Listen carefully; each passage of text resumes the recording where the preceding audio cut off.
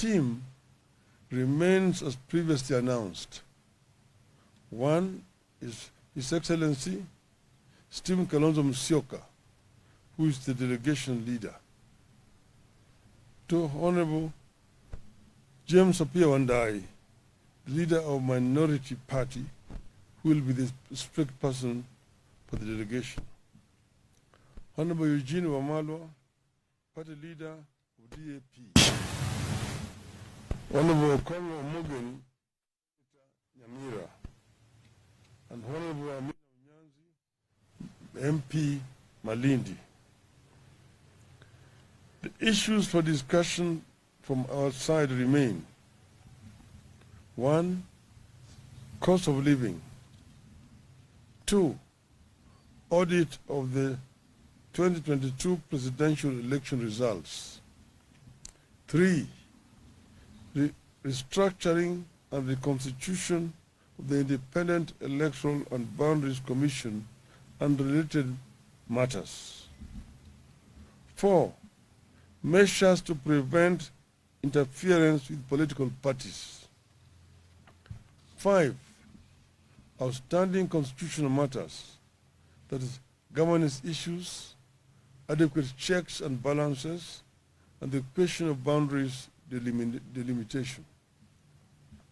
As we said earlier, the team we have picked reflects the importance we attach to these talks. We picked the team with a full understanding that the country is on a wrong trajectory.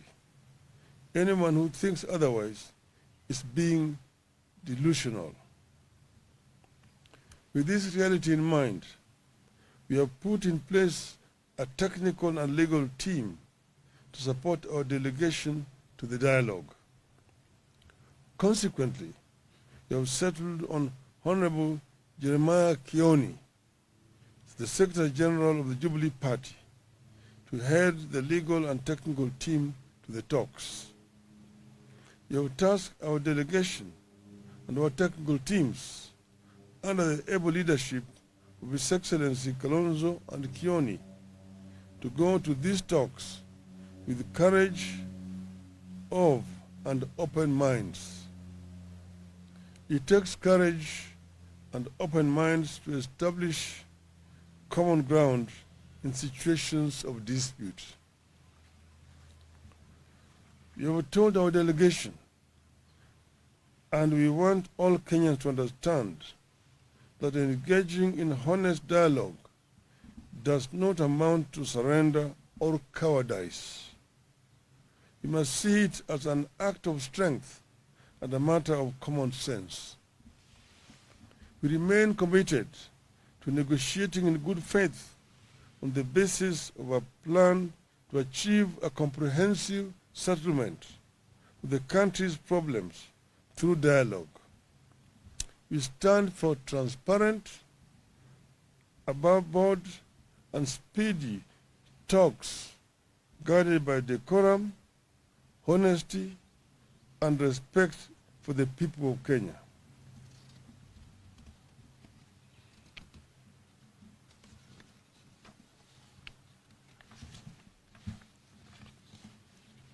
As a party, we believe that this country deserves peace, not paralysis.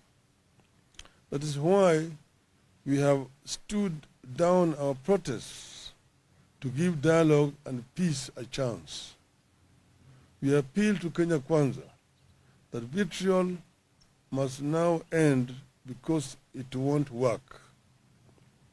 Propaganda must now end because it has not solved our problems this past year, and it won't in the coming year.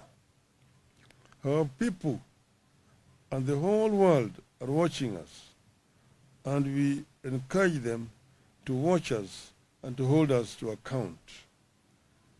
Finally, I wish to thank the team that was led by Honorable Otiende Amolo for what they did in representing Azimio in those talks that collapsed. They have agreed to remain as a backup to the team that we have just selected here today. And we thank them for the showing solidarity, courage in representing Azimio in those talks. Very finally, I want to reiterate once again here, Azimio is not interested in handshake. We don't want to shake anybody's hands, particularly those people whose hands are tainted with the blood of innocent Kenyans. But we have agreed to negotiate in good faith, as we have mentioned, so that we can be able to move our country from where it is today to a peace, so that justice can finally be our shield and defender. Thank you. Well done. Thank you very much. Very good. I think they're okay. I think they're okay. So. Yes, sir.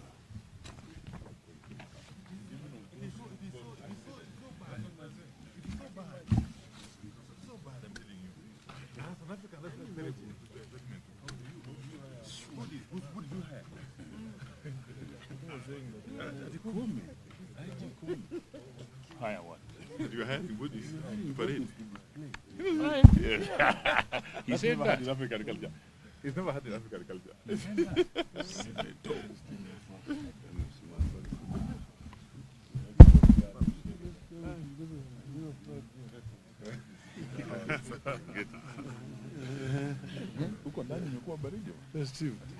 It's at least warmer here.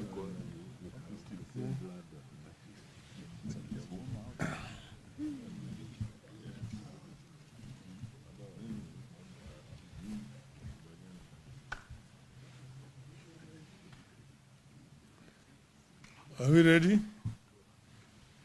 Huh? Paparazzi. You ready? Huh? 1 minute.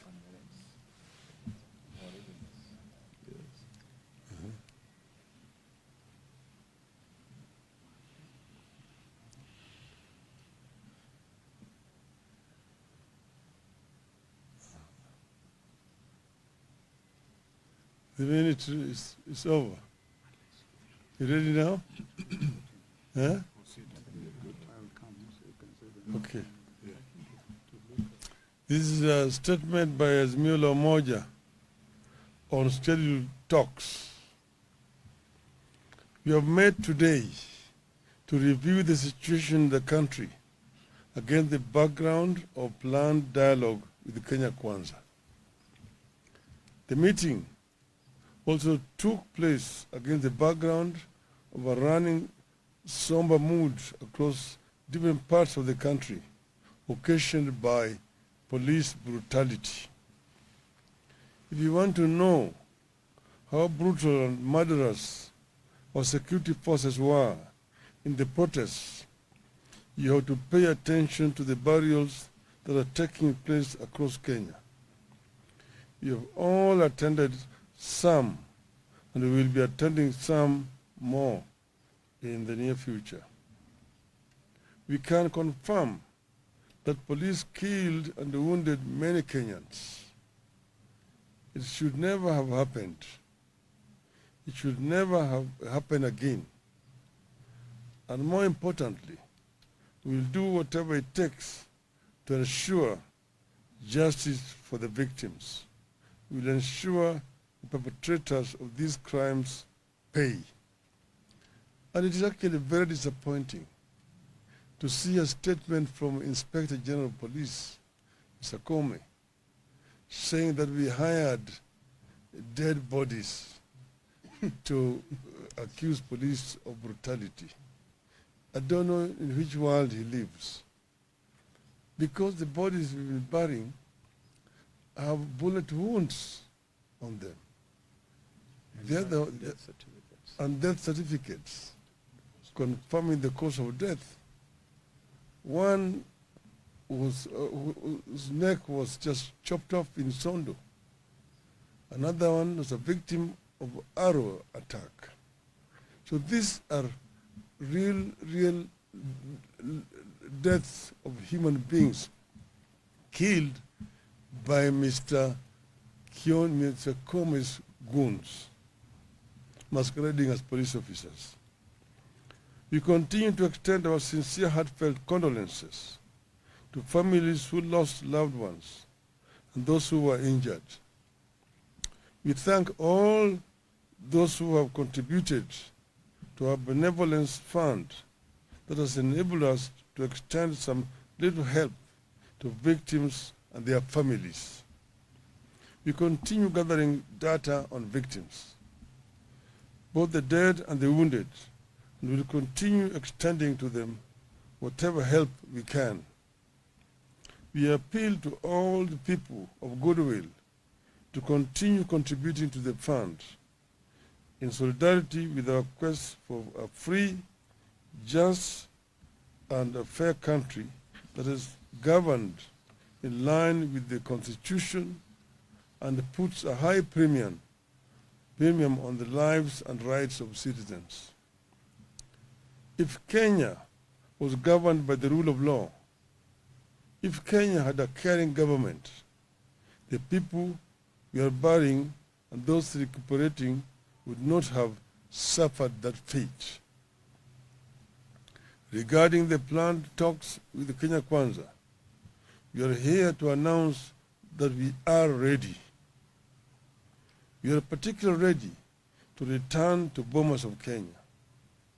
We continue regarding Bomas of Kenya as a sacred ground when it comes to the quest for reform, change, and national healing. Our team remains as previously announced. One is His Excellency Stephen Kalonzo Musyoka, who is the delegation leader. Two, Honorable James Apia Wandai, the leader of Minority Party, who will be the strict person for the delegation. Honorable Eugene Wamalwa, party leader of DAP. Honorable Congo Mugen, Nyamira, and Honorable Amina Unyanzi, MP Malindi. The issues for discussion from our side remain: 1, cost of living; 2, audit of the 2022 presidential election results; 3, restructuring and reconstitution of the Independent Electoral and Boundaries Commission and related matters; 4, measures to prevent interference with political parties; 5, outstanding constitutional matters, that is, governance issues, adequate checks and balances, and the question of boundaries delimitation. As we said earlier, the team we have picked reflects the importance we attach to these talks. We picked the team with a full understanding that the country is on a wrong trajectory. Anyone who thinks otherwise is being delusional. With this reality in mind, we have put in place a technical and legal team to support our delegation to the dialogue. Consequently, we have settled on Honorable Jeremiah Kioni, the Secretary General of the Jubilee Party, to head the legal and technical team to the talks. We have tasked our delegation and our technical teams under the able leadership of His Excellency Kalonzo and Kioni to go to these talks with courage of and open minds. It takes courage and open minds to establish common ground in situations of dispute.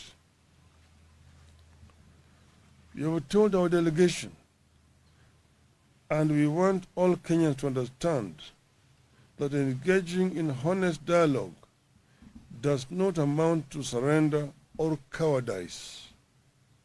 We must see it as an act of strength and a matter of common sense.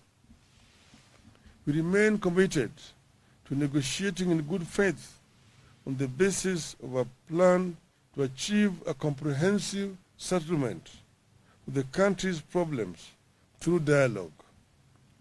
We stand for transparent, above-board, and speedy talks guided by decorum, honesty, and respect for the people of Kenya.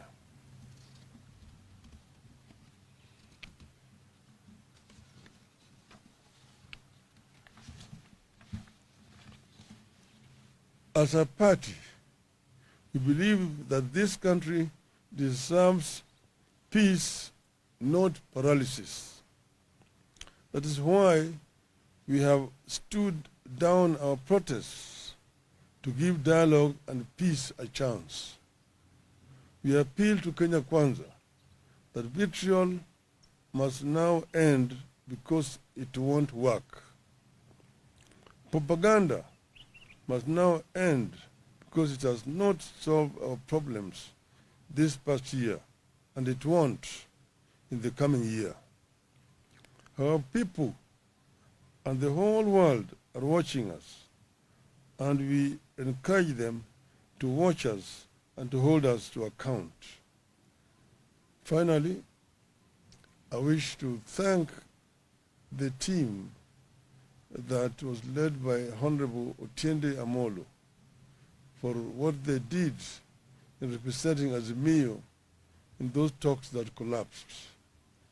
They have agreed to remain as a backup to the team that we have just selected here today. And we thank them for the showing solidarity, courage in representing Azimio in those talks. Very finally, I want to reiterate once again here, Azimio is not interested in handshake. We don't want to shake anybody's hands, particularly those people whose hands are tainted with blood of innocent Kenyans. But we have agreed to negotiate in good faith, as we have mentioned, so that we can be able to move our country from where it is today to a peace, so that justice can finally be our shield and defender. Thank you. Well done. Thank you very much. Very good. I think they're okay. I think they're okay. So. Yes, sir.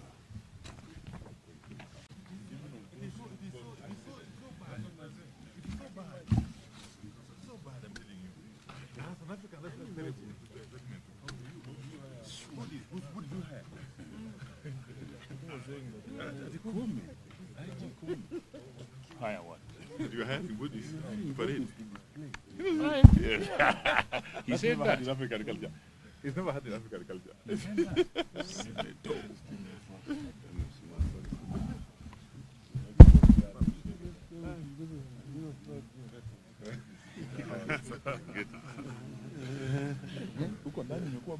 Festive.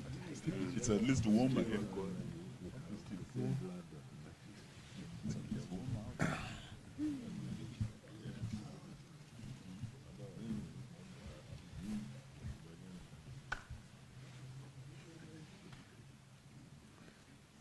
Are we ready? Huh? Paparazzi. We ready? Huh? 1 minute.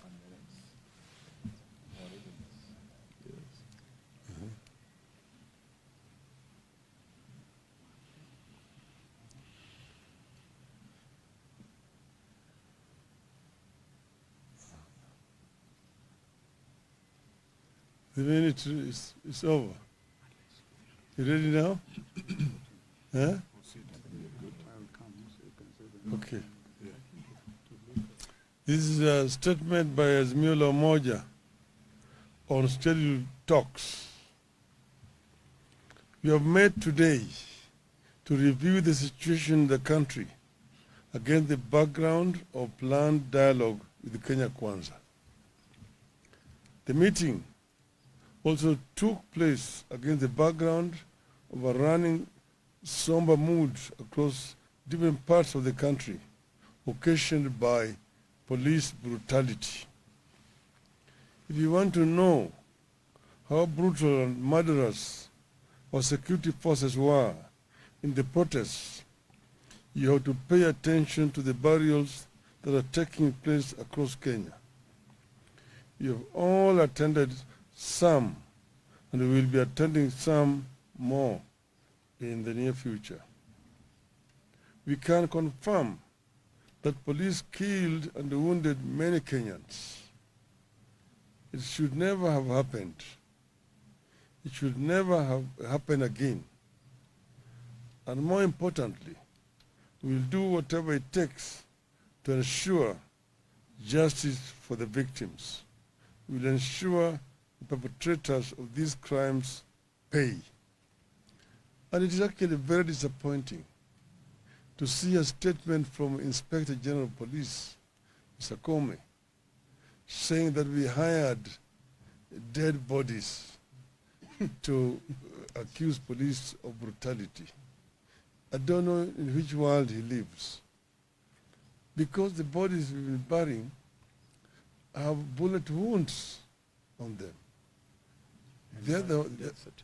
And death certificates confirming the cause of death. One whose neck was just chopped off in Sondo. Another one was a victim of arrow attack. So these are real deaths of human beings killed by Mr. Comey's goons, masquerading as police officers. We continue to extend our sincere, heartfelt condolences to families who lost loved ones and those who were injured. We thank all those who have contributed to our benevolence fund that has enabled us to extend some little help to victims and their families. We continue gathering data on victims, both the dead and the wounded, and will continue extending to them whatever help we can. We appeal to all the people of goodwill to continue contributing to the fund in solidarity with our quest for a free, just, and a fair country that is governed in line with the Constitution and puts a high premium on the lives and rights of citizens. If Kenya was governed by the rule of law, if Kenya had a caring government, the people we are burying and those recuperating would not have suffered that fate. Regarding the planned talks with the Kenya Kwanza, we are here to announce that we are ready. We are particularly ready to return to Bomas of Kenya. We continue regarding Bomas of Kenya as a sacred ground when it comes to the quest for reform, change, and national healing. Our team remains as previously announced. One is His Excellency Stephen Kalonzo Musyoka, who is the delegation leader. Two, Honorable James Opiyo Wandayi, leader of Minority Party, who will be the spokesperson for the delegation. Honorable Eugene Wamalwa, party leader of DAP. Honorable Okongo Omogeni, Nyamira, and Honorable Amina Unyanzi, MP Malindi. The issues for discussion from our side remain. One, cost of living. Two, audit of the 2022 presidential election results. 3. Restructuring and reconstitution of the Independent Electoral and Boundaries Commission and related matters. 4. Measures to prevent interference with political parties. 5. Outstanding constitutional matters, that is, governance issues, adequate checks and balances, and the question of boundaries delimitation. As we said earlier, the team we have picked reflects the importance we attach to these talks. We picked the team with a full understanding that the country is on a wrong trajectory. Anyone who thinks otherwise is being delusional. With this reality in mind, we have put in place a technical and legal team to support our delegation to the dialogue. Consequently, we have settled on Honorable Jeremiah Kioni, the Secretary General of the Jubilee Party, to head the legal and technical team to the talks. We have tasked our delegation and our technical teams under the able leadership of His Excellency Kalonzo and Kioni to go to these talks with courage of and open minds. It takes courage and open minds to establish common ground in situations of dispute. We have told our delegation, and we want all Kenyans to understand, that engaging in honest dialogue does not amount to surrender or cowardice. We must see it as an act of strength and a matter of common sense. We remain committed to negotiating in good faith on the basis of a plan to achieve a comprehensive settlement of the country's problems through dialogue. We stand for transparent, above board, and speedy talks guided by decorum, honesty, and respect for the people of Kenya.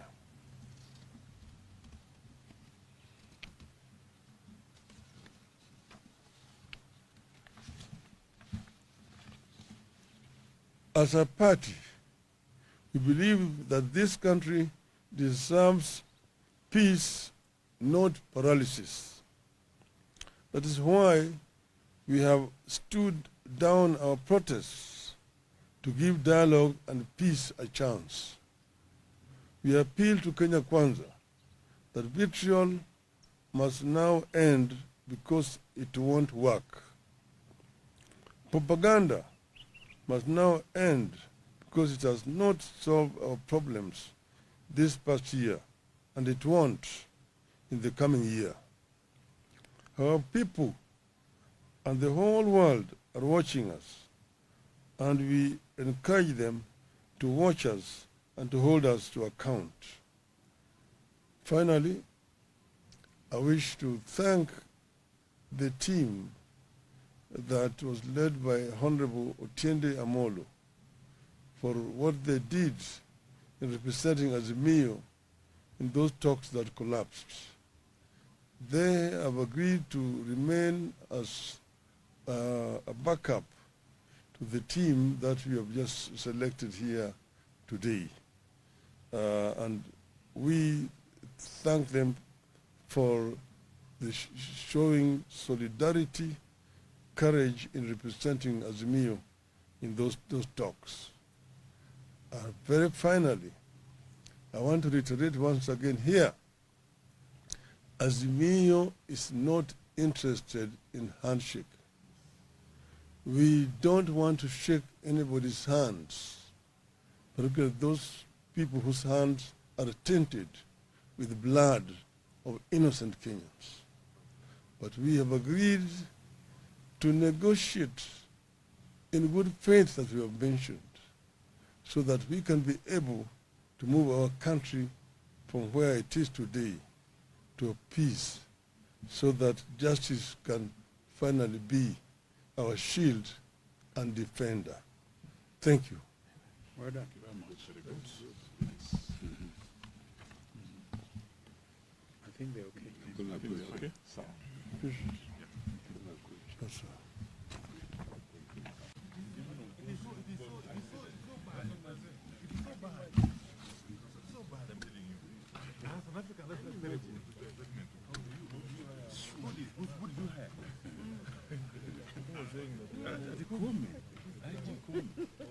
Higher what? did you hide in Buddhist parade? He said never that. had in African culture. He's never had in African culture.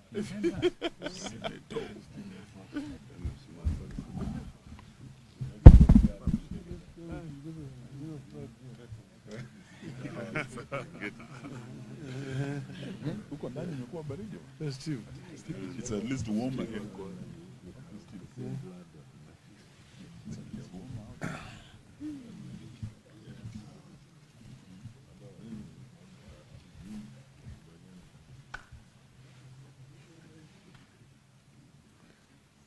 Are we ready? Huh? Paparazzi. We ready? Huh? 1 minute.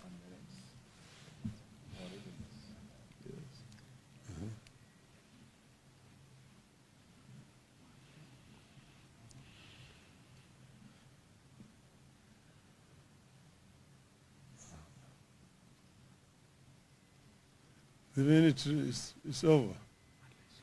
You ready now? Huh? Okay. This is a statement by Azimio Umoja on scheduled talks. We have met today to review the situation in the country against the background of planned dialogue with Kenya Kwanza. The meeting also took place against the background of a running somber mood across different parts of the country, occasioned by police brutality. If you want to know how brutal and murderous our security forces were in the protests, you have to pay attention to the burials that are taking place across Kenya. You have all attended some, and we will be attending some more in the near future. We can confirm that police killed and wounded many Kenyans. It should never have happened. It should never have happened again. And more importantly, we will do whatever it takes to ensure justice for the victims. We will ensure the perpetrators of these crimes pay. And it is actually very disappointing to see a statement from Inspector General of Police, Mr. Comey, saying that we hired dead bodies to accuse police of brutality. I don't know in which world he lives. Because the bodies we've been burying have bullet wounds on them. And death certificates confirming the cause of death. One was, whose neck was just chopped off in Sondo. Another one was a victim of arrow attack. So these are real deaths of human beings killed by Mr. Comey's goons, masquerading as police officers. We continue to extend our sincere, heartfelt condolences to families who lost loved ones and those who were injured. We thank all those who have contributed to our benevolence fund that has enabled us to extend some little help to victims and their families. We continue gathering data on victims, both the dead and the wounded, and will continue extending to them whatever help we can.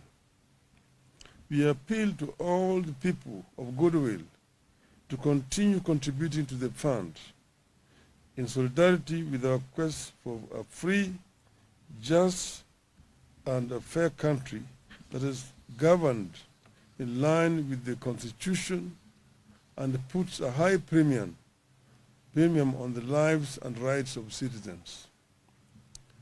If Kenya was governed by the rule of law, if Kenya had a caring government, the people we are burying and those recuperating would not have suffered that fate.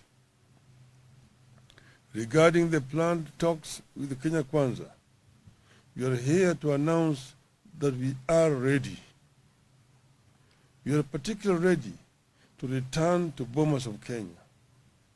We continue regarding Bomas of Kenya as a sacred ground when it comes to the quest for reform, change, and national healing.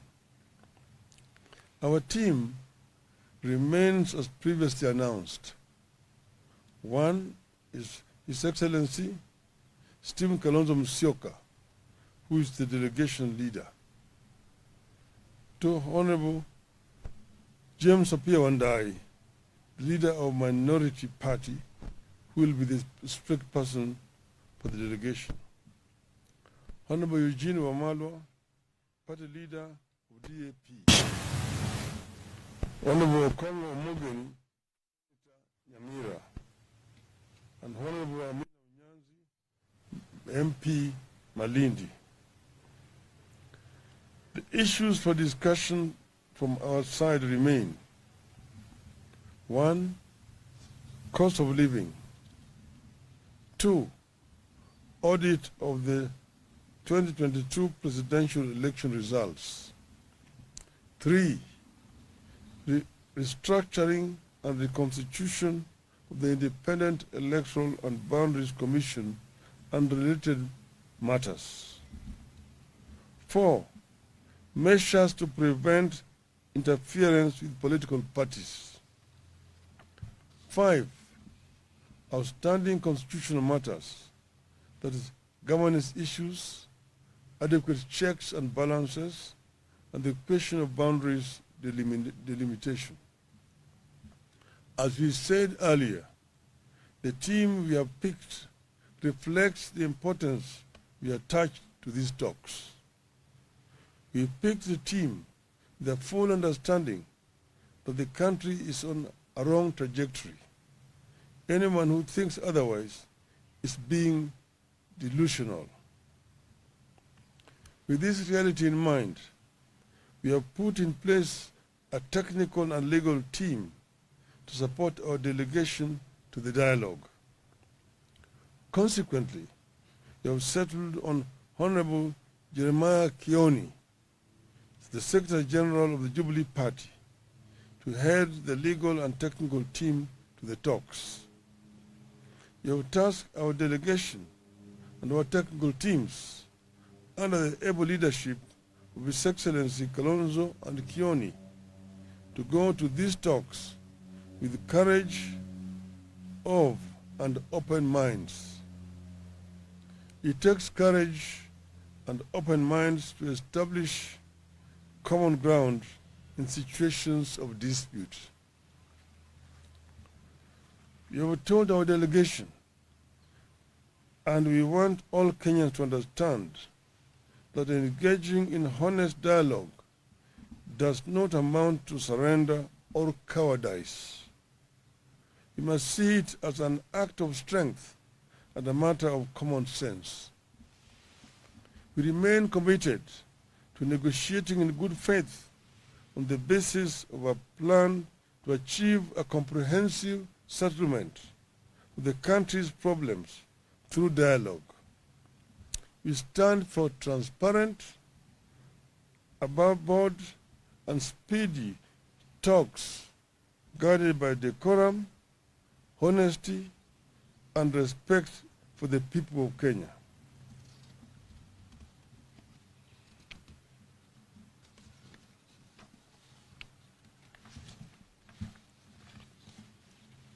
As a party, we believe that this country deserves peace, not paralysis. That is why we have stood down our protests to give dialogue and peace a chance. We appeal to Kenya Kwanza that vitriol must now end because it won't work. Propaganda must now end because it has not solved our problems this past year, and it won't in the coming year. Our people and the whole world are watching us, and we encourage them to watch us and to hold us to account.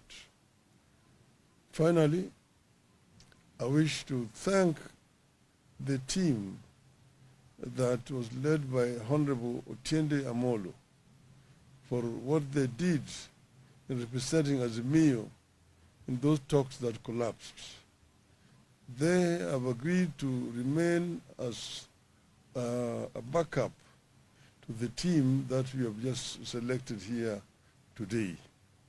And we thank them for the showing solidarity, courage in representing Azimio in those talks.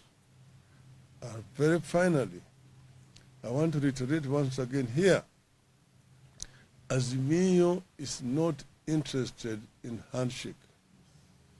We don't want to shake anybody's hands, particularly those people whose hands are tainted with the blood of innocent Kenyans. But we have agreed to negotiate in good faith, as we have mentioned, so that we can be able to move our country from where it is today to a peace, so that justice can finally be our shield and defender. Thank you. Well done. Thank you very much. Very good. I think they're okay. I think they're okay. So, Yes, sir.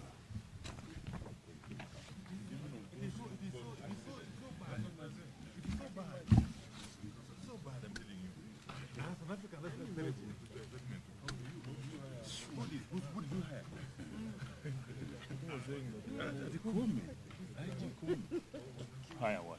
you are hiring bodies to parade. He said Never that. had in African culture. He's never had in African culture.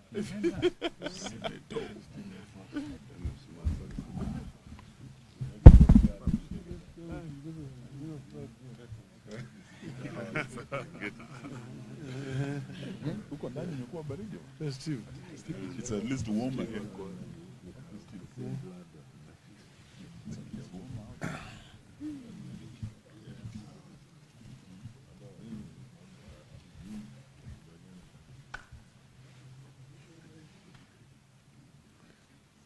Are we ready? Huh? Paparazzi. We ready? Huh? 1 minute.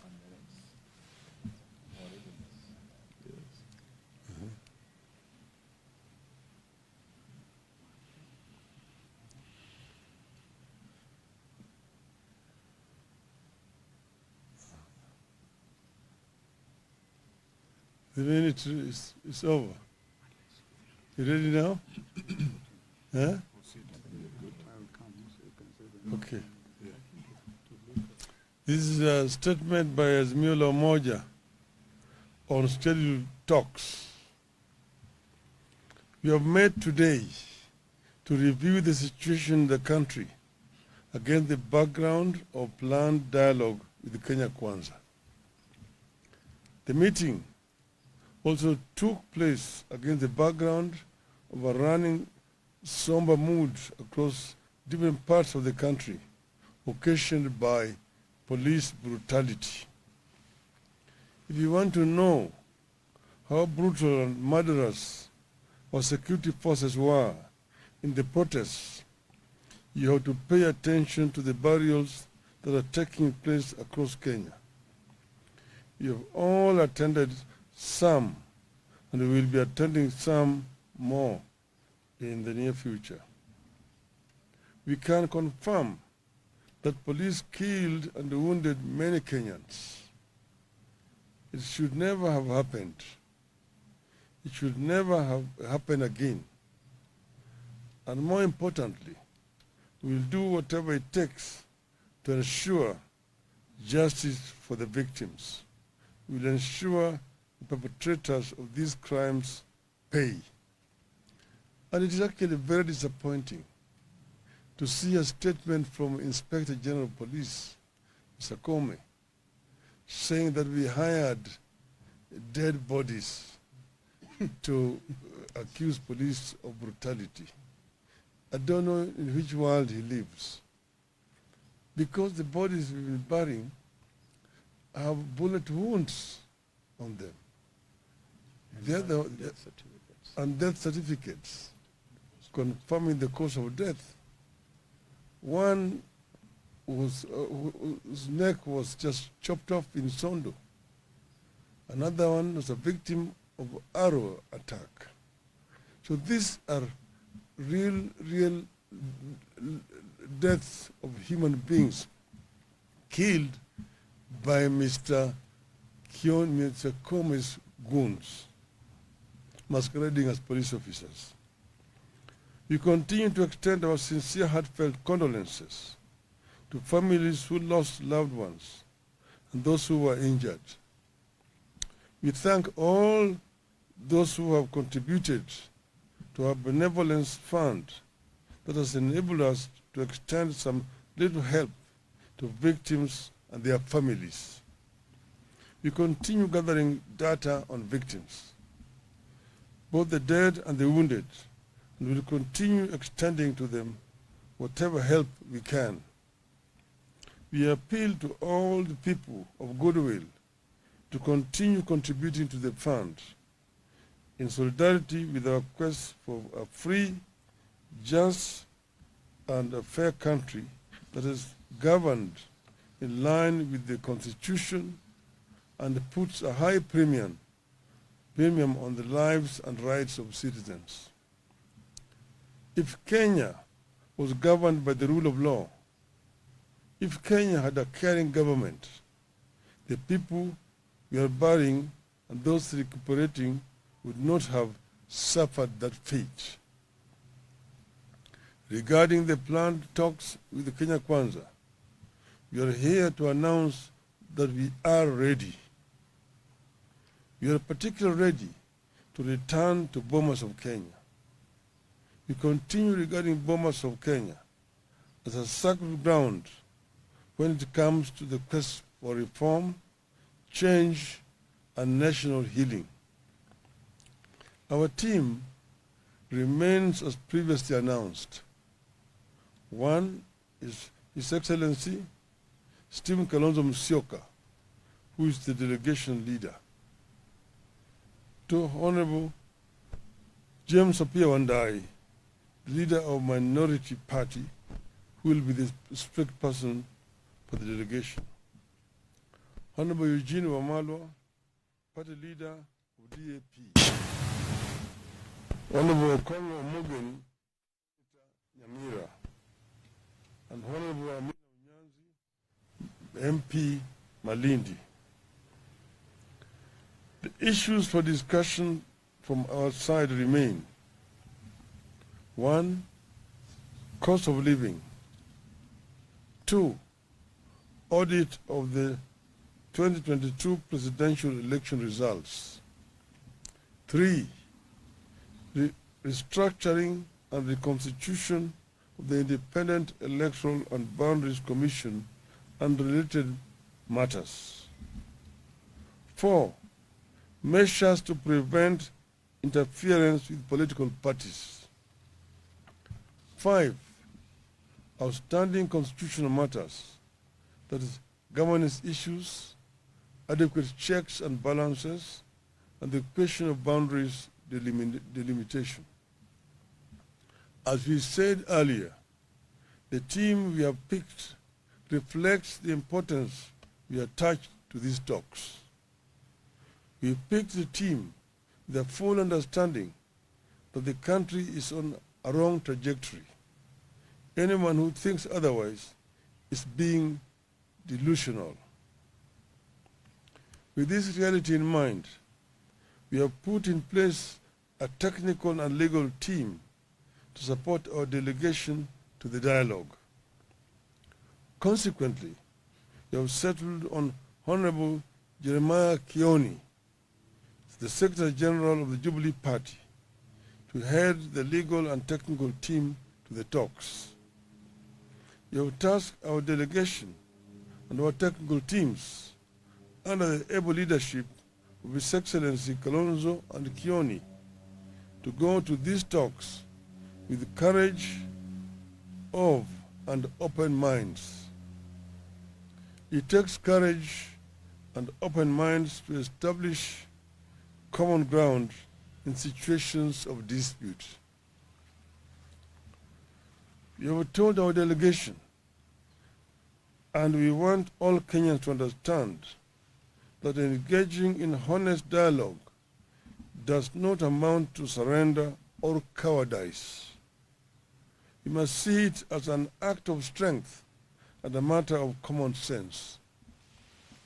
We remain committed to negotiating in good faith on the basis of a plan to achieve a comprehensive settlement of the country's problems through dialogue.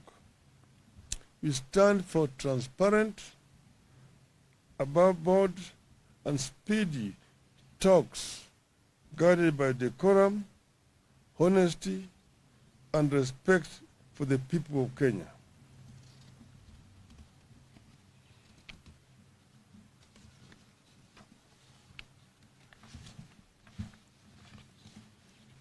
As a party, we believe that this country deserves peace, not paralysis. That is why we have stood down our protests to give dialogue and peace a chance. We appeal to Kenya Kwanza that vitriol must now end because it won't work.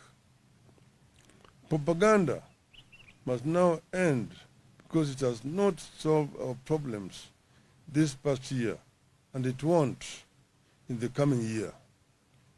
Our people and the whole world are watching us, and we encourage them to watch us and to hold us to account. Finally, I wish to thank the team that was led by Honorable Otiende Amolo for what they did in representing Azimio in those talks that collapsed. They have agreed to remain as a backup to the team that we have just selected here today. And we thank them for the showing solidarity, courage in representing Azimio in those talks. Very finally, I want to reiterate once again here, Azimio is not interested in handshake. We don't want to shake anybody's hands, particularly those people whose hands are tainted with the blood of innocent Kenyans. But we have agreed to negotiate in good faith, as we have mentioned, so that we can be able to move our country from where it is today to peace, so that justice can finally be our shield and defender. Thank you. Well done. Thank you very much. Very good. I think they're okay. I think we're okay. So, Yes, sir.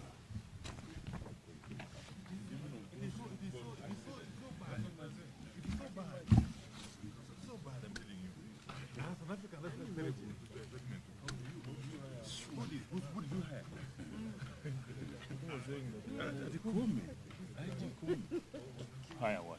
you had in Woodies, but it. He said that. In African culture. He's never had an African culture.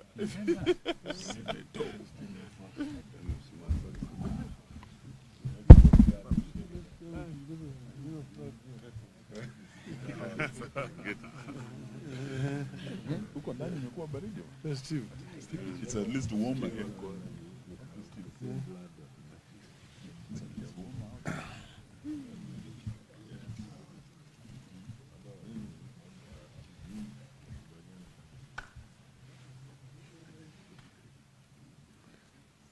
Are we ready? Huh? Paparazzi. You ready? Huh? 1 minute.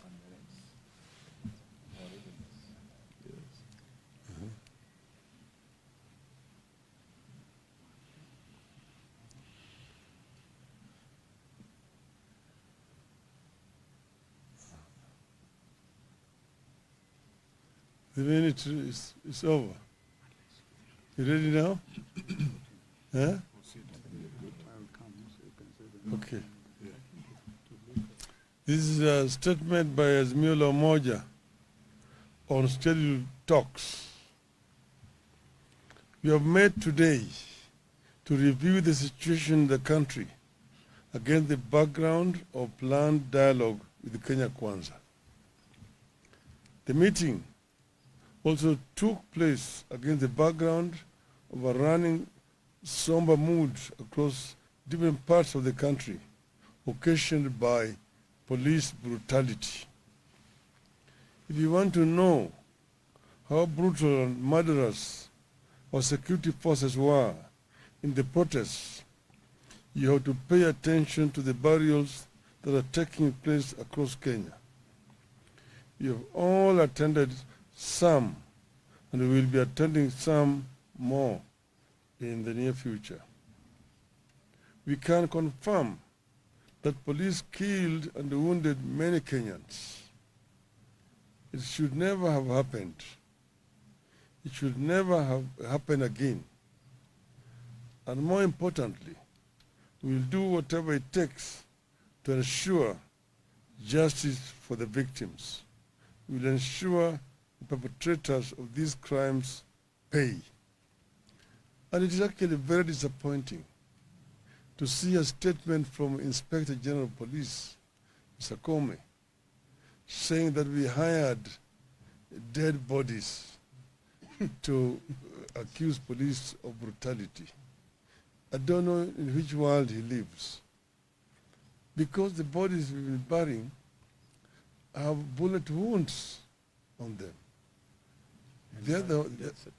And death certificates confirming the cause of death. One was, whose neck was just chopped off in Sondo. Another one was a victim of arrow attack. So these are real deaths of human beings killed by Mr. Comey's goons, masquerading as police officers. We continue to extend our sincere, heartfelt condolences to families who lost loved ones and those who were injured. We thank all those who have contributed to our benevolence fund that has enabled us to extend some little help to victims and their families. We continue gathering data on victims, both the dead and the wounded, and will continue extending to them whatever help we can.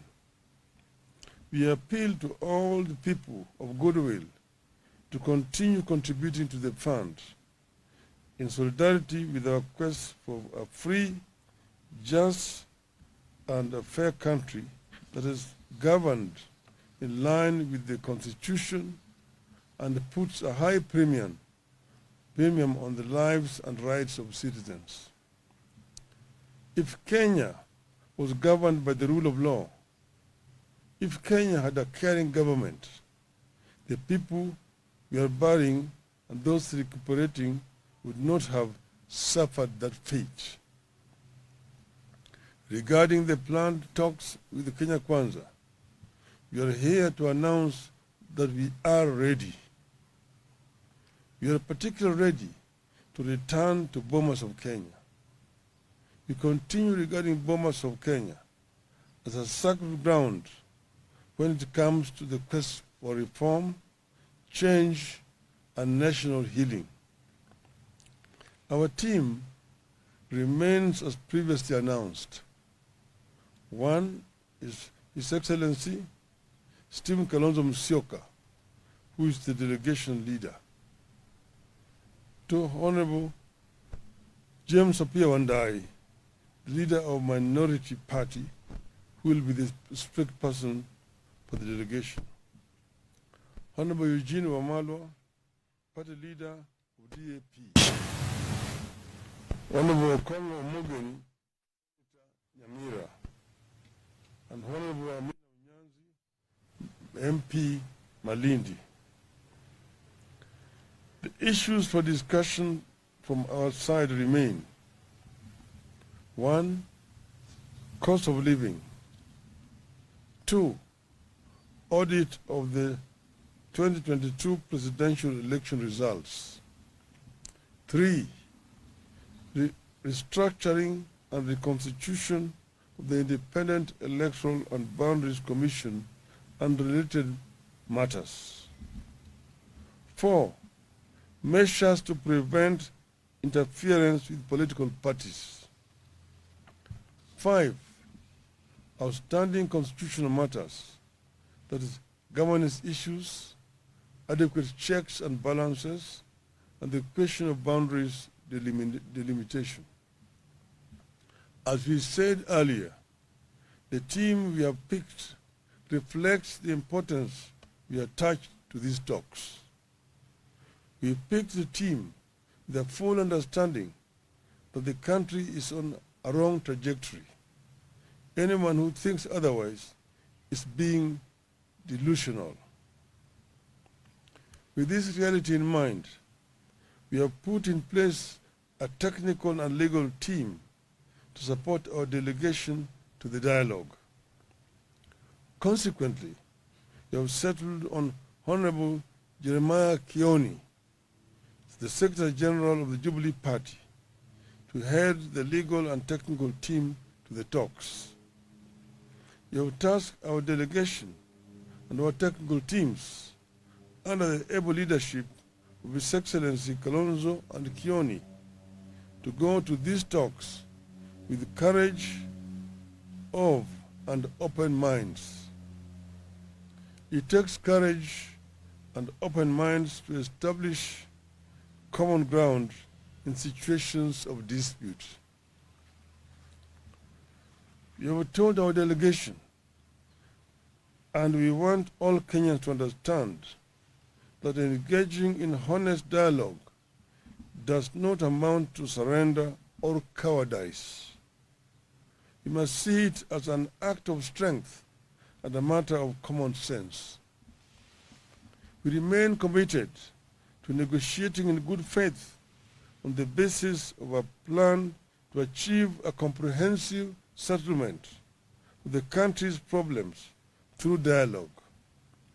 We stand for transparent, above board, and speedy talks guided by decorum, honesty, and respect for the people of Kenya.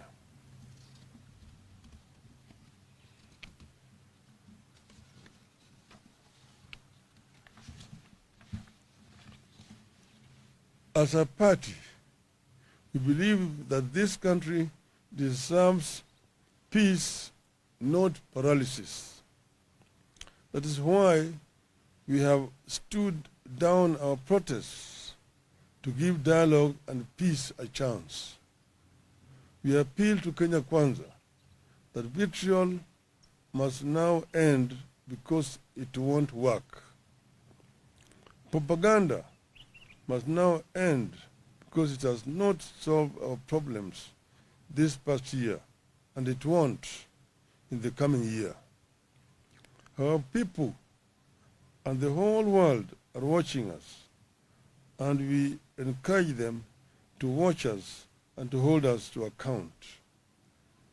Finally, I wish to thank the team that was led by Honorable Otiende Amolo for what they did in representing Azimio in those talks that collapsed. They have agreed to remain as a backup to the team that we have just selected here today. And we thank them for the showing solidarity, courage in representing Azimio in those talks. Very finally, I want to reiterate once again here, Azimio is not interested in handshake. We don't want to shake anybody's hands, particularly those people whose hands are tainted with the blood of innocent Kenyans. But we have agreed to negotiate in good faith, as we have mentioned, so that we can be able to move our country from where it is today to peace, so that justice can finally be our shield and defender. Thank you. Well done.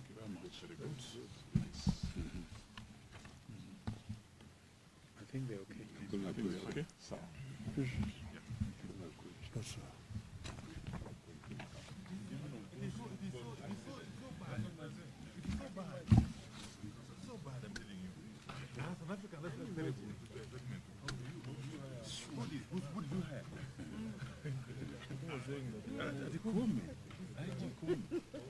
Hire what? You're hiring Buddhies to parade. Yeah. He That's said never that. had in African culture. It's never had in African culture.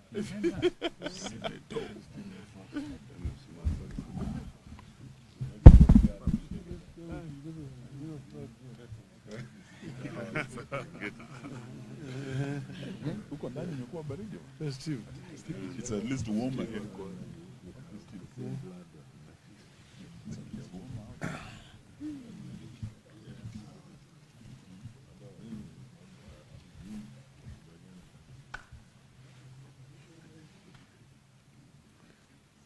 Are we ready?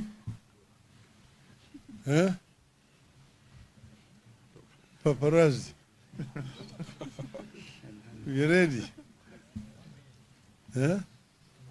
1 minute.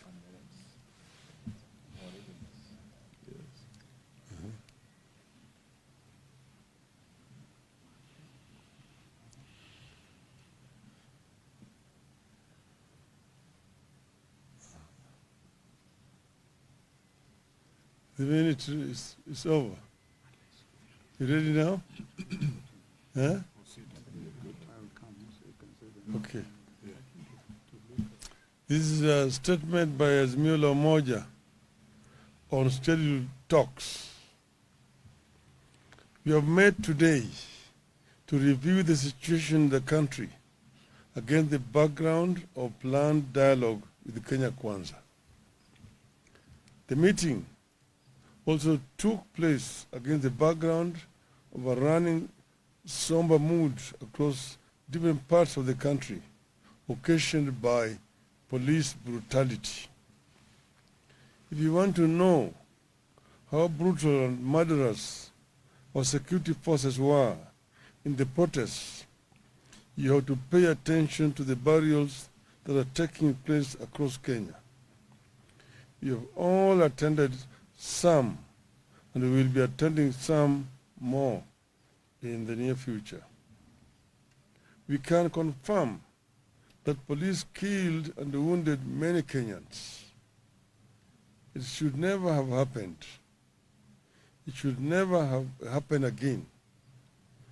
And more importantly, we will do whatever it takes to ensure justice for the victims.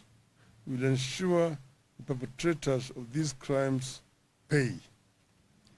And it is actually very disappointing to see a statement from Inspector General of Police, Mr. Comey, saying that we hired dead bodies to accuse police of brutality.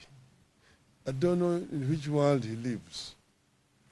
Because the bodies we've been burying have bullet wounds on them. Death certificates. And death certificates confirming the cause of death. One was, whose neck was just chopped off in Sondo. Another one was a victim of arrow attack. So these are real deaths of human beings killed by Mr. Kome's goons, masquerading as police officers. We continue to extend our sincere, heartfelt condolences to families who lost loved ones and those who were injured. We thank all those who have contributed to our benevolence fund that has enabled us to extend some little help to victims and their families. We continue gathering data on victims, both the dead and the wounded, and will continue extending to them whatever help we can. We appeal to all the people of goodwill to continue contributing to the fund in solidarity with our quest for a free, just, and a fair country that is governed in line with the Constitution and puts a high premium on the lives and rights of citizens. If Kenya was governed by the rule of law, if Kenya had a caring government, the people we are burying and those recuperating would not have suffered that fate. Regarding the planned talks with the Kenya Kwanza, we are here to announce that we are ready. We are particularly ready to return to Bomas of Kenya. We continue regarding Bomas of Kenya as a sacred ground when it comes to the quest for reform, change, and national healing. Our team remains as previously announced.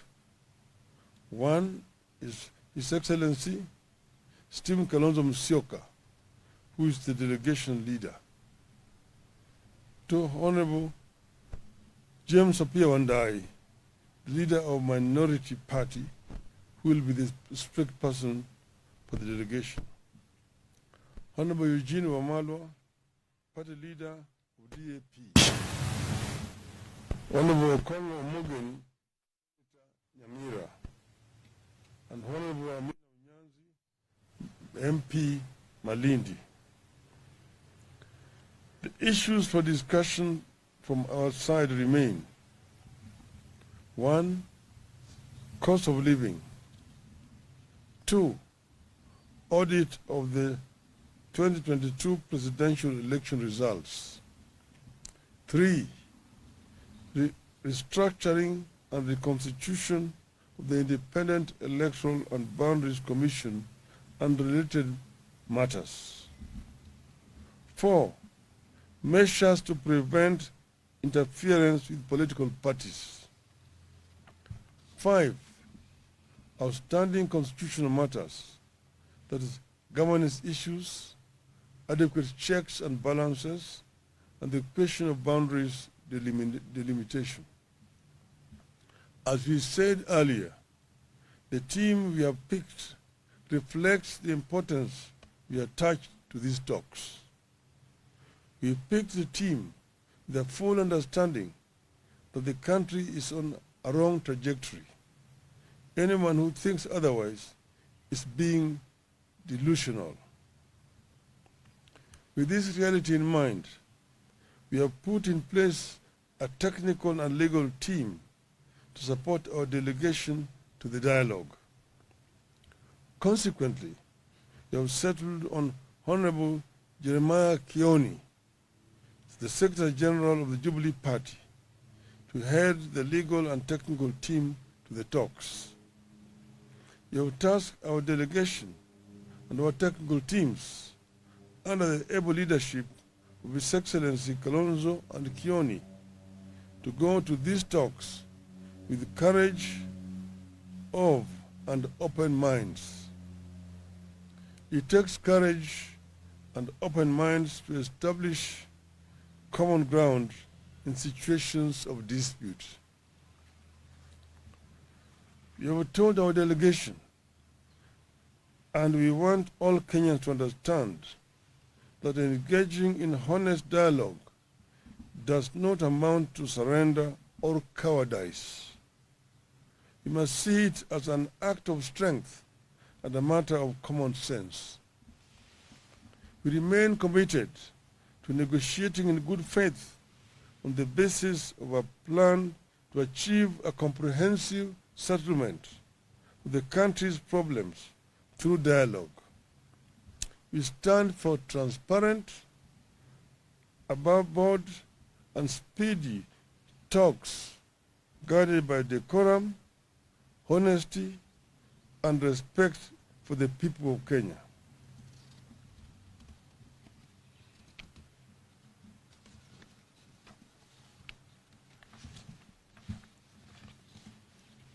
As a party, we believe that this country deserves peace, not paralysis. That is why we have stood down our protests to give dialogue and peace a chance. We appeal to Kenya Kwanza that vitriol must now end because it won't work.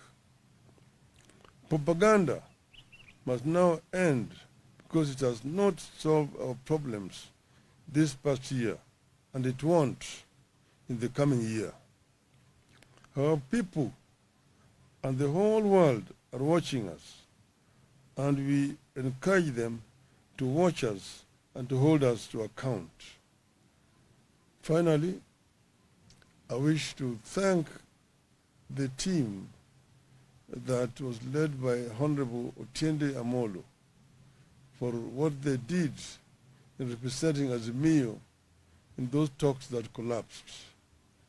They have agreed to remain as a backup to the team that we have just selected here today. And we thank them for the showing solidarity, courage in representing Azimio in those talks. Very finally, I want to reiterate once again here, Azimio is not interested in handshake. We don't want to shake anybody's hands, particularly those people whose hands are tainted with blood of innocent Kenyans. But we have agreed to negotiate in good faith, as we have mentioned, so that we can be able to move our country from where it is today to a peace, so that justice can finally be our shield and defender. Thank you. Well done. Thank you very much. Very good. I think they're okay. I think we're okay. So, Yes, sir.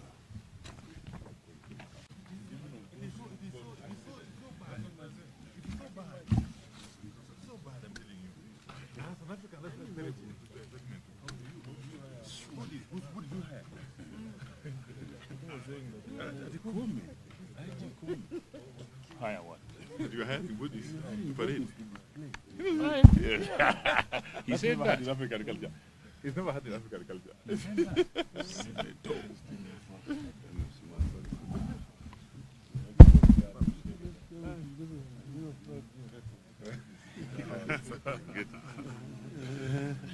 Huko ndani imekuwa baridi. Festive. It's at least warmer here.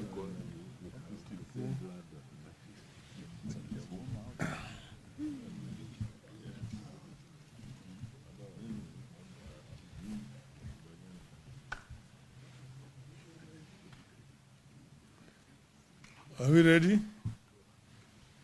Huh? Paparazzi.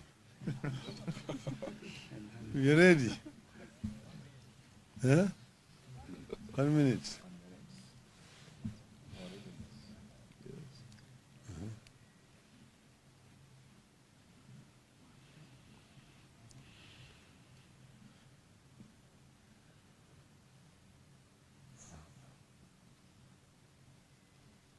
The minute is over.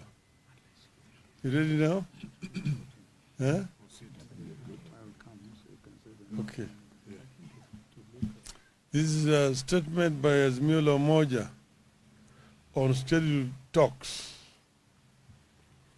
We have met today to review the situation in the country against the background of planned dialogue with Kenya Kwanza.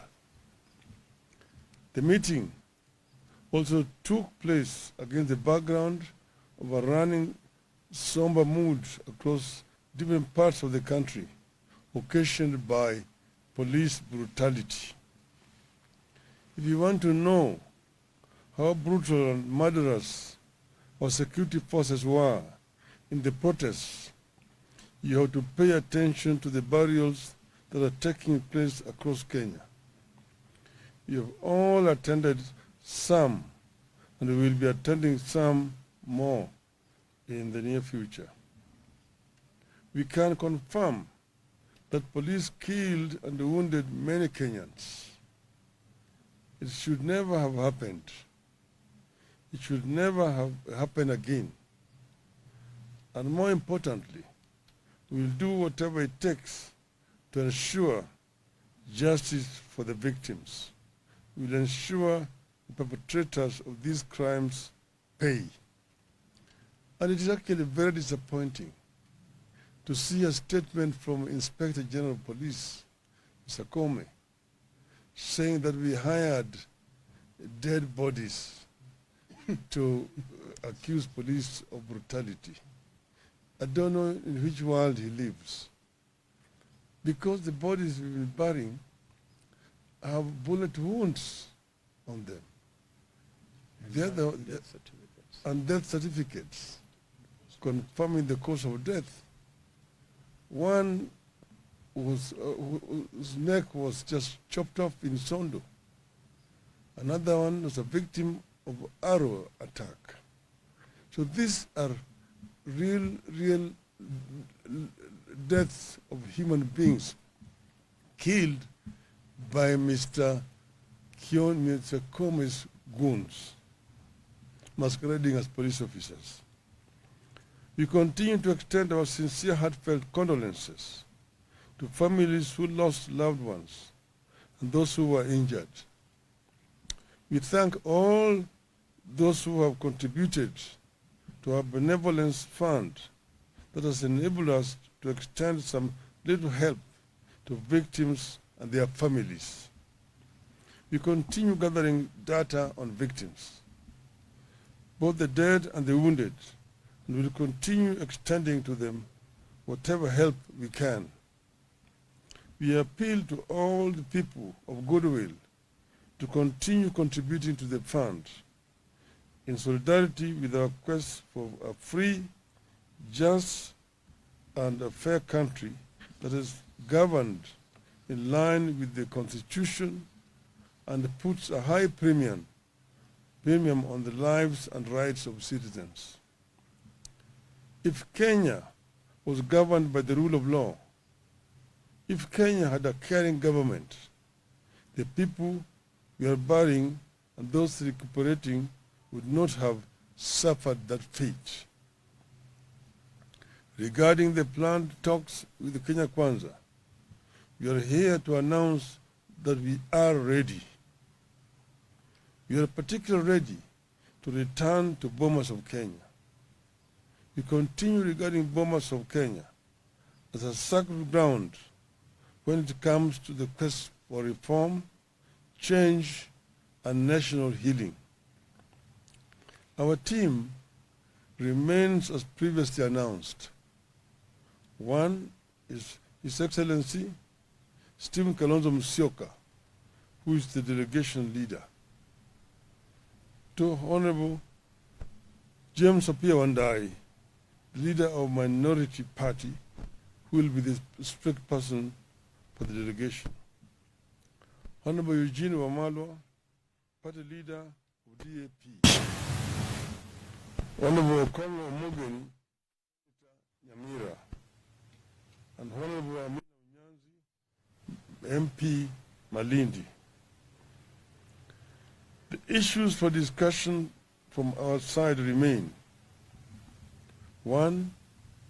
Cost of living. 2.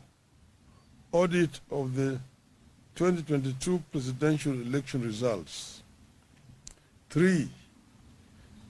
Restructuring and reconstitution of the Independent Electoral and Boundaries Commission and related matters. 4. Measures to prevent interference with political parties. 5. Outstanding constitutional matters, that is, governance issues, adequate checks and balances, and the question of boundaries delimitation. As we said earlier, the team we have picked reflects the importance we attach to these talks. We picked the team with the full understanding that the country is on a wrong trajectory. Anyone who thinks otherwise is being delusional. With this reality in mind, we have put in place a technical and legal team to support our delegation to the dialogue. Consequently, we have settled on Honorable Jeremiah Kioni, the Secretary General of the Jubilee Party, to head the legal and technical team to the talks.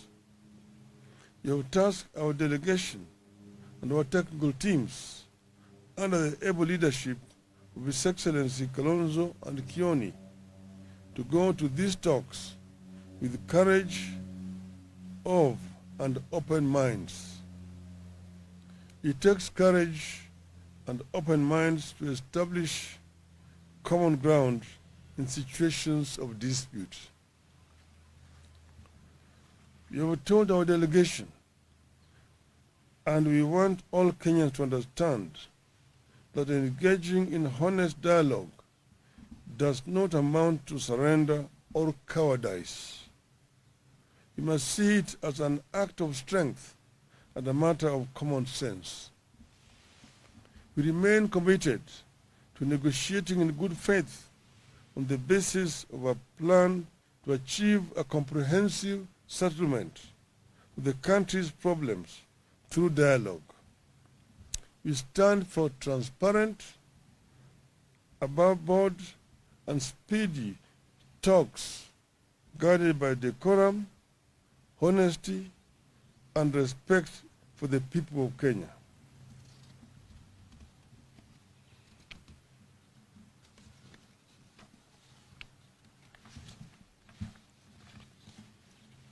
As a party, we believe that this country deserves peace, not paralysis. That is why we have stood down our protests to give dialogue and peace a chance.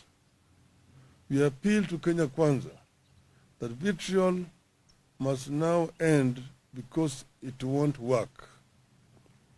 Propaganda must now end because it has not solved our problems this past year, and it won't in the coming year. Our people and the whole world are watching us, and we encourage them to watch us and to hold us to account. Finally, I wish to thank the team that was led by Honorable Otiende Amolo for what they did in representing Azimio in those talks that collapsed. They have agreed to remain as a backup to the team that we have just selected here today.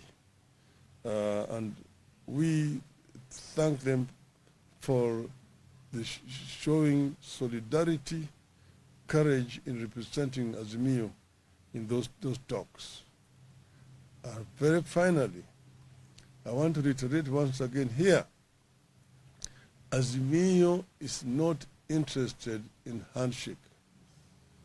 We don't want to shake anybody's hands, particularly those people whose hands are tainted with blood of innocent Kenyans. But we have agreed to negotiate in good faith, as we have mentioned, so that we can be able to move our country from where it is today to peace, so that justice can finally be our shield and defender. Thank you. Well done.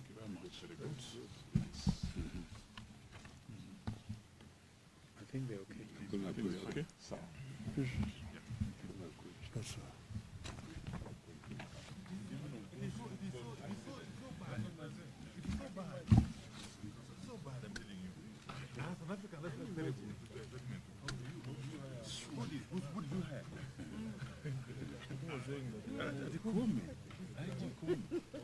Hire what?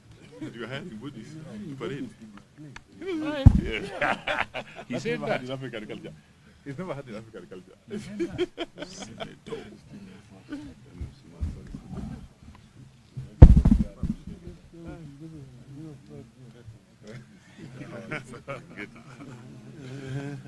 Huko ndani imekuwa baridi. Festive. It's at least warmer here.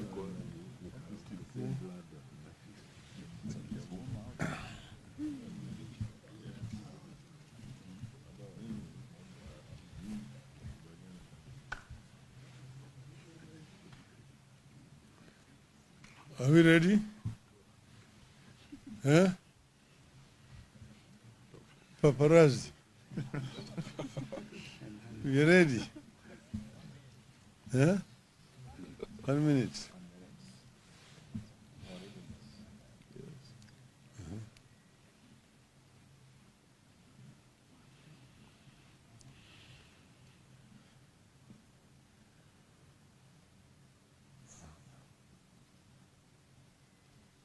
The minute is over.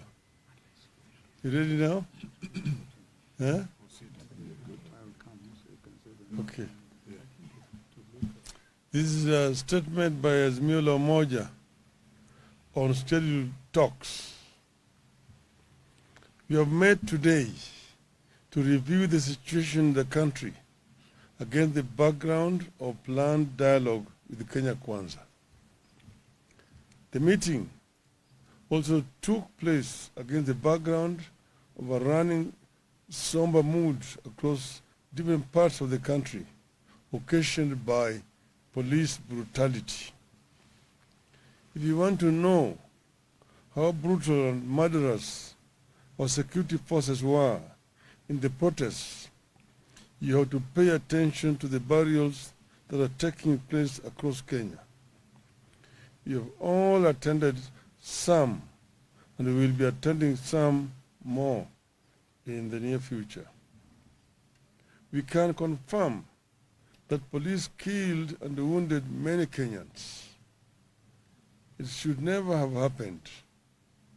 It should never have happened again. And more importantly, we will do whatever it takes to ensure justice for the victims. We will ensure the perpetrators of these crimes pay.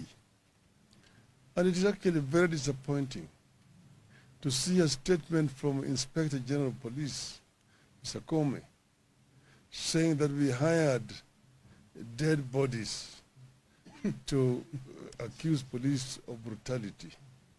I don't know in which world he lives.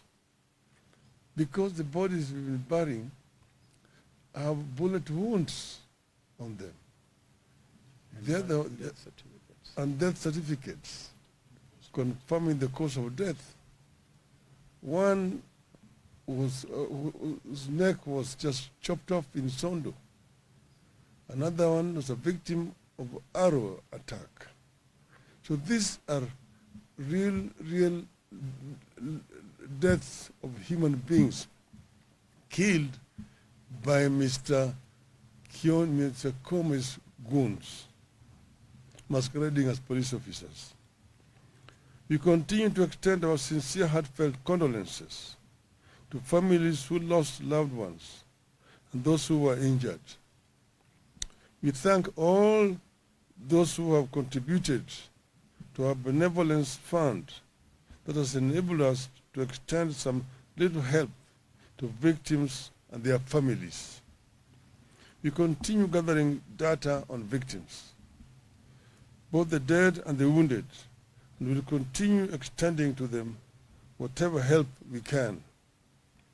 We appeal to all the people of goodwill to continue contributing to the fund in solidarity with our quest for a free, just, and a fair country that is governed in line with the Constitution and puts a high premium on the lives and rights of citizens. If Kenya was governed by the rule of law, if Kenya had a caring government, the people we are burying and those recuperating would not have suffered that fate. Regarding the planned talks with the Kenya Kwanza, we are here to announce that we are ready. We are particularly ready to return to Bomas of Kenya. We continue regarding Bomas of Kenya as a sacred ground when it comes to the quest for reform, change, and national healing. Our team remains as previously announced. One is His Excellency Stephen Kalonzo Musyoka, who is the delegation leader. Two, Honorable James Opiah Wandayi, leader of minority party, who will be the spokesperson for the delegation. Honorable Eugene Wamalwa, party leader of DAP. Honorable Okongo Omogeni, Nyamira, and Honorable Amina Unyanzi, MP Malindi. The issues for discussion from our side remain: 1. Cost of living. 2. Audit of the 2022 presidential election results. 3. Restructuring and reconstitution of the Independent Electoral and Boundaries Commission and related matters. 4. Measures to prevent interference with political parties. 5. Outstanding constitutional matters, that is, governance issues, adequate checks and balances, and the question of boundaries delimitation. As we said earlier, the team we have picked reflects the importance we attach to these talks. We picked the team with a full understanding that the country is on a wrong trajectory. Anyone who thinks otherwise is being delusional. With this reality in mind, we have put in place a technical and legal team to support our delegation to the dialogue. Consequently, we have settled on Honorable Jeremiah Kioni, the Secretary General of the Jubilee Party, to head the legal and technical team to the talks. We have tasked our delegation and our technical teams under the able leadership of His Excellency Kalonzo and Kioni to go to these talks with courage of and open minds. It takes courage and open minds to establish common ground in situations of dispute. We have told our delegation, and we want all Kenyans to understand, that engaging in honest dialogue does not amount to surrender or cowardice. We must see it as an act of strength and a matter of common sense. We remain committed to negotiating in good faith on the basis of a plan to achieve a comprehensive settlement of the country's problems through dialogue. We stand for transparent, above board, and speedy talks guided by decorum, honesty, and respect for the people of Kenya.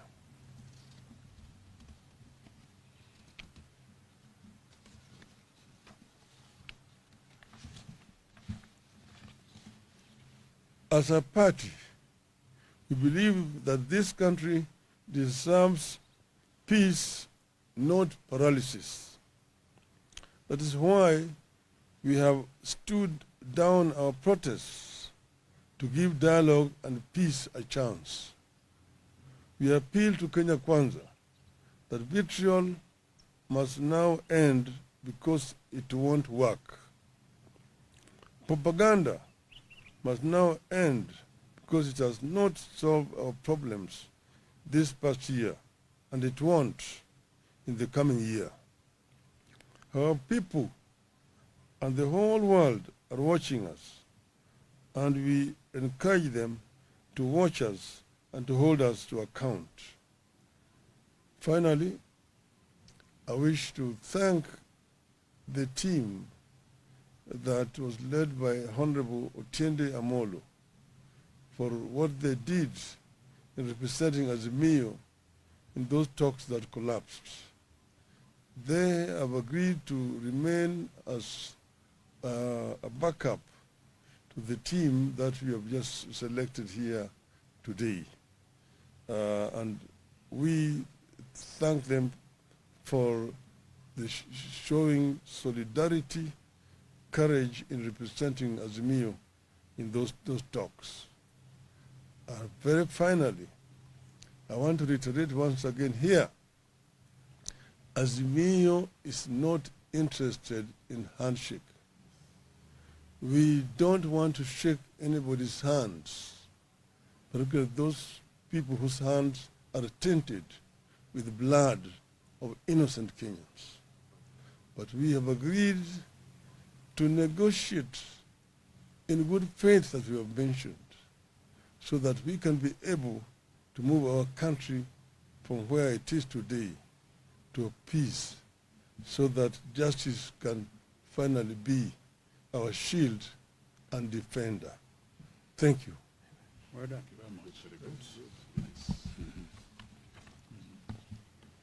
I think they're okay. Okay. Yes, sir.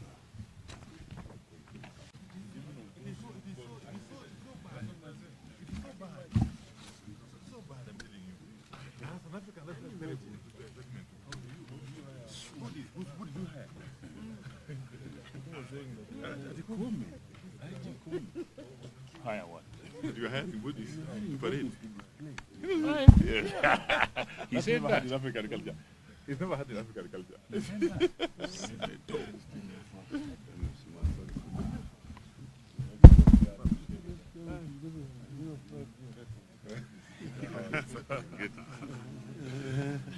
Huko ndani imekuwa baridi. Steve. It's at least warmer here.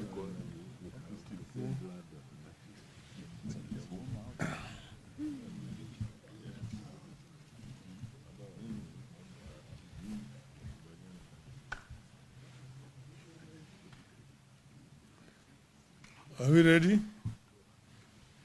Huh? Paparazzi. You ready? Huh? 1 minute.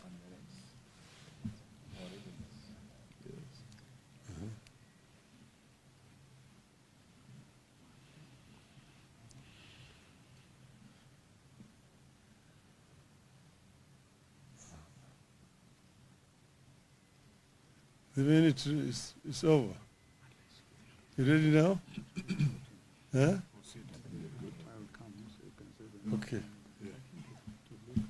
This is a statement by Azimio Umoja on scheduled talks.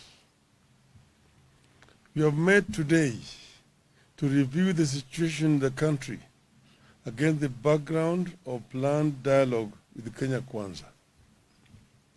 The meeting also took place against the background of a running somber mood across different parts of the country, occasioned by police brutality. If you want to know how brutal and murderous our security forces were in the protests, you have to pay attention to the burials that are taking place across Kenya. You have all attended some and we will be attending some more in the near future. We can confirm that police killed and wounded many Kenyans. It should never have happened. It should never have happened again. And more importantly, we will do whatever it takes to ensure justice for the victims. We will ensure the perpetrators of these crimes pay. And it is actually very disappointing to see a statement from Inspector General of Police, Mr. Comey, saying that we hired dead bodies to accuse police of brutality. I don't know in which world he lives. Because the bodies we've been burying have bullet wounds on them. Death certificates. And death certificates confirming the cause of death. One was, whose neck was just chopped off in Sondo. Another one was a victim of arrow attack. So these are real deaths of human beings killed by Mr. Comey's goons, masquerading as police officers. We continue to extend our sincere, heartfelt condolences to families who lost loved ones and those who were injured. We thank all those who have contributed to our benevolence fund that has enabled us to extend some little help to victims and their families. We continue gathering data on victims, both the dead and the wounded, and will continue extending to them whatever help we can. We appeal to all the people of goodwill to continue contributing to the fund in solidarity with our quest for a free, just, and a fair country that is governed in line with the Constitution and puts a high premium on the lives and rights of citizens.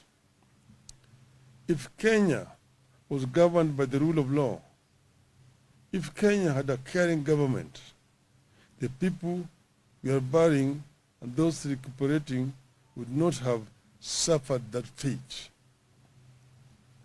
Regarding the planned talks with the Kenya Kwanza, we are here to announce that we are ready. We are particularly ready to return to Bomas of Kenya. We continue regarding Bomas of Kenya as a sacred ground when it comes to the quest for reform, change, and national healing. Our team remains as previously announced. One is His Excellency Stephen Kalonzo Musyoka, who is the delegation leader. Two, Honorable James Apia Wandai, leader of Minority Party, who will be the strict person for the delegation. Honorable Eugene Wamalwa, party leader of DAP. Honorable Okongo Omogeni, Nyamira, and Honorable Amina Unyanzi, MP Malindi. The issues for discussion from our side remain. One, cost of living. Two, audit of the 2022 presidential election results. Three, restructuring and reconstitution of the Independent Electoral and Boundaries Commission and related matters. Four, measures to prevent interference with political parties. Five, outstanding constitutional matters, that is, governance issues, adequate checks and balances, and the question of boundaries delimitation. As we said earlier, the team we have picked reflects the importance we attach to these talks. We picked the team the full understanding that the country is on a wrong trajectory. Anyone who thinks otherwise is being delusional.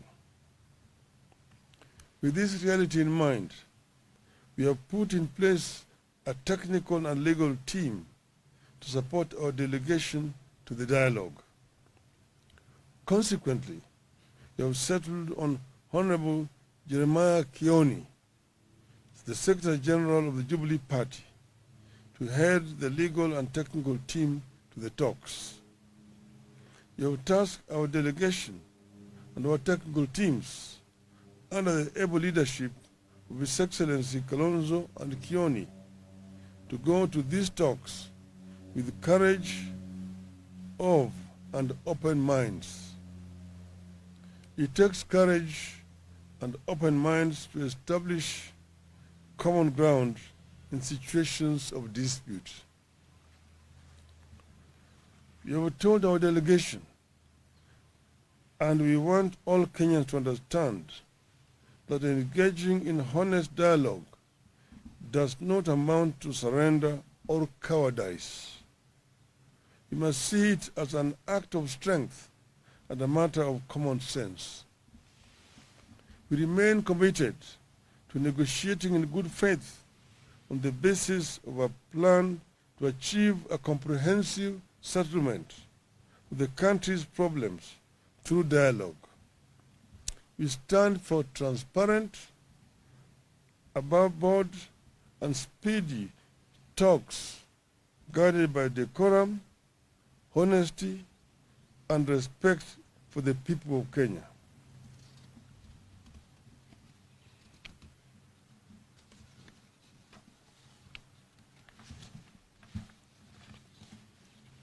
As a party, we believe that this country deserves peace, not paralysis. That is why we have stood down our protests to give dialogue and peace a chance. We appeal to Kenya Kwanza that vitriol must now end because it won't work.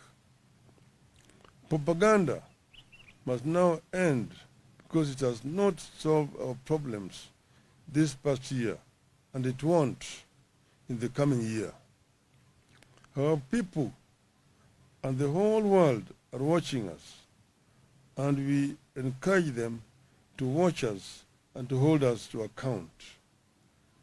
Finally, I wish to thank the team that was led by Honorable Otiende Amolo for what they did in representing Azimio in those talks that collapsed.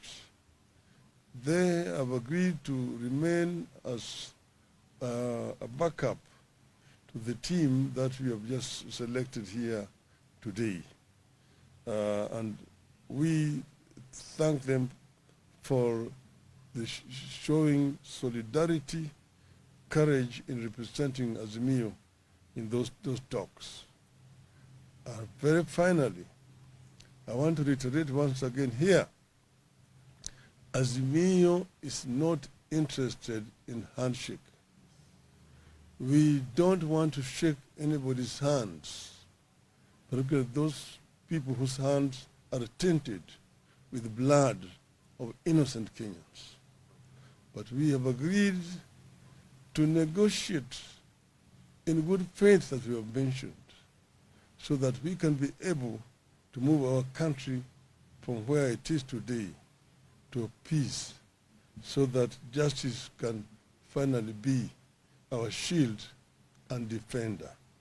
Thank you. Well done. Thank you very much. Very good.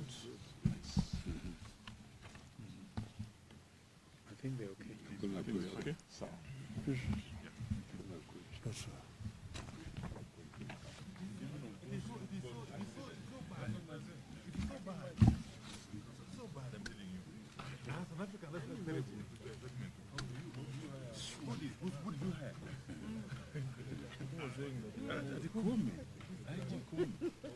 Hire what? you are hiring bodies to parade. He said that. In African culture. He's never had in African culture.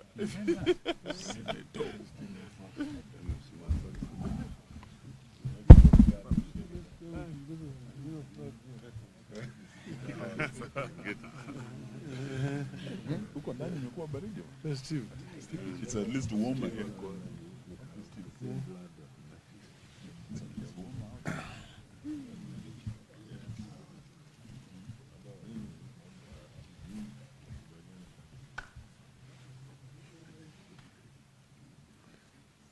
Are we ready? Huh? Paparazzi. You ready? Huh? 1 minute.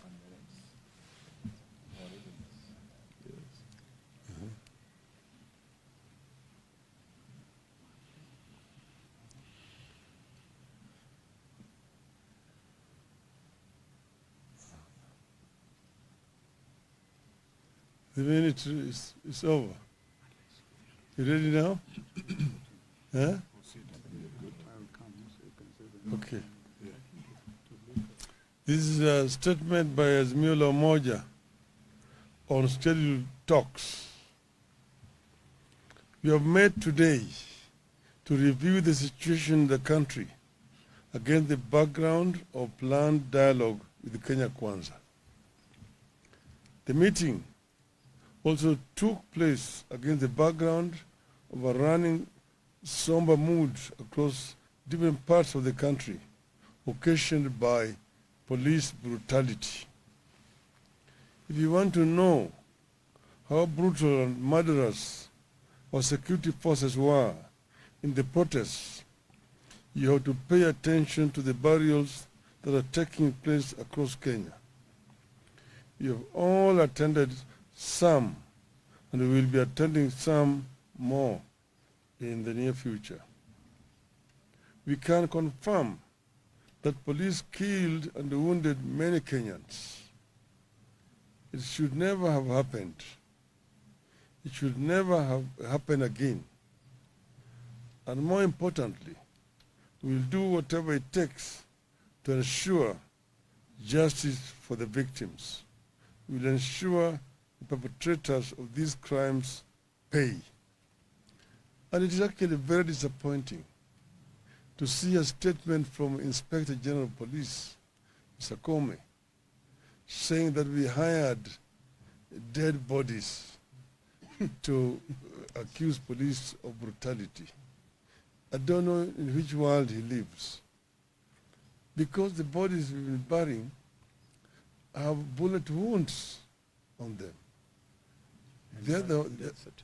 And death certificates confirming the cause of death. One was, whose neck was just chopped off in Sondo. Another one was a victim of arrow attack. So these are real deaths of human beings killed by Mr.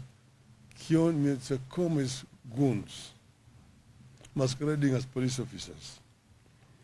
We continue to extend our sincere, heartfelt condolences to families who lost loved ones and those who were injured.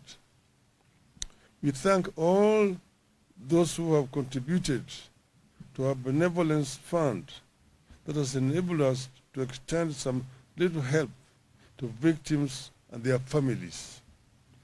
We continue gathering data on victims, both the dead and the wounded, and will continue extending to them whatever help we can.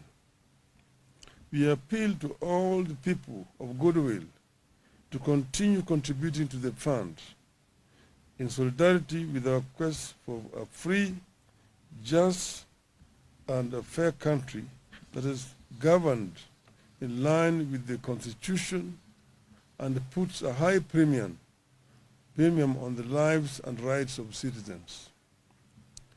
If Kenya was governed by the rule of law, if Kenya had a caring government, the people we are burying and those recuperating would not have suffered that fate.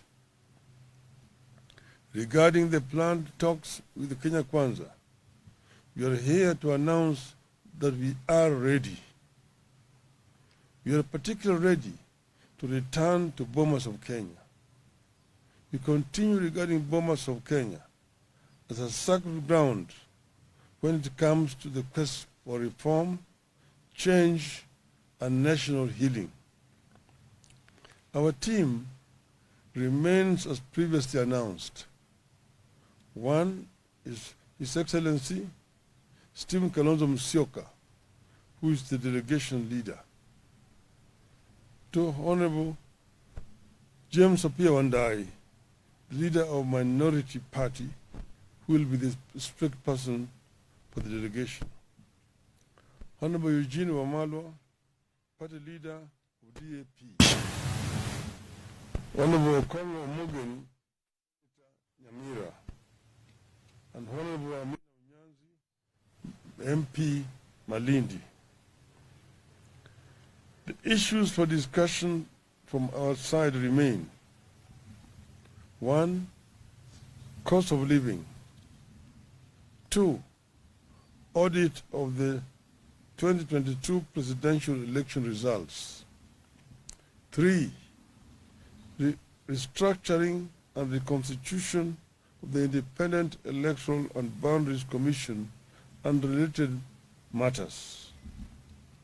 4. Measures to prevent interference with political parties. 5. Outstanding constitutional matters, that is, governance issues, adequate checks and balances, and the question of boundaries delimitation. As we said earlier, the team we have picked reflects the importance we attach to these talks. We picked the team with a full understanding that the country is on a wrong trajectory. Anyone who thinks otherwise is being delusional. With this reality in mind, we have put in place a technical and legal team to support our delegation to the dialogue.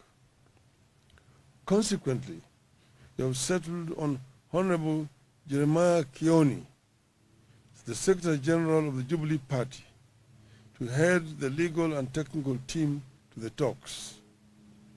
You have tasked our delegation and our technical teams under the able leadership of His Excellency Kalonzo and Kioni to go to these talks with courage of and open minds. It takes courage and open minds to establish common ground in situations of dispute. You have told our delegation, and we want all Kenyans to understand, that engaging in honest dialogue does not amount to surrender or cowardice. You must see it as an act of strength and a matter of common sense. We remain committed to negotiating in good faith on the basis of a plan to achieve a comprehensive settlement of the country's problems through dialogue.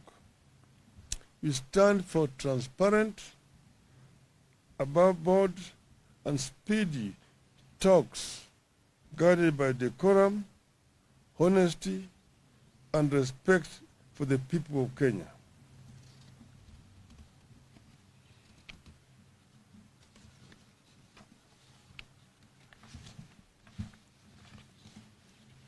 As a party, we believe that this country deserves peace, not paralysis.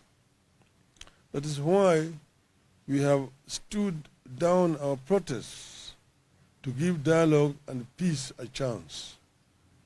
We appeal to Kenya Kwanza that vitriol must now end because it won't work. Propaganda must now end because it has not solved our problems this past year, and it won't in the coming year. Our people and the whole world are watching us, and we encourage them to watch us and to hold us to account. Finally, I wish to thank the team that was led by Honorable Otiende Amolo for what they did in representing Azimio in those talks that collapsed. They have agreed to remain as a backup to the team that we have just selected here today. And we thank them for the showing solidarity, courage in representing Azimio in those talks. Very finally, I want to reiterate once again here, Azimio is not interested in handshake. We don't want to shake anybody's hands, particularly those people whose hands are tainted with the blood of innocent Kenyans. But we have agreed to negotiate in good faith, as we have mentioned, so that we can be able to move our country from where it is today to a peace, so that justice can finally be our shield and defender. Thank you. Well done.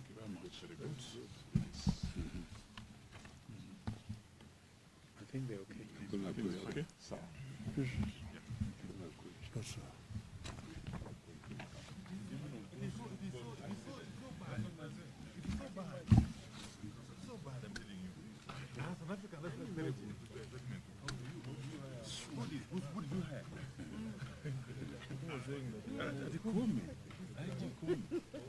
Higher what? You're hiding goodies. Parade. Yeah. He That's said never that. had in African culture. He's never had in African culture.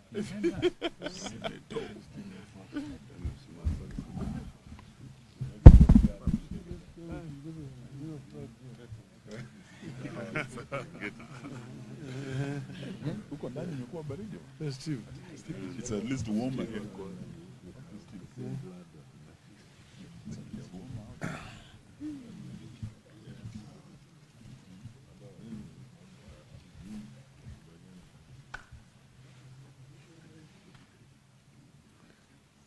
Are we ready? Huh? Paparazzi. You ready? Huh? 1 minute.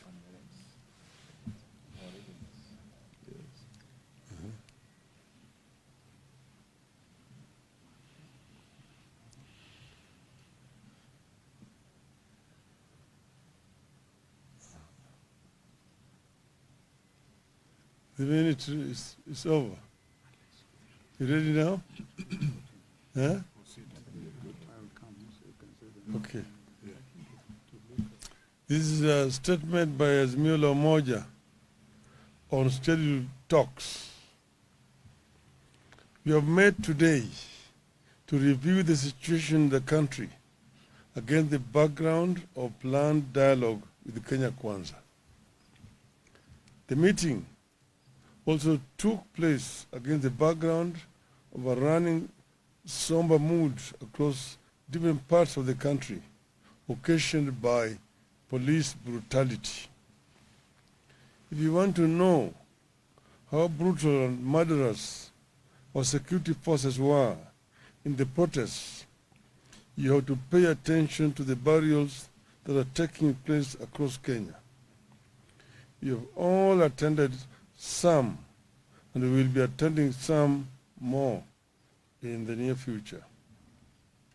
We can confirm that police killed and wounded many Kenyans. It should never have happened. It should never have happened again. And more importantly, we will do whatever it takes to ensure justice for the victims. We will ensure the perpetrators of these crimes pay. And it is actually very disappointing to see a statement from Inspector General of Police, Mr. Kome, saying that we hired dead bodies to accuse police of brutality. I don't know in which world he lives. Because the bodies we've been burying have bullet wounds on them. Death certificates. And death certificates confirming the cause of death. One was, whose neck was just chopped off in Sondo. Another one was a victim of arrow attack. So these are real deaths of human beings killed by Mr. Kome's goons, masquerading as police officers. We continue to extend our sincere, heartfelt condolences to families who lost loved ones and those who were injured. We thank all those who have contributed to our benevolence fund that has enabled us to extend some little help to victims and their families. We continue gathering data on victims, both the dead and the wounded, and will continue extending to them whatever help we can. We appeal to all the people of goodwill to continue contributing to the fund in solidarity with our quest for a free, just, and a fair country that is governed in line with the Constitution and puts a high premium on the lives and rights of citizens.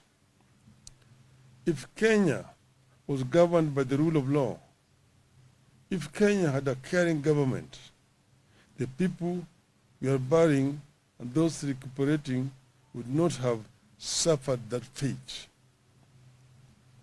Regarding the planned talks with the Kenya Kwanza, we are here to announce that we are ready. We are particularly ready to return to Bomas of Kenya. We continue regarding Bomas of Kenya as a sacred ground when it comes to the quest for reform, change, and national healing. Our team remains as previously announced. One is His Excellency Stephen Kalonzo Musyoka, who is the delegation leader. Two, Honorable James Apia Wandai, leader of Minority Party, who will be the strict person for the delegation. Honorable Eugene Wamalwa, party leader of DAP. Honorable Kongo Mogeni, Nyamira, and Honorable Amina Unyanzi, MP Malindi. The issues for discussion from our side remain: 1, cost of living; 2, audit of the 2022 presidential election results; 3, restructuring and reconstitution of the Independent Electoral and Boundaries Commission and related matters; 4, measures to prevent interference with political parties; 5, outstanding constitutional matters, that is, governance issues, adequate checks and balances, and the question of boundaries delimitation. As we said earlier, the team we have picked reflects the importance we attach to these talks. We picked the team with a full understanding that the country is on a wrong trajectory. Anyone who thinks otherwise is being delusional. With this reality in mind, we have put in place a technical and legal team to support our delegation to the dialogue. Consequently, we have settled on Honorable Jeremiah Kioni, the Secretary General of the Jubilee Party, to head the legal and technical team to the talks. You have tasked our delegation and our technical teams under the able leadership of His Excellency Kalonzo and Kioni to go to these talks with courage of and open minds. It takes courage and open minds to establish common ground in situations of dispute. You have told our delegation, and we want all Kenyans to understand, that engaging in honest dialogue does not amount to surrender or cowardice. You must see it as an act of strength and a matter of common sense. We remain committed to negotiating in good faith on the basis of a plan to achieve a comprehensive settlement of the country's problems through dialogue. We stand for transparent, above board, and speedy talks guided by decorum, honesty, and respect for the people of Kenya.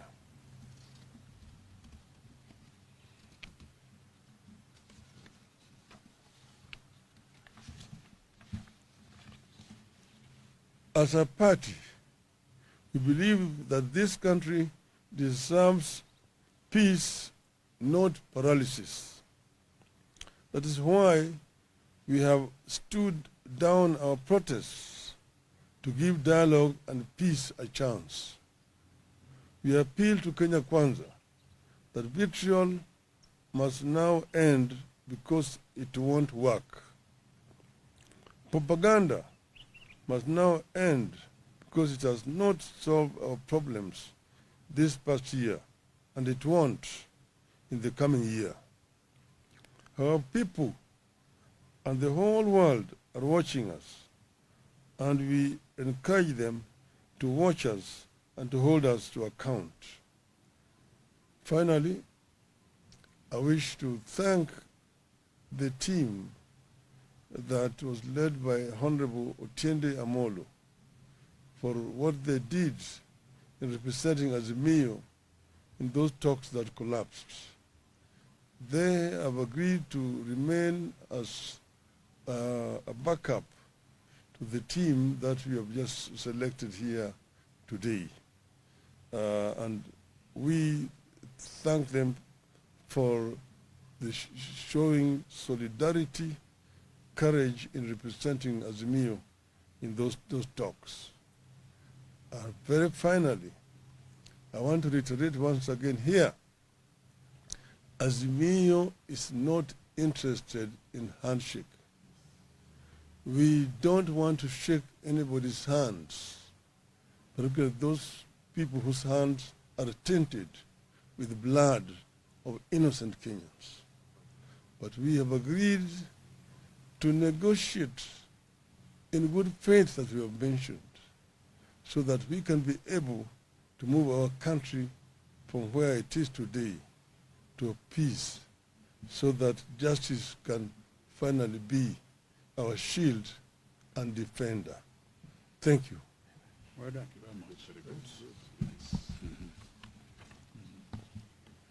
I think they're okay. Okay. So. Yes, sir.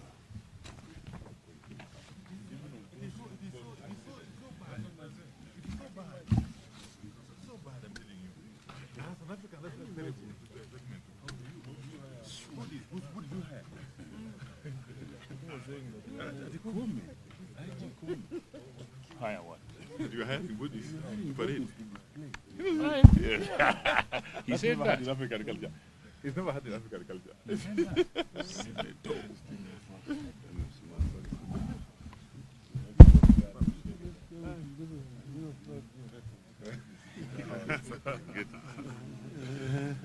Huko ndani imekuwa baridi. Festive.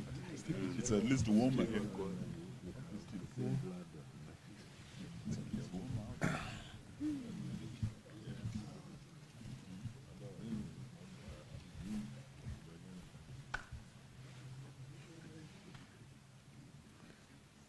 Are we ready?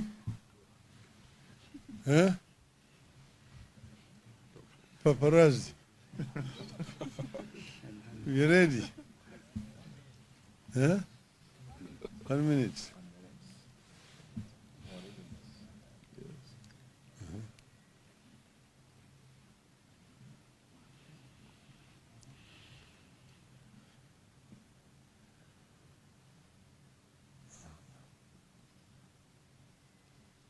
The minute is over. You ready now? Huh? Okay. This is a statement by Azimio Umoja on scheduled talks. We have met today to review the situation in the country against the background of planned dialogue with Kenya Kwanza. The meeting also took place against the background of a running somber mood across different parts of the country, occasioned by police brutality. If you want to know how brutal and murderous our security forces were in the protests, you have to pay attention to the burials that are taking place across Kenya. You have all attended some, and we will be attending some more in the near future. We can confirm that police killed and wounded many Kenyans. It should never have happened. It should never have happened again. And more importantly, we will do whatever it takes to ensure justice for the victims. We will ensure the perpetrators of these crimes pay. And it is actually very disappointing to see a statement from Inspector General of Police, Mr. Comey, saying that we hired dead bodies to accuse police of brutality. I don't know in which world he lives. Because the bodies we've been burying have bullet wounds on them. And death certificates confirming the cause of death. One whose neck was just chopped off in Sondo. Another one was a victim of arrow attack.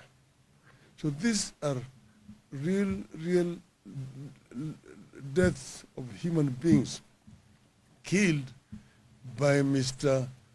Comey's goons, masquerading as police officers. We continue to extend our sincere, heartfelt condolences to families who lost loved ones and those who were injured.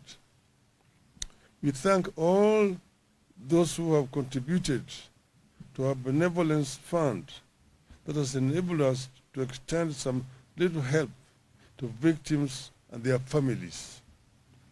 We continue gathering data on victims, both the dead and the wounded, and will continue extending to them whatever help we can. We appeal to all the people of goodwill to continue contributing to the fund in solidarity with our quest for a free, just, and a fair country that is governed in line with the Constitution and puts a high premium on the lives and rights of citizens. If Kenya was governed by the rule of law, if Kenya had a caring government, the people we are burying and those recuperating would not have suffered that fate. Regarding the planned talks with the Kenya Kwanza, we are here to announce that we are ready. We are particularly ready to return to Bomas of Kenya. We continue regarding Bomas of Kenya as a sacred ground when it comes to the quest for reform, change, and national healing. Our team remains as previously announced. One is His Excellency Stephen Kalonzo Musyoka, who is the delegation leader. Two, Honorable James Opiyo Wandayi, leader of Minority Party, who will be the spokesperson for the delegation. Honorable Eugene Wamalwa, party leader of DAP. Honorable Okongo Omogeni, Nyamira, and Honorable Amina Unyanzi, MP Malindi. The issues for discussion from our side remain: 1. Cost of living. 2. Audit of the 2022 presidential election results. 3. Restructuring and reconstitution of the Independent Electoral and Boundaries Commission and related matters. 4. Measures to prevent interference with political parties. 5. Outstanding constitutional matters, that is, governance issues, adequate checks and balances, and the question of boundaries delimitation. As we said earlier, the team we have picked reflects the importance we attach to these talks. We picked the team with a full understanding that the country is on a wrong trajectory. Anyone who thinks otherwise is being delusional. With this reality in mind, we have put in place a technical and legal team to support our delegation to the dialogue. Consequently, we have settled on Honorable Jeremiah Kioni, the Secretary General of the Jubilee Party, to head the legal and technical team to the talks. You have tasked our delegation and our technical teams under the able leadership of His Excellency Kalonzo and Kioni to go to these talks with the courage of and open minds. It takes courage and open minds to establish common ground in situations of dispute. We have told our delegation, and we want all Kenyans to understand, that engaging in honest dialogue does not amount to surrender or cowardice. We must see it as an act of strength and a matter of common sense. We remain committed to negotiating in good faith on the basis of a plan to achieve a comprehensive settlement of the country's problems through dialogue. We stand for transparent, above board, and speedy talks guided by decorum, honesty, and respect for the people of Kenya.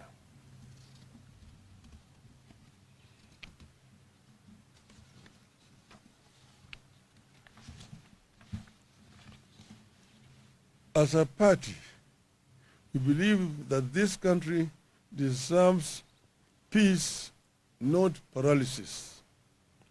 That is why we have stood down our protests to give dialogue and peace a chance. We appeal to Kenya Kwanza that vitriol must now end because it won't work. Propaganda must now end because it has not solved our problems this past year, and it won't in the coming year. Our people and the whole world are watching us, and we encourage them to watch us and to hold us to account.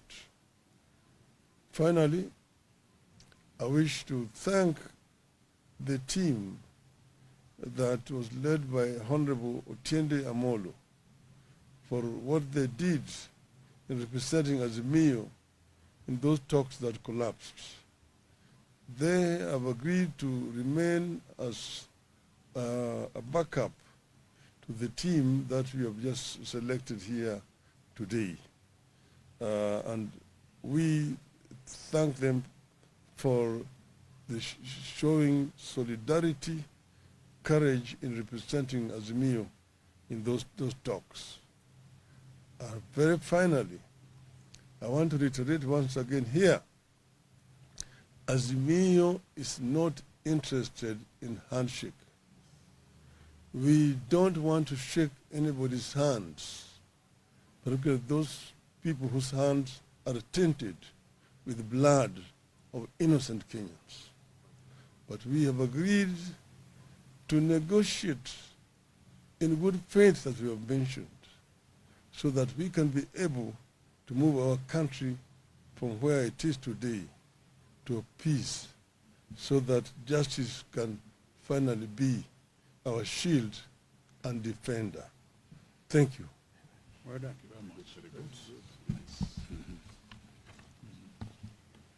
I think they're okay. I think they're okay. So, Yes, sir.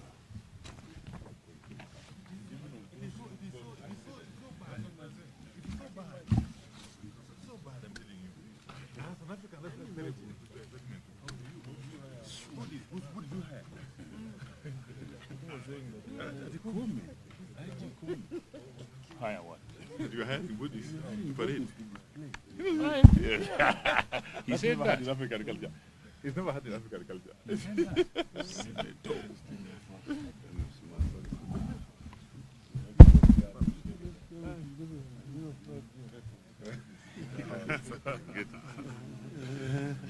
Huko ndani imekuwa baridi. Festive.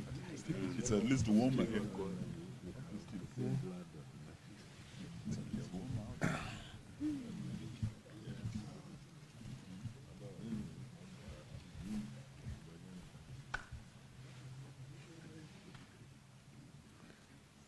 Are we ready?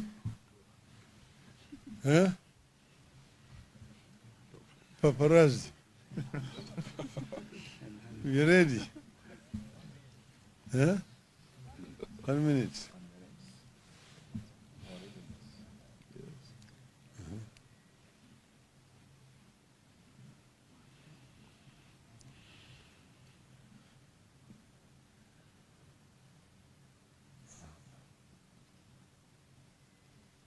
The minute is over. You ready now? Huh? Okay. This is a statement by Azimio Umoja on scheduled talks. We have met today to review the situation in the country against the background of planned dialogue with Kenya Kwanza. The meeting also took place against the background of a running somber mood across different parts of the country, occasioned by police brutality. If you want to know how brutal and murderous our security forces were in the protests, you have to pay attention to the burials that are taking place across Kenya. You have all attended some, and we will be attending some more in the near future. We can confirm that police killed and wounded many Kenyans. It should never have happened. It should never have happened again.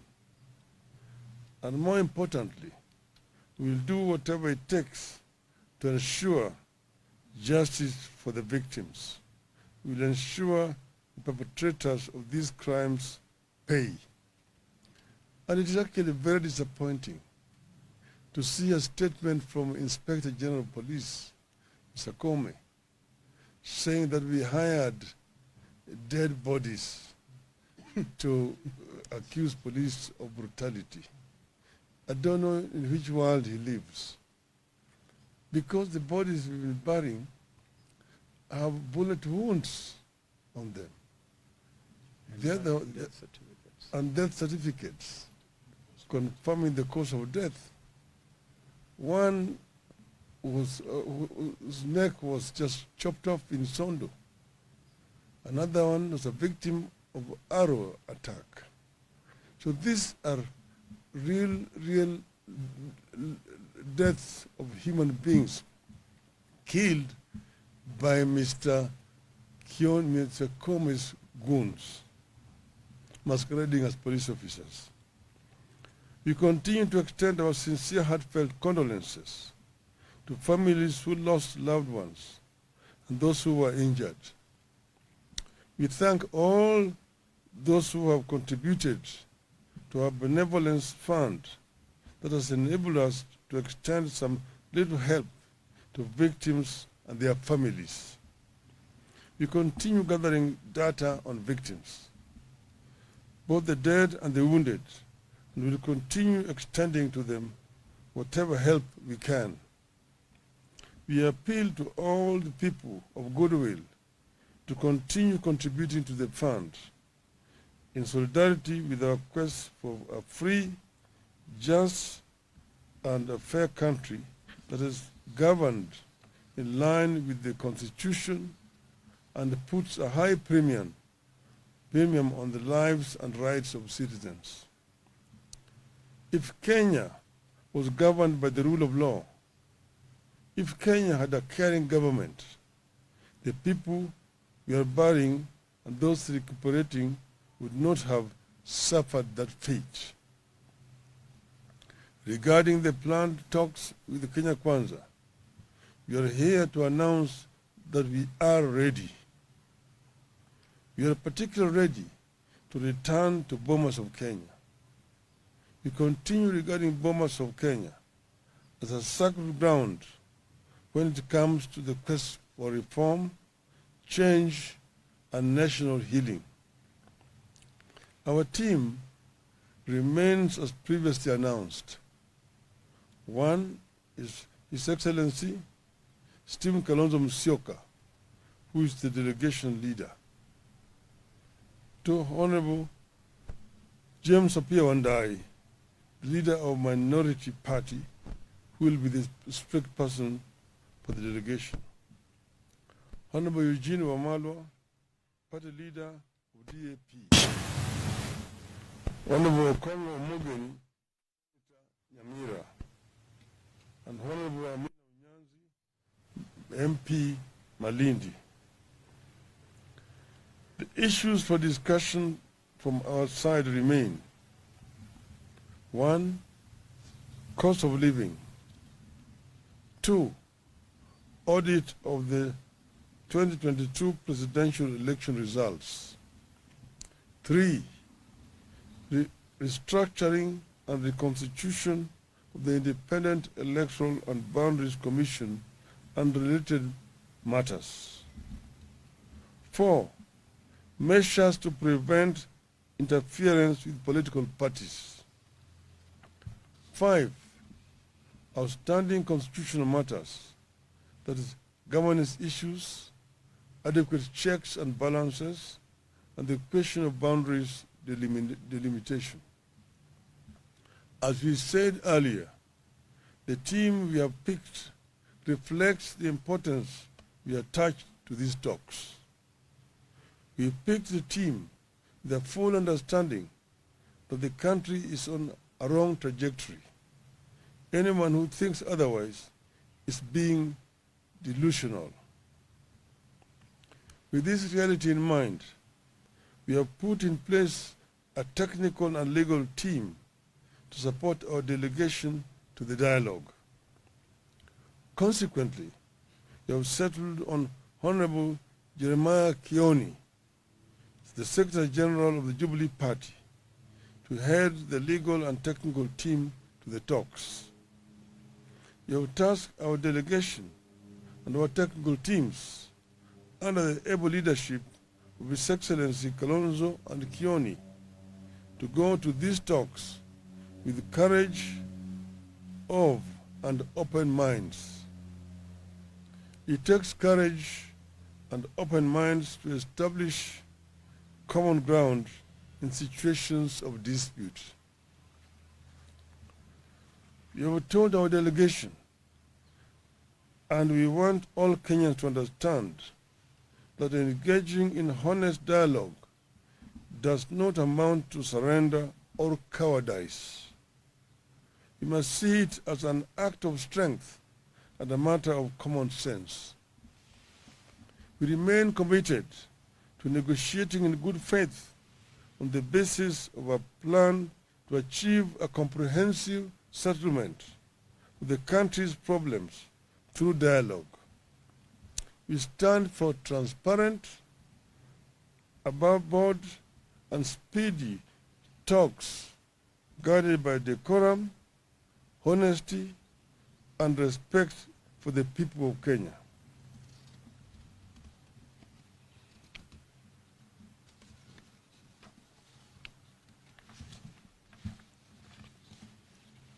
As a party, we believe that this country deserves peace, not paralysis.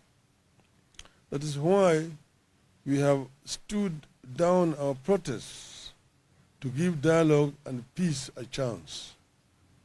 We appeal to Kenya Kwanza that vitriol must now end because it won't work. Propaganda must now end because it has not solved our problems this past year, and it won't in the coming year. Our people and the whole world are watching us, and we encourage them to watch us and to hold us to account.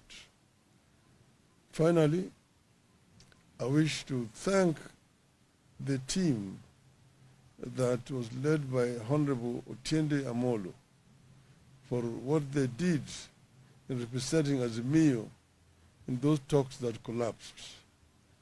They have agreed to remain as a backup to the team that we have just selected here today. And we thank them for the showing solidarity, courage in representing Azimio in those talks. Very finally, I want to reiterate once again here, Azimio is not interested in handshake. We don't want to shake anybody's hands, particularly those people whose hands are tainted with blood of innocent Kenyans. But we have agreed to negotiate in good faith, as we have mentioned, so that we can be able to move our country from where it is today to a peace, so that justice can finally be our shield and defender. Thank you. Well done.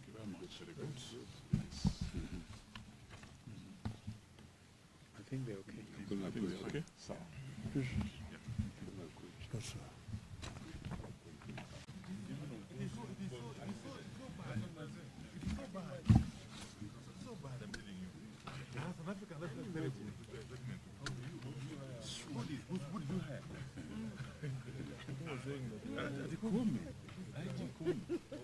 Hire what? You're hiring bodies to parade. He said that. In African culture. He's never had in African culture.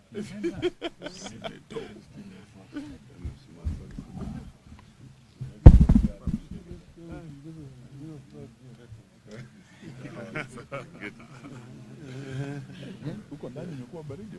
Steve. It's at least warmer here.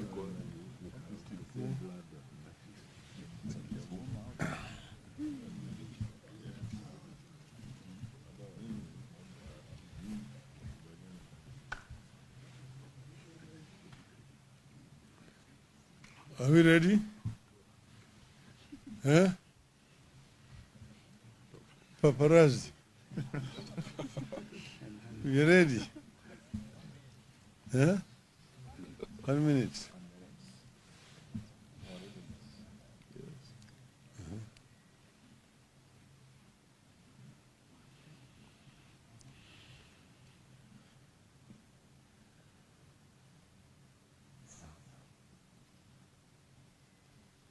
The minute is over. You ready now? Huh? Okay. This is a statement by Azimio Umoja on scheduled talks. We have met today to review the situation in the country against the background of planned dialogue with Kenya Kwanza. The meeting also took place against the background of a running somber mood across different parts of the country, occasioned by police brutality. If you want to know how brutal and murderous our security forces were in the protests, you have to pay attention to the burials that are taking place across Kenya.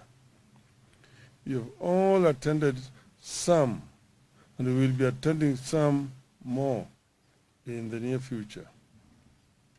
We can confirm that police killed and wounded many Kenyans. It should never have happened. It should never have happened again. And more importantly, we will do whatever it takes to ensure justice for the victims. We will ensure the perpetrators of these crimes pay. And it is actually very disappointing to see a statement from Inspector General of Police, Mr. Comey, saying that we hired dead bodies to accuse police of brutality. I don't know in which world he lives. Because the bodies we've been burying have bullet wounds on them. Death certificates. And death certificates confirming the cause of death. One was, whose neck was just chopped off in Sondo. Another one was a victim of arrow attack. So these are real deaths of human beings killed by Mr.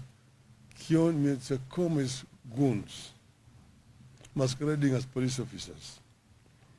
We continue to extend our sincere, heartfelt condolences to families who lost loved ones and those who were injured. We thank all those who have contributed to our benevolence fund that has enabled us to extend some little help to victims and their families. We continue gathering data on victims, both the dead and the wounded, and will continue extending to them whatever help we can. We appeal to all the people of goodwill to continue contributing to the fund in solidarity with our quest for a free, just, and a fair country that is governed in line with the Constitution and puts a high premium on the lives and rights of citizens. If Kenya was governed by the rule of law, if Kenya had a caring government, the people we are burying and those recuperating would not have suffered that fate.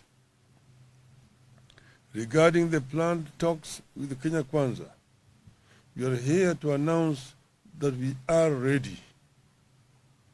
We are particularly ready to return to Bomas of Kenya. We continue regarding Bomas of Kenya as a sacred ground when it comes to the quest for reform, change, and national healing. Our team remains as previously announced. One is His Excellency Stephen Kalonzo Musyoka, who is the delegation leader. Two, Honorable James Apia Wandai, the leader of Minority Party, who will be the strict person for the delegation. Honorable Eugene Wamalwa, party leader of DAP. Honorable Congo Mugen, Nyamira, and Honorable Amina Unyanzi, MP Malindi. The issues for discussion from our side remain. One, cost of living. Two, audit of the 2022 presidential election results. Three, restructuring and reconstitution of the Independent Electoral and Boundaries Commission and related matters.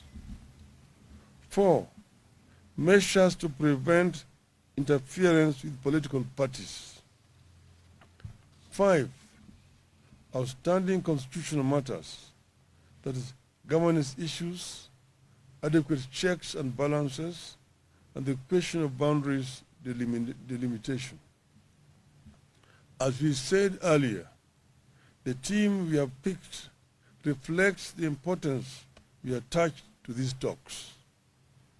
We picked the team the full understanding that the country is on a wrong trajectory. Anyone who thinks otherwise is being delusional. With this reality in mind, we have put in place a technical and legal team to support our delegation to the dialogue.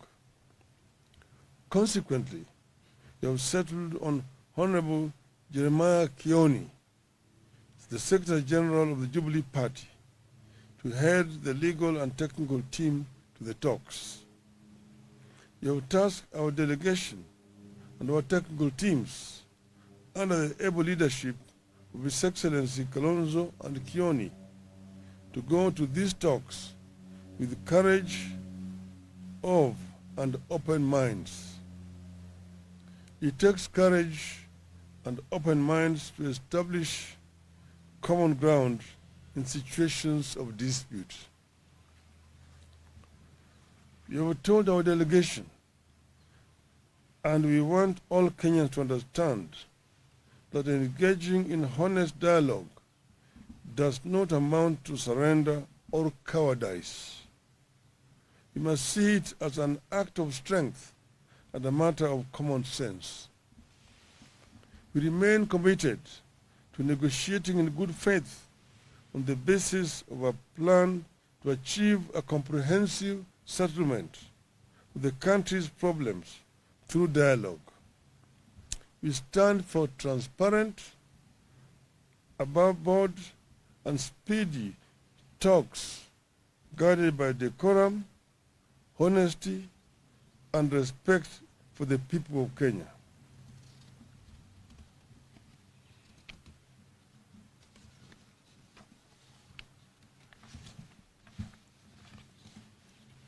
As a party, we believe that this country deserves peace, not paralysis. That is why we have stood down our protests to give dialogue and peace a chance. We appeal to Kenya Kwanza that vitriol must now end because it won't work.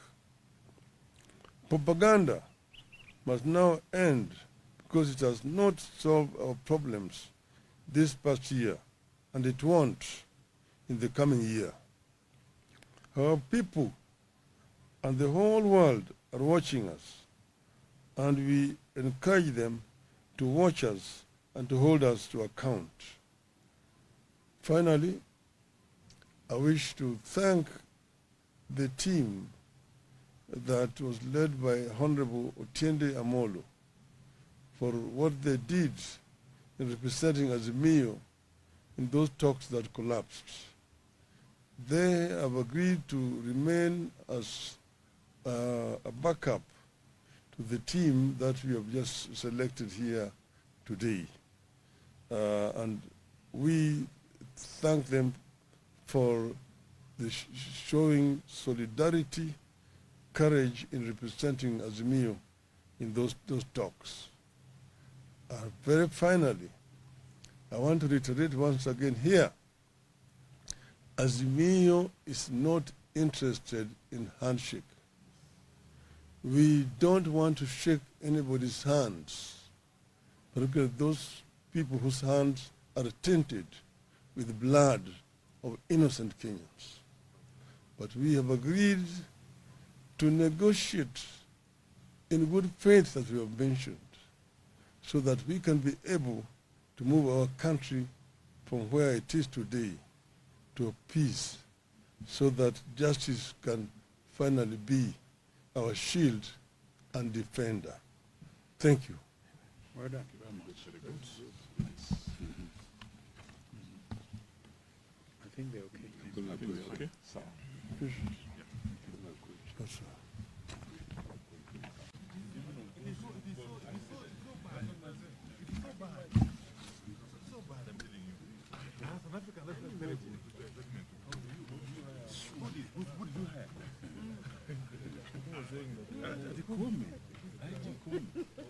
Hire what? you had in Buddhist. Parade. He said that. In African culture. He's never had in African culture.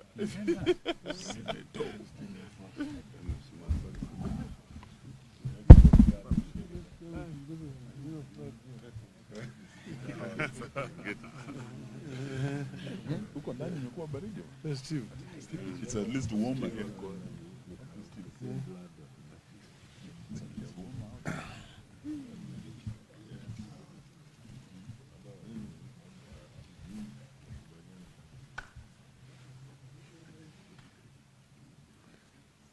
Are we ready?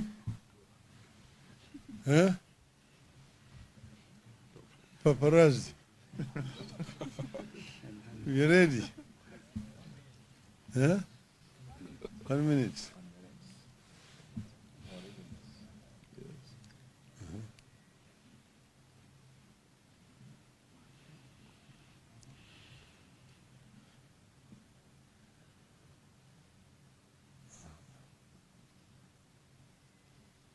The minute is over. You ready now? Huh? Okay. This is a statement by Azimio Umoja on scheduled talks. We have met today to review the situation in the country against the background of planned dialogue with Kenya Kwanza. The meeting also took place against the background of a running somber mood across different parts of the country, occasioned by police brutality. If you want to know how brutal and murderous our security forces were in the protests, you have to pay attention to the burials that are taking place across Kenya. You have all attended some, and we will be attending some more in the near future. We can confirm that police killed and wounded many Kenyans. It should never have happened. It should never have happened again. And more importantly, we will do whatever it takes to ensure justice for the victims. We will ensure the perpetrators of these crimes pay. And it is actually very disappointing to see a statement from Inspector General of Police, Mr. Kome, saying that we hired dead bodies to accuse police of brutality. I don't know in which world he lives. Because the bodies we've been burying have bullet wounds on them. And death certificates confirming the cause of death. One was, whose neck was just chopped off in Sondo. Another one was a victim of arrow attack. So these are real deaths of human beings killed by Mr. Kome's goons, masquerading as police officers. We continue to extend our sincere, heartfelt condolences to families who lost loved ones and those who were injured. We thank all those who have contributed to our benevolence fund that has enabled us to extend some little help to victims and their families. We continue gathering data on victims, both the dead and the wounded, and will continue extending to them whatever help we can. We appeal to all the people of goodwill to continue contributing to the fund in solidarity with our quest for a free, just, and a fair country that is governed in line with the Constitution and puts a high premium on the lives and rights of citizens. If Kenya was governed by the rule of law, if Kenya had a caring government, the people we are burying and those recuperating would not have suffered that fate. Regarding the planned talks with the Kenya Kwanza, we are here to announce that we are ready. We are particularly ready to return to Bomas of Kenya. We continue regarding Bomas of Kenya as a sacred ground when it comes to the quest for reform, change, and national healing. Our team remains as previously announced. One is His Excellency Stephen Kalonzo Musyoka, who is the delegation leader. Two, Honorable James Apia Wandai, the leader of Minority Party, who will be the spokesperson for the delegation. Honorable Eugene Wamalwa, party leader of DAP. Honorable Okongo Omogeni, Nyamira, and Honorable Amina Unyanzi, MP Malindi. The issues for discussion from our side remain: 1. Cost of living. 2. Audit of the 2022 presidential election results. 3. Restructuring and reconstitution of the Independent Electoral and Boundaries Commission and related matters. 4. Measures to prevent interference with political parties.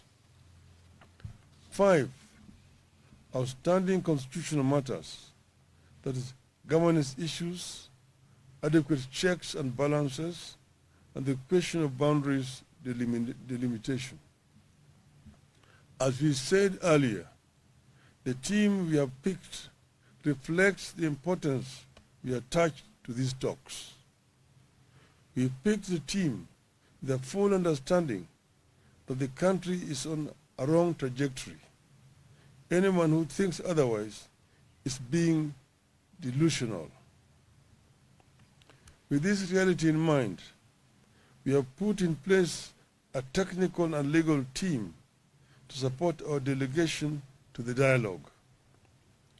Consequently, we have settled on Honorable Jeremiah Kioni, the Secretary General of the Jubilee Party, to head the legal and technical team to the talks.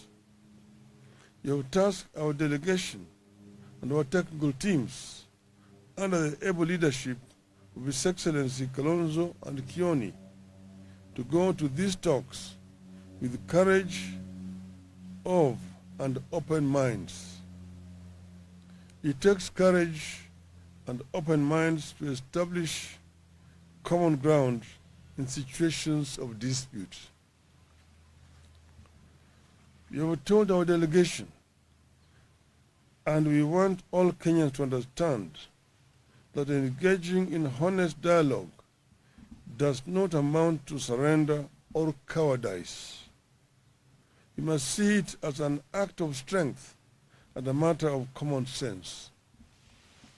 We remain committed to negotiating in good faith on the basis of a plan to achieve a comprehensive settlement of the country's problems through dialogue.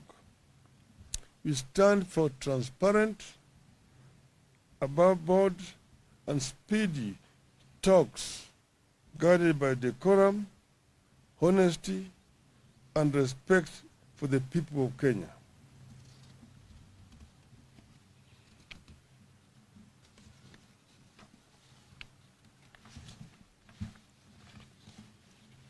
As a party, we believe that this country deserves peace, not paralysis. That is why we have stood down our protests to give dialogue and peace a chance. We appeal to Kenya Kwanza that vitriol must now end because it won't work. Propaganda must now end because it has not solved our problems this past year, and it won't in the coming year. Our people and the whole world are watching us, and we encourage them to watch us and to hold us to account. Finally, I wish to thank the team that was led by Honorable Otiende Amolo for what they did in representing Azimio in those talks that collapsed. They have agreed to remain as a backup to the team that we have just selected here today. And we thank them for the showing solidarity, courage in representing Azimio in those talks. Very finally, I want to reiterate once again here, Azimio is not interested in handshake. We don't want to shake anybody's hands, particularly those people whose hands are tainted with the blood of innocent Kenyans. But we have agreed to negotiate in good faith, as we have mentioned, so that we can be able to move our country from where it is today to peace, so that justice can finally be our shield and defender. Thank you. Well done. Thank you very much. Very good. I think they're okay. I think we're okay. So, Yes, sir.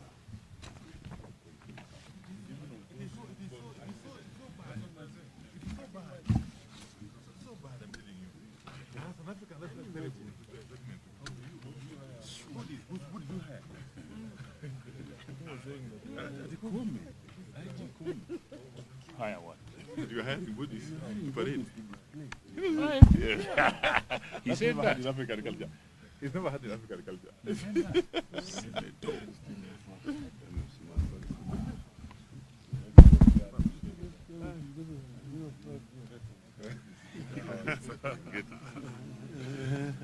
Huko ndani imekuwa baridi. Festive. It's at least warmer here.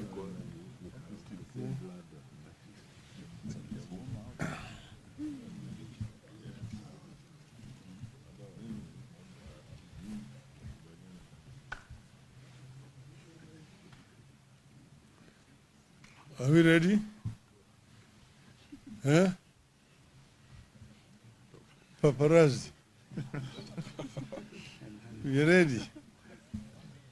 Huh? 1 minute.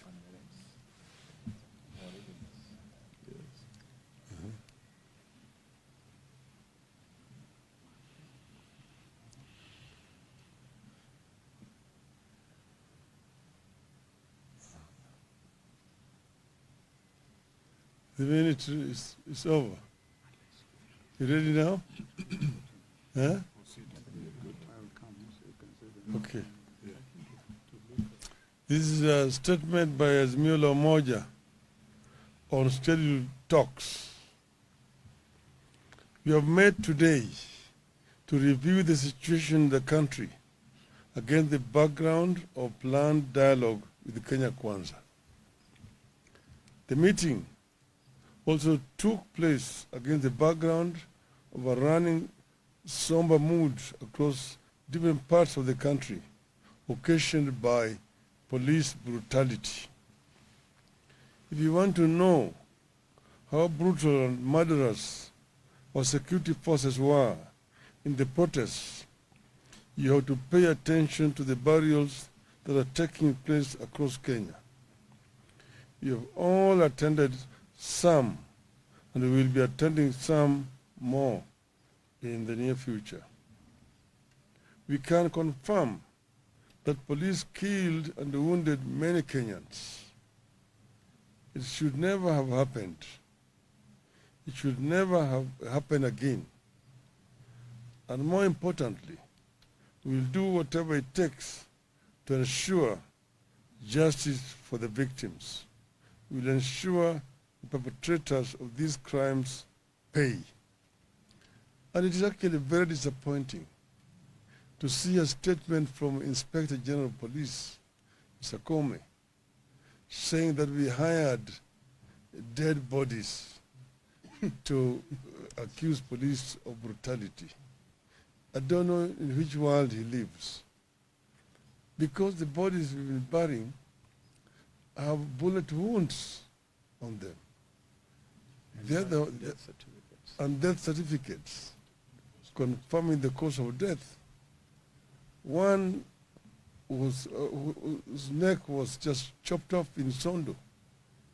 Another one was a victim of arrow attack. So these are real deaths of human beings killed by Mr. Kome's goons, masquerading as police officers.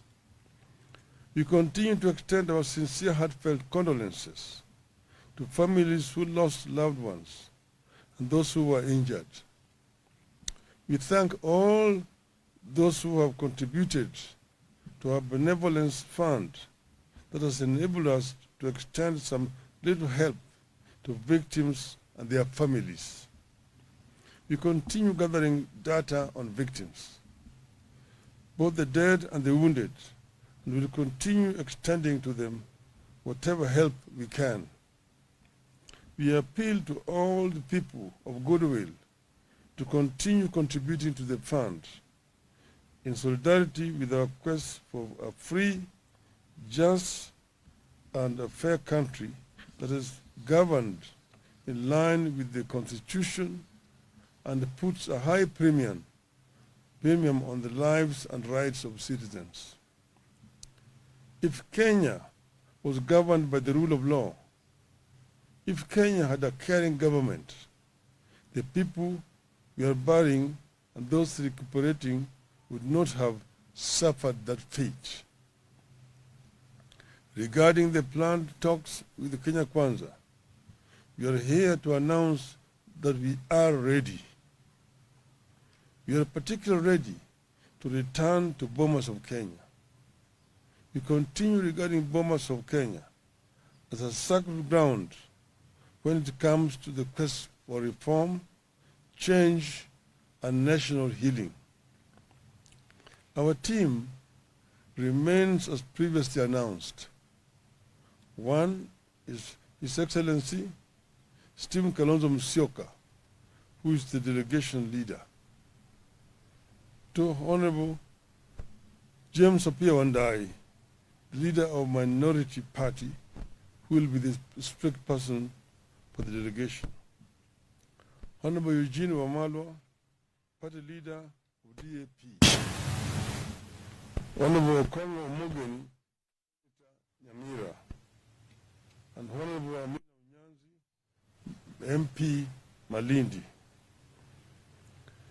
The issues for discussion from our side remain: 1, cost of living; 2, audit of the 2022 presidential election results; 3, restructuring and reconstitution of the Independent Electoral and Boundaries Commission and related matters; 4, measures to prevent interference with political parties; 5, outstanding constitutional matters, that is, governance issues, adequate checks and balances, and the question of boundaries delimitation. As we said earlier, the team we have picked reflects the importance we attach to these talks. We picked the team with a full understanding that the country is on a wrong trajectory. Anyone who thinks otherwise is being delusional. With this reality in mind, we have put in place a technical and legal team to support our delegation to the dialogue. Consequently, we have settled on Honorable Jeremiah Kioni, the Secretary General of the Jubilee Party, to head the legal and technical team to the talks. You have tasked our delegation and our technical teams under the able leadership of His Excellency Kalonzo and Kioni to go to these talks with courage of and open minds. It takes courage and open minds to establish common ground in situations of dispute. We have told our delegation, and we want all Kenyans to understand, that engaging in honest dialogue does not amount to surrender or cowardice. You must see it as an act of strength and a matter of common sense. We remain committed to negotiating in good faith on the basis of a plan to achieve a comprehensive settlement of the country's problems through dialogue. We stand for transparent, above board, and speedy talks guided by decorum, honesty, and respect for the people of Kenya.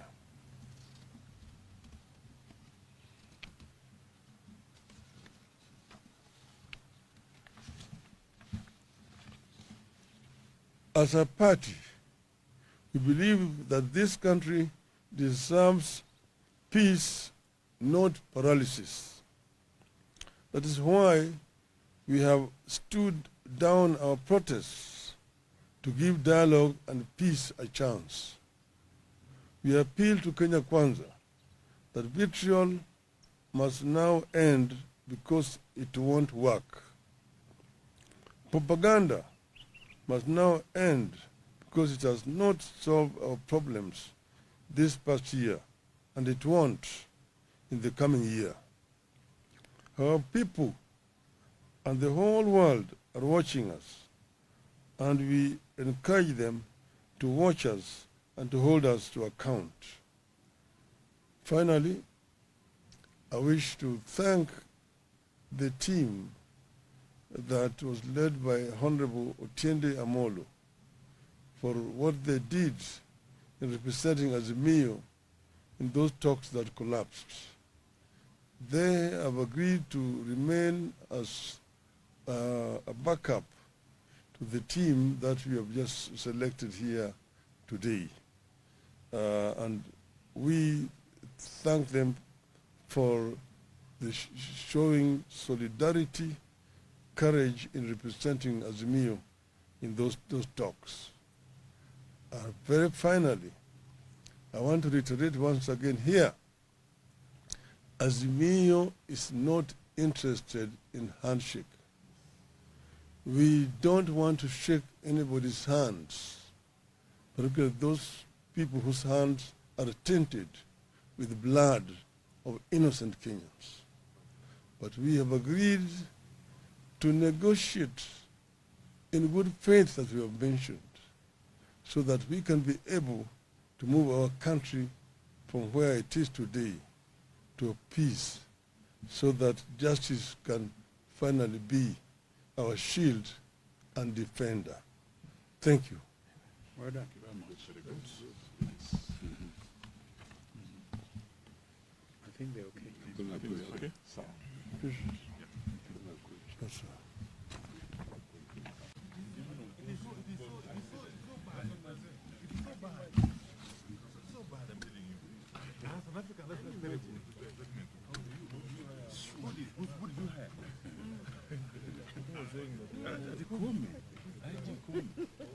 Higher what? that you are having with this parade. He said never that. had in African culture. It's never had in African culture.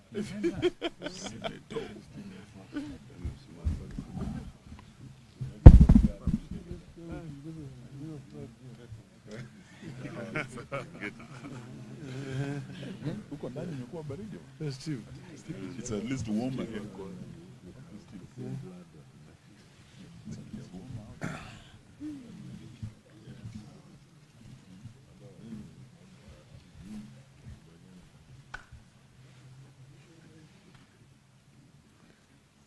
Are we ready? Huh? Paparazzi. We ready? Huh? 1 minute.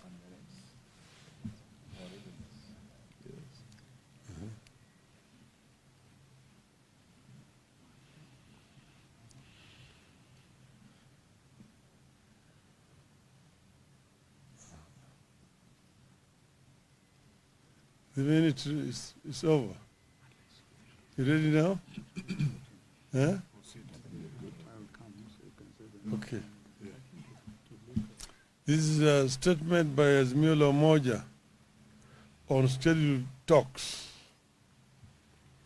We have met today to review the situation in the country against the background of planned dialogue with Kenya Kwanza.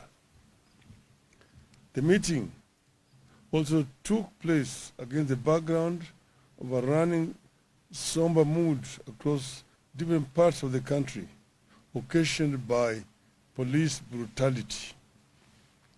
If you want to know how brutal and murderous our security forces were in the protests, you have to pay attention to the burials that are taking place across Kenya. You have all attended some, and we will be attending some more in the near future. We can confirm that police killed and wounded many Kenyans. It should never have happened. It should never have happened again. And more importantly, we will do whatever it takes to ensure justice for the victims.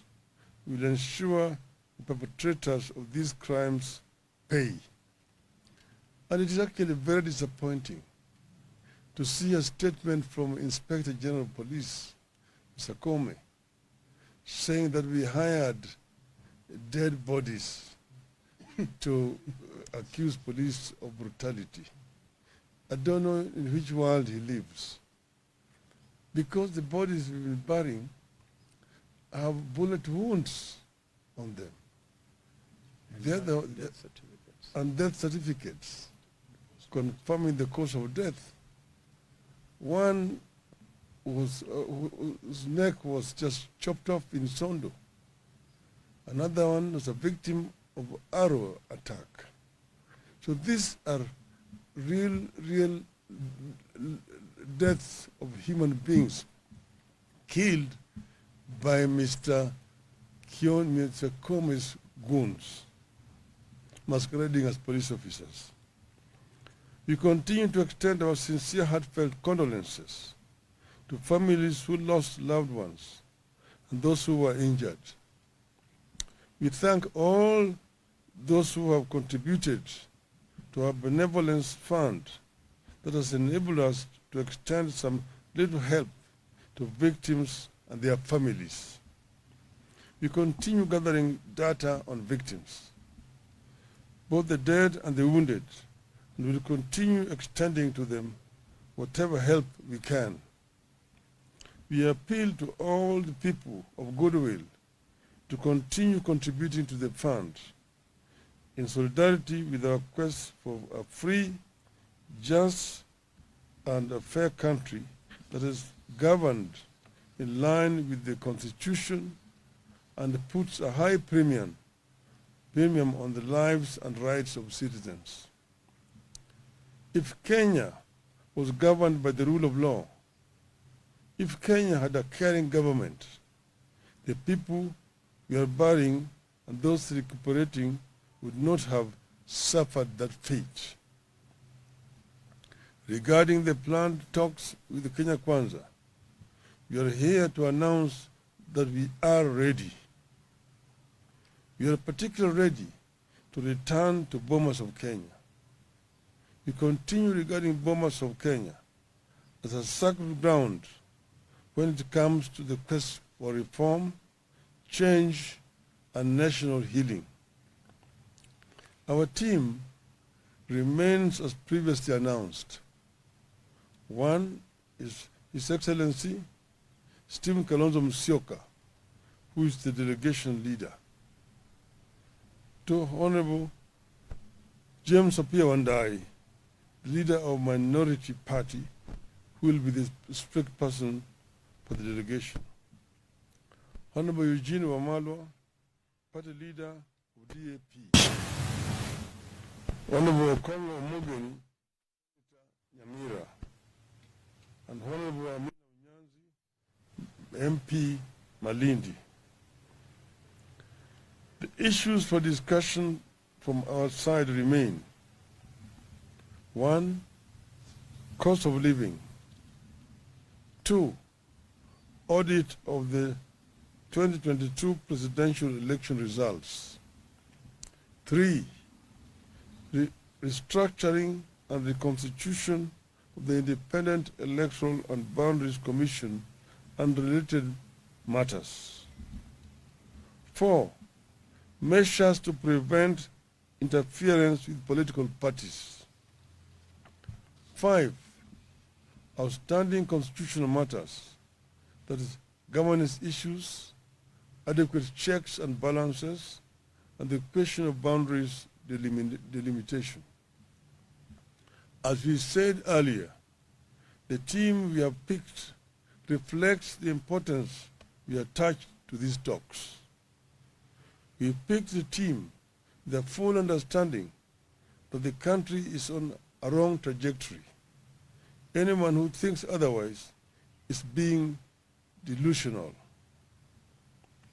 With this reality in mind, we have put in place a technical and legal team to support our delegation to the dialogue. Consequently, we have settled on Honorable Jeremiah Kioni, the Secretary General of the Jubilee Party, to head the legal and technical team to the talks. You have tasked our delegation and our technical teams under the able leadership of His Excellency Kalonzo and Kioni to go to these talks with courage of and open minds. It takes courage and open minds to establish common ground in situations of dispute. We have told our delegation, and we want all Kenyans to understand, that engaging in honest dialogue does not amount to surrender or cowardice. We must see it as an act of strength and a matter of common sense. We remain committed to negotiating in good faith on the basis of a plan to achieve a comprehensive settlement of the country's problems through dialogue. We stand for transparent, above board, and speedy talks guided by decorum, honesty, and respect for the people of Kenya.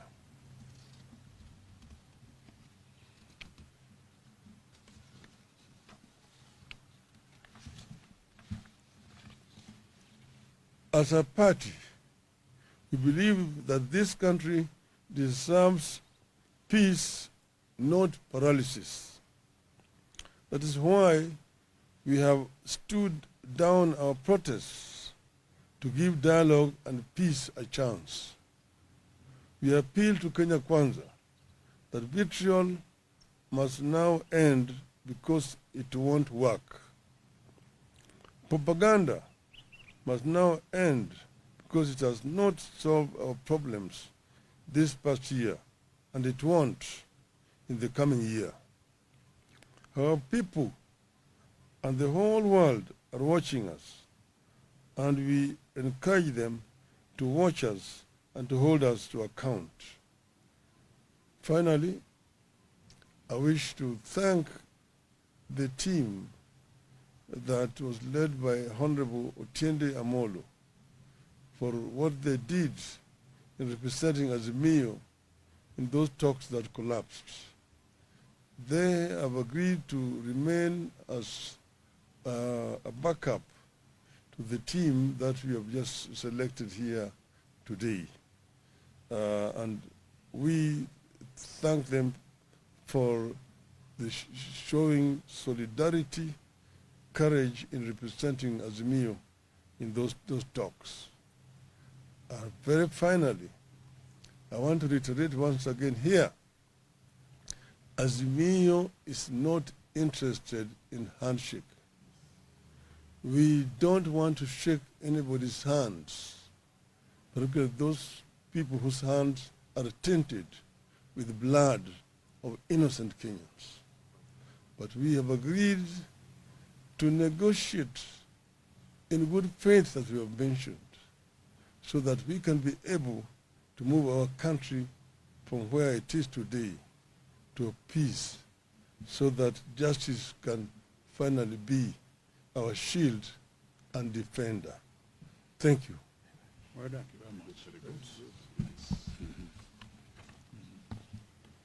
I think they're okay. Okay. Yes, sir.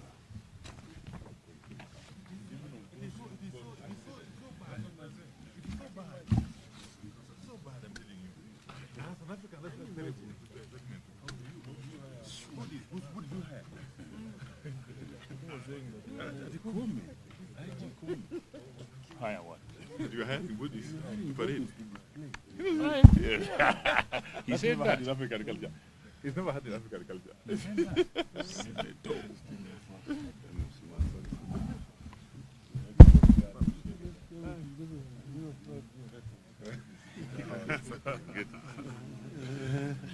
Huko ndani imekuwa baridi. Festive.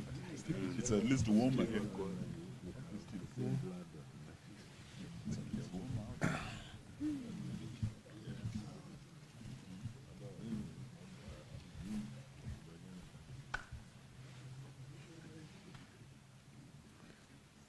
Are we ready? Huh? Paparazzi. We ready? Huh? 1 minute.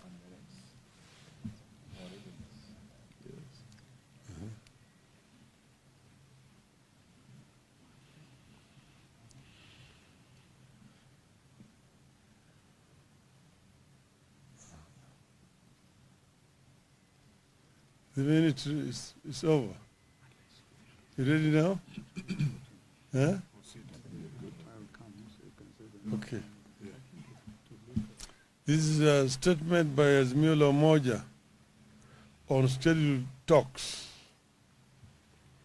We have met today to review the situation in the country against the background of planned dialogue with Kenya Kwanza. The meeting also took place against the background of a running somber mood across different parts of the country, occasioned by police brutality.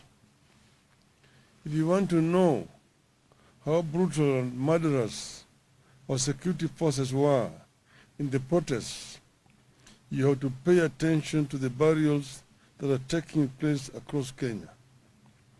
You have all attended some, and we will be attending some more in the near future. We can confirm that police killed and wounded many Kenyans. It should never have happened. It should never have happened again. And more importantly, we will do whatever it takes to ensure justice for the victims. We will ensure the perpetrators of these crimes pay. And it is actually very disappointing to see a statement from Inspector General of Police, Mr. Comey, saying that we hired dead bodies to accuse police of brutality. I don't know in which world he lives. Because the bodies we've been burying have bullet wounds on them. Death certificates. And death certificates confirming the cause of death. One was, whose neck was just chopped off in Sondo. Another one was a victim of arrow attack. So these are real deaths of human beings killed by Mr. Comey's goons, masquerading as police officers. We continue to extend our sincere, heartfelt condolences to families who lost loved ones and those who were injured. We thank all those who have contributed to our benevolence fund that has enabled us to extend some little help to victims and their families. We continue gathering data on victims, both the dead and the wounded, and will continue extending to them whatever help we can. We appeal to all the people of goodwill to continue contributing to the fund in solidarity with our quest for a free, just, and a fair country that is governed in line with the Constitution and puts a high premium on the lives and rights of citizens. If Kenya was governed by the rule of law, if Kenya had a caring government, the people we are burying and those recuperating would not have suffered that fate. Regarding the planned talks with the Kenya Kwanza, we are here to announce that we are ready. We are particularly ready to return to Bomas of Kenya. We continue regarding Bomas of Kenya as a sacred ground when it comes to the quest for reform, change, and national healing. Our team remains as previously announced. One is His Excellency Stephen Kalonzo Musyoka, who is the delegation leader. Two, Honorable James Apia Wandai, leader of Minority Party, who will be the spokesperson for the delegation. Honorable Eugene Wamalwa, party leader of DAP. Honorable Colonel Mugen Nyamira, and Honorable Amina Unyanzi, MP Malindi. The issues for discussion from our side remain: 1. Cost of living. 2. Audit of the 2022 presidential election results. 3. Restructuring and reconstitution of the Independent Electoral and Boundaries Commission and related matters. 4. Measures to prevent interference with political parties. 5. Outstanding constitutional matters, that is, governance issues, adequate checks and balances, and the question of boundaries delimitation. As we said earlier, the team we have picked reflects the importance we attach to these talks. We picked the team with a full understanding that the country is on a wrong trajectory. Anyone who thinks otherwise is being delusional. With this reality in mind, we have put in place a technical and legal team to support our delegation to the dialogue. Consequently, we have settled on Honorable Jeremiah Kioni, the Secretary General of the Jubilee Party, to head the legal and technical team to the talks. We have tasked our delegation and our technical teams under the able leadership of His Excellency Kalonzo and Kioni to go to these talks with the courage of and open minds. It takes courage and open minds to establish common ground in situations of dispute. We have told our delegation, and we want all Kenyans to understand, that engaging in honest dialogue does not amount to surrender or cowardice. We must see it as an act of strength and a matter of common sense. We remain committed to negotiating in good faith on the basis of a plan to achieve a comprehensive settlement of the country's problems through dialogue. We stand for transparent, above board, and speedy talks guided by decorum, honesty, and respect for the people of Kenya.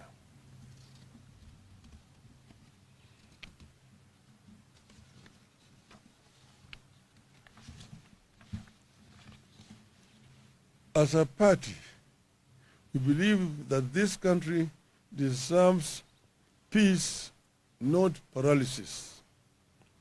That is why we have stood down our protests to give dialogue and peace a chance. We appeal to Kenya Kwanza that vitriol must now end because it won't work. Propaganda must now end because it has not solved our problems this past year, and it won't in the coming year. Our people and the whole world are watching us, and we encourage them to watch us and to hold us to account.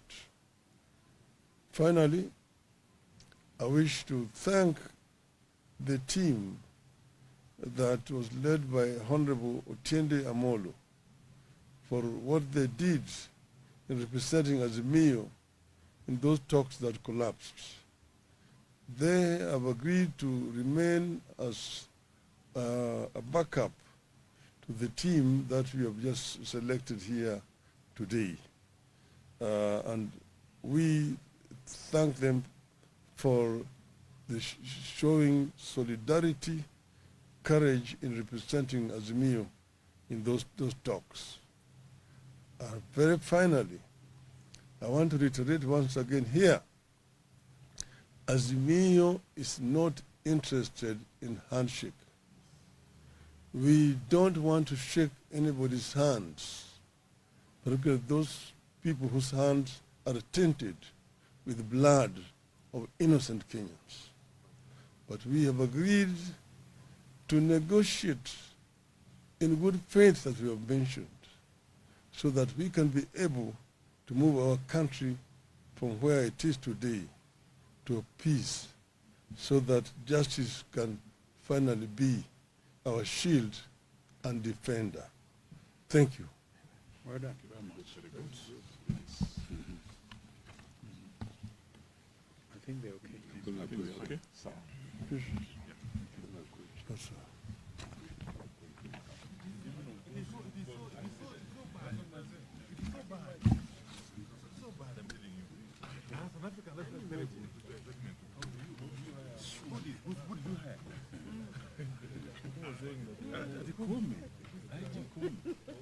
Hire what? you had in Woodies, parade. He said Never had that. in African culture. He's never had in African culture.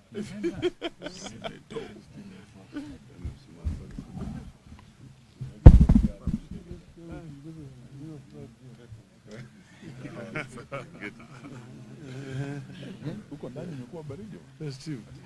It's at least warmer here.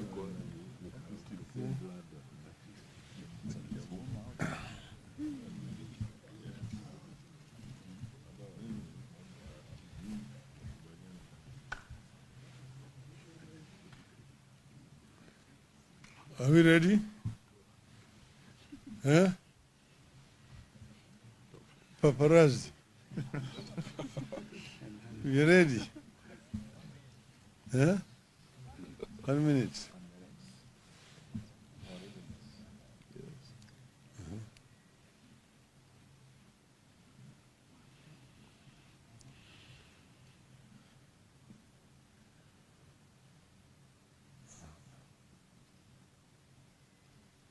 The minute is over. You ready now? Huh? Okay.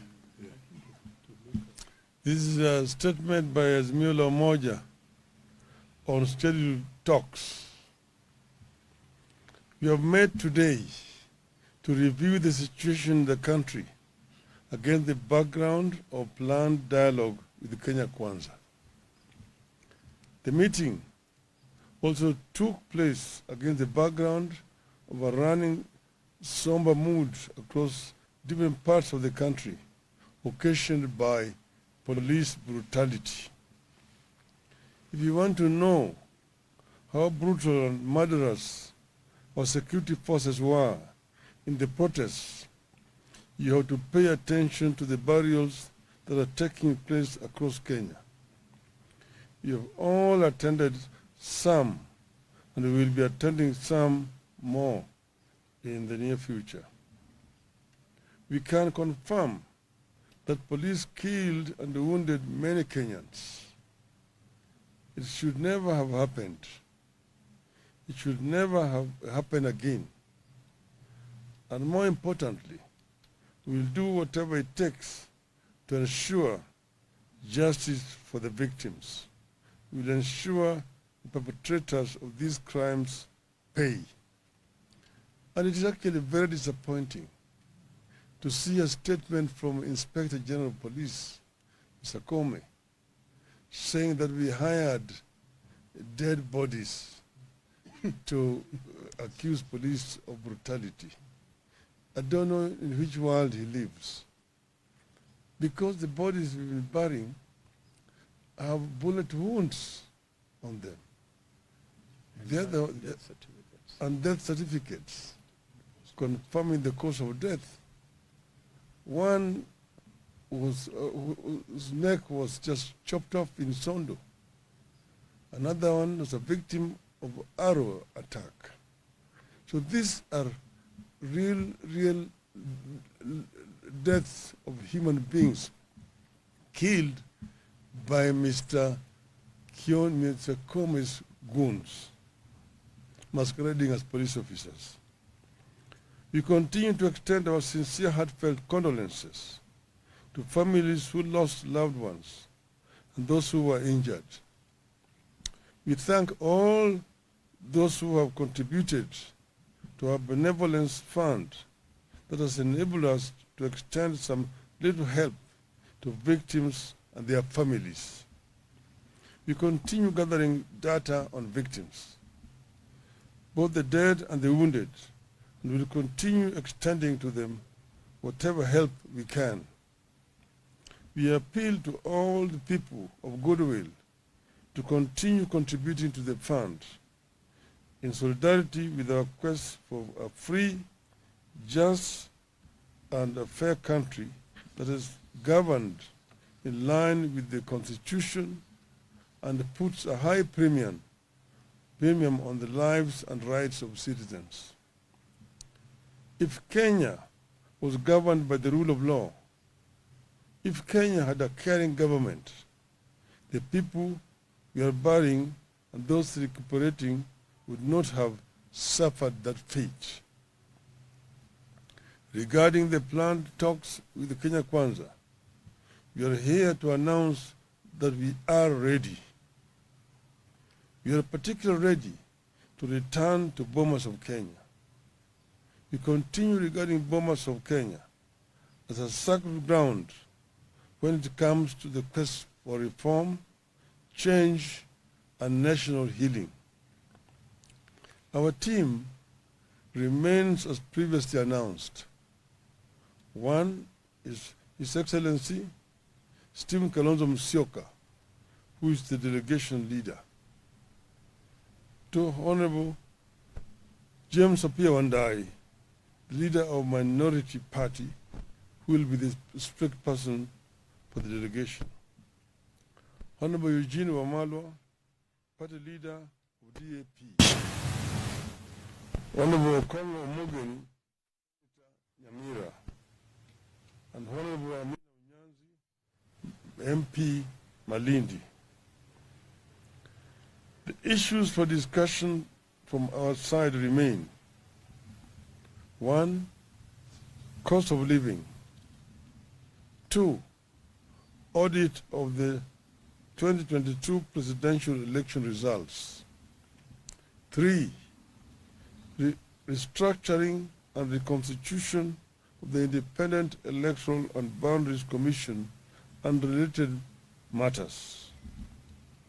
Four, measures to prevent interference with political parties. Five, outstanding constitutional matters, that is, governance issues, adequate checks and balances, and the question of boundaries delimitation. As we said earlier, the team we have picked reflects the importance we attach to these talks. We picked the team the full understanding that the country is on a wrong trajectory. Anyone who thinks otherwise is being delusional. With this reality in mind, we have put in place a technical and legal team to support our delegation to the dialogue. Consequently, we have settled on Honorable Jeremiah Kioni, the Secretary General of the Jubilee Party, to head the legal and technical team to the talks. We have tasked our delegation and our technical teams under the able leadership of His Excellency Kalonzo and Kioni to go to these talks with courage of and open minds. It takes courage and open minds to establish common ground in situations of dispute. We have told our delegation, and we want all Kenyans to understand, that engaging in honest dialogue does not amount to surrender or cowardice. You must see it as an act of strength and a matter of common sense. We remain committed to negotiating in good faith on the basis of a plan to achieve a comprehensive settlement of the country's problems through dialogue. We stand for transparent, above board, and speedy talks guided by decorum, honesty, and respect for the people of Kenya.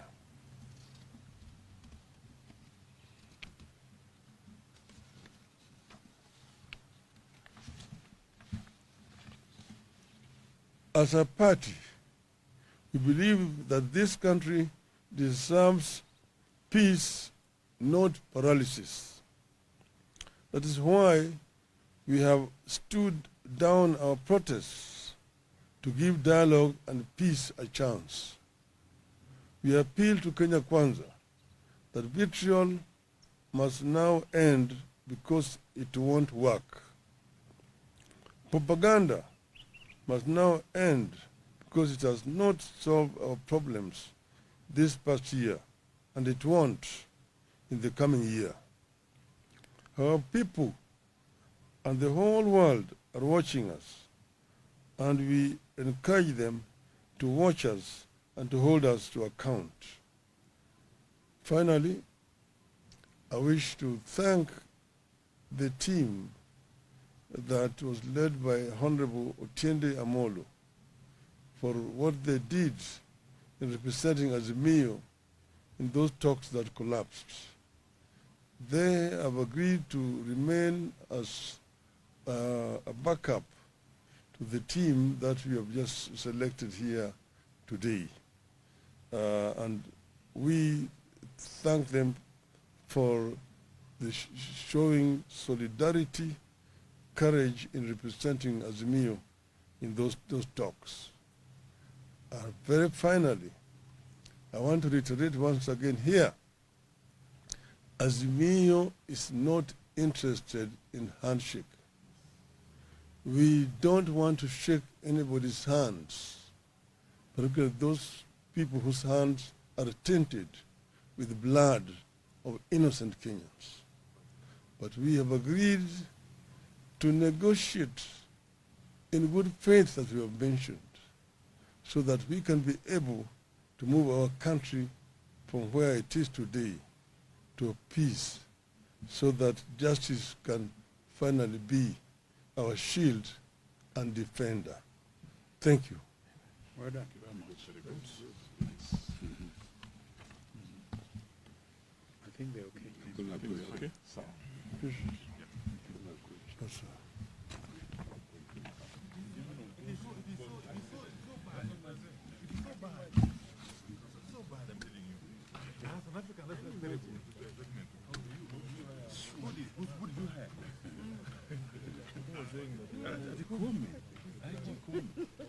Higher what? you had in Buddhist parade. He said that. In African culture. He's never had an African culture.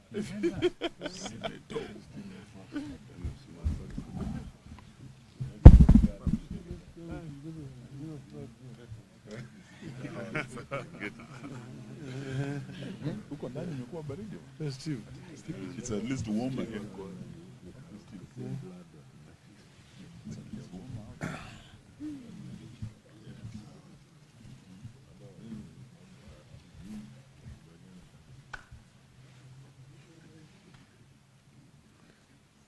Are we ready? Huh? Paparazzi. We ready? Huh? 1 minute.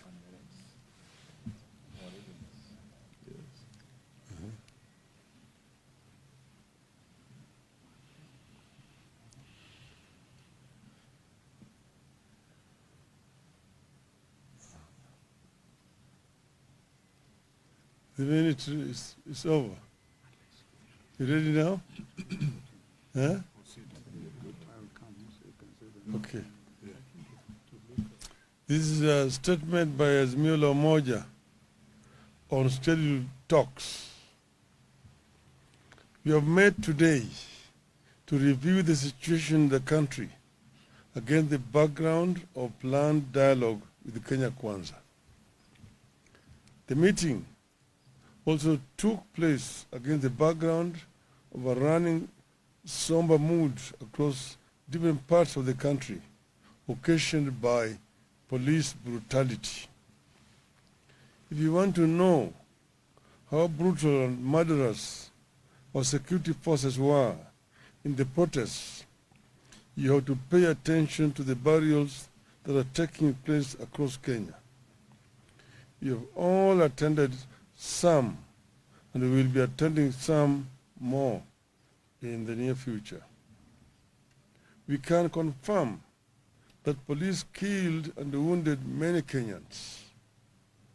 It should never have happened. It should never have happened again.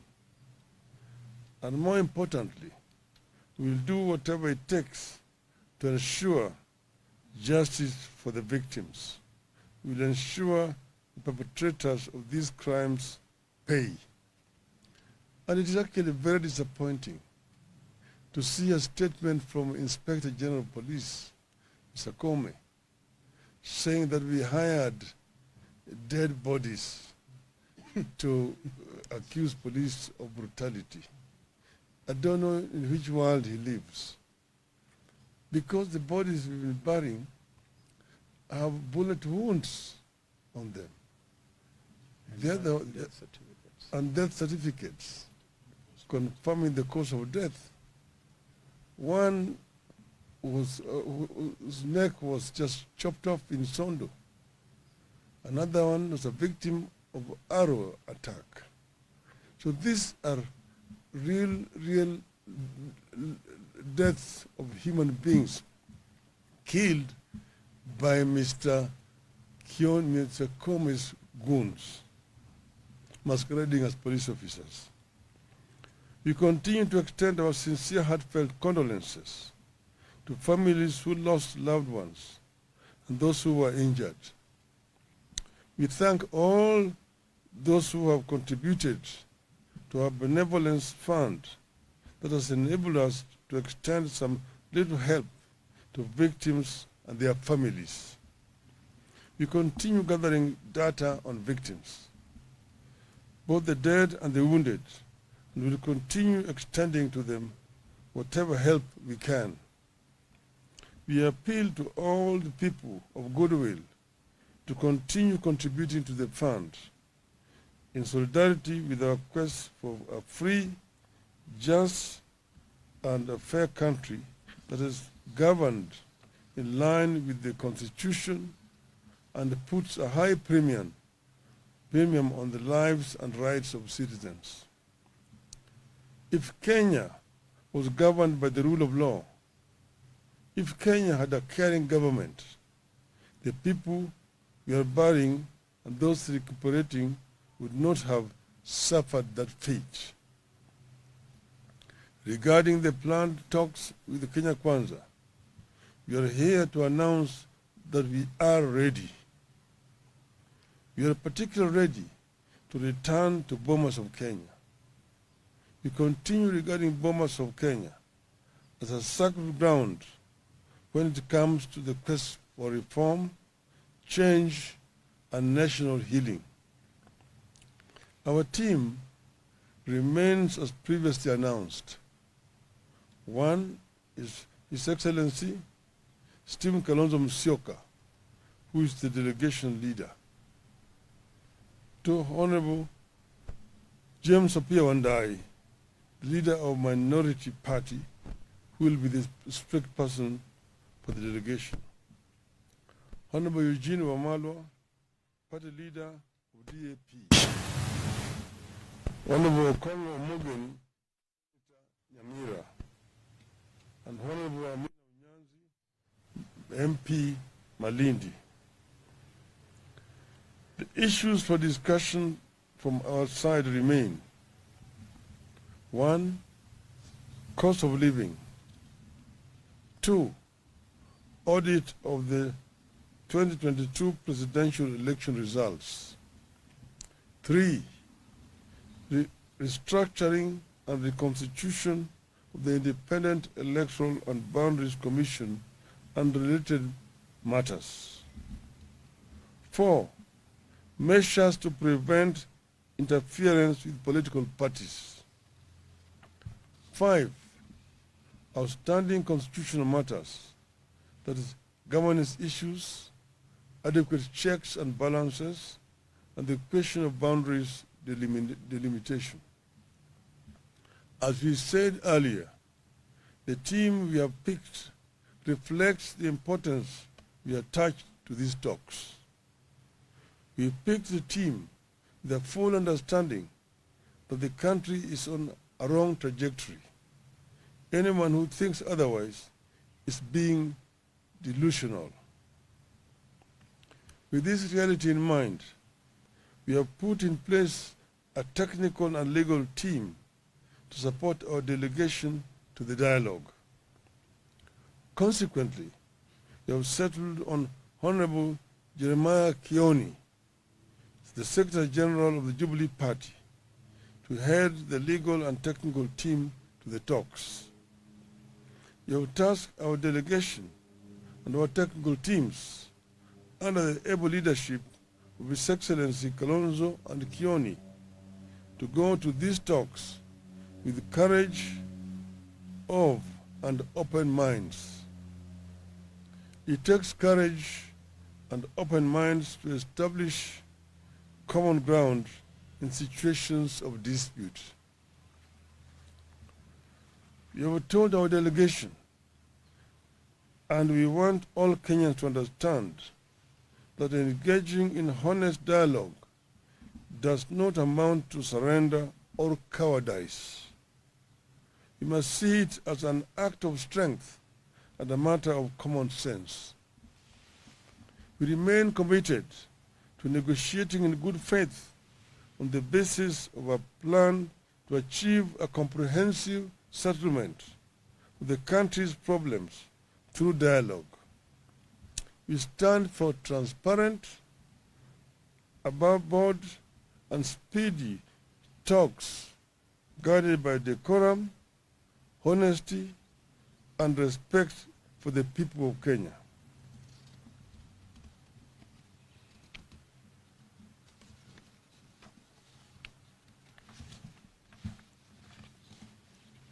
As a party, we believe that this country deserves peace, not paralysis. That is why we have stood down our protests to give dialogue and peace a chance. We appeal to Kenya Kwanza that vitriol must now end because it won't work. Propaganda must now end because it has not solved our problems this past year, and it won't in the coming year. Our people and the whole world are watching us, and we encourage them to watch us and to hold us to account. Finally, I wish to thank the team that was led by Honorable Otiende Amolo for what they did in representing Azimio in those talks that collapsed. They have agreed to remain as a backup to the team that we have just selected here today. And we thank them for the showing solidarity, courage in representing Azimio in those talks.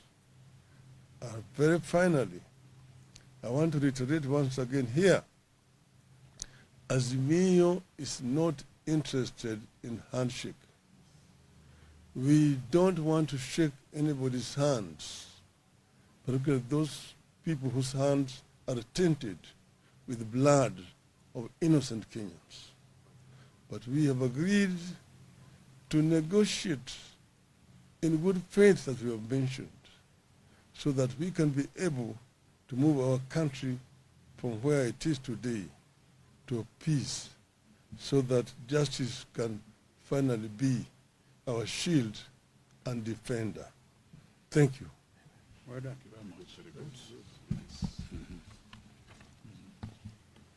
I think they're okay. Okay. Yes, sir.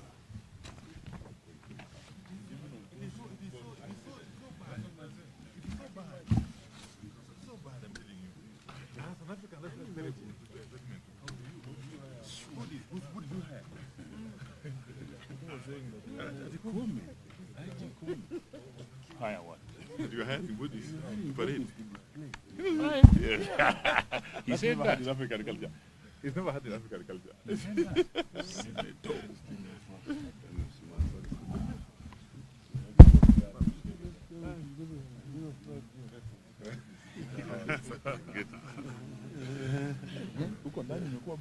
Festive. It's at least warmer here.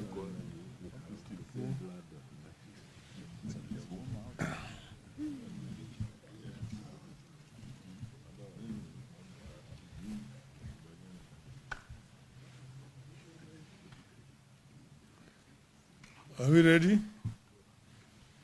Huh? Paparazzi. We ready? Huh? 1 minute.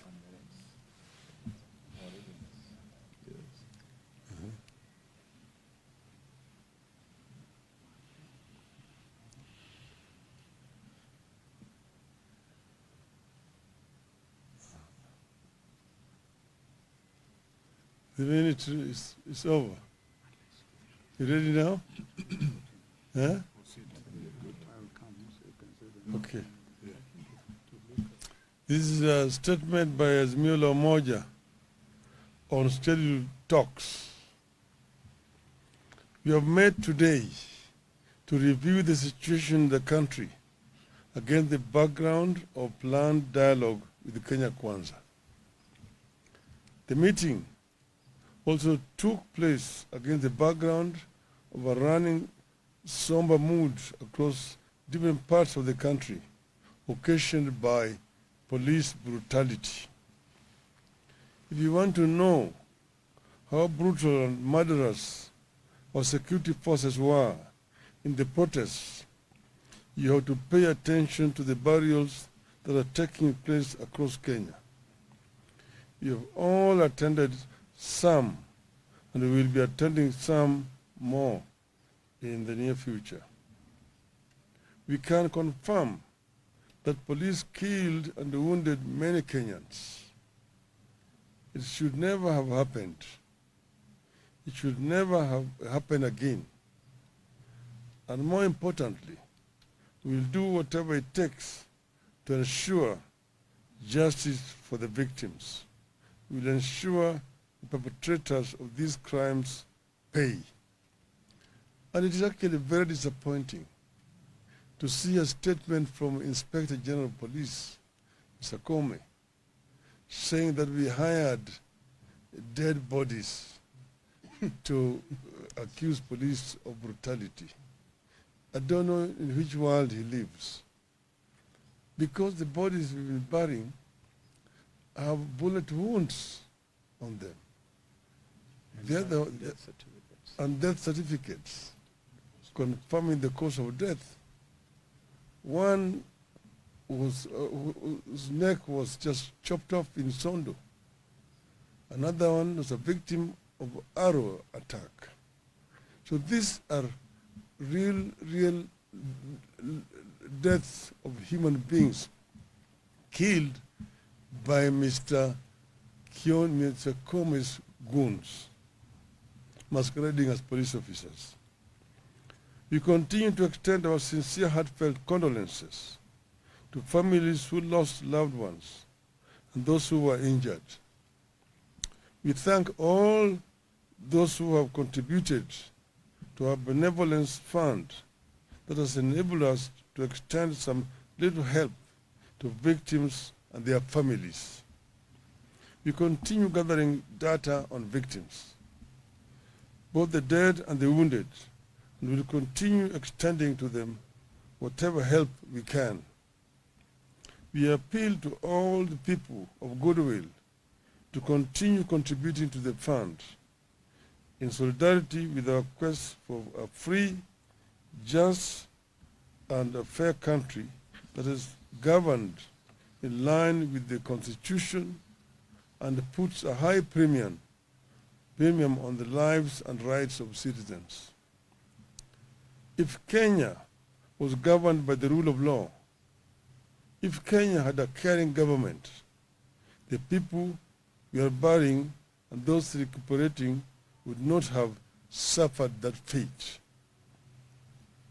Regarding the planned talks with the Kenya Kwanza, we are here to announce that we are ready. We are particularly ready to return to Bomas of Kenya. We continue regarding Bomas of Kenya as a sacred ground when it comes to the quest for reform, change, and national healing.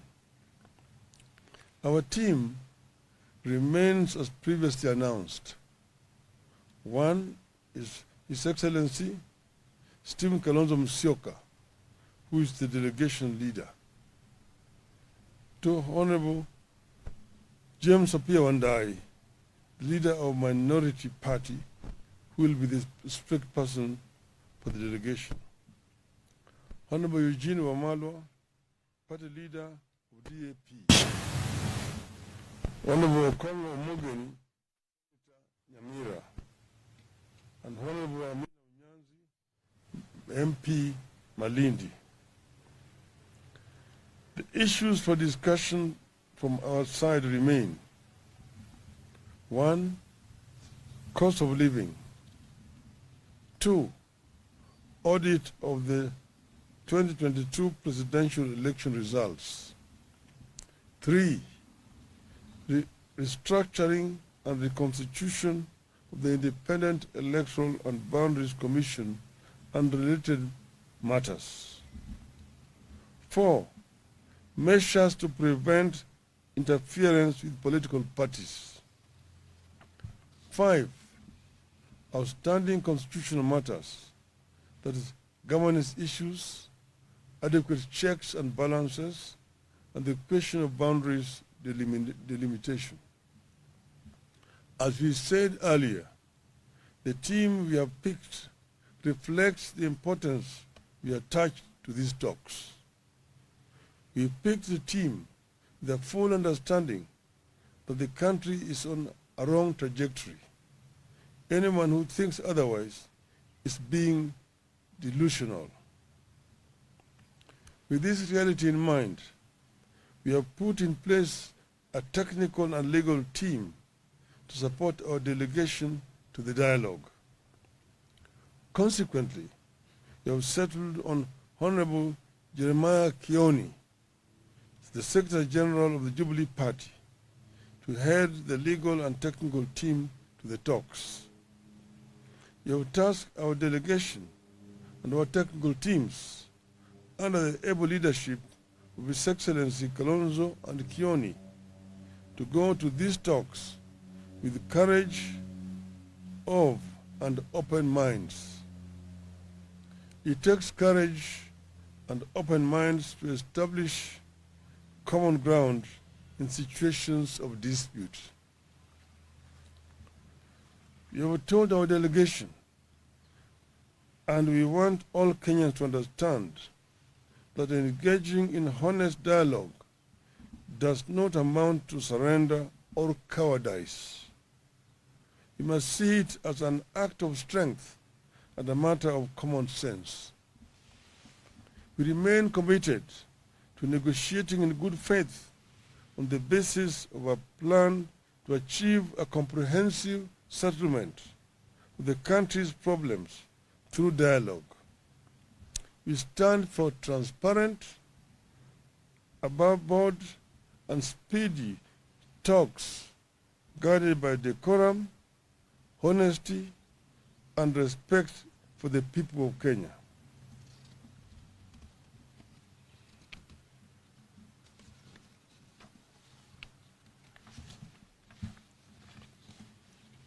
As a party, we believe that this country deserves peace, not paralysis. That is why we have stood down our protests to give dialogue and peace a chance. We appeal to Kenya Kwanza that vitriol must now end because it won't work. Propaganda must now end because it has not solved our problems this past year, and it won't in the coming year. Our people and the whole world are watching us, and we encourage them to watch us and to hold us to account. Finally, I wish to thank the team that was led by Honorable Otiende Amolo for what they did in representing Azimio in those talks that collapsed. They have agreed to remain as a backup to the team that we have just selected here today. And we thank them for the showing solidarity, courage in representing Azimio in those talks. Very finally, I want to reiterate once again here, Azimio is not interested in handshake. We don't want to shake anybody's hands, particularly those people whose hands are tainted with the blood of innocent Kenyans. But we have agreed to negotiate in good faith, as we have mentioned, so that we can be able to move our country from where it is today to a peace, so that justice can finally be our shield and defender. Thank you. Well done.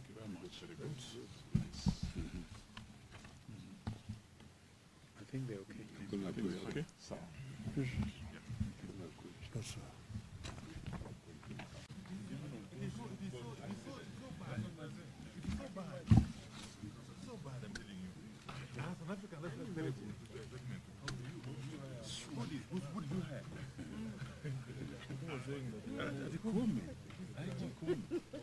Hire what?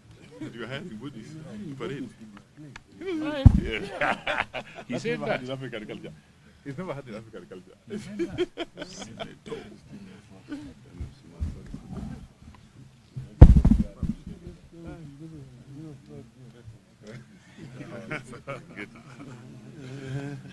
Huko ndani imekuwa baridi.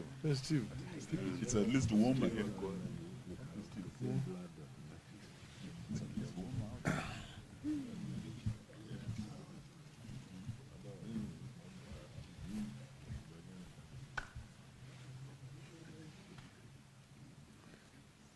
Are we ready?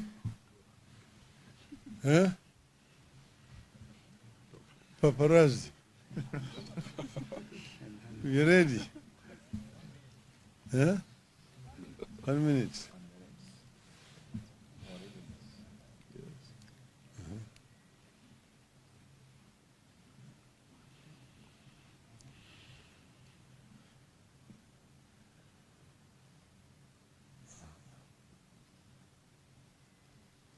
The minute is over.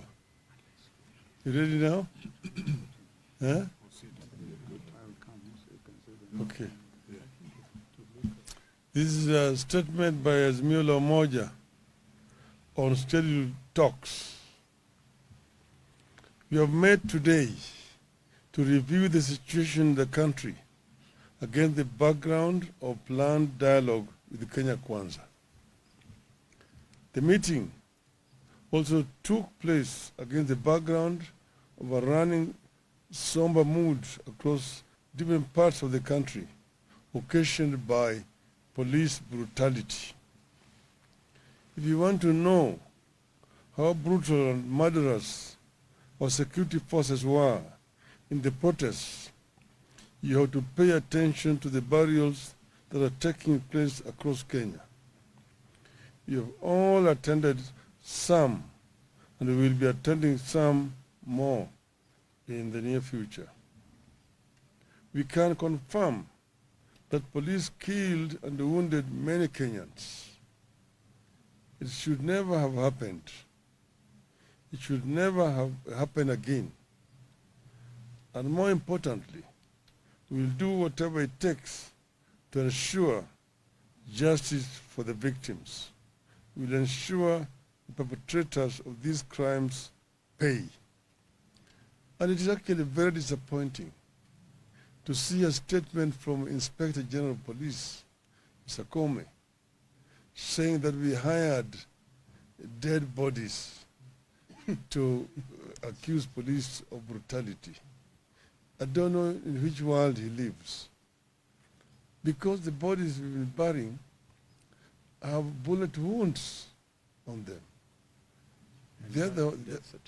And death certificates confirming the cause of death. One whose neck was just chopped off in Sondo. Another one was a victim of arrow attack. So these are real deaths of human beings killed by Mr. Kome's goons, masquerading as police officers.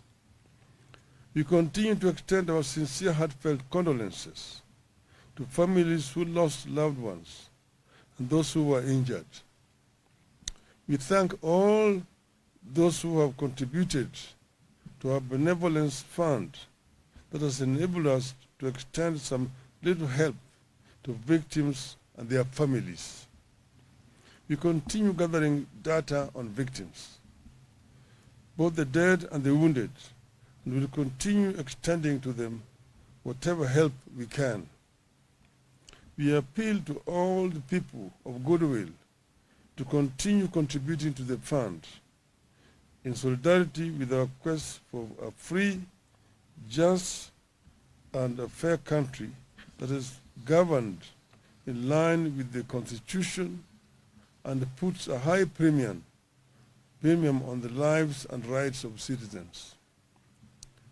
If Kenya was governed by the rule of law, if Kenya had a caring government, the people we are burying and those recuperating would not have suffered that fate. Regarding the planned talks with the Kenya Kwanza, we are here to announce that we are ready. We are particularly ready to return to Bomas of Kenya. We continue regarding Bomas of Kenya as a sacred ground when it comes to the quest for reform, change, and national healing. Our team remains as previously announced. One is His Excellency Stephen Kalonzo Musyoka, who is the delegation leader. Two, Honorable James Apia Wandai, the leader of Minority Party, who will be the strict person for the delegation. Honorable Eugene Wamalwa, party leader of DAP. Honorable Okongo Omogen, Nyamira, and Honorable Amina Unyanzi, MP Malindi. The issues for discussion from our side remain: 1. Cost of living. 2. Audit of the 2022 presidential election results. 3. Restructuring and reconstitution of the Independent Electoral and Boundaries Commission and related matters. 4. Measures to prevent interference with political parties. 5. Outstanding constitutional matters, that is, governance issues, adequate checks and balances, and the question of boundaries delimitation. As we said earlier, the team we have picked reflects the importance we attach to these talks. We picked the team with a full understanding that the country is on a wrong trajectory. Anyone who thinks otherwise is being delusional. With this reality in mind, we have put in place a technical and legal team to support our delegation to the dialogue. Consequently, we have settled on Honorable Jeremiah Kioni, the Secretary General of the Jubilee Party, to head the legal and technical team to the talks. We have tasked our delegation and our technical teams under the able leadership of His Excellency Kalonzo and Kioni to go to these talks with courage of and open minds. It takes courage and open minds to establish common ground in situations of dispute. We have told our delegation, and we want all Kenyans to understand, that engaging in honest dialogue does not amount to surrender or cowardice.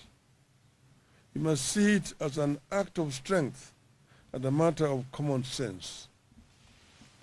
We remain committed to negotiating in good faith on the basis of a plan to achieve a comprehensive settlement of the country's problems through dialogue.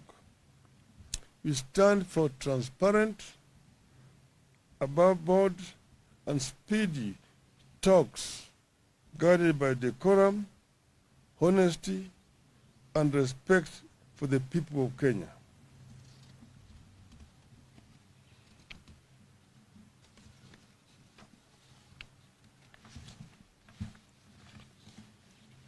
As a party, we believe that this country deserves peace, not paralysis.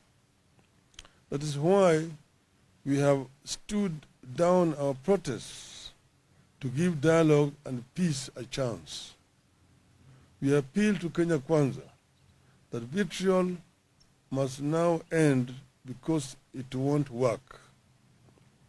Propaganda must now end because it has not solved our problems this past year, and it won't in the coming year. Our people and the whole world are watching us, and we encourage them to watch us and to hold us to account.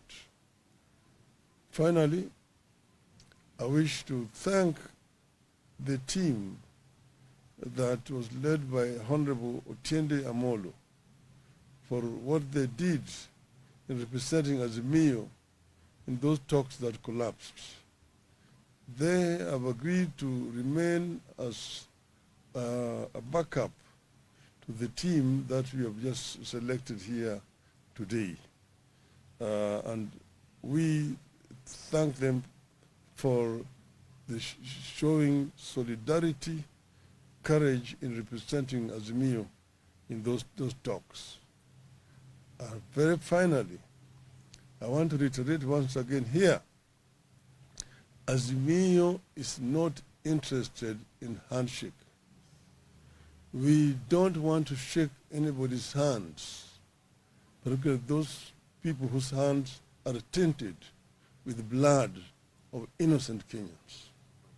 But we have agreed to negotiate in good faith, as we have mentioned, so that we can be able to move our country from where it is today to peace, so that justice can finally be our shield and defender. Thank you. Well done.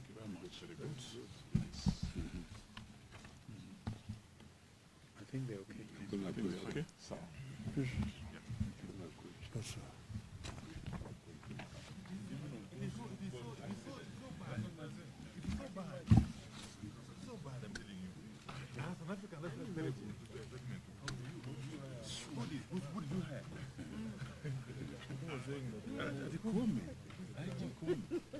Hire what? You are hiring bodies. Parade. He said that. In African culture. He's never had in African culture.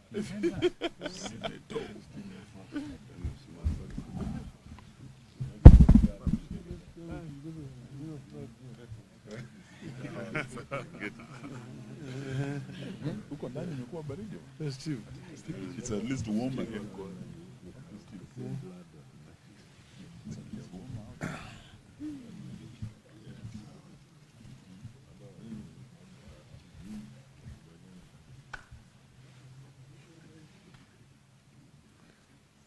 Are we ready? Huh? Paparazzi. You ready? Huh? 1 minute.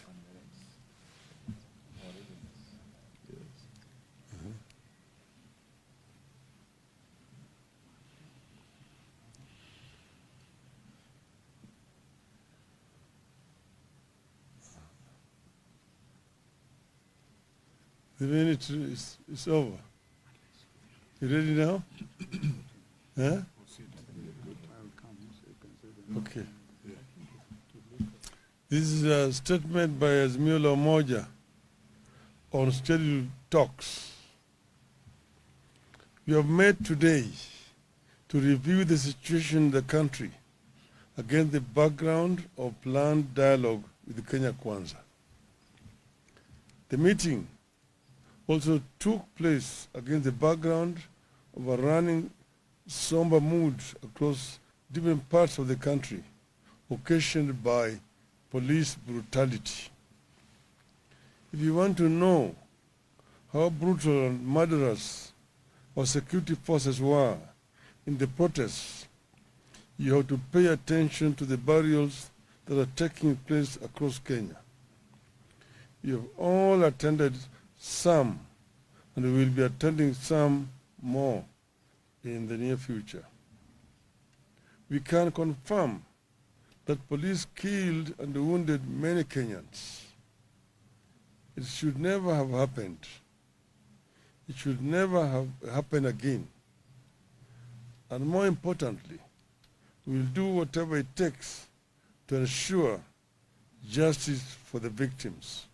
We will ensure the perpetrators of these crimes pay. And it is actually very disappointing to see a statement from Inspector General of Police, Mr. Comey, saying that we hired dead bodies to accuse police of brutality. I don't know in which world he lives.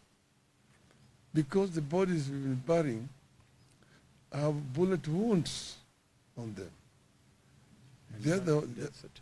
And death certificates confirming the cause of death. One was, whose neck was just chopped off in Sondo. Another one was a victim of arrow attack. So these are real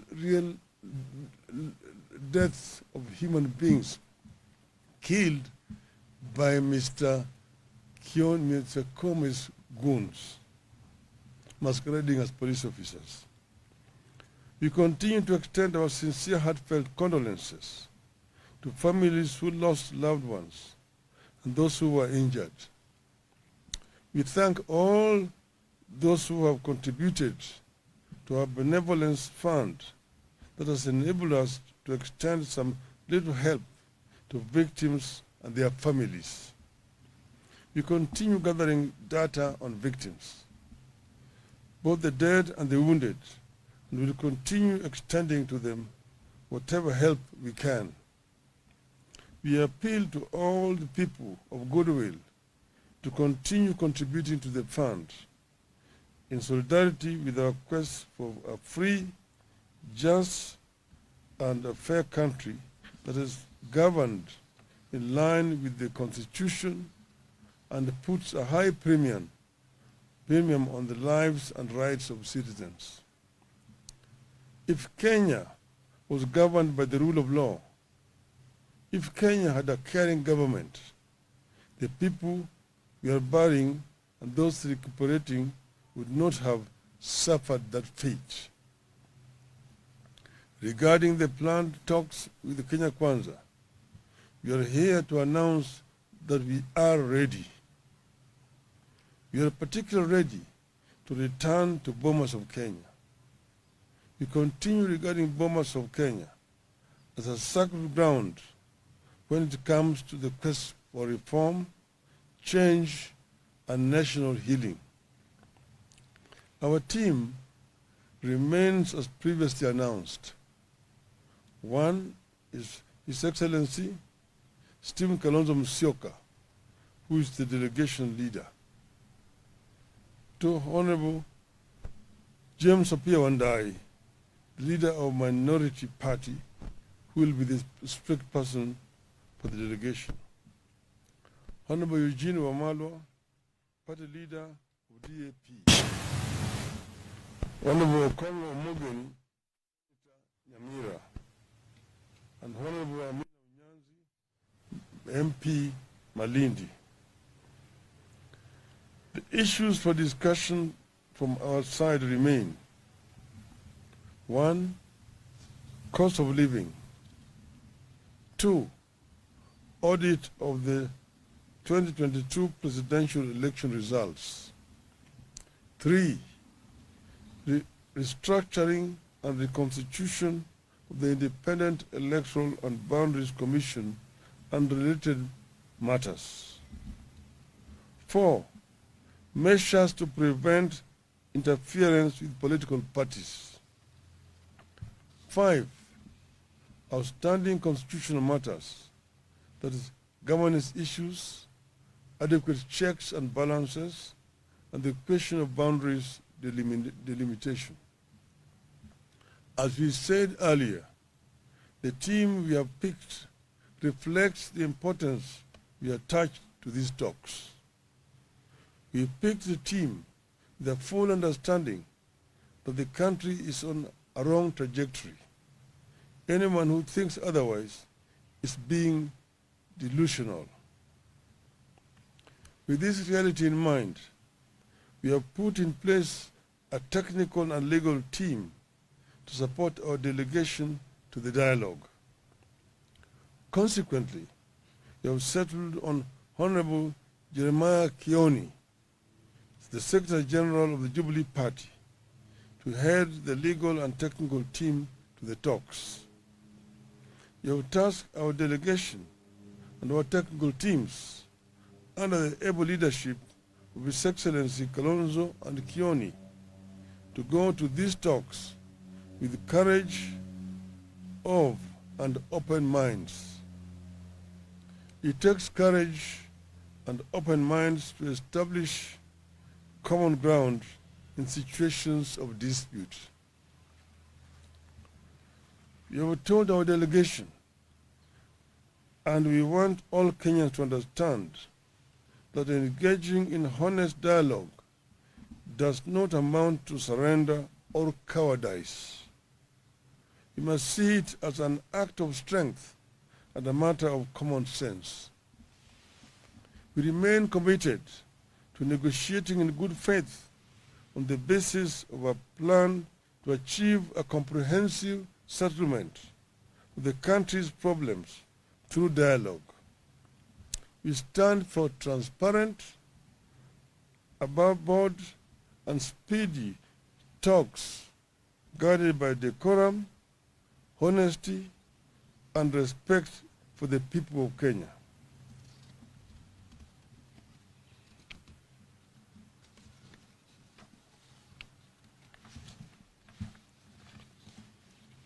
As a party, we believe that this country deserves peace, not paralysis.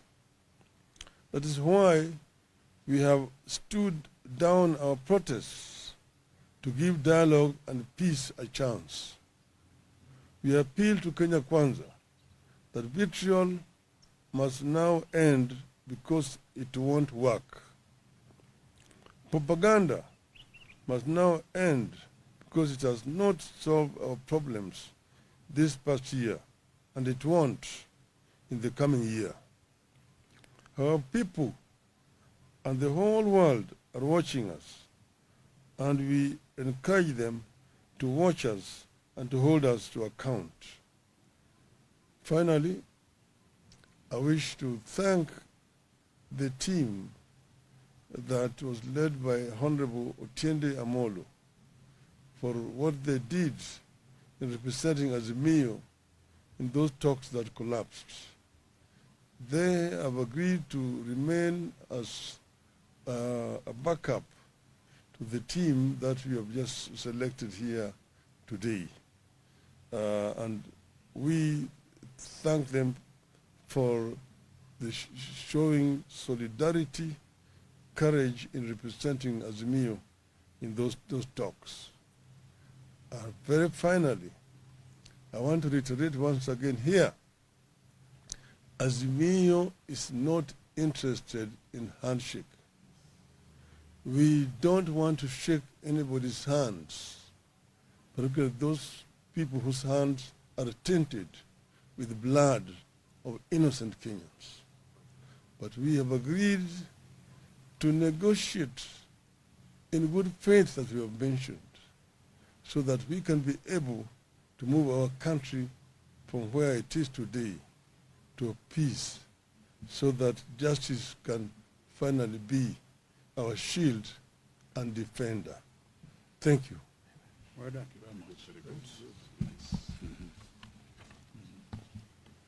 I think they're okay. Okay. Yes, sir.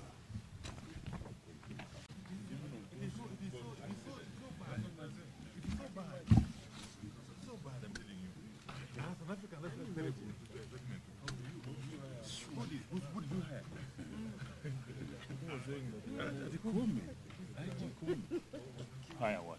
You had in Buddhist parade. Yeah. He said that. In African culture. He's never had in African culture.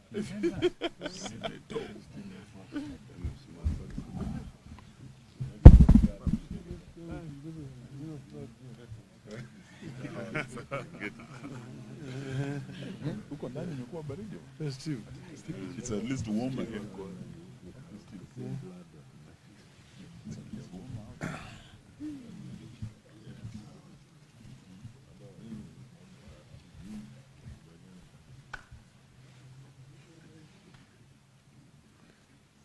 Are we ready?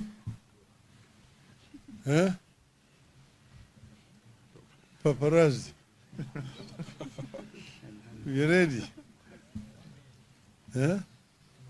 1 minute.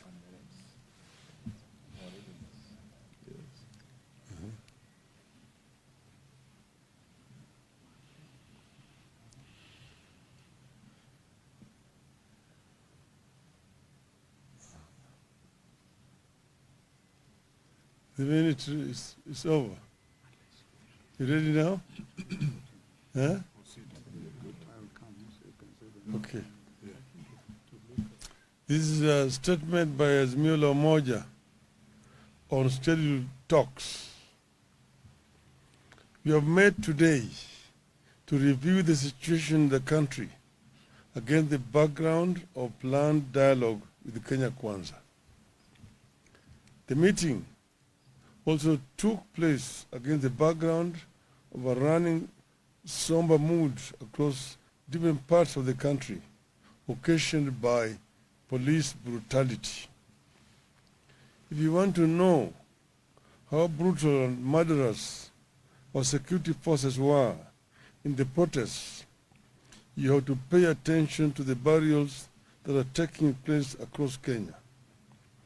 You have all attended some and we will be attending some more in the near future.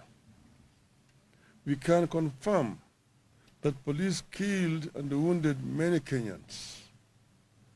It should never have happened. It should never have happened again. And more importantly, we will do whatever it takes to ensure justice for the victims. We will ensure the perpetrators of these crimes pay. And it is actually very disappointing to see a statement from Inspector General of Police, Mr. Kome, saying that we hired dead bodies to accuse police of brutality. I don't know in which world he lives. Because the bodies we've been burying have bullet wounds on them. And death certificates confirming the cause of death. One whose neck was just chopped off in Sondo. Another one was a victim of arrow attack. So these are real deaths of human beings killed by Mr. Kome's goons, masquerading as police officers. We continue to extend our sincere, heartfelt condolences to families who lost loved ones and those who were injured. We thank all those who have contributed to our benevolence fund that has enabled us to extend some little help to victims and their families.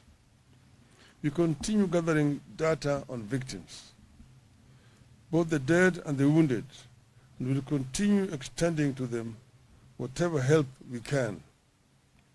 We appeal to all the people of goodwill to continue contributing to the fund in solidarity with our quest for a free, just, and a fair country that is governed in line with the Constitution and puts a high premium on the lives and rights of citizens. If Kenya was governed by the rule of law, if Kenya had a caring government, the people we are burying and those recuperating would not have suffered that fate. Regarding the planned talks with the Kenya Kwanza, we are here to announce that we are ready. We are particularly ready to return to Bomas of Kenya. We continue regarding Bomas of Kenya as a sacred ground when it comes to the quest for reform, change, and national healing. Our team remains as previously announced. One is His Excellency Stephen Kalonzo Musyoka, who is the delegation leader. Two, Honorable James Apia Wandai, the leader of Minority Party, who will be the strict person for the delegation. Honorable Eugene Wamalwa, party leader of DAP. Honorable Congo Mugen, Nyamira, and Honorable Amina Unyanzi, MP Malindi. The issues for discussion from our side remain: 1, cost of living; 2, audit of the 2022 presidential election results; 3, restructuring and reconstitution of the Independent Electoral and Boundaries Commission and related matters; 4, measures to prevent interference with political parties; 5, outstanding constitutional matters, that is, governance issues, adequate checks and balances, and the question of boundaries delimitation. As we said earlier, the team we have picked reflects the importance we attach to these talks. We picked the team with a full understanding that the country is on a wrong trajectory. Anyone who thinks otherwise is being delusional. With this reality in mind, we have put in place a technical and legal team to support our delegation to the dialogue. Consequently, we have settled on Honorable Jeremiah Kioni, the Secretary General of the Jubilee Party, to head the legal and technical team to the talks. You have tasked our delegation and our technical teams under the able leadership of His Excellency Kalonzo and Kioni to go to these talks with courage of and open minds. It takes courage and open minds to establish common ground in situations of dispute. You have told our delegation, and we want all Kenyans to understand, that engaging in honest dialogue does not amount to surrender or cowardice. You must see it as an act of strength and a matter of common sense. We remain committed to negotiating in good faith on the basis of a plan to achieve a comprehensive settlement of the country's problems through dialogue. We stand for transparent, above board, and speedy talks guided by decorum, honesty, and respect for the people of Kenya.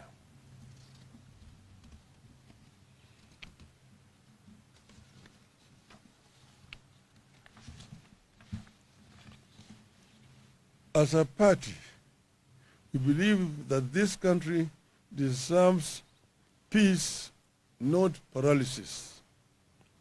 That is why we have stood down our protests to give dialogue and peace a chance.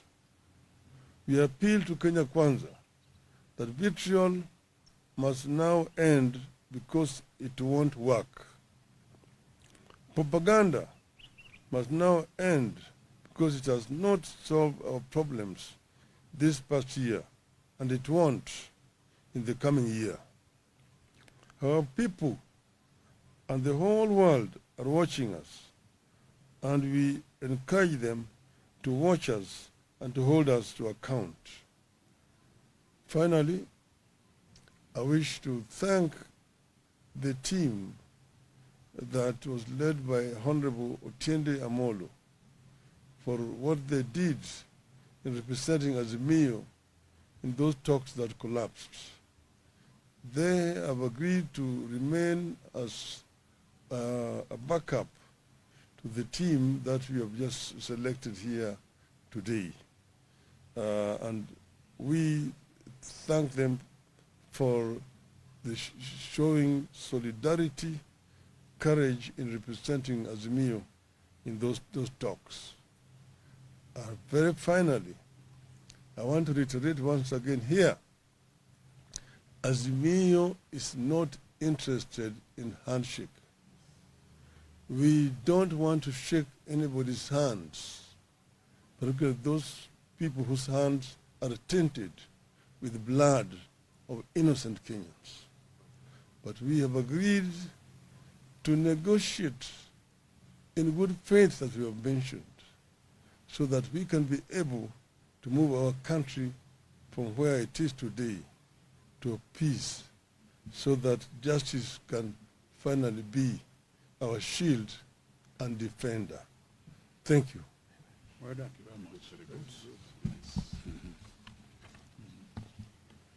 I think they're okay. Okay. Yes, sir.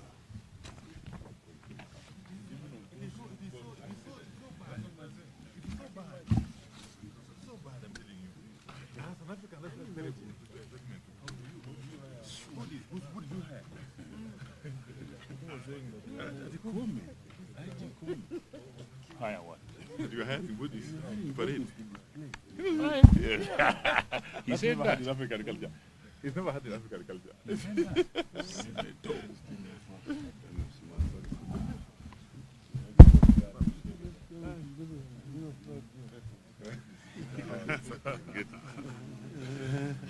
Huko ndani imekuwa baridi. Festive. It's at least warmer here.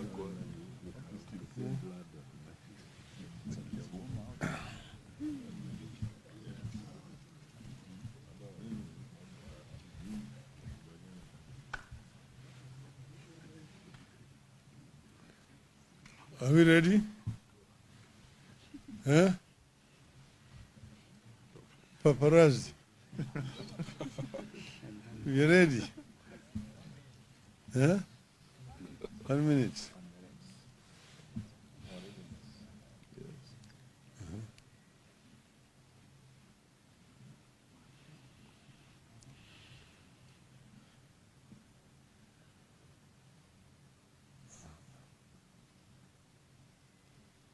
The minute is over. You ready now? Huh? Okay. This is a statement by Azimio Umoja on scheduled talks. We have met today to review the situation in the country against the background of planned dialogue with Kenya Kwanza.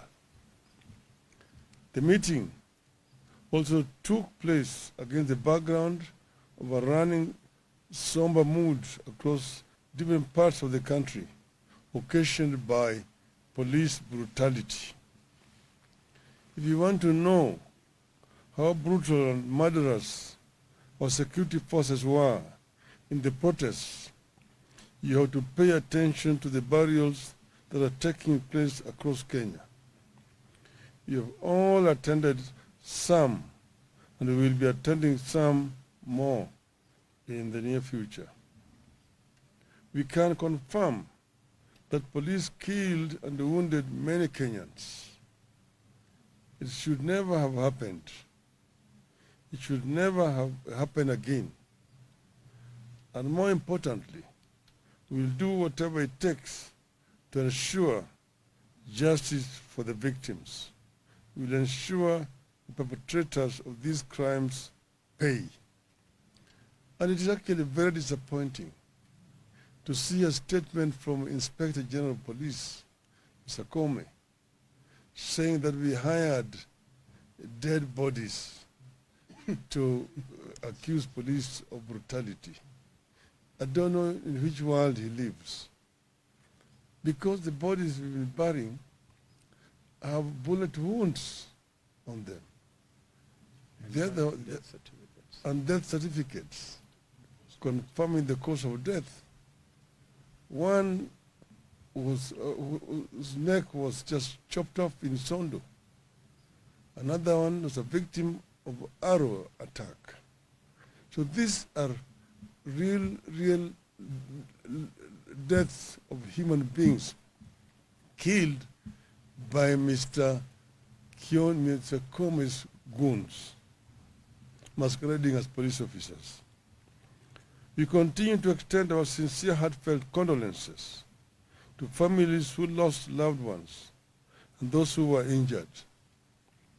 We thank all those who have contributed to our benevolence fund that has enabled us to extend some little help to victims and their families. We continue gathering data on victims, both the dead and the wounded, and will continue extending to them whatever help we can. We appeal to all the people of goodwill to continue contributing to the fund in solidarity with our quest for a free, just, and a fair country that is governed in line with the Constitution and puts a high premium on the lives and rights of citizens. If Kenya was governed by the rule of law, if Kenya had a caring government, the people we are burying and those recuperating would not have suffered that fate. Regarding the planned talks with the Kenya Kwanza, we are here to announce that we are ready. We are particularly ready to return to Bomas of Kenya. We continue regarding Bomas of Kenya as a sacred ground when it comes to the quest for reform, change, and national healing. Our team remains as previously announced. One is His Excellency Stephen Kalonzo Musyoka, who is the delegation leader. Two, Honorable James Opiah Wandayi, leader of Minority Party, who will be the spokesperson for the delegation. Honorable Eugene Wamalwa, party leader of DAP. Honorable Okongo Omogeni, Nyamira, and Honorable Amina Unyanzi, MP Malindi. The issues for discussion from our side remain: 1, cost of living; 2, audit of the 2022 presidential election results; 3, restructuring and reconstitution of the Independent Electoral and Boundaries Commission and related matters; 4, measures to prevent interference with political parties; 5, outstanding constitutional matters, that is, governance issues, adequate checks and balances, and the question of boundaries delimitation. As we said earlier, the team we have picked reflects the importance we attach to these talks. We picked the team with a full understanding that the country is on a wrong trajectory. Anyone who thinks otherwise is being delusional. With this reality in mind, we have put in place a technical and legal team to support our delegation to the dialogue. Consequently, we have settled on Honorable Jeremiah Kioni, the Secretary General of the Jubilee Party, to head the legal and technical team to the talks. We have tasked our delegation and our technical teams under the able leadership of His Excellency Kalonzo and Kioni to go to these talks with the courage of and open minds. It takes courage and open minds to establish common ground in situations of dispute. We have told our delegation, and we want all Kenyans to understand, that engaging in honest dialogue does not amount to surrender or cowardice. We must see it as an act of strength and a matter of common sense. We remain committed to negotiating in good faith on the basis of a plan to achieve a comprehensive settlement of the country's problems through dialogue. We stand for transparent, above board, and speedy talks guided by decorum, honesty, and respect for the people of Kenya.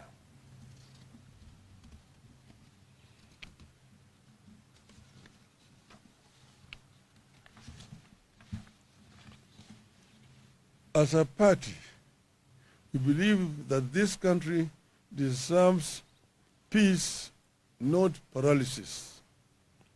That is why we have stood down our protests to give dialogue and peace a chance. We appeal to Kenya Kwanza that vitriol must now end because it won't work. Propaganda must now end because it has not solved our problems this past year, and it won't in the coming year.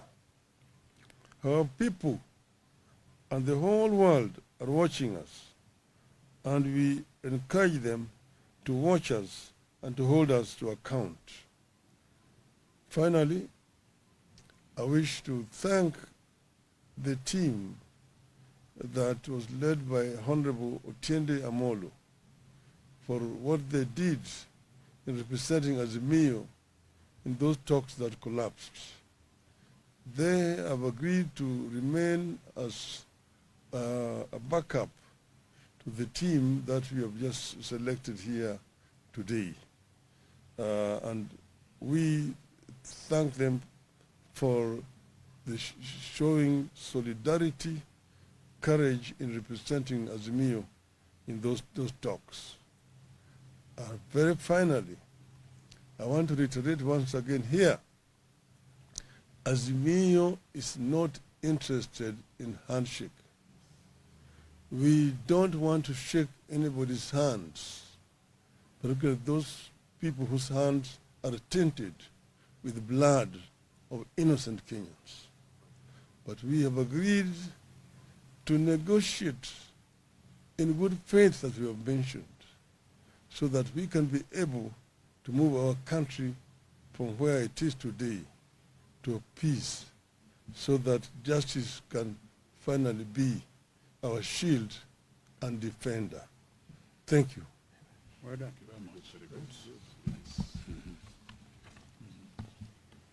I think they're okay. Okay.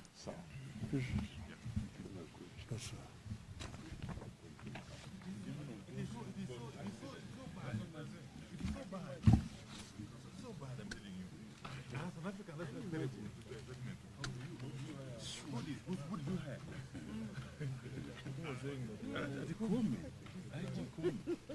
Higher what? You had him, would you? Parade. He said that. In African culture. He's never had in African culture.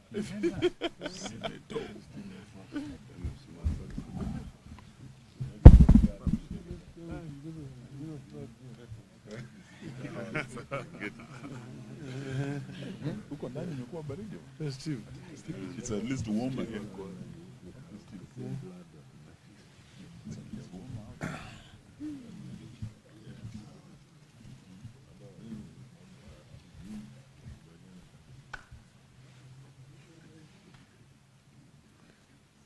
Are we ready? Huh? Paparazzi. We ready? Huh? 1 minute.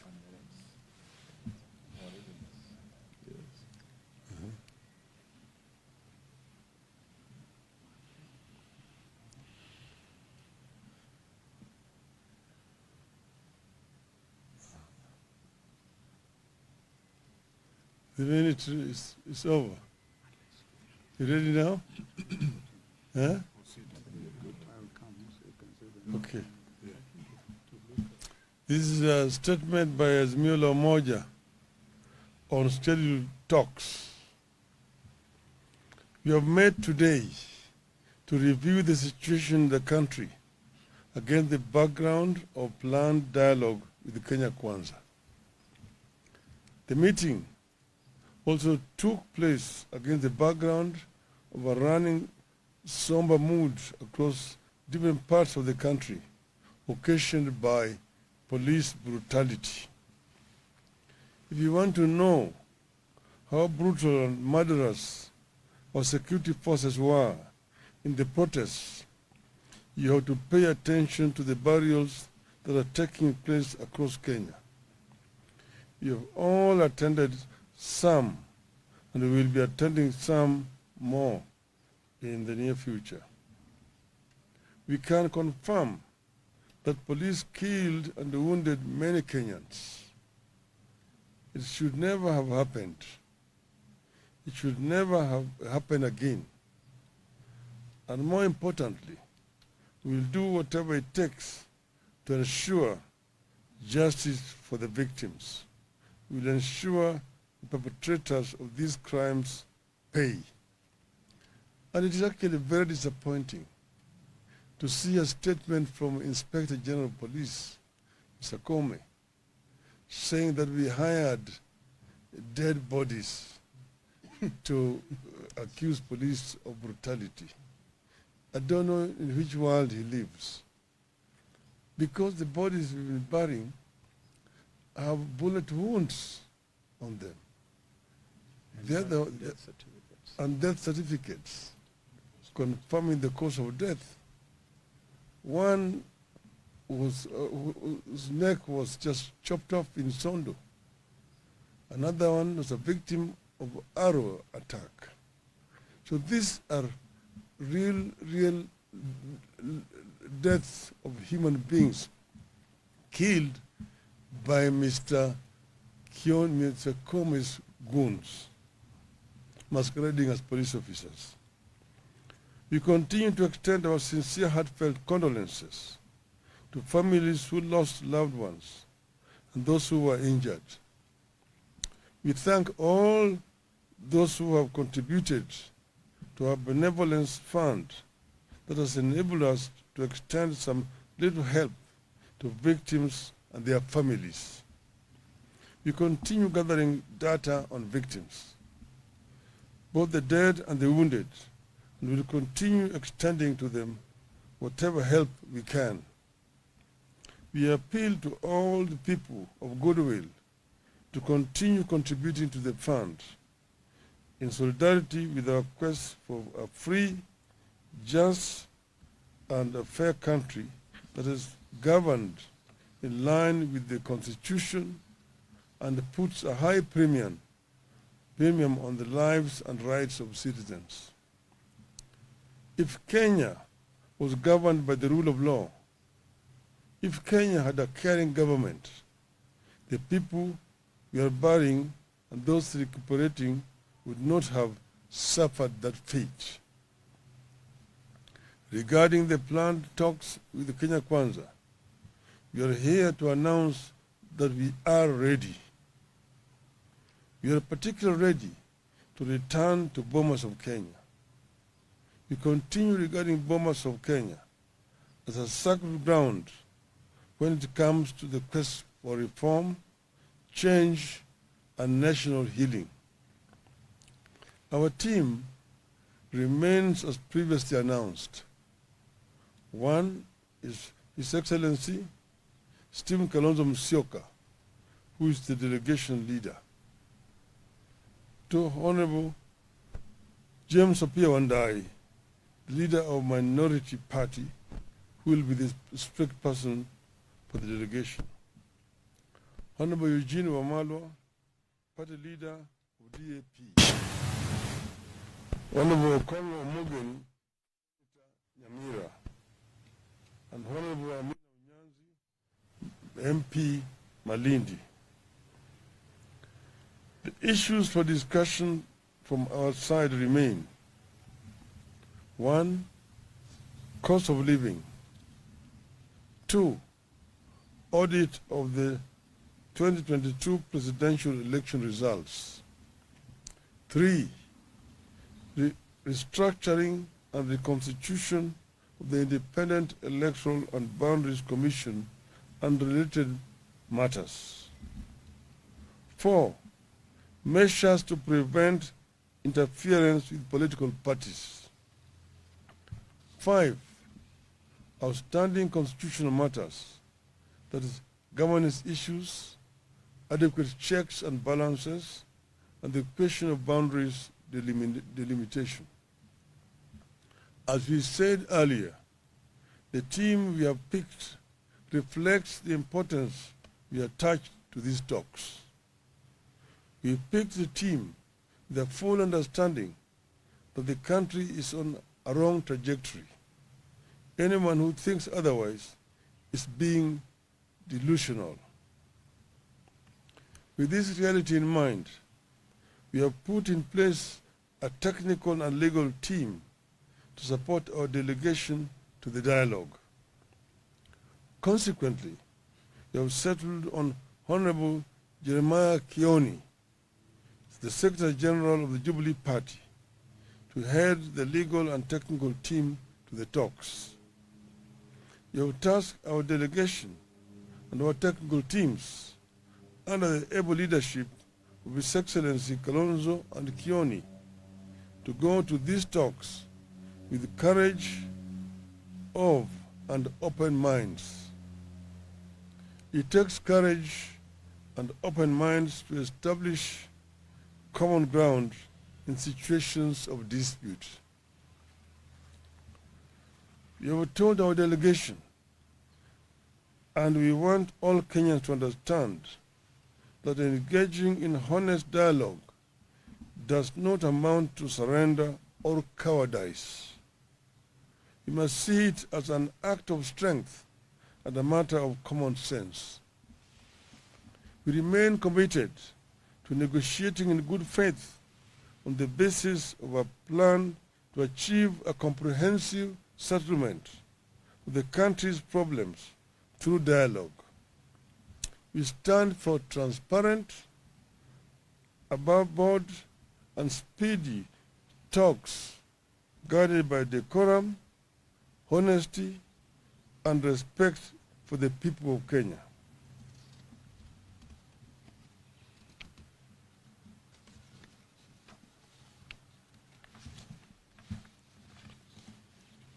As a party, we believe that this country deserves peace, not paralysis. That is why we have stood down our protests to give dialogue and peace a chance. We appeal to Kenya Kwanza that vitriol must now end because it won't work.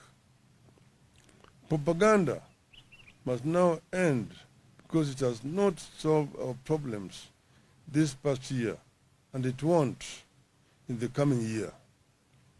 Our people and the whole world are watching us, and we encourage them to watch us and to hold us to account. Finally, I wish to thank the team that was led by Honorable Otiende Amolo for what they did in representing Azimio in those talks that collapsed. They have agreed to remain as a backup to the team that we have just selected here today. And we thank them for the showing solidarity, courage in representing Azimio in those talks. Very finally, I want to reiterate once again here, Azimio is not interested in handshake. We don't want to shake anybody's hands, particularly those people whose hands are tainted with blood of innocent Kenyans. But we have agreed to negotiate in good faith, as we have mentioned, so that we can be able to move our country from where it is today to a peace, so that justice can finally be our shield and defender. Thank you. Well done.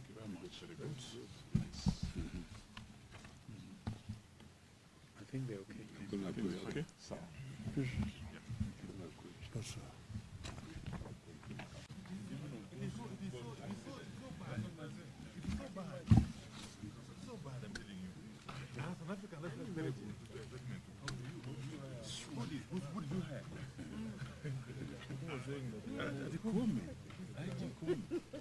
Higher what?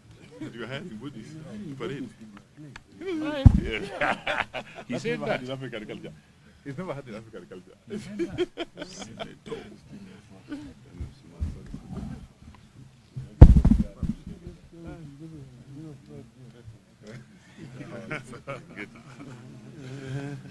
Huko ndani imekuwa baridi. Steve. It's at least warmer here.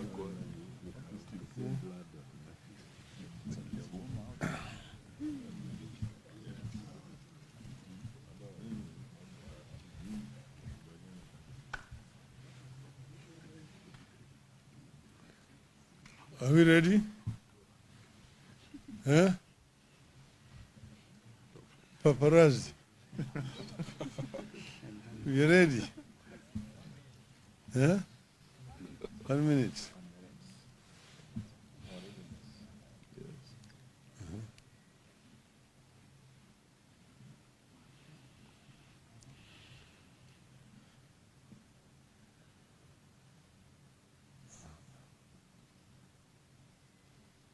The minute is over. You ready now? Huh? I'll come so you can see them. Okay. This is a statement by Azimio Umoja on scheduled talks. We have met today to review the situation in the country against the background of planned dialogue with Kenya Kwanza. The meeting also took place against the background of a running somber mood across different parts of the country, occasioned by police brutality.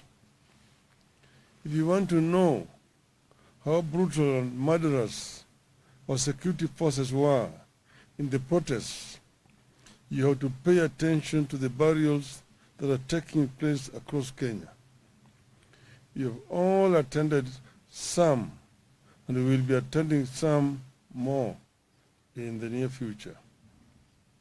We can confirm that police killed and wounded many Kenyans. It should never have happened. It should never have happened again. And more importantly, we will do whatever it takes to ensure justice for the victims. We will ensure the perpetrators of these crimes pay.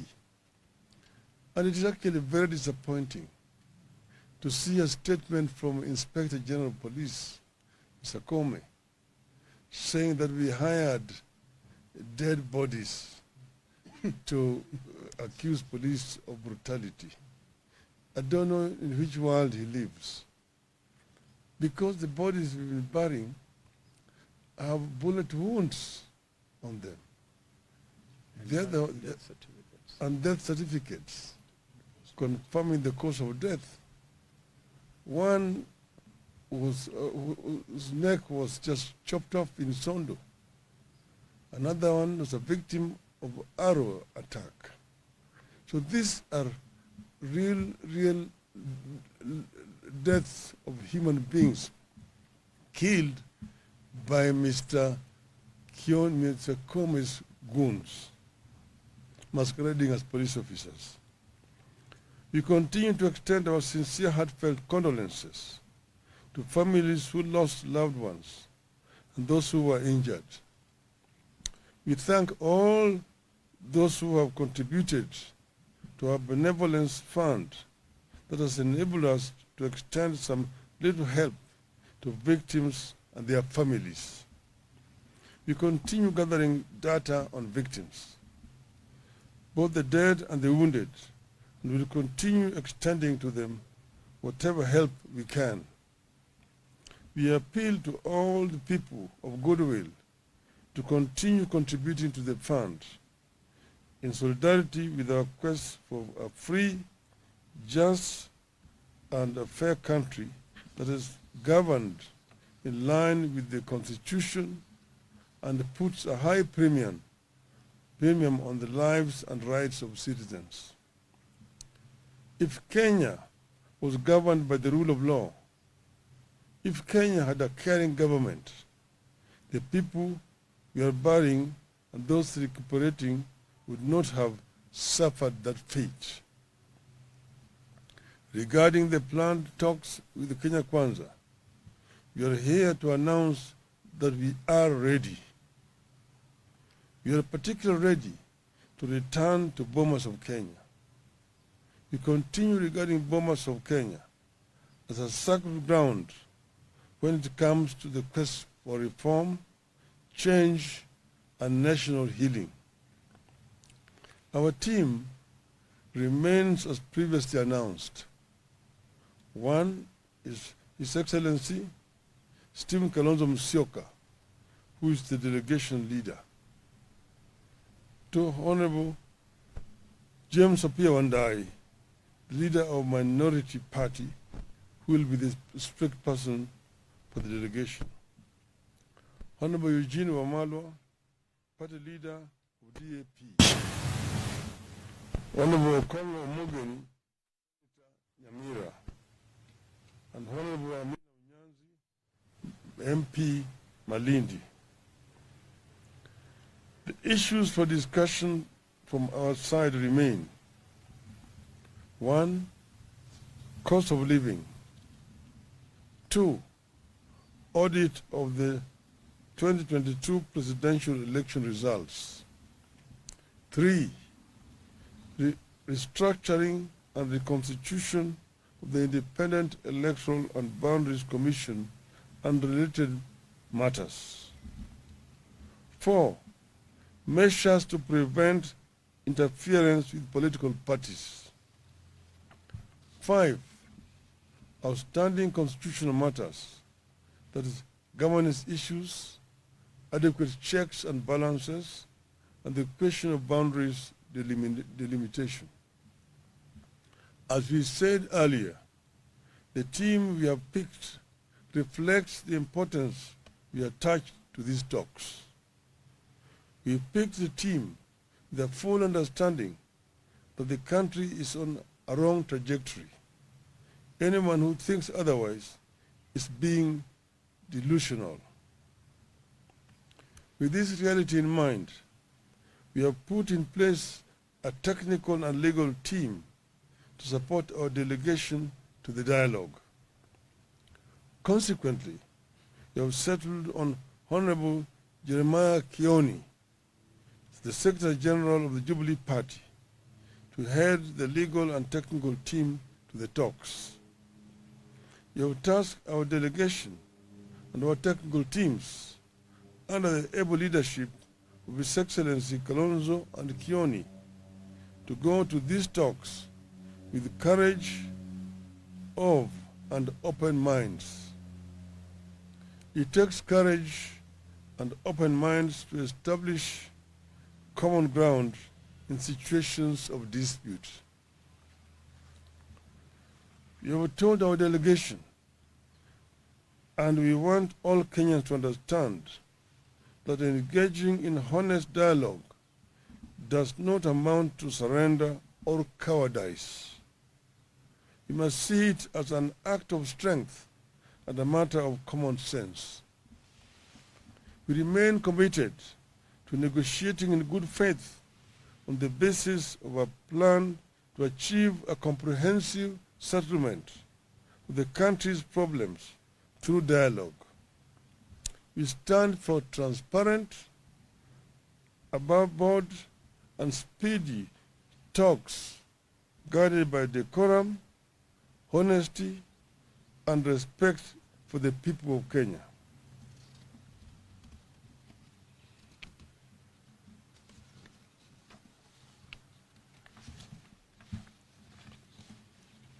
As a party, we believe that this country deserves peace, not paralysis.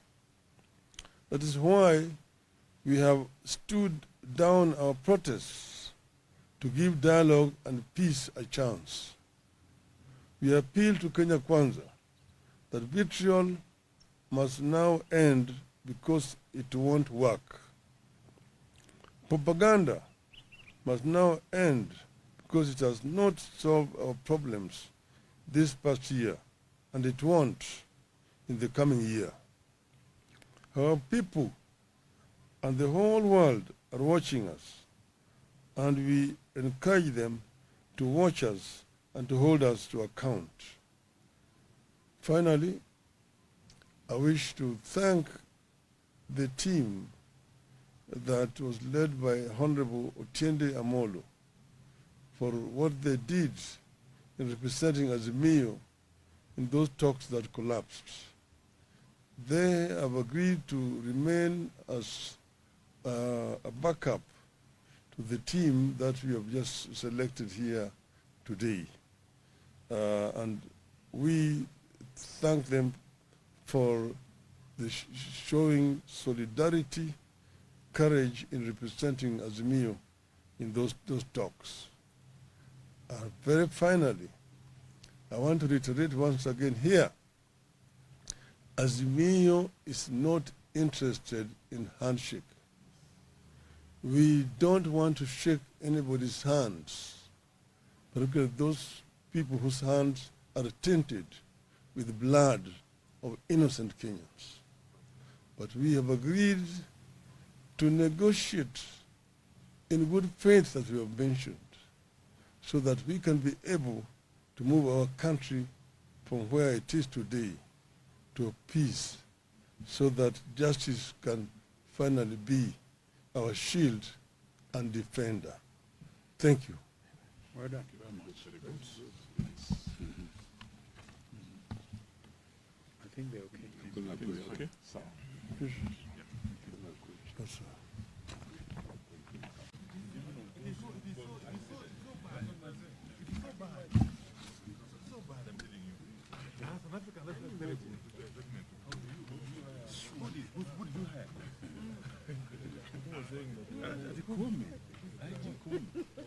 Hire what? you had in Buddhist. But it. He said never had that. in African culture. He's never had in African culture.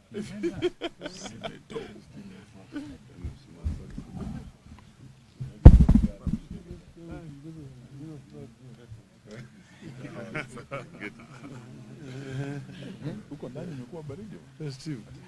It's at least warmer here.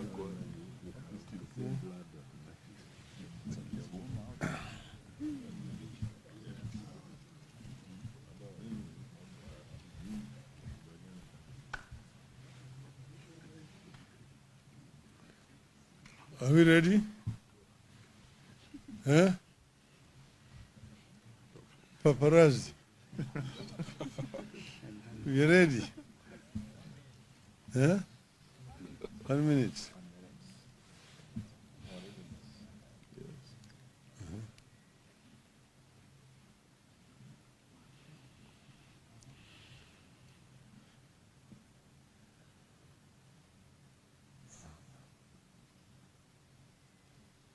The minute is over. You ready now? Huh? I will come so you can see them. Okay. This is a statement by Azimio Umoja on scheduled talks. We have met today to review the situation in the country against the background of planned dialogue with Kenya Kwanza. The meeting also took place against the background of a running somber mood across different parts of the country, occasioned by police brutality. If you want to know how brutal and murderous our security forces were in the protests, you have to pay attention to the burials that are taking place across Kenya. You have all attended some, and we will be attending some more in the near future. We can confirm that police killed and wounded many Kenyans. It should never have happened. It should never have happened again. And more importantly, we will do whatever it takes to ensure justice for the victims. We will ensure the perpetrators of these crimes pay. And it is actually very disappointing to see a statement from Inspector General of Police, Mr. Comey, saying that we hired dead bodies to accuse police of brutality. I don't know in which world he lives. Because the bodies we've been burying have bullet wounds on them. Death certificates. And death certificates confirming the cause of death. One was, whose neck was just chopped off in Sondo. Another one was a victim of arrow attack. So these are real deaths of human beings killed by Mr. Comey's goons, masquerading as police officers. We continue to extend our sincere heartfelt condolences to families who lost loved ones and those who were injured. We thank all those who have contributed to our benevolence fund that has enabled us to extend some little help to victims and their families. We continue gathering data on victims, both the dead and the wounded, and will continue extending to them whatever help we can. We appeal to all the people of goodwill to continue contributing to the fund in solidarity with our quest for a free, just, and a fair country that is governed in line with the Constitution and puts a high premium on the lives and rights of citizens. If Kenya was governed by the rule of law, if Kenya had a caring government, the people we are burying and those recuperating would not have suffered that fate. Regarding the planned talks with the Kenya Kwanza, we are here to announce that we are ready. We are particularly ready to return to Bomas of Kenya. We continue regarding Bomas of Kenya as a sacred ground when it comes to the quest for reform, change, and national healing. Our team remains as previously announced. One is His Excellency Stephen Kalonzo Musyoka, who is the delegation leader. Two, Honorable James Apia Wandai, the leader of Minority Party, who will be the strict person for the delegation. Honorable Eugene Wamalwa, party leader of DAP.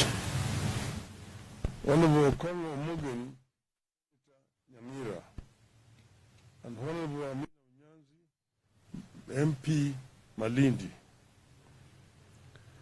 The issues for discussion from our side remain: 1. Cost of living. 2. Audit of the 2022 presidential election results. 3. Restructuring and reconstitution of the Independent Electoral and Boundaries Commission and related matters. 4. Measures to prevent interference with political parties. 5. Outstanding constitutional matters, that is, governance issues, adequate checks and balances, and the question of boundaries delimitation. As we said earlier, the team we have picked reflects the importance we attach to these talks. We picked the team with a full understanding that the country is on a wrong trajectory. Anyone who thinks otherwise is being delusional. With this reality in mind, we have put in place a technical and legal team to support our delegation to the dialogue. Consequently, we have settled on Honorable Jeremiah Kioni, the Secretary General of the Jubilee Party, to head the legal and technical team to the talks. We have tasked our delegation and our technical teams under the able leadership of His Excellency Kalonzo and Kioni to go to these talks with courage of and open minds. It takes courage and open minds to establish common ground in situations of dispute. We have told our delegation, and we want all Kenyans to understand, that engaging in honest dialogue does not amount to surrender or cowardice.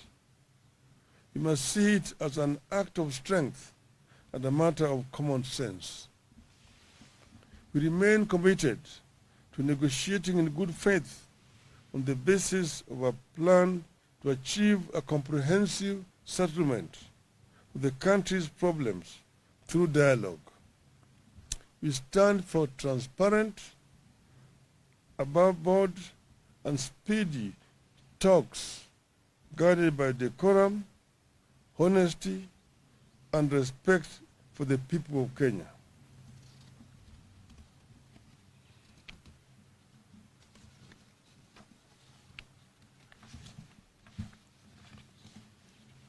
As a party, we believe that this country deserves peace, not paralysis. That is why we have stood down our protests to give dialogue and peace a chance.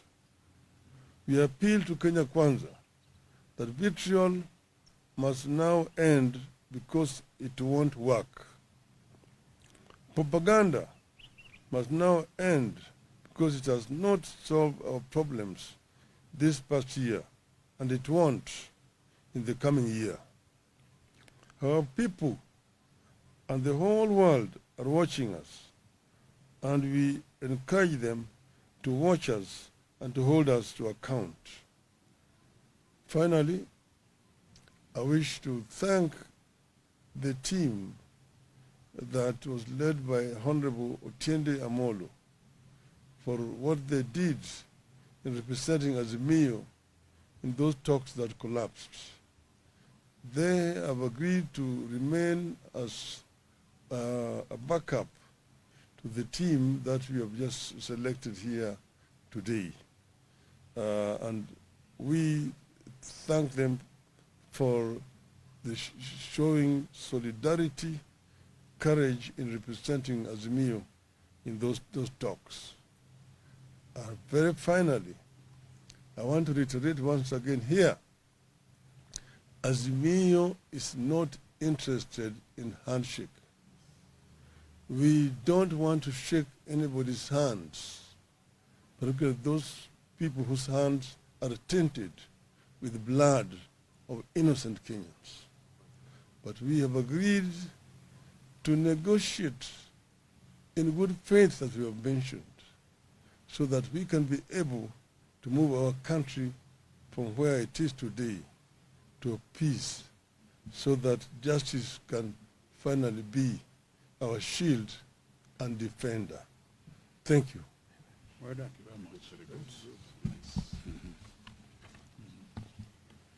I think they're okay.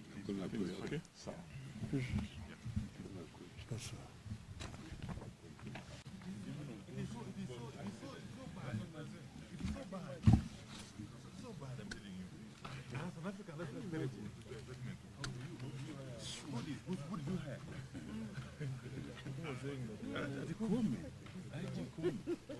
Higher what?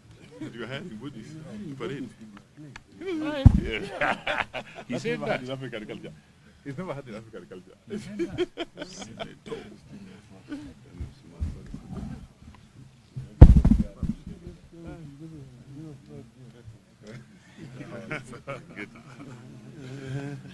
Huko ndani imekuwa baridi. Steve. It's at least warmer here.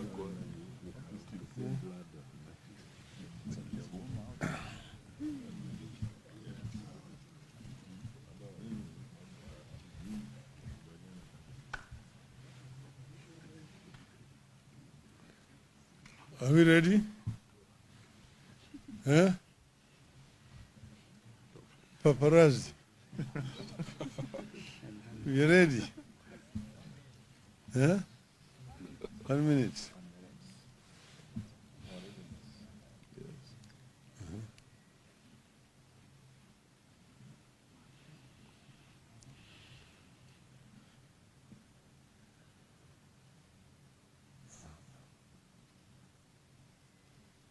The minute is over.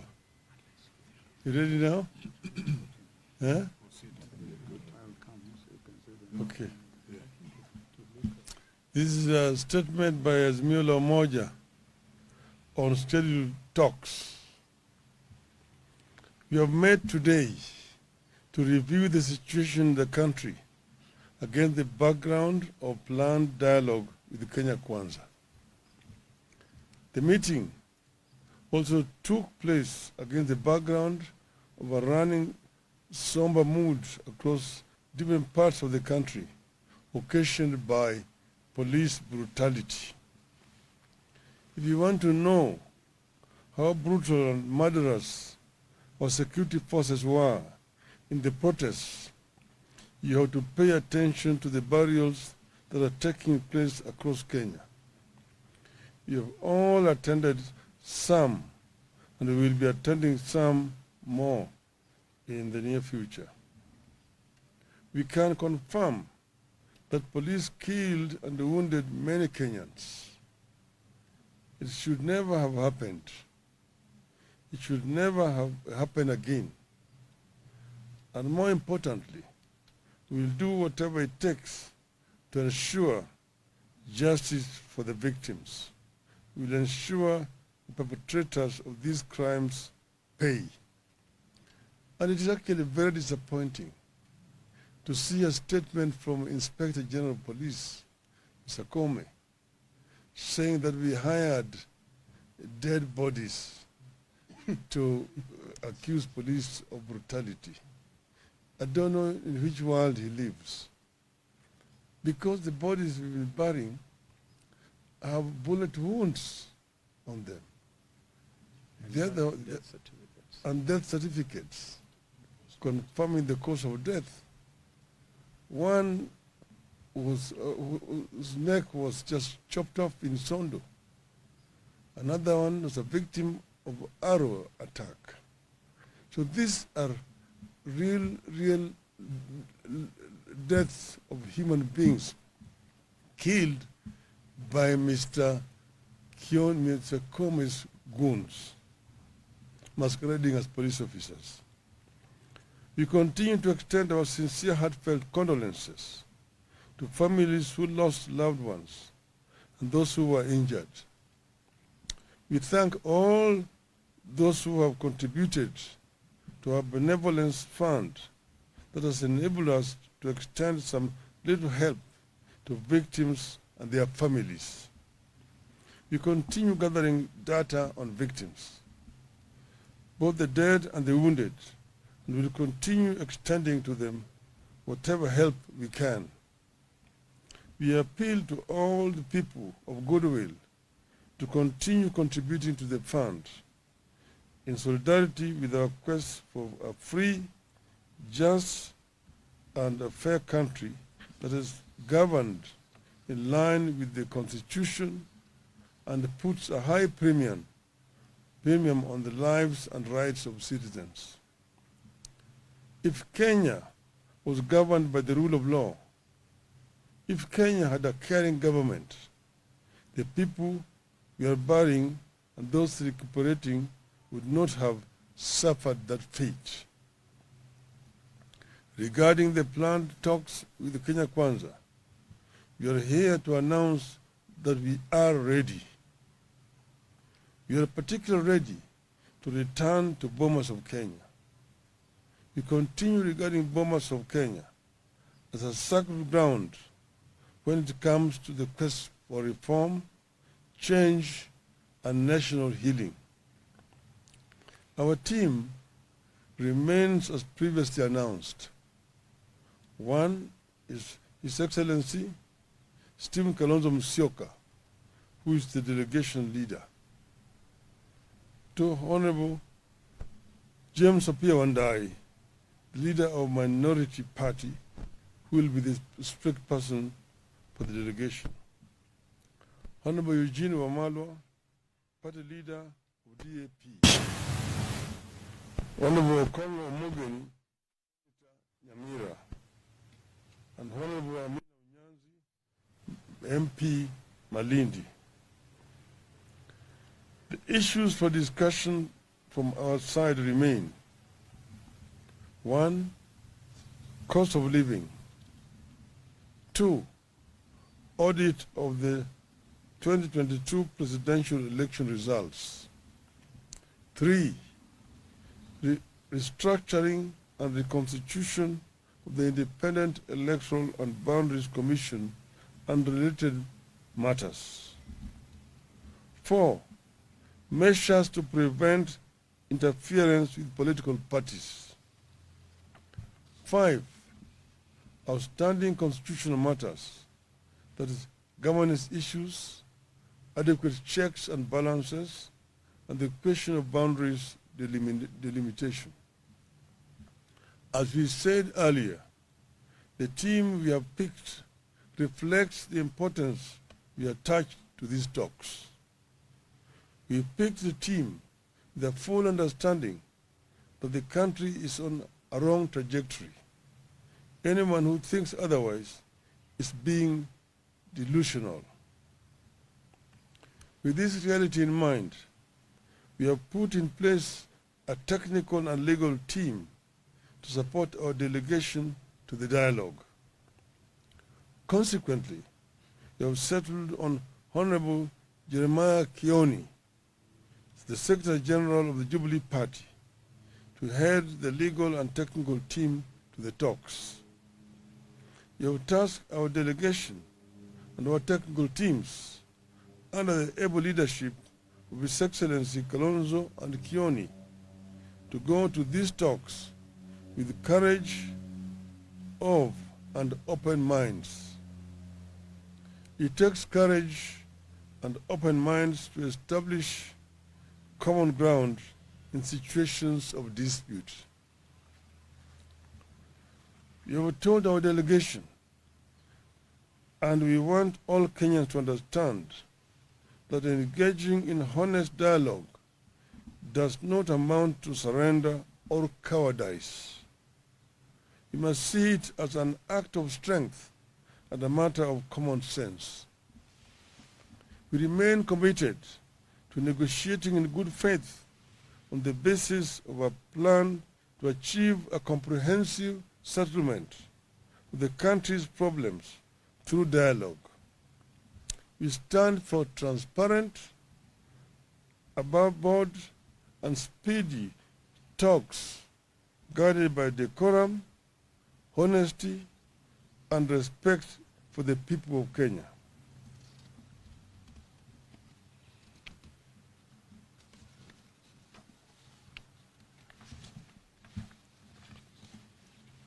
As a party, we believe that this country deserves peace, not paralysis.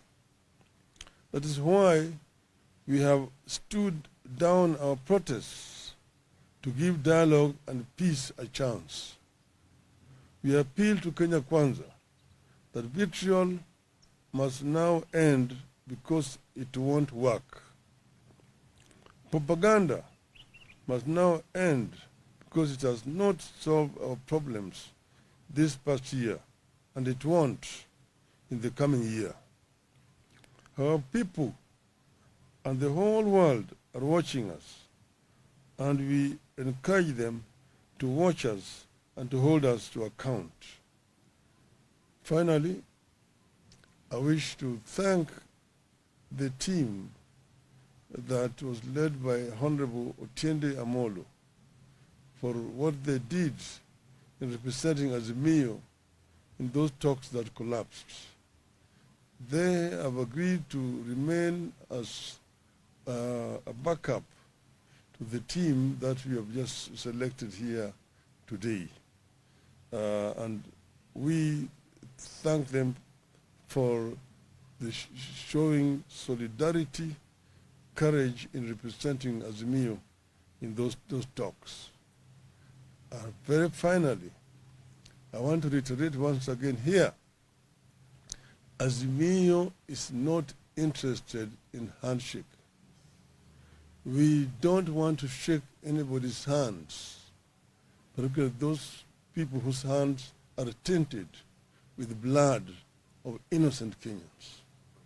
But we have agreed to negotiate in good faith, as we have mentioned, so that we can be able to move our country from where it is today to peace, so that justice can finally be our shield and defender. Thank you. Well done. Thank you very much. Very good. I think they're okay. I think we're okay. So. appreciate. Yes, sir.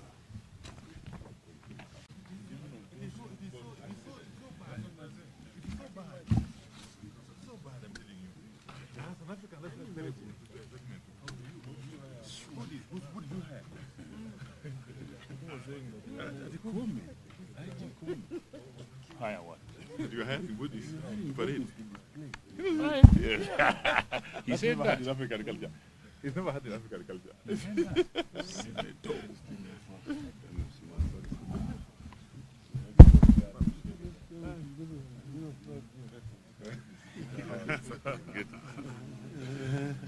Huko ndani imekuwa baridi. Festive. It's at least warmer here.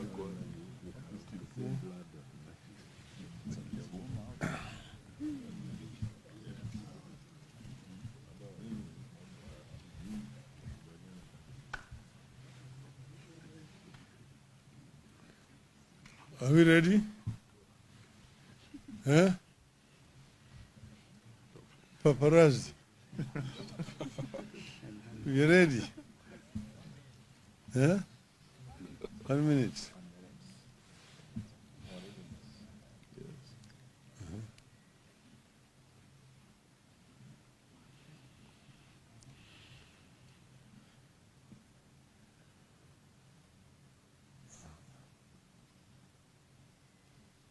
The minute is over. You ready now? Huh? Okay. This is a statement by Azimio Umoja on scheduled talks. We have met today to review the situation in the country against the background of planned dialogue with Kenya Kwanza. The meeting also took place against the background of a running somber mood across different parts of the country, occasioned by police brutality. If you want to know how brutal and murderous our security forces were in the protests, you have to pay attention to the burials that are taking place across Kenya. You have all attended some, and we will be attending some more in the near future. We can confirm that police killed and wounded many Kenyans. It should never have happened. It should never have happened again.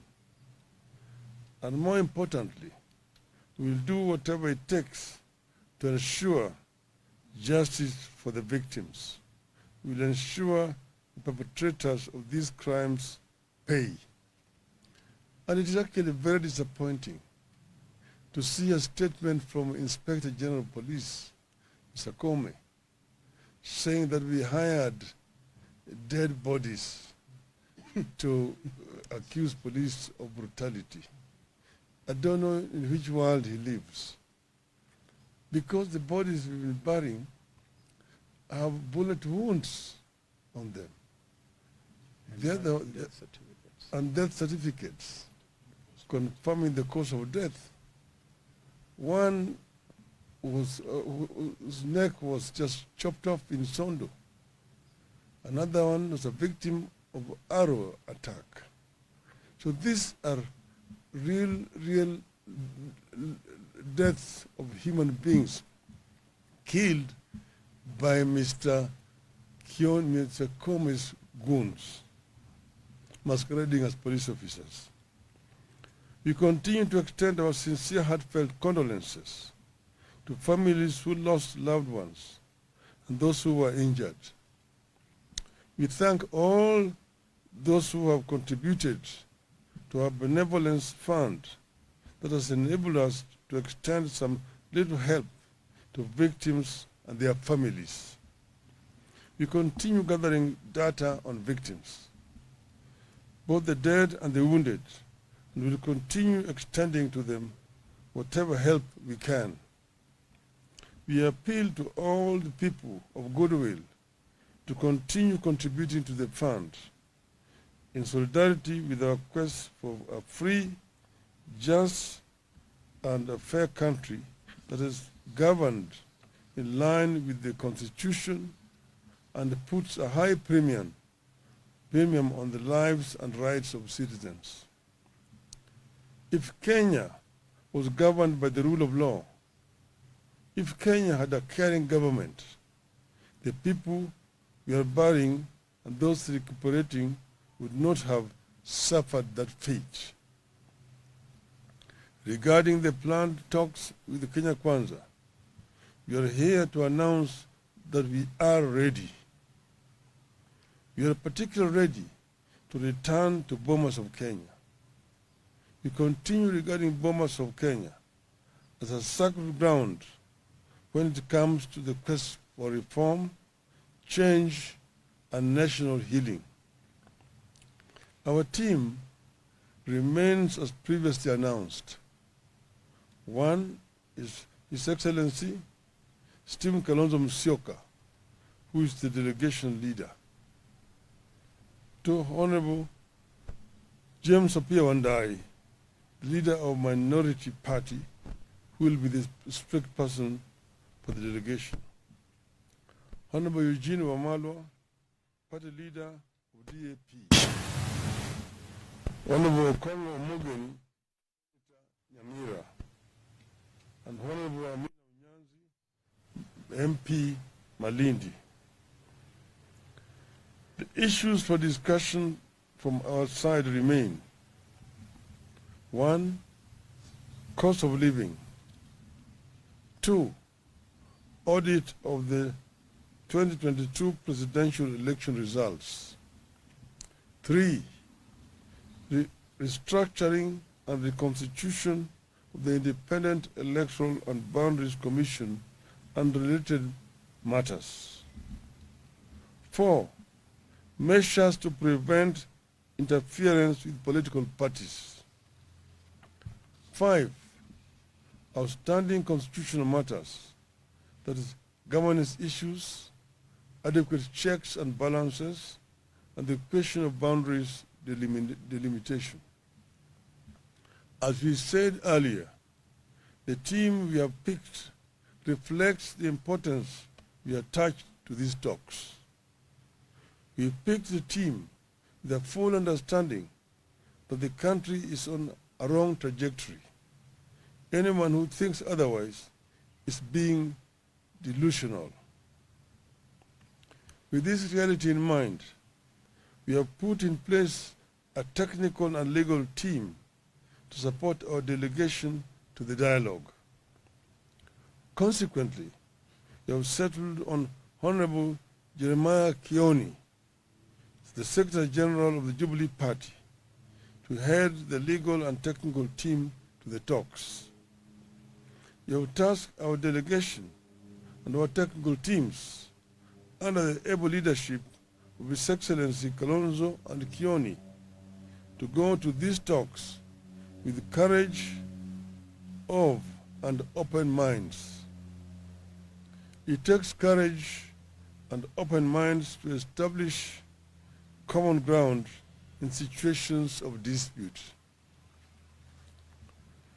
We have told our delegation, and we want all Kenyans to understand, that engaging in honest dialogue does not amount to surrender or cowardice.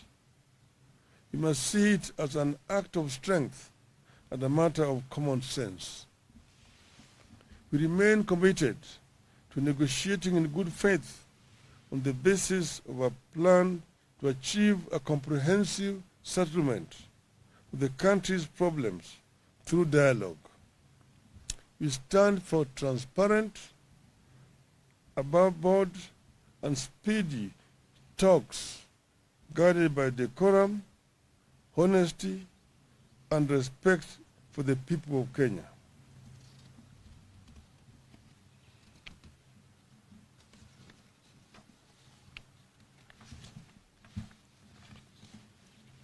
As a party, we believe that this country deserves peace, not paralysis. That is why we have stood down our protests to give dialogue and peace a chance. We We appeal to Kenya Kwanza that vitriol must now end because it won't work.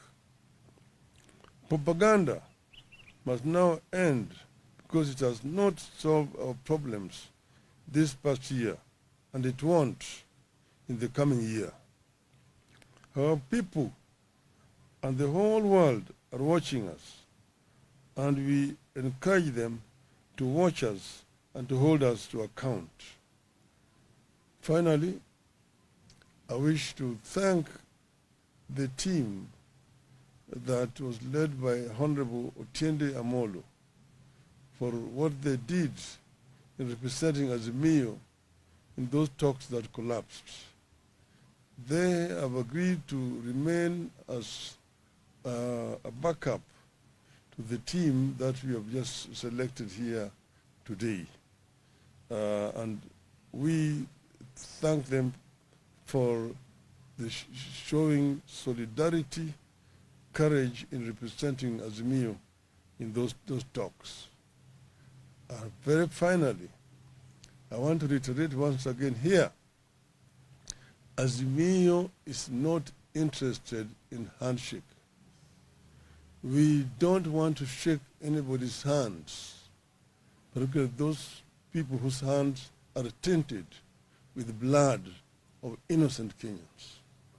But we have agreed to negotiate in good faith, as we have mentioned, so that we can be able to move our country from where it is today to peace, so that justice can finally be our shield and defender.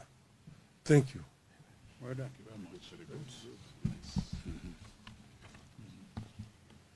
I think they're okay. Okay. Yes, sir.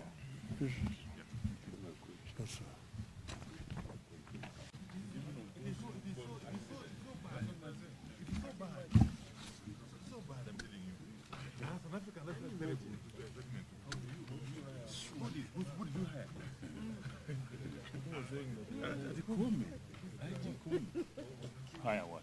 You had in Woodies. Parade. He said that. In African culture. He's never had in African culture.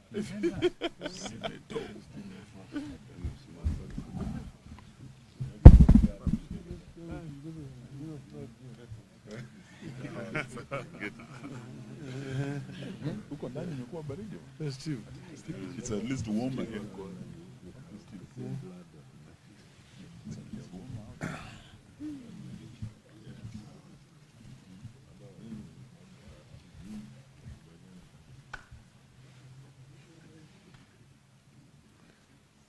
Are we ready?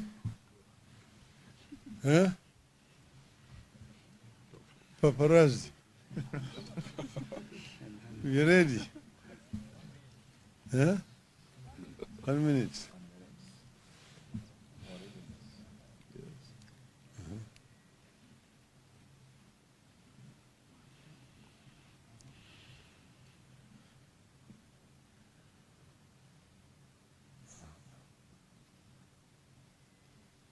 The minute is over. You ready now? Huh? Okay. This is a statement by Azimio Umoja on scheduled talks. We have met today to review the situation in the country against the background of planned dialogue with Kenya Kwanza. The meeting also took place against the background of a running somber mood across different parts of the country, occasioned by police brutality. If you want to know how brutal and murderous our security forces were in the protests, you have to pay attention to the burials that are taking place across Kenya. You have all attended some, and we will be attending some more in the near future. We can confirm that police killed and wounded many Kenyans.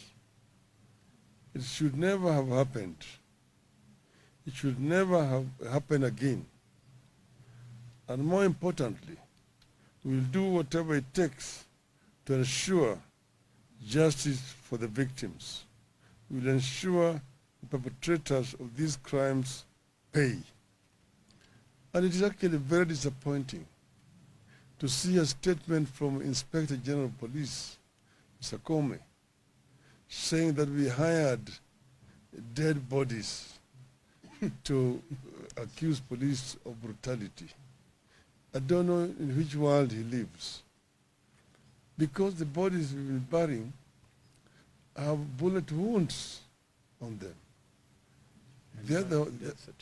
And death certificates confirming the cause of death. One was, whose neck was just chopped off in Sondo. Another one was a victim of arrow attack. So these are real deaths of human beings killed by Mr. Comey's goons, masquerading as police officers. We continue to extend our sincere, heartfelt condolences to families who lost loved ones and those who were injured. We thank all those who have contributed to our benevolence fund that has enabled us to extend some little help to victims and their families. We continue gathering data on victims, both the dead and the wounded, and will continue extending to them whatever help we can.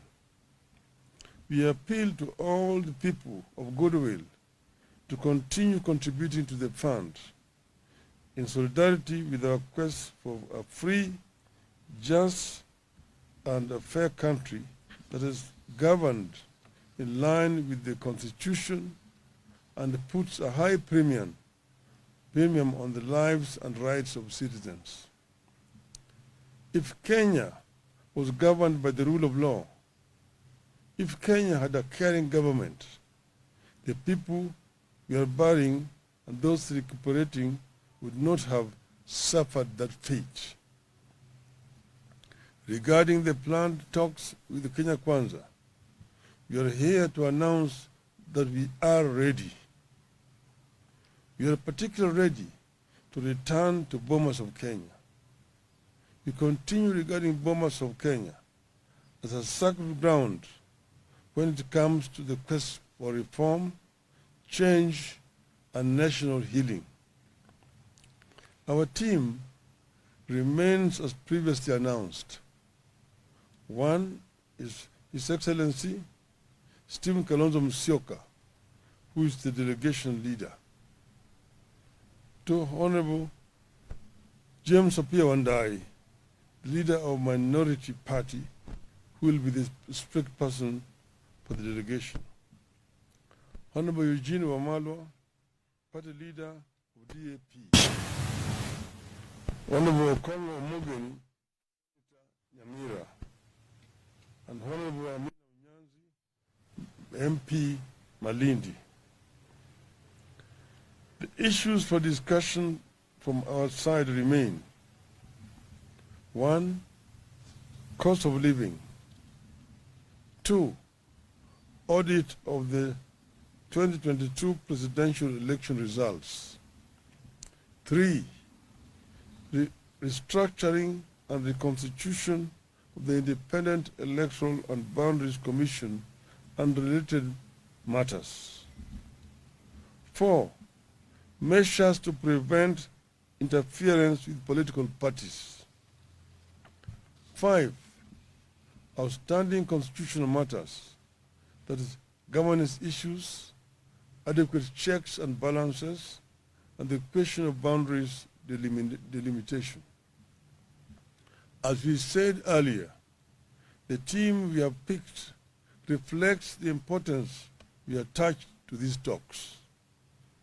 We picked the team with a full understanding that the country is on a wrong trajectory.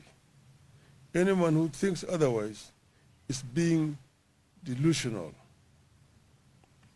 With this reality in mind, we have put in place a technical and legal team to support our delegation to the dialogue. Consequently, we have settled on Honorable Jeremiah Kioni, the Secretary General of the Jubilee Party, to head the legal and technical team to the talks.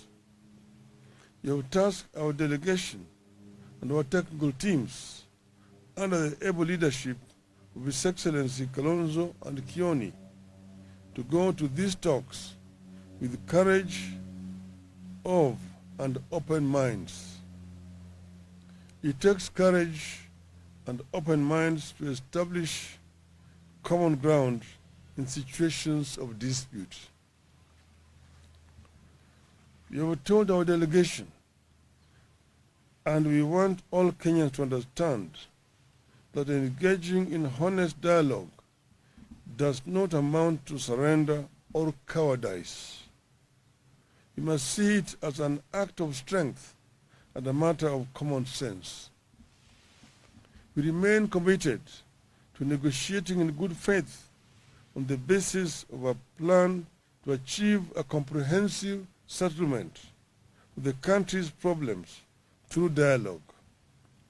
We stand for transparent, above board, and speedy talks guided by decorum, honesty, and respect for the people of Kenya.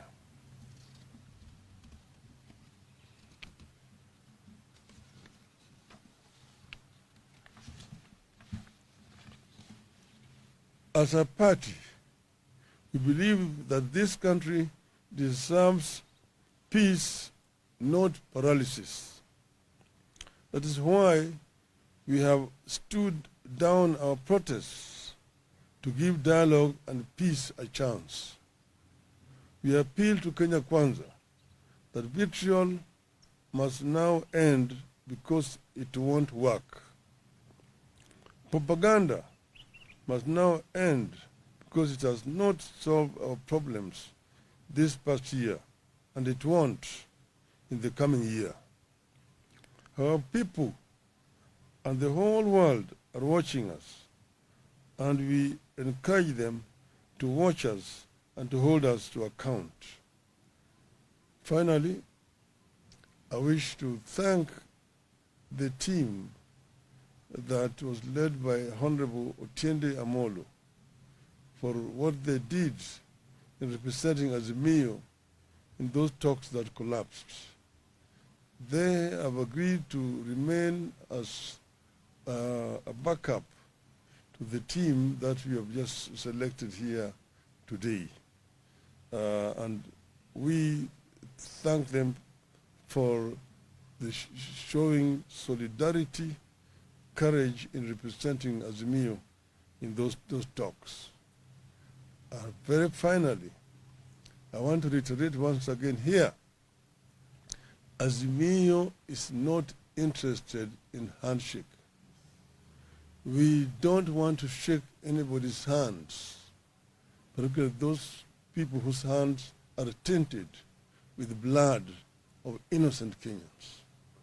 But we have agreed to negotiate in good faith, as we have mentioned, so that we can be able to move our country from where it is today to a peace, so that justice can finally be our shield and defender. Thank you. Well done.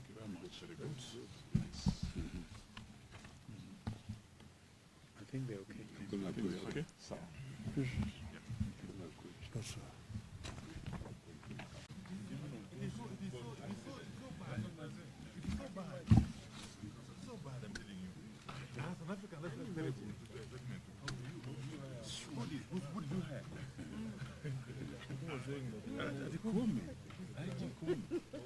Higher what?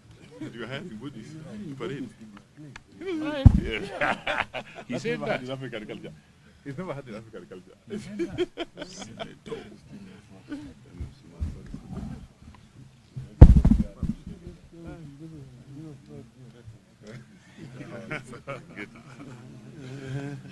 Huko ndani imekuwa baridi. Steve. It's at least warmer here.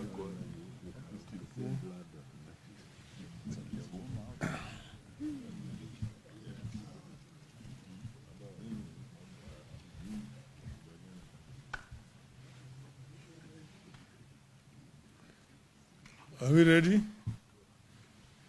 Huh? Paparazzi. You ready? Huh? 1 minute.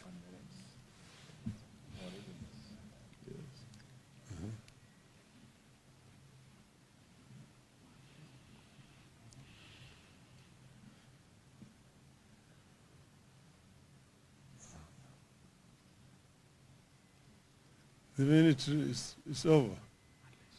You ready now? Huh? I'll come so you can say the Okay. This is a statement by Azimio Umoja on scheduled talks. We have met today to review the situation in the country against the background of planned dialogue with Kenya Kwanza. The meeting also took place against the background of a running somber mood across different parts of the country, occasioned by police brutality. If you want to know how brutal and murderous our security forces were in the protests, you have to pay attention to the burials that are taking place across Kenya. You have all attended some, and we will be attending some more in the near future. We can confirm that police killed and wounded many Kenyans. It should never have happened. It should never have happened again. And more importantly, we will do whatever it takes to ensure justice for the victims. We will ensure the perpetrators of these crimes pay. And it is actually very disappointing to see a statement from Inspector General of Police, Mr. Comey, saying that we hired dead bodies to accuse police of brutality. I don't know in which world he lives. Because the bodies we've been burying have bullet wounds on them. And death certificates confirming the cause of death. One was, whose neck was just chopped off in Sondo. Another one was a victim of arrow attack. So these are real deaths of human beings killed by Mr. Comey's goons, masquerading as police officers. We continue to extend our sincere, heartfelt condolences to families who lost loved ones and those who were injured. We thank all those who have contributed to our benevolence fund that has enabled us to extend some little help to victims and their families. We continue gathering data on victims, both the dead and the wounded, and will continue extending to them whatever help we can. We appeal to all the people of goodwill to continue contributing to the fund in solidarity with our quest for a free, just, and a fair country that is governed in line with the Constitution and puts a high premium on the lives and rights of citizens. If Kenya was governed by the rule of law, if Kenya had a caring government, the people we are burying and those recuperating would not have suffered that fate. Regarding the planned talks with the Kenya Kwanza, we are here to announce that we are ready. We are particularly ready to return to Bomas of Kenya. We continue regarding Bomas of Kenya as a sacred ground when it comes to the quest for reform, change, and national healing.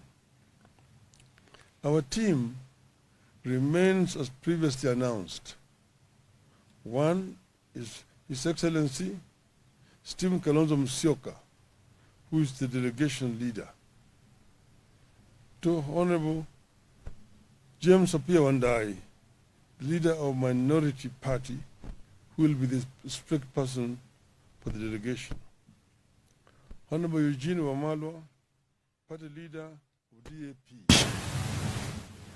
Honorable Congo Morgan Nyamira, and Honorable Amina Unyanzi, MP Malindi.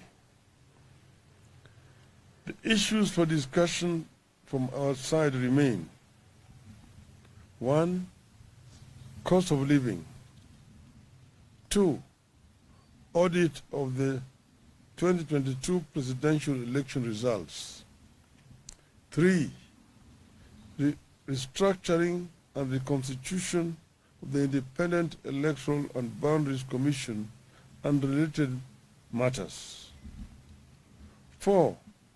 Measures to prevent interference with political parties. 5. Outstanding constitutional matters, that is, governance issues, adequate checks and balances, and the question of boundaries delimitation.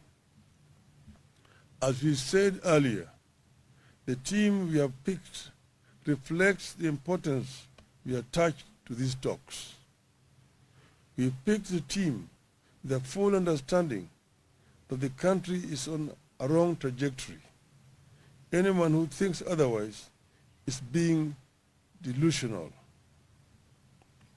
With this reality in mind, we have put in place a technical and legal team to support our delegation to the dialogue.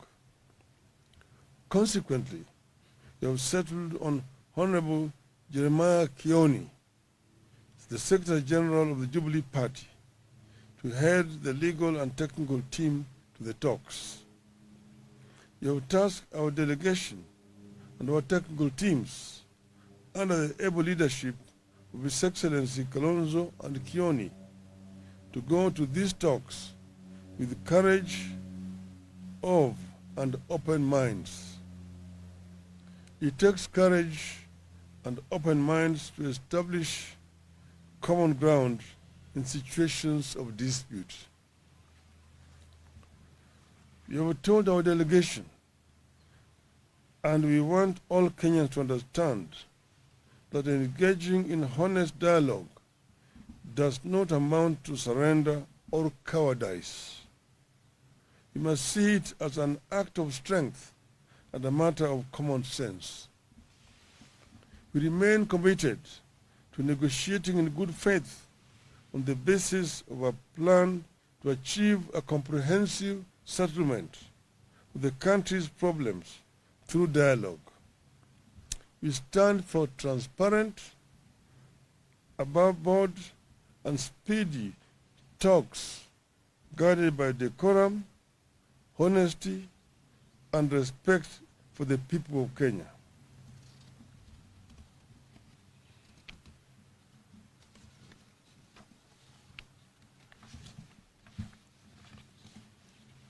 As a party, we believe that this country deserves peace, not paralysis.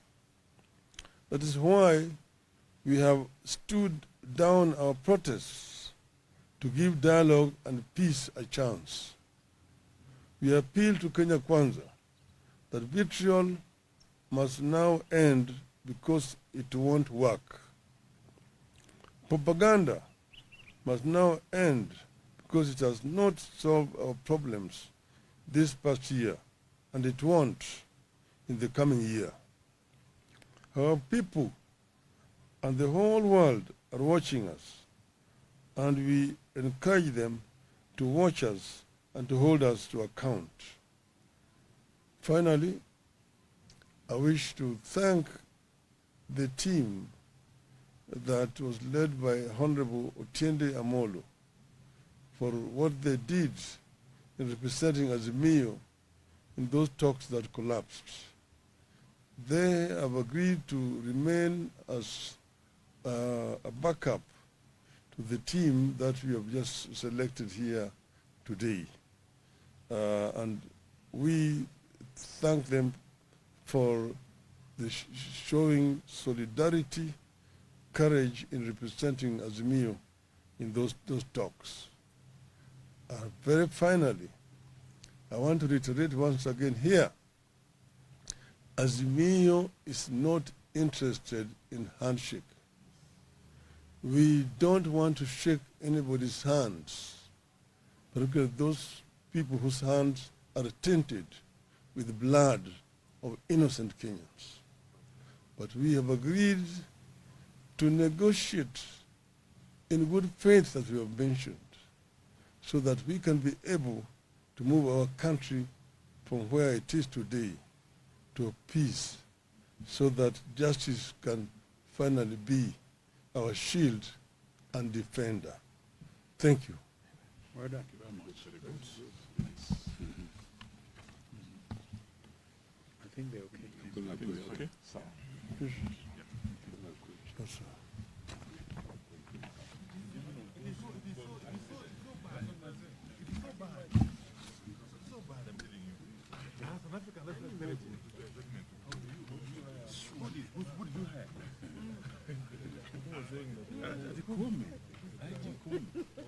Hire what?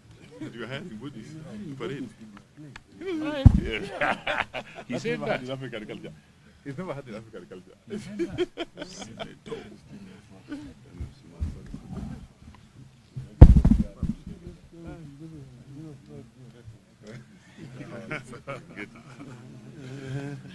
Huko ndani imekuwa baridi.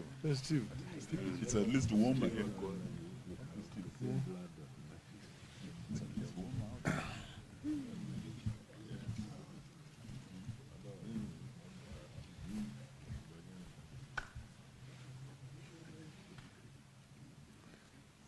Are we ready?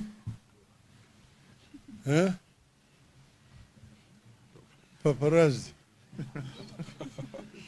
You ready? Huh? 1 minute.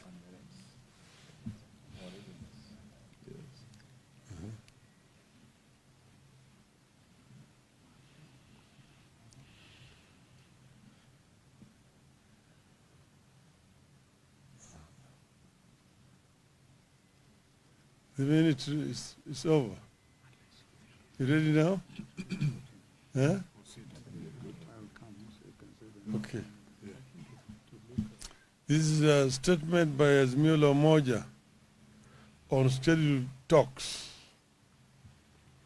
We have met today to review the situation in the country against the background of planned dialogue with Kenya Kwanza.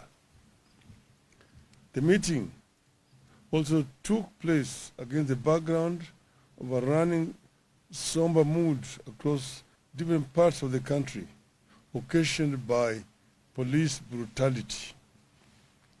If you want to know how brutal and murderous our security forces were in the protests, you have to pay attention to the burials that are taking place across Kenya.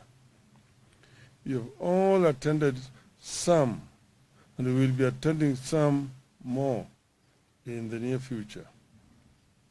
We can confirm that police killed and wounded many Kenyans. It should never have happened. It should never have happened again.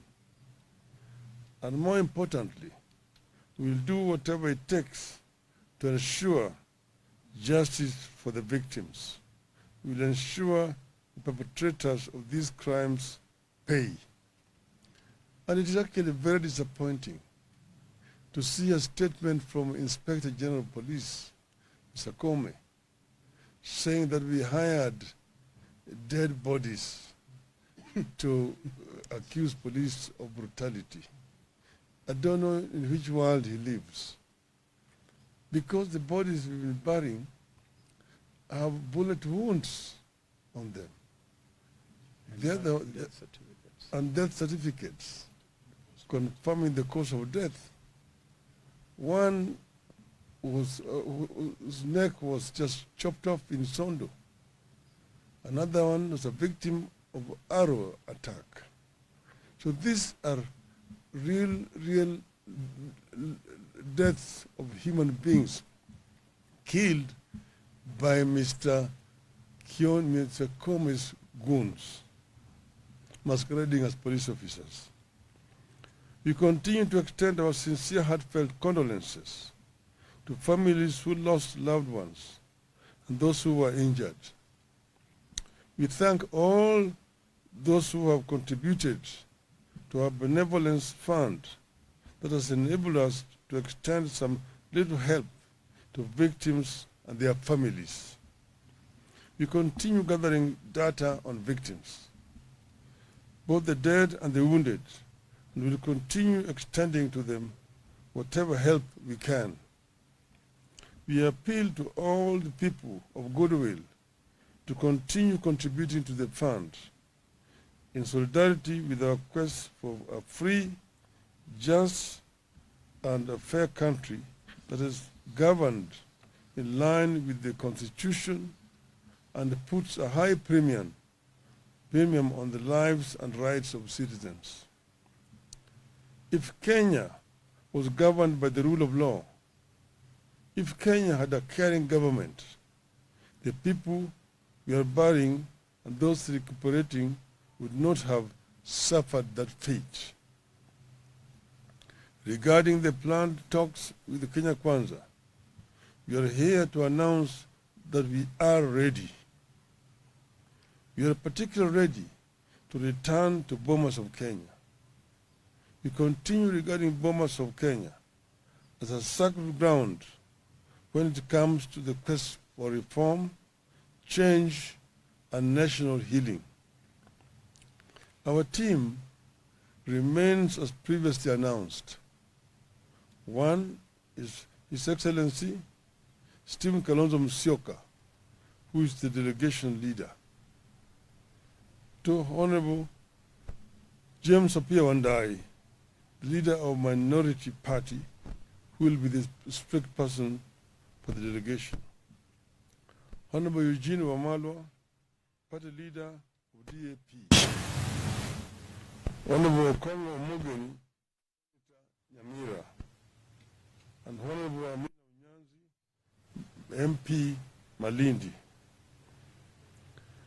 The issues for discussion from our side remain: 1, cost of living; 2, audit of the 2022 presidential election results; 3, restructuring and reconstitution of the Independent Electoral and Boundaries Commission and related matters; 4, measures to prevent interference with political parties; 5, outstanding constitutional matters, that is, governance issues, adequate checks and balances, and the question of boundaries delimitation.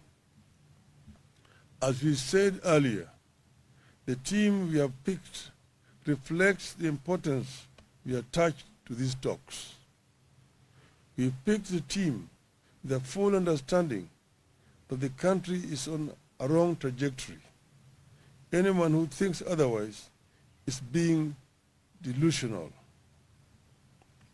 With this reality in mind, we have put in place a technical and legal team to support our delegation to the dialogue. Consequently, we have settled on Honorable Jeremiah Kioni, the Secretary General of the Jubilee Party, to head the legal and technical team to the talks. You have tasked our delegation and our technical teams under the able leadership of His Excellency Kalonzo and Kioni to go to these talks with courage of and open minds. It takes courage and open minds to establish common ground in situations of dispute. You have told our delegation, and we want all Kenyans to understand, that engaging in honest dialogue does not amount to surrender or cowardice. We must see it as an act of strength and a matter of common sense. We remain committed to negotiating in good faith on the basis of a plan to achieve a comprehensive settlement of the country's problems through dialogue. We stand for transparent, above-board, and speedy talks guided by decorum, honesty, and respect for the people of Kenya.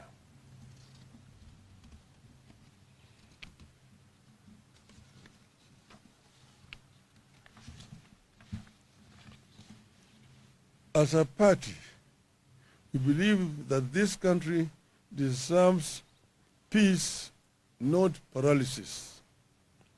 That is why we have stood down our protests to give dialogue and peace a chance.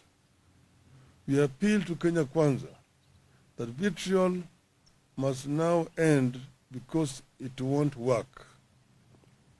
Propaganda must now end because it has not solved our problems this past year, and it won't in the coming year. Our people and the whole world are watching us, and we encourage them to watch us and to hold us to account. Finally, I wish to thank the team that was led by Honorable Otiende Amolo for what they did in representing Azimio in those talks that collapsed.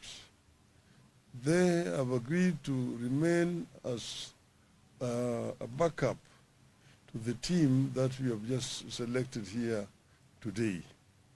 And we thank them for the showing solidarity, courage in representing Azimio in those talks. Very finally, I want to reiterate once again here, Azimio is not interested in handshake. We don't want to shake anybody's hands, particularly those people whose hands are tainted with the blood of innocent Kenyans. But we have agreed to negotiate in good faith, as we have mentioned, so that we can be able to move our country from where it is today to peace, so that justice can finally be our shield and defender. Thank you. Well done.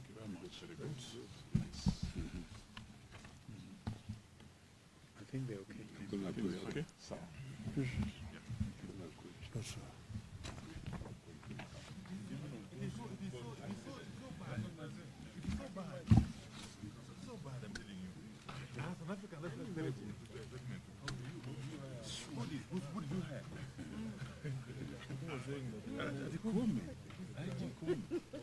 Higher what? You are having goodies. Parade. Yeah. He said that. In African culture. He's never had in African culture.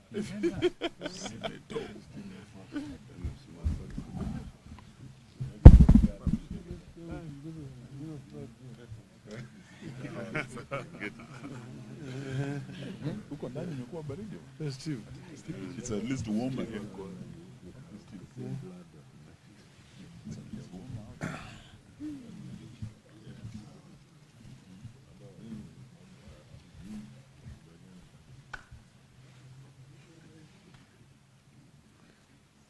Are we ready? Huh? Paparazzi. We ready? Yeah? 1 minute.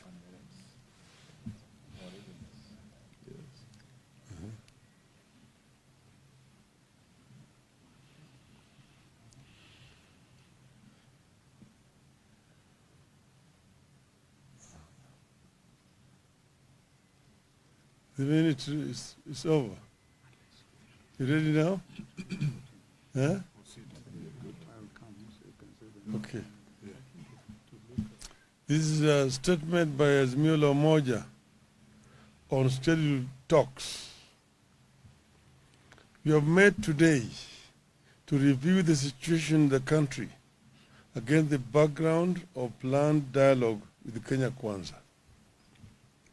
The meeting also took place against the background of a running somber mood across different parts of the country, occasioned by police brutality. If you want to know how brutal and murderous our security forces were in the protests, you have to pay attention to the burials that are taking place across Kenya. You have all attended some, and we will be attending some more in the near future. We can confirm that police killed and wounded many Kenyans. It should never have happened. It should never have happened again. And more importantly, we will do whatever it takes to ensure justice for the victims. We will ensure the perpetrators of these crimes pay. And it is actually very disappointing to see a statement from Inspector General of Police, Mr. Kome, saying that we hired dead bodies to accuse police of brutality. I don't know in which world he lives. Because the bodies we've been burying have bullet wounds on them. And death certificates confirming the cause of death. One whose neck was just chopped off in Sondo. Another one was a victim of arrow attack. So these are real deaths of human beings killed by Mr. Kome's goons, masquerading as police officers. We continue to extend our sincere, heartfelt condolences to families who lost loved ones and those who were injured. We thank all those who have contributed to our benevolence fund that has enabled us to extend some little help to victims and their families. We continue gathering data on victims, both the dead and the wounded, and will continue extending to them whatever help we can. We appeal to all the people of goodwill to continue contributing to the fund in solidarity with our quest for a free, just, and a fair country that is governed in line with the Constitution and puts a high premium on the lives and rights of citizens. If Kenya was governed by the rule of law, if Kenya had a caring government, the people we are burying and those recuperating would not have suffered that fate.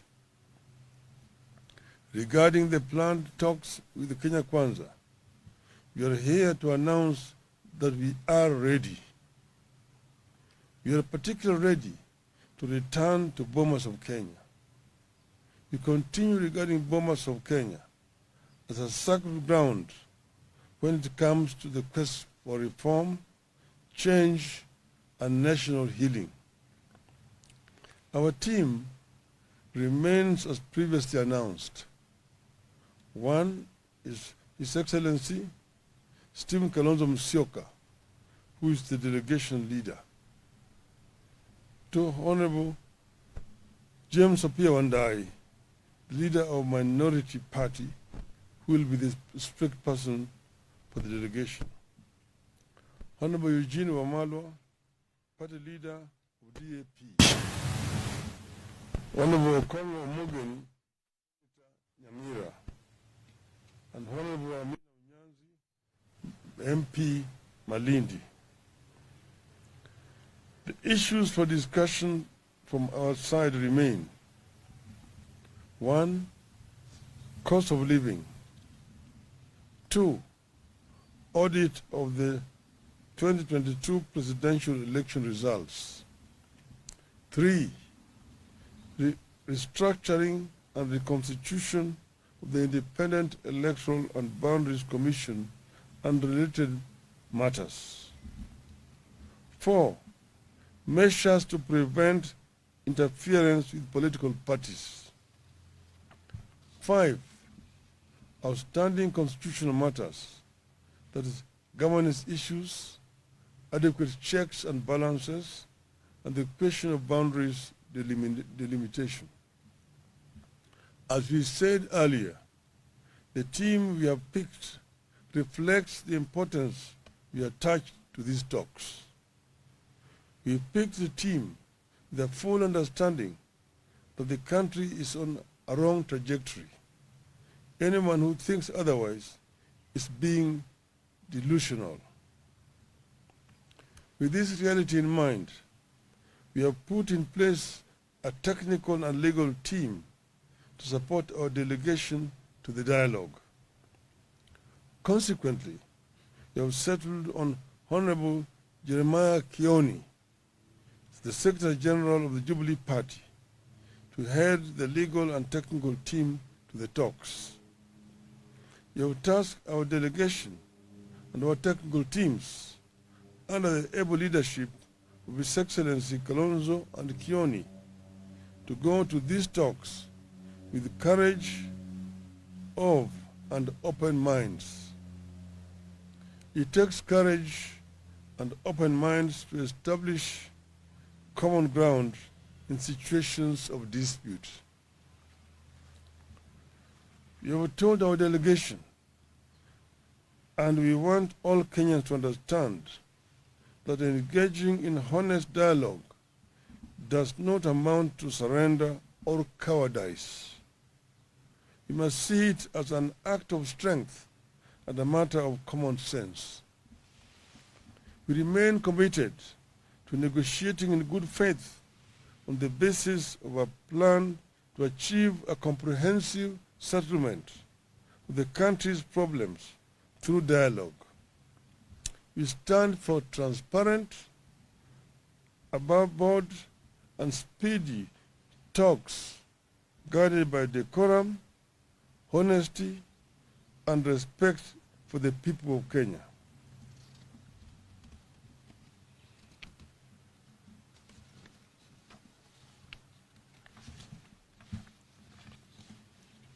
As a party, we believe that this country deserves peace, not paralysis. That is why we have stood down our protests to give dialogue and peace a chance. We appeal to Kenya Kwanza that vitriol must now end because it won't work. Propaganda must now end because it has not solved our problems this past year, and it won't in the coming year. Our people and the whole world are watching us, and we encourage them to watch us and to hold us to account. Finally, I wish to thank the team that was led by Honorable Otiende Amolo for what they did in representing Azimio in those talks that collapsed. They have agreed to remain as a backup to the team that we have just selected here today. And we thank them for the showing solidarity, courage in representing Azimio in those talks. Very finally, I want to reiterate once again here, Azimio is not interested in handshake. We don't want to shake anybody's hands, particularly those people whose hands are tainted with blood of innocent Kenyans. But we have agreed to negotiate in good faith, as we have mentioned, so that we can be able to move our country from where it is today to peace, so that justice can finally be our shield and defender. Thank you. Well done.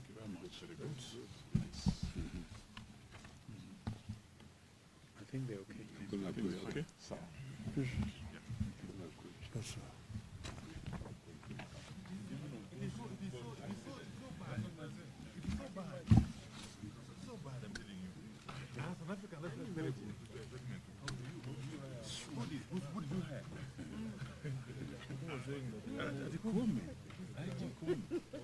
Higher what?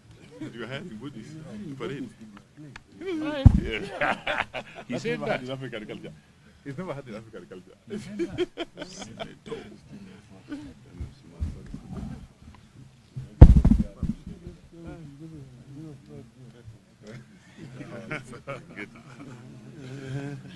Huko ndani imekuwa baridi. Festive.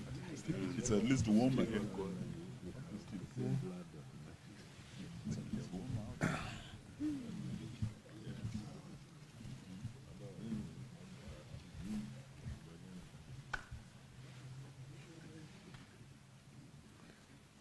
Are we ready? Huh? Paparazzi. We ready? Huh? 1 minute.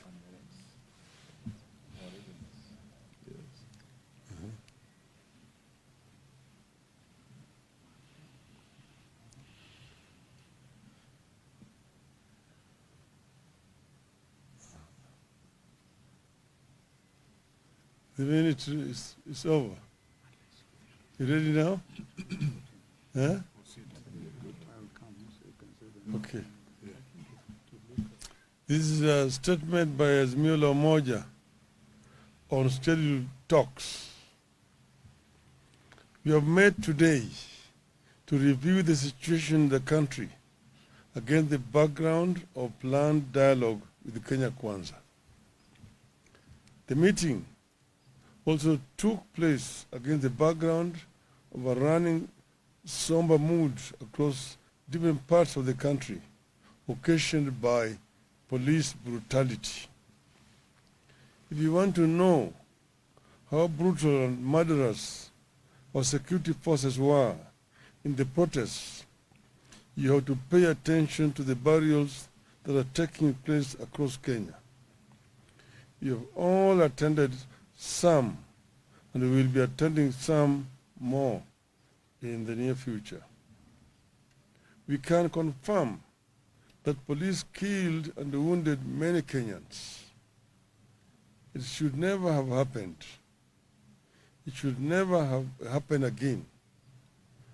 And more importantly, we will do whatever it takes to ensure justice for the victims. We will ensure the perpetrators of these crimes pay. And it is actually very disappointing to see a statement from Inspector General of Police, Mr. Comey, saying that we hired dead bodies to accuse police of brutality. I don't know in which world he lives. Because the bodies we've been burying have bullet wounds on them. Death certificates. And death certificates confirming the cause of death. One was, whose neck was just chopped off in Sondo. Another one was a victim of arrow attack. So these are real deaths of human beings killed by Mr. Comey's goons, masquerading as police officers. We continue to extend our sincere, heartfelt condolences to families who lost loved ones and those who were injured. We thank all those who have contributed to our benevolence fund that has enabled us to extend some little help to victims and their families. We continue gathering data on victims, both the dead and the wounded, and will continue extending to them whatever help we can.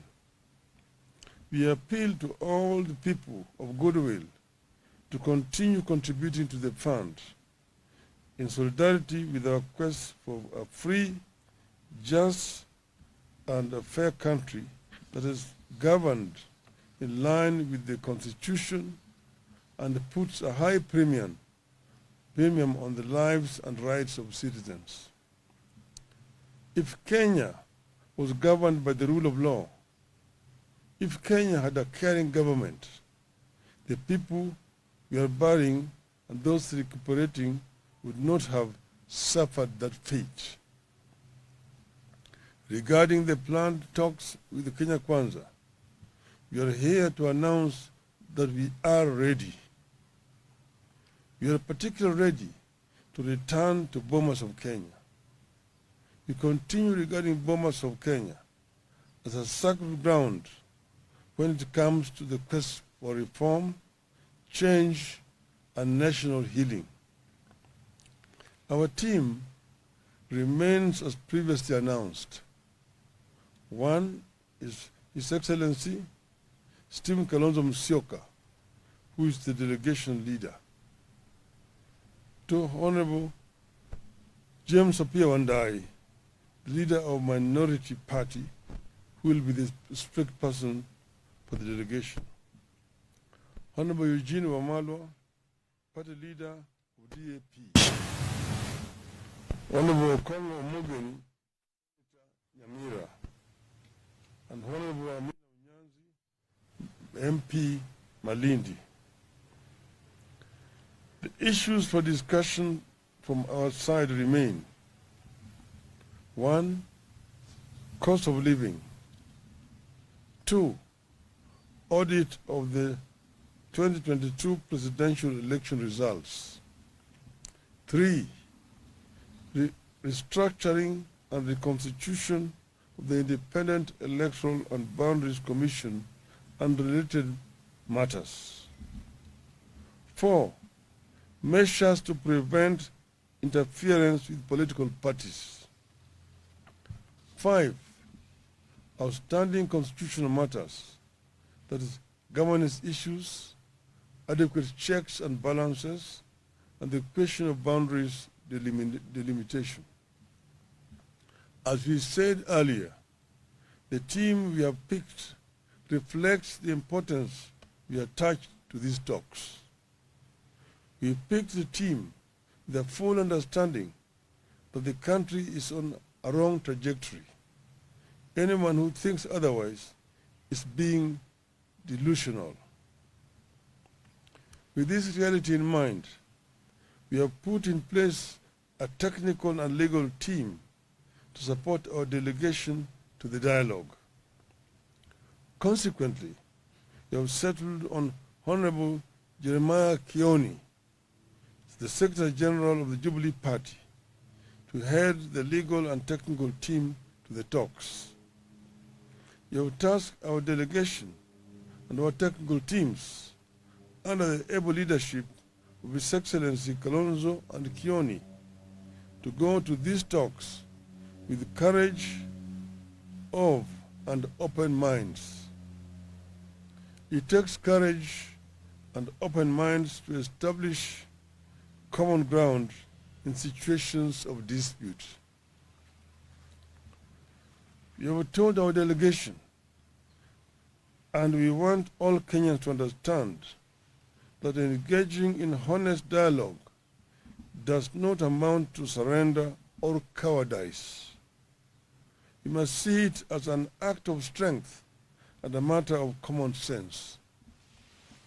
We remain committed to negotiating in good faith on the basis of a plan to achieve a comprehensive settlement of the country's problems through dialogue.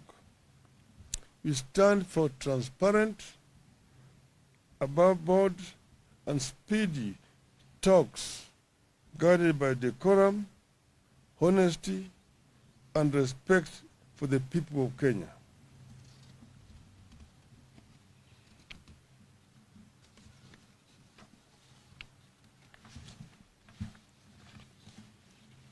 As a party, we believe that this country deserves peace not paralysis. That is why we have stood down our protests to give dialogue and peace a chance. We appeal to Kenya Kwanza that vitriol must now end because it won't work. Propaganda must now end because it has not solved our problems this past year, and it won't in the coming year. Our people and the whole world are watching us, and we encourage them to watch us and to hold us to account. Finally, I wish to thank the team that was led by Honorable Otiende Amolo for what they did in representing Azimio in those talks that collapsed. They have agreed to remain as a backup to the team that we have just selected here today. And we thank them for the showing solidarity, courage in representing Azimio in those talks. Very finally, I want to reiterate once again here, Azimio is not interested in handshake. We don't want to shake anybody's hands, particularly those people whose hands are tainted with blood of innocent Kenyans. But we have agreed to negotiate in good faith, as we have mentioned, so that we can be able to move our country from where it is today to peace, so that justice can finally be our shield and defender. Thank you. Well done.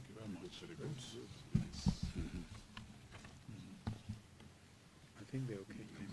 Okay. Yes, sir.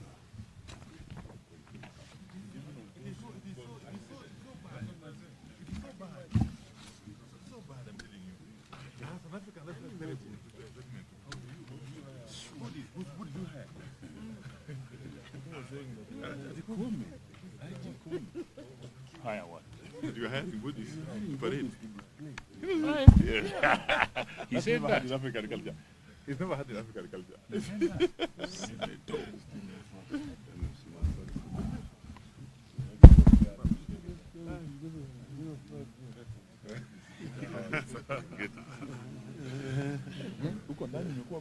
Festive. It's at least warmer here.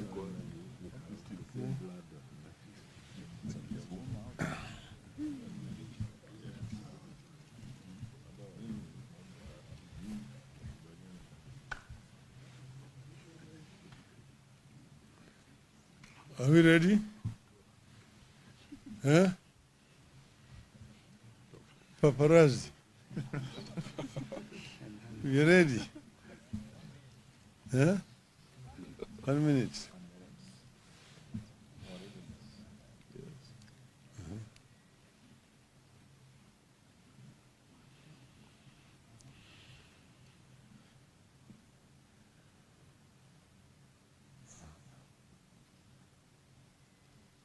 The minute is over. You ready now? Huh? Okay. This is a statement by Azimio Umoja on scheduled talks. We have met today to review the situation in the country against the background of planned dialogue with Kenya Kwanza. The meeting also took place against the background of a running somber mood across different parts of the country, occasioned by police brutality.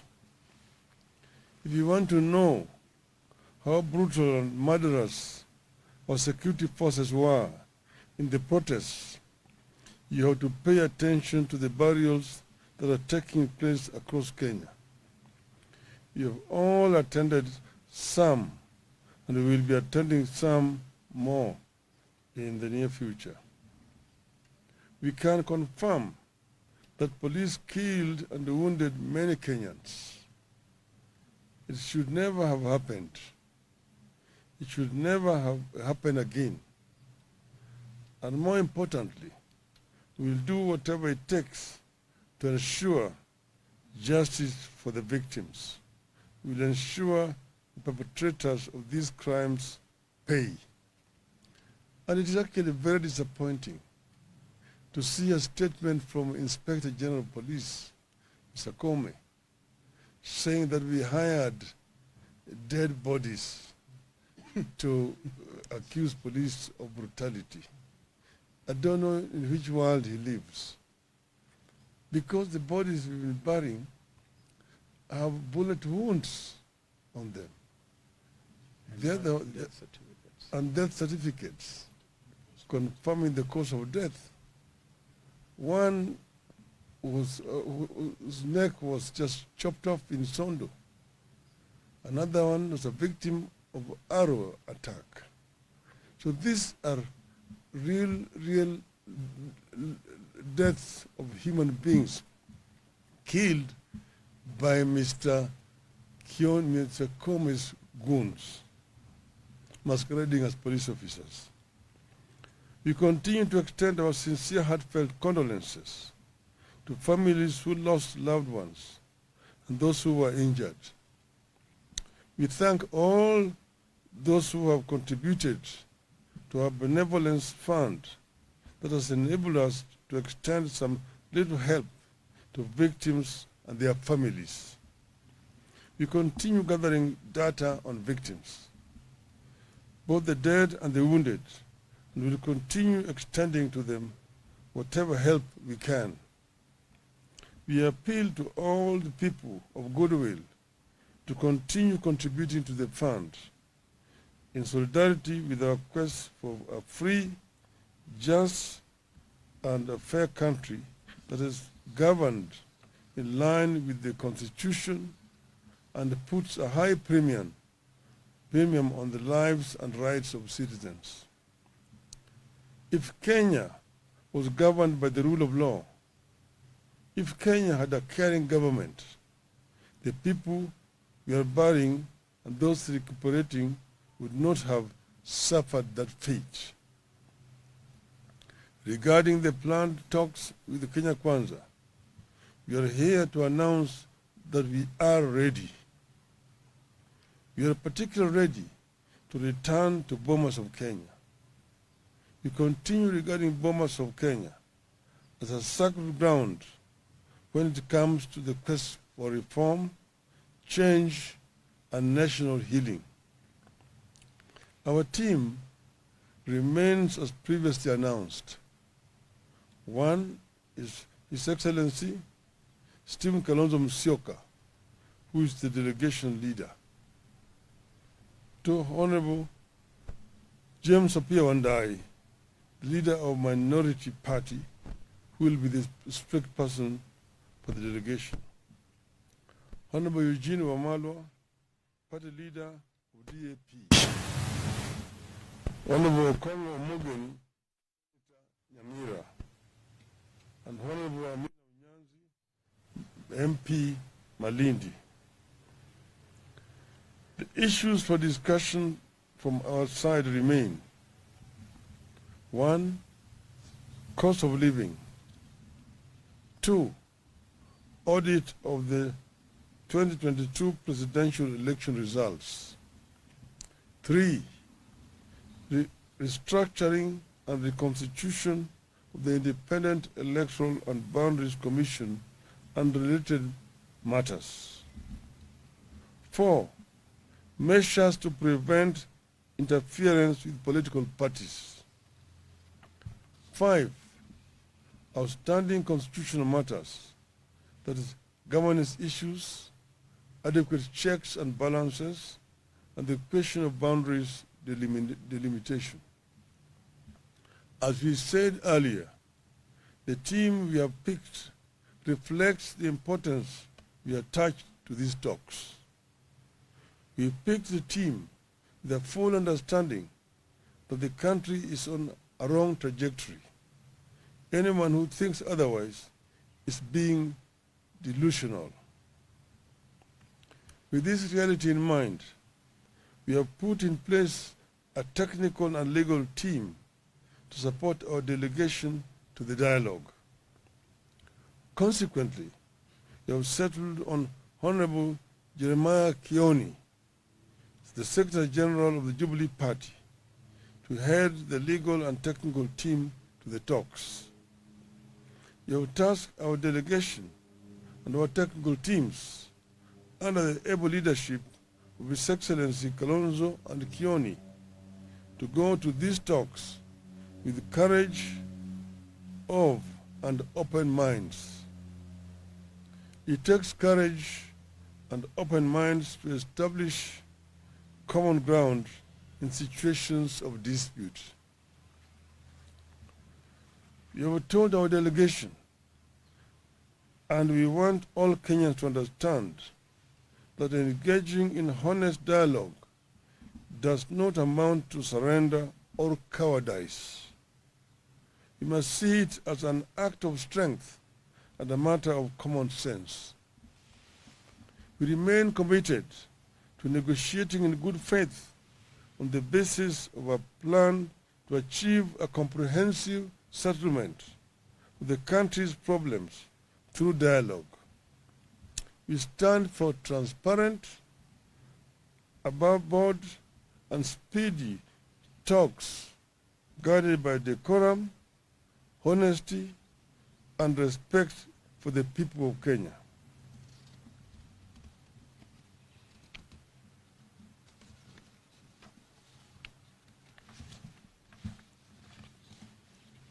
As a party, we believe that this country deserves peace, not paralysis. That is why we have stood down our protests to give dialogue and peace a chance. We appeal to Kenya Kwanza that vitriol must now end because it won't work. Propaganda must now end because it has not solved our problems this past year, and it won't in the coming year. Our people and the whole world are watching us, and we encourage them to watch us and to hold us to account. Finally, I wish to thank the team that was led by Honorable Otiende Amolo for what they did in representing Azimio in those talks that collapsed. They have agreed to remain as a backup to the team that we have just selected here today. And we thank them for the showing solidarity, courage in representing Azimio in those talks. Very finally, I want to reiterate once again here, Azimio is not interested in handshake. We don't want to shake anybody's hands, particularly those people whose hands are tainted with the blood of innocent Kenyans. But we have agreed to negotiate in good faith, as we have mentioned, so that we can be able to move our country from where it is today to peace, so that justice can finally be our shield and defender. Thank you. Well done.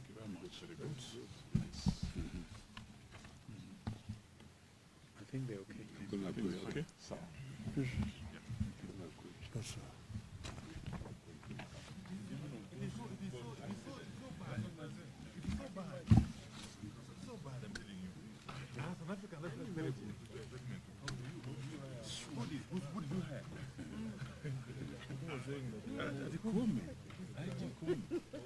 Higher what? You had in Buddhist parade. He said never that. had in African culture. He's never had in African culture.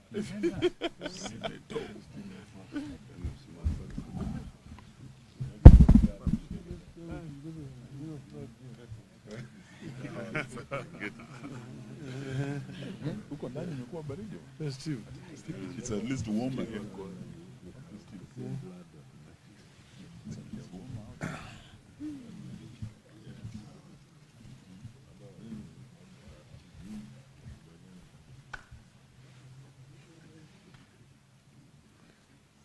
Are we ready? Huh? Paparazzi. You ready? Huh? 1 minute.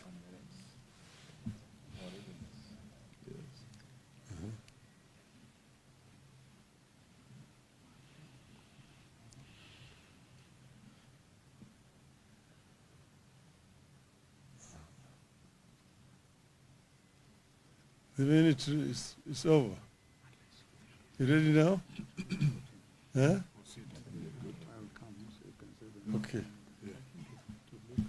This is a statement by Azimio Umoja on scheduled talks.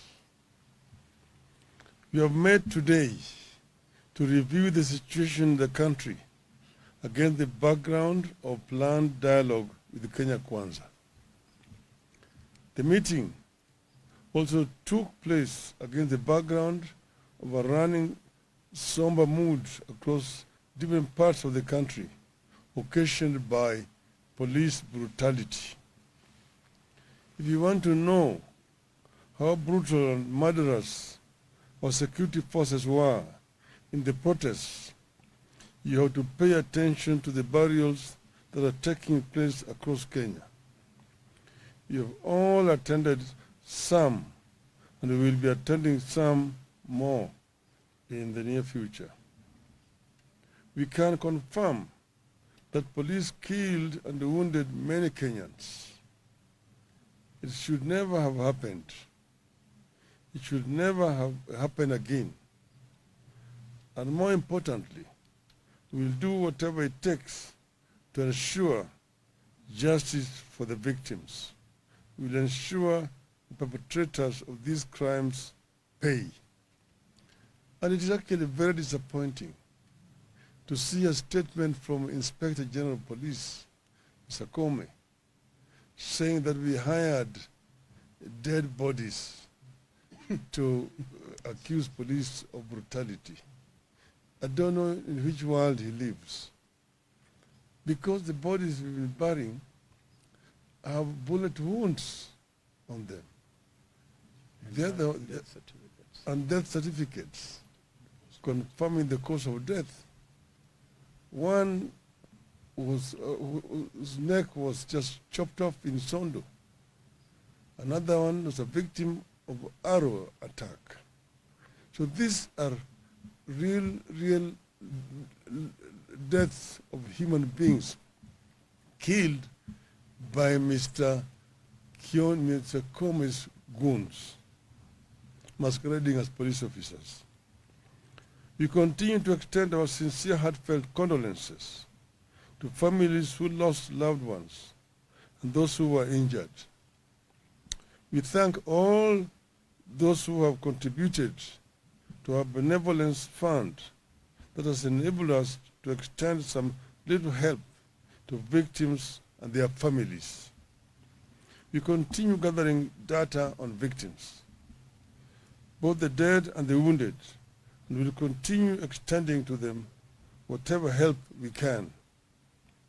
We appeal to all the people of goodwill to continue contributing to the fund in solidarity with our quest for a free, just, and a fair country that is governed in line with the Constitution and puts a high premium on the lives and rights of citizens.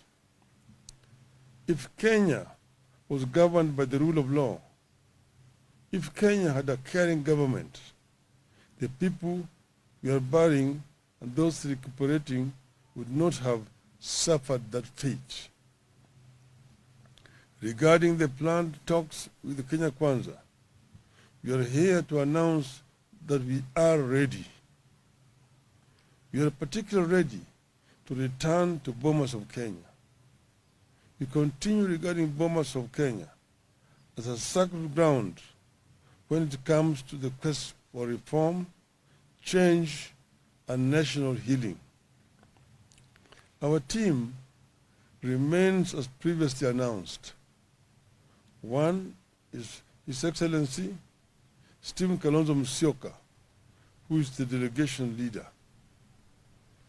Two, Honorable James Apia Wandai, the leader of Minority Party, who will be the strict person for the delegation. Honorable Eugene Wamalwa, party leader of DAP. Honorable Kongo Mogeni, Nyamira, and Honorable Amina Unyanzi, MP Malindi. The issues for discussion from our side remain: 1.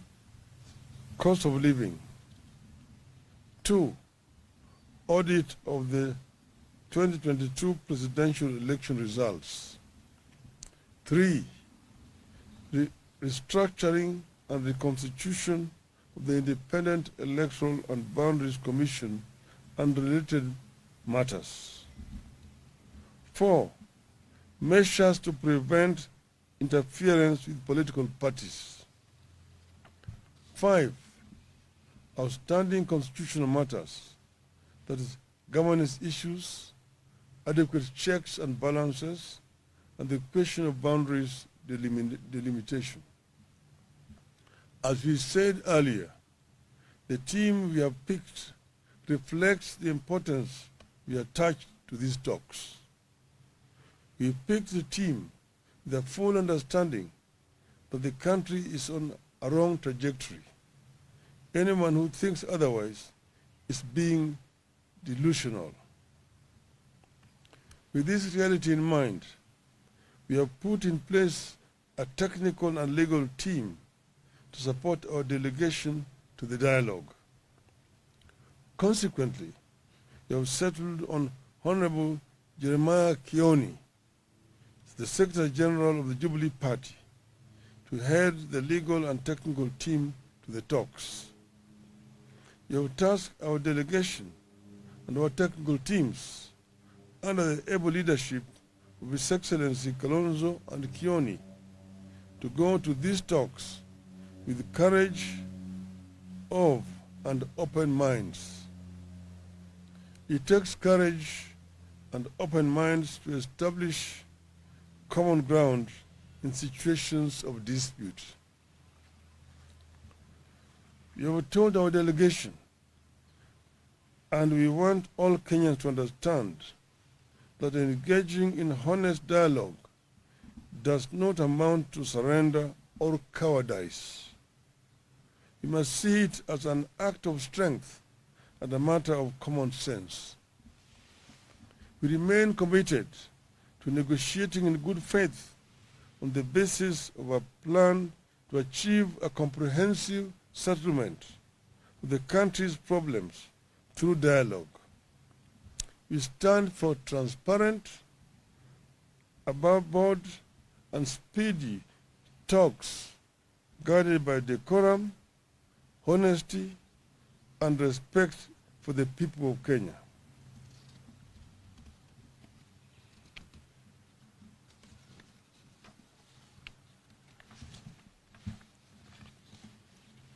As a party, we believe that this country deserves peace, not paralysis. That is why we have stood down our protests to give dialogue and peace a chance. We appeal to Kenya Kwanza that vitriol must now end because it won't work. Propaganda must now end because it has not solved our problems this past year, and it won't in the coming year. Our people and the whole world are watching us, and we encourage them to watch us and to hold us to account. Finally, I wish to thank the team that was led by Honorable Otiende Amolo for what they did in representing Azimio in those talks that collapsed. They have agreed to remain as a backup to the team that we have just selected here today. And we thank them for the showing solidarity, courage in representing Azimio in those talks. Very finally, I want to reiterate once again here, Azimio is not interested in handshake. We don't want to shake anybody's hands, particularly those people whose hands are tainted with the blood of innocent Kenyans. But we have agreed to negotiate in good faith, as we have mentioned, so that we can be able to move our country from where it is today to a peace, so that justice can finally be our shield and defender. Thank you. Well done. Thank you very much. Very good. I think they're okay. Okay. So, Yes, sir.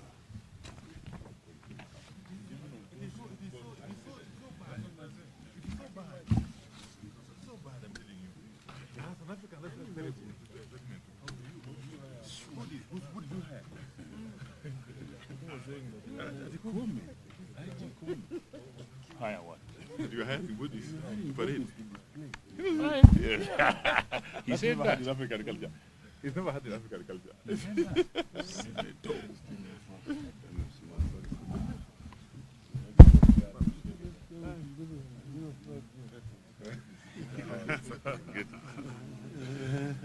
Huko ndani imekuwa baridi. Festive. It's at least warmer here.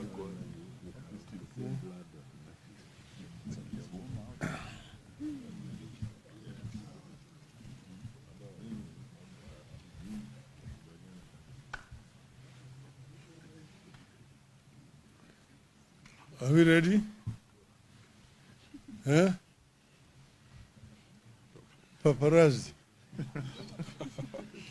You ready? Huh? 1 minute.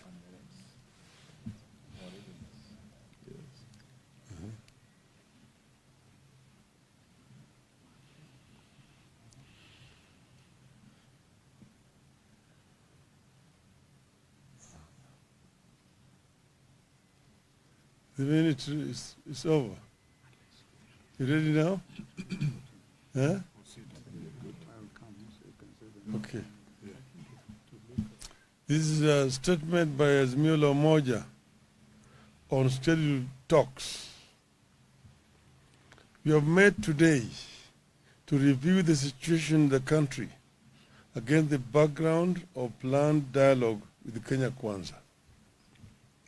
The meeting also took place against the background of a running somber mood across different parts of the country, occasioned by police brutality. If you want to know how brutal and murderous our security forces were in the protests, you have to pay attention to the burials that are taking place across Kenya. You have all attended some, and we will be attending some more in the near future. We can confirm that police killed and wounded many Kenyans. It should never have happened. It should never have happened again. And more importantly, we will do whatever it takes to ensure justice for the victims. We will ensure the perpetrators of these crimes pay. And it is actually very disappointing to see a statement from Inspector General of Police, Mr. Comey, saying that we hired dead bodies to accuse police of brutality. I don't know in which world he lives. Because the bodies we've been burying have bullet wounds on them. And They're the, death certificates. and death certificates. confirming the cause of death. One whose neck was just chopped off in Sondo. Another one was a victim of arrow attack. So these are real deaths of human beings killed by Mr. Kome's goons, masquerading as police officers. We continue to extend our sincere, heartfelt condolences to families who lost loved ones and those who were injured. We thank all those who have contributed to our benevolence fund that has enabled us to extend some little help to victims and their families. We continue gathering data on victims, both the dead and the wounded, and will continue extending to them whatever help we can. We appeal to all the people of goodwill to continue contributing to the fund in solidarity with our quest for a free, just, and a fair country that is governed in line with the Constitution and puts a high premium on the lives and rights of citizens. If Kenya was governed by the rule of law, if Kenya had a caring government, the people we are burying and those recuperating would not have suffered that fate. Regarding the planned talks with the Kenya Kwanza, we are here to announce that we are ready. We are particularly ready to return to Bomas of Kenya. We continue regarding Bomas of Kenya as a sacred ground when it comes to the quest for reform, change, and national healing. Our team remains as previously announced. One is His Excellency Stephen Kalonzo Musyoka, who is the delegation leader. Two, Honorable James Apia Wandai, the leader of Minority Party, who will be the spokesperson for the delegation. Honorable Eugene Wamalwa, party leader of DAP. Honorable Okongo Omogeni, Nyamira, and Honorable Amina Unyanzi, MP Malindi.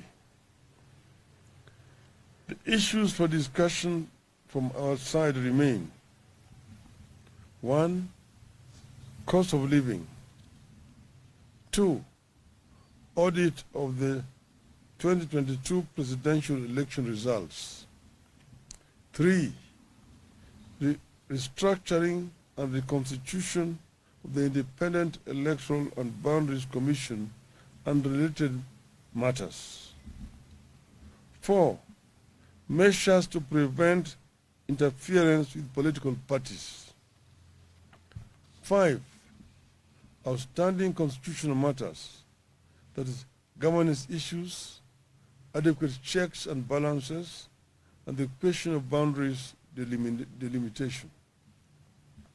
As we said earlier, the team we have picked reflects the importance we attach to these talks. We picked the team with a full understanding that the country is on a wrong trajectory. Anyone who thinks otherwise is being delusional. With this reality in mind, we have put in place a technical and legal team to support our delegation to the dialogue. Consequently, we have settled on Honorable Jeremiah Kioni, the Secretary General of the Jubilee Party, to head the legal and technical team to the talks. We have tasked our delegation and our technical teams under the able leadership of His Excellency Kalonzo and Kioni to go to these talks with courage of and open minds. It takes courage and open minds to establish common ground in situations of dispute. We have told our delegation, and we want all Kenyans to understand that engaging in honest dialogue does not amount to surrender or cowardice. You must see it as an act of strength and a matter of common sense. We remain committed to negotiating in good faith on the basis of a plan to achieve a comprehensive settlement of the country's problems through dialogue. We stand for transparent, above-board, and speedy talks guided by decorum, honesty, and respect for the people of Kenya.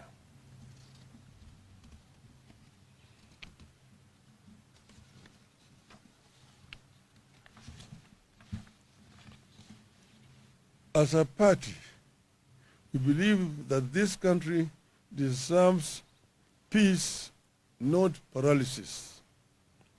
That is why we have stood down our protests to give dialogue and peace a chance. We appeal to Kenya Kwanza that vitriol must now end because it won't work. Propaganda must now end because it has not solved our problems this past year, and it won't in the coming year. Our people and the whole world are watching us, and we encourage them to watch us and to hold us to account. Finally, I wish to thank the team that was led by Honorable Otiende Amolo for what they did in representing Azimio in those talks that collapsed. They have agreed to remain as a backup to the team that we have just selected here today. And we thank them for the showing solidarity, courage in representing Azimio in those talks. Very finally, I want to reiterate once again here, Azimio is not interested in handshake.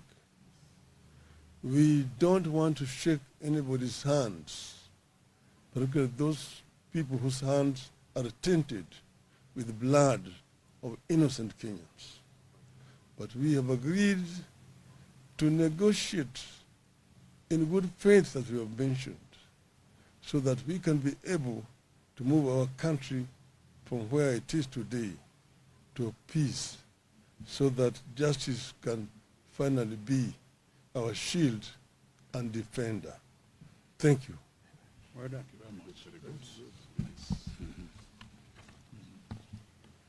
I think they're okay. Okay. Yes, sir.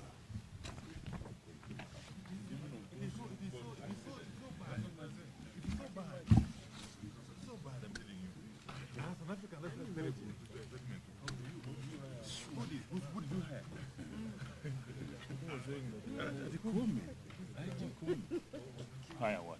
You had in Woodies. Parade. He said that. In African culture. He's never had in African culture.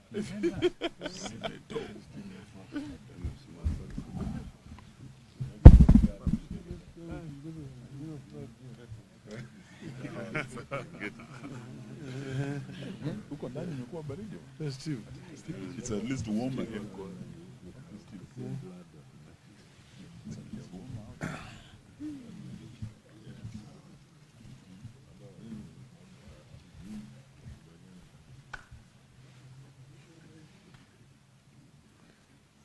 Are we ready? Huh? Paparazzi. We ready? Huh? 1 minute.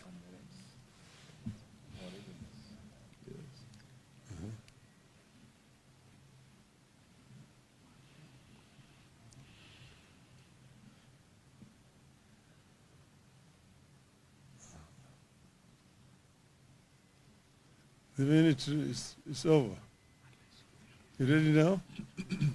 Huh? I will come so you can see them. Okay. This is a statement by Azimio Umoja on scheduled talks. We have met today to review the situation in the country against the background of planned dialogue with Kenya Kwanza. The meeting also took place against the background of a running somber mood across different parts of the country, occasioned by police brutality. If you want to know how brutal and murderous our security forces were in the protests, you have to pay attention to the burials that are taking place across Kenya. You have all attended some, and we will be attending some more in the near future. We can confirm that police killed and wounded many Kenyans. It should never have happened. It should never have happened again. And more importantly, we will do whatever it takes to ensure justice for the victims. We will ensure the perpetrators of these crimes pay. And it is actually very disappointing to see a statement from Inspector General of Police, Mr. Comey, saying that we hired dead bodies to accuse police of brutality. I don't know in which world he lives. Because the bodies we've been burying have bullet wounds on them. And death certificates confirming the cause of death. One was, whose neck was just chopped off in Sondo. Another one was a victim of arrow attack. So these are real deaths of human beings killed by Mr. Comey's goons, masquerading as police officers. We continue to extend our sincere, heartfelt condolences to families who lost loved ones and those who were injured. We thank all those who have contributed to our benevolence fund that has enabled us to extend some little help to victims and their families. We continue gathering data on victims, both the dead and the wounded, and will continue extending to them whatever help we can. We appeal to all the people of goodwill to continue contributing to the fund in solidarity with our quest for a free, just, and a fair country that is governed in line with the Constitution and puts a high premium on the lives and rights of citizens. If Kenya was governed by the rule of law, if Kenya had a caring government, the people we are burying and those recuperating would not have suffered that fate. Regarding the planned talks with the Kenya Kwanza, we are here to announce that we are ready. We are particularly ready to return to Bomas of Kenya. We continue regarding Bomas of Kenya as a sacred ground when it comes to the quest for reform, change, and national healing. Our team remains as previously announced. One is His Excellency Stephen Kalonzo Musyoka, who is the delegation leader. Two, Honorable James Apia Wandai, the leader of Minority Party, who will be the spokesperson for the delegation. Honorable Eugene Wamalwa, party leader of DAP. Honorable Congo Mugeni, Nyamira, and Honorable Amina Unyanzi, MP Malindi. The issues for discussion from our side remain 1. Cost of living. 2. Audit of the 2022 presidential election results. 3. Restructuring and reconstitution of the Independent Electoral and Boundaries Commission and related matters. 4. Measures to prevent interference with political parties. 5. Outstanding constitutional matters, that is, governance issues, adequate checks and balances, and the question of boundaries delimitation. As we said earlier, the team we have picked reflects the importance we attach to these talks. We picked the team with a full understanding that the country is on a wrong trajectory.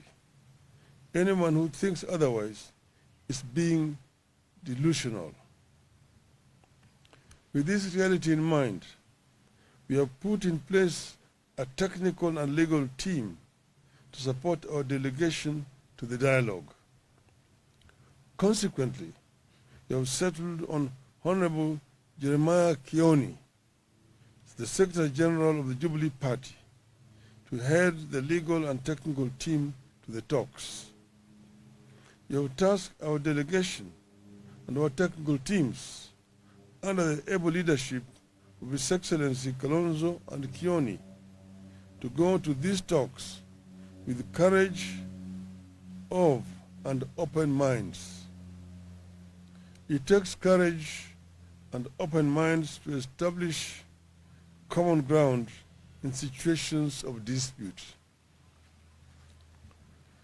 We have told our delegation, and we want all Kenyans to understand, that engaging in honest dialogue does not amount to surrender or cowardice.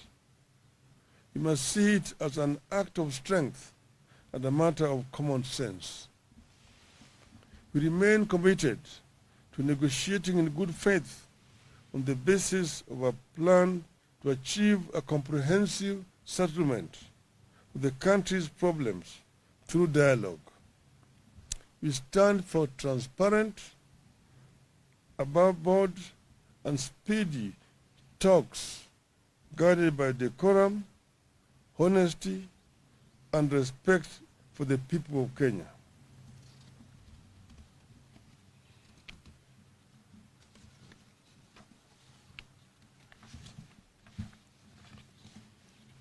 As a party, we believe that this country deserves peace, not paralysis. That is why we have stood down our protests to give dialogue and peace a chance. We appeal to Kenya Kwanza that vitriol must now end because it won't work. Propaganda must now end because it has not solved our problems this past year, and it won't in the coming year. Our people and the whole world are watching us, and we encourage them to watch us and to hold us to account.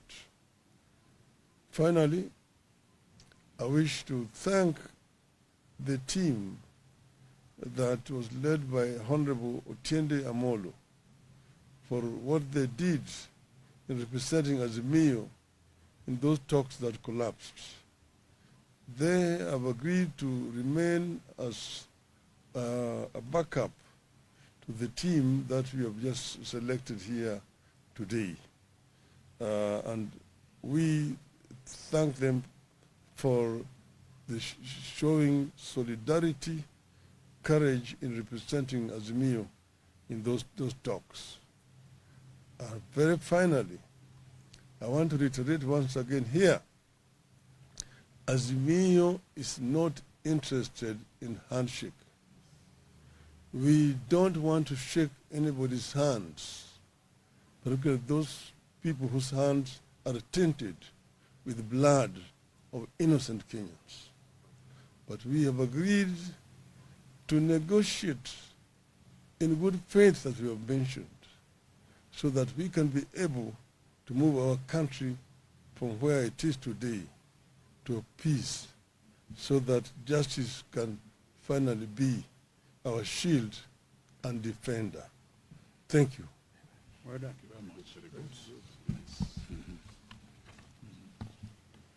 I think they're okay. Okay. Yes, sir.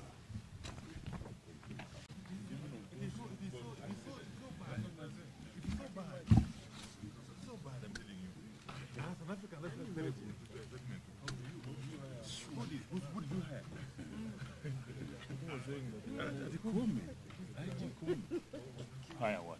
You are having goodies. Parade. He said never that. had in African culture. He's never had in African culture.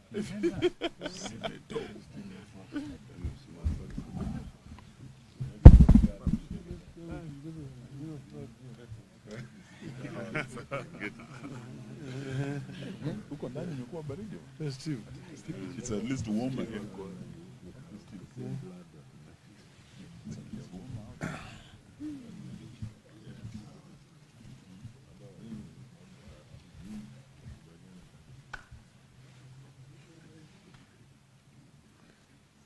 Are we ready? Huh? Paparazzi. We ready? Huh? 1 minute.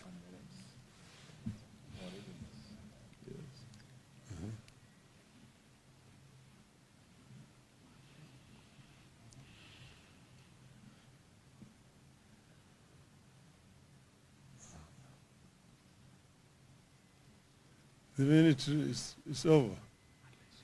You ready now? Huh? Okay. This is a statement by Azimio Umoja on scheduled talks. We have met today to review the situation in the country against the background of planned dialogue with Kenya Kwanza. The meeting also took place against the background of a running somber mood across different parts of the country, occasioned by police brutality. If you want to know how brutal and murderous our security forces were in the protests, you have to pay attention to the burials that are taking place across Kenya. You have all attended some, and we will be attending some more in the near future. We can confirm that police killed and wounded many Kenyans. It should never have happened. It should never have happened again. And more importantly, we will do whatever it takes to ensure justice for the victims. We will ensure the perpetrators of these crimes pay. And it is actually very disappointing to see a statement from Inspector General of Police, Mr. Comey, saying that we hired dead bodies to accuse police of brutality. I don't know in which world he lives. Because the bodies we've been burying have bullet wounds on them. And death certificates confirming the cause of death. One was, whose neck was just chopped off in Sondo. Another one was a victim of arrow attack. So these are real deaths of human beings killed by Mr. Comey's goons, masquerading as police officers. We continue to extend our sincere, heartfelt condolences to families who lost loved ones and those who were injured. We thank all those who have contributed to our benevolence fund that has enabled us to extend some little help to victims and their families. We continue gathering data on victims, both the dead and the wounded, and will continue extending to them whatever help we can.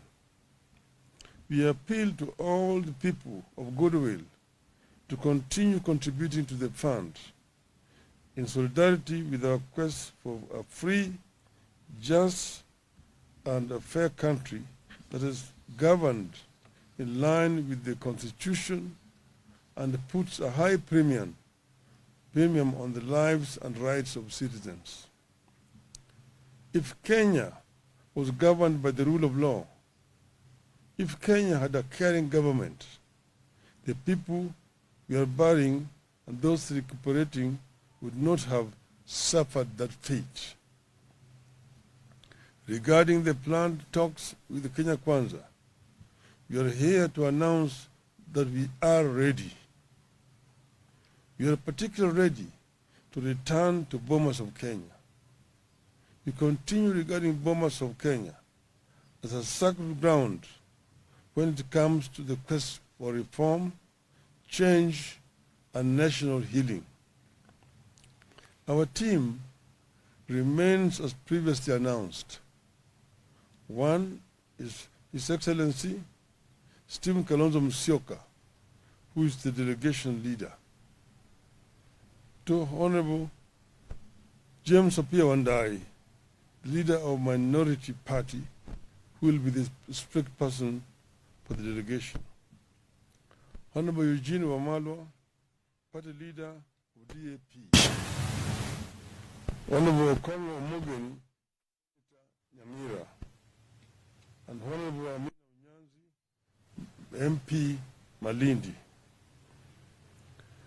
The issues for discussion from our side remain: 1, cost of living; 2, audit of the 2022 presidential election results; 3, restructuring and reconstitution of the Independent Electoral and Boundaries Commission and related matters; 4, measures to prevent interference with political parties; 5, outstanding constitutional matters, that is, governance issues, adequate checks and balances, and the question of boundaries delimitation. As we said earlier, the team we have picked reflects the importance we attach to these talks. We picked the team with a full understanding that the country is on a wrong trajectory. Anyone who thinks otherwise is being delusional. With this reality in mind, we have put in place a technical and legal team to support our delegation to the dialogue. Consequently, we have settled on Honorable Jeremiah Kioni, the Secretary General of the Jubilee Party, to head the legal and technical team to the talks. We have tasked our delegation and our technical teams under the able leadership of His Excellency Kalonzo and Kioni to go to these talks with the courage of and open minds. It takes courage and open minds to establish common ground in situations of dispute. We have told our delegation, and we want all Kenyans to understand, that engaging in honest dialogue does not amount to surrender or cowardice. We must see it as an act of strength and a matter of common sense. We remain committed to negotiating in good faith on the basis of a plan to achieve a comprehensive settlement of the country's problems through dialogue. We stand for transparent, above board, and speedy talks guided by decorum, honesty, and respect for the people of Kenya.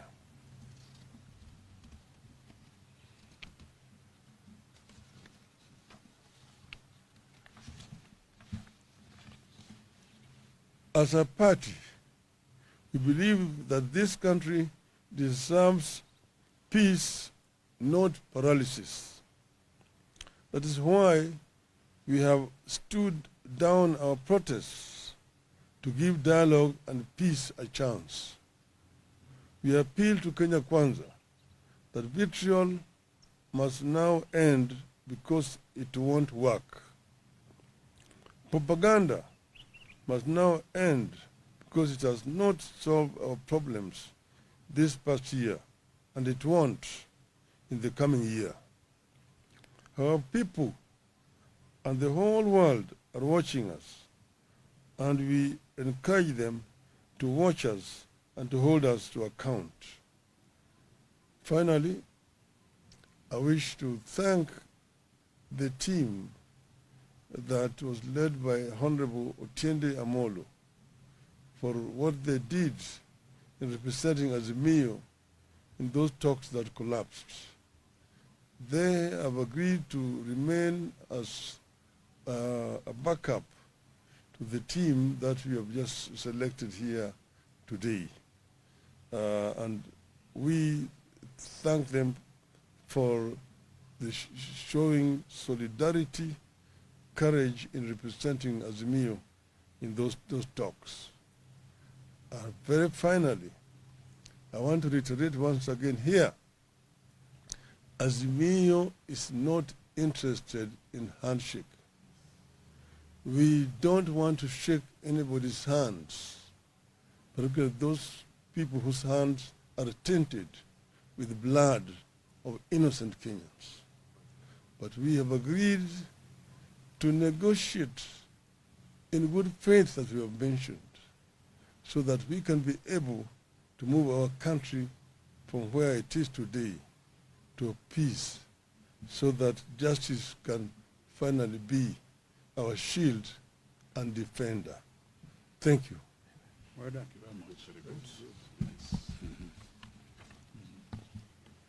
I think they're okay. Okay. Yes, sir.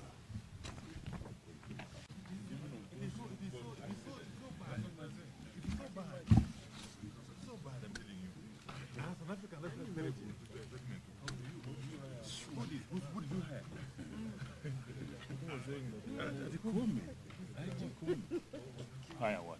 You had in Woodies. Parade. He said that. In African culture. He's never had in African culture.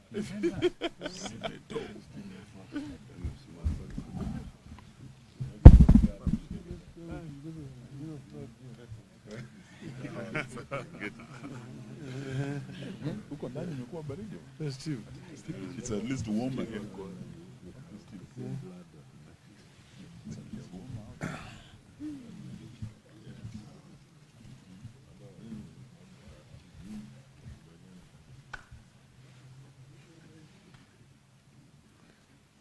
Are we ready? Huh? Paparazzi. We ready? Huh? 1 minute.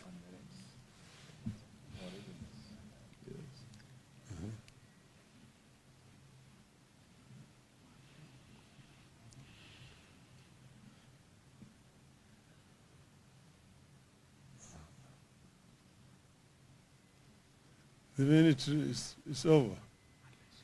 You ready now? Huh? Okay. This is a statement by Azimio Umoja on scheduled talks. We have met today to review the situation in the country against the background of planned dialogue with Kenya Kwanza. The meeting also took place against the background of a running somber mood across different parts of the country, occasioned by police brutality. If you want to know how brutal and murderous our security forces were in the protests, you have to pay attention to the burials that are taking place across Kenya. You have all attended some and we will be attending some more in the near future. We can confirm that police killed and wounded many Kenyans. It should never have happened. It should never have happened again. And more importantly, we will do whatever it takes to ensure justice for the victims. We will ensure the perpetrators of these crimes pay. And it is actually very disappointing to see a statement from Inspector General of Police, Mr. Comey, saying that we hired dead bodies to accuse police of brutality. I don't know in which world he lives. Because the bodies we've been burying have bullet wounds on them. And death certificates confirming the cause of death. One was, whose neck was just chopped off in Sondo. Another one was a victim of arrow attack. So these are real deaths of human beings killed by Mr.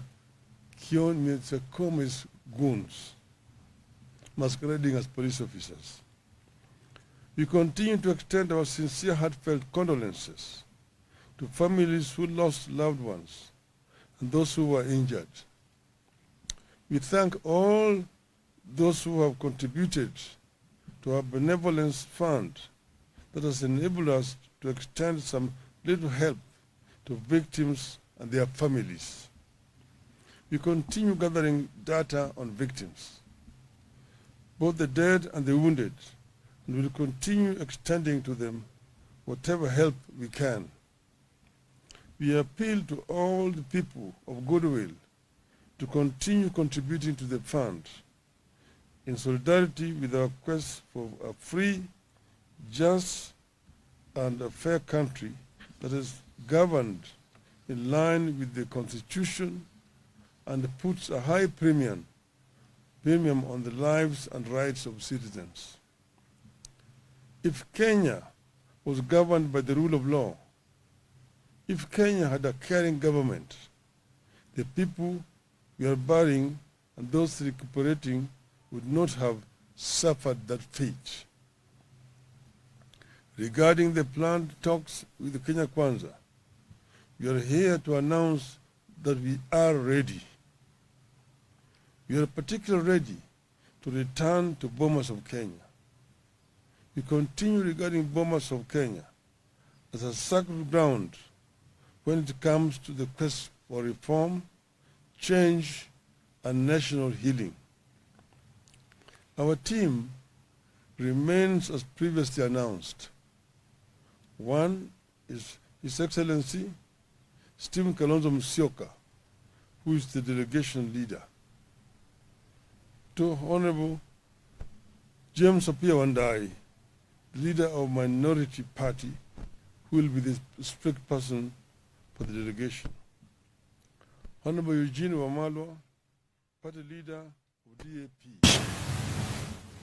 Honorable Okongo Omogeni, Nyamira, and Honorable Amina Unyanzi, MP Malindi. The issues for discussion from our side remain. One, cost of living. Two, audit of the 2022 presidential election results. Three, restructuring and reconstitution of the Independent Electoral and Boundaries Commission and related matters. Four, measures to prevent interference with political parties. Five, outstanding constitutional matters, that is, governance issues, adequate checks and balances, and the question of boundaries delimitation. As we said earlier, the team we have picked reflects the importance we attach to these talks. We picked the team with a full understanding that the country is on a wrong trajectory. Anyone who thinks otherwise is being delusional. With this reality in mind, we have put in place a technical and legal team to support our delegation to the dialogue. Consequently, we have settled on Honorable Jeremiah Kioni, the Secretary General of the Jubilee Party, to head the legal and technical team to the talks. We have tasked our delegation and our technical teams under the able leadership of His Excellency Kalonzo and Kioni to go to these talks with the courage of and open minds. It takes courage and open minds to establish common ground in situations of dispute. We have told our delegation, and we want all Kenyans to understand, that engaging in honest dialogue does not amount to surrender or cowardice. We must see it as an act of strength and a matter of common sense. We remain committed to negotiating in good faith on the basis of a plan to achieve a comprehensive settlement of the country's problems through dialogue. We stand for transparent, above-board, and speedy talks guided by decorum, honesty, and respect for the people of Kenya.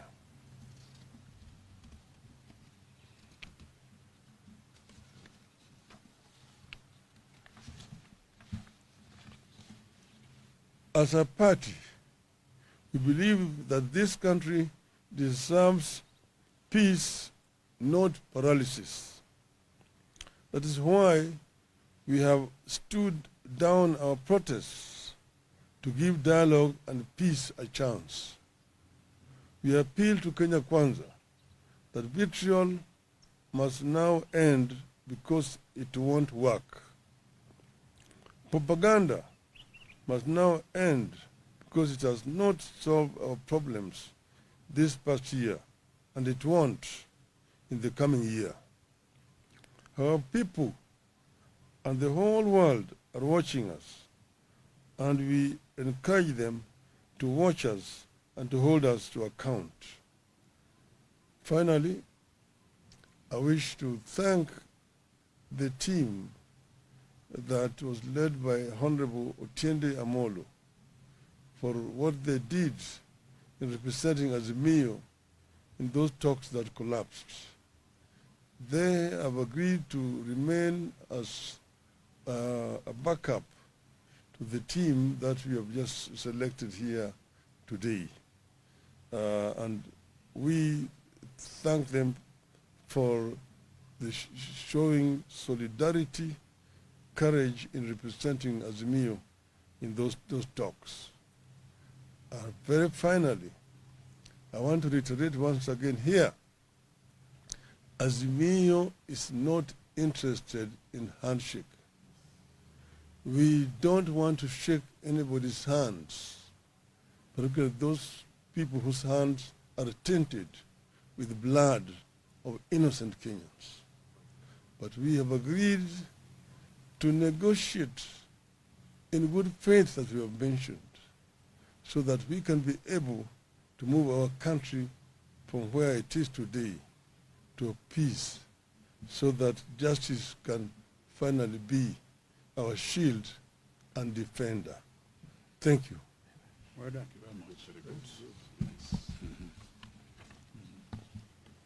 I think they're okay. Okay. Yes, sir.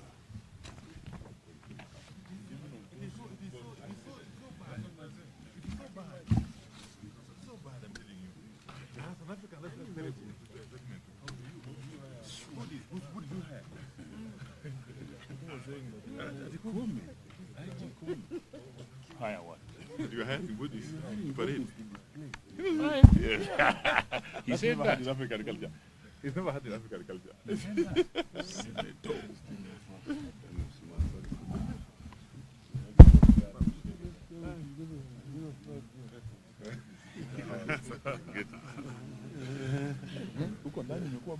Festive.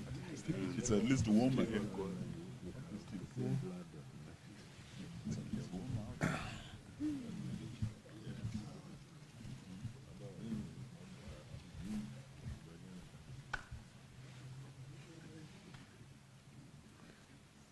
Are we ready?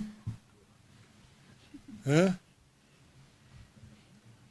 Paparazzi. You ready? Huh? 1 minute.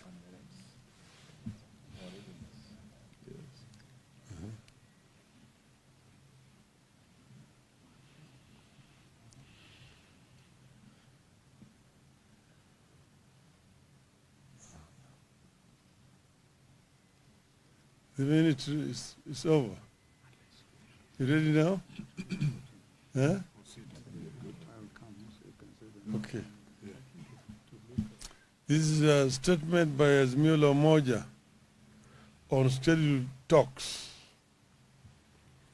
We have met today to review the situation in the country against the background of planned dialogue with Kenya Kwanza.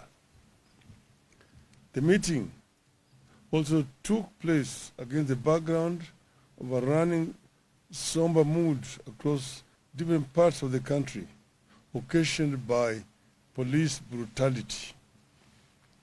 If you want to know how brutal and murderous our security forces were in the protests, you have to pay attention to the burials that are taking place across Kenya. You have all attended some, and we will be attending some more in the near future. We can confirm that police killed and wounded many Kenyans. It should never have happened. It should never have happened again. And more importantly, we will do whatever it takes to ensure justice for the victims. We will ensure the perpetrators of these crimes pay. And it is actually very disappointing to see a statement from Inspector General of Police, Mr. Comey, saying that we hired dead bodies to accuse police of brutality. I don't know in which world he lives. Because the bodies we've been burying have bullet wounds on them. And death certificates confirming the cause of death. One was, whose neck was just chopped off in Sondo. Another one was a victim of arrow attack. So these are real deaths of human beings killed by Mr. Comey's goons, masquerading as police officers. We continue to extend our sincere, heartfelt condolences to families who lost loved ones and those who were injured. We thank all those who have contributed to our benevolence fund that has enabled us to extend some little help to victims and their families. We continue gathering data on victims, both the dead and the wounded, and will continue extending to them whatever help we can. We appeal to all the people of goodwill to continue contributing to the fund in solidarity with our quest for a free, just, and a fair country that is governed in line with the Constitution and puts a high premium on the lives and rights of citizens. If Kenya was governed by the rule of law, if Kenya had a caring government, the people we are burying and those recuperating would not have suffered that fate. Regarding the planned talks with the Kenya Kwanza, we are here to announce that we are ready. We are particularly ready to return to Bomas of Kenya. We continue regarding Bomas of Kenya as a sacred ground when it comes to the quest for reform, change, and national healing. Our team remains as previously announced. One is His Excellency Stephen Kalonzo Musyoka, who is the delegation leader. Two, Honorable James Apia Wandai, the leader of minority party, who will be the strict person for the delegation. Honorable Eugene Wamalwa, party leader of DAP. Honorable Congo Mugen, Nyamira, and Honorable Amina Unyanzi, MP Malindi. The issues for discussion from our side remain: 1. Cost of living. 2. Audit of the 2022 presidential election results. 3. Restructuring and reconstitution of the Independent Electoral and Boundaries Commission and related matters. 4. Measures to prevent interference with political parties. 5. Outstanding constitutional matters, that is, governance issues, adequate checks and balances, and the question of boundaries delimitation. As we said earlier, the team we have picked reflects the importance we attach to these talks. We picked the team with a full understanding that the country is on a wrong trajectory. Anyone who thinks otherwise is being delusional. With this reality in mind, we have put in place a technical and legal team to support our delegation to the dialogue. Consequently, we have settled on Honorable Jeremiah Kioni, the Secretary General of the Jubilee Party, to head the legal and technical team to the talks. We have tasked our delegation and our technical teams under the able leadership of His Excellency Kalonzo and Kioni to go to these talks with courage of and open minds. It takes courage and open minds to establish common ground in situations of dispute. We have told our delegation, and we want all Kenyans to understand, that engaging in honest dialogue does not amount to surrender or cowardice. We must see it as an act of strength and a matter of common sense. We remain committed to negotiating in good faith on the basis of a plan to achieve a comprehensive settlement of the country's problems through dialogue. We stand for transparent, above board, and speedy talks guided by decorum, honesty, and respect for the people of Kenya.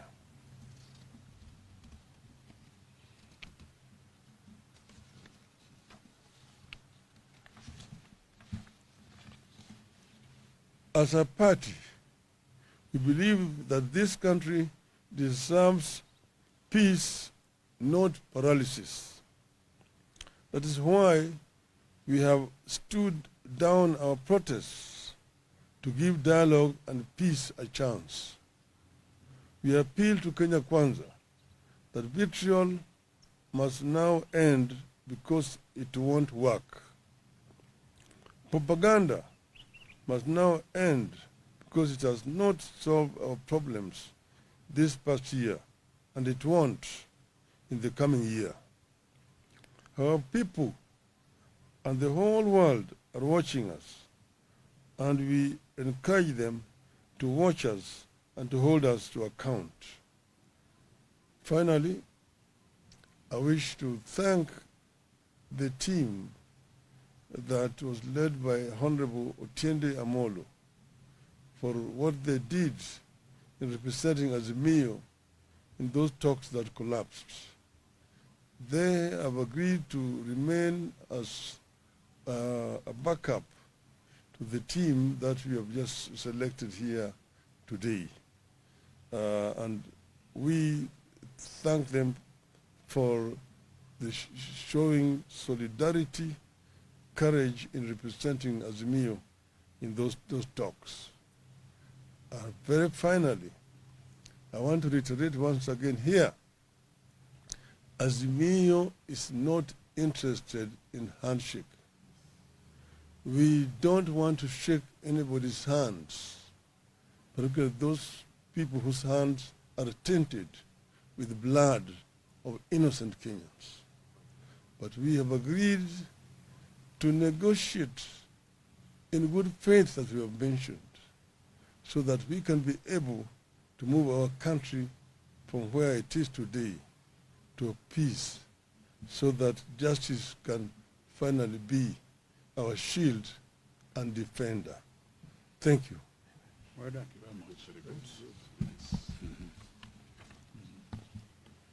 I think they're okay. Okay. So, Yes, sir.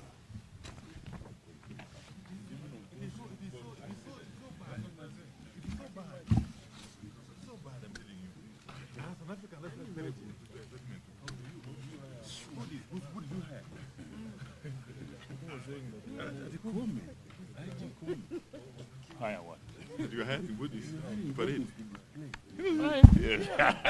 He said never that. had in African culture. He's never had in African culture.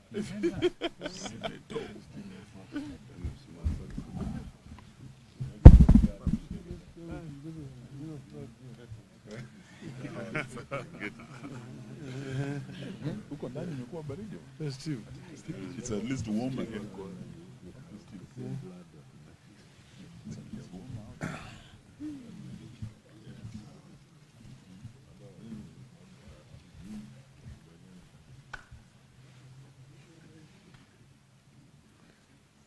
Are we ready? Huh? Paparazzi. You ready? Huh? 1 minute.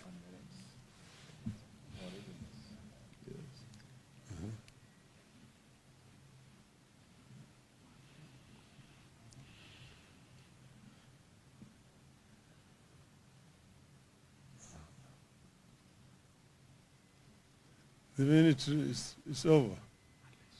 You ready now? Huh? Okay. This is a statement by Azimio Umoja on scheduled talks. We have met today to review the situation in the country against the background of planned dialogue with Kenya Kwanza. The meeting also took place against the background of a running somber mood across different parts of the country, occasioned by police brutality. If you want to know how brutal and murderous our security forces were in the protests, you have to pay attention to the burials that are taking place across Kenya. You have all attended some, and we will be attending some more in the near future. We can confirm that police killed and wounded many Kenyans. It should never have happened. It should never have happened again. And more importantly, we will do whatever it takes to ensure justice for the victims. We will ensure the perpetrators of these crimes pay. And it is actually very disappointing to see a statement from Inspector General of Police, Mr. Comey, saying that we hired dead bodies to accuse police of brutality. I don't know in which world he lives. Because the bodies we've been burying have bullet wounds on them. And death certificates. And death certificates. confirming the cause of death. One whose neck was just chopped off in Sondo.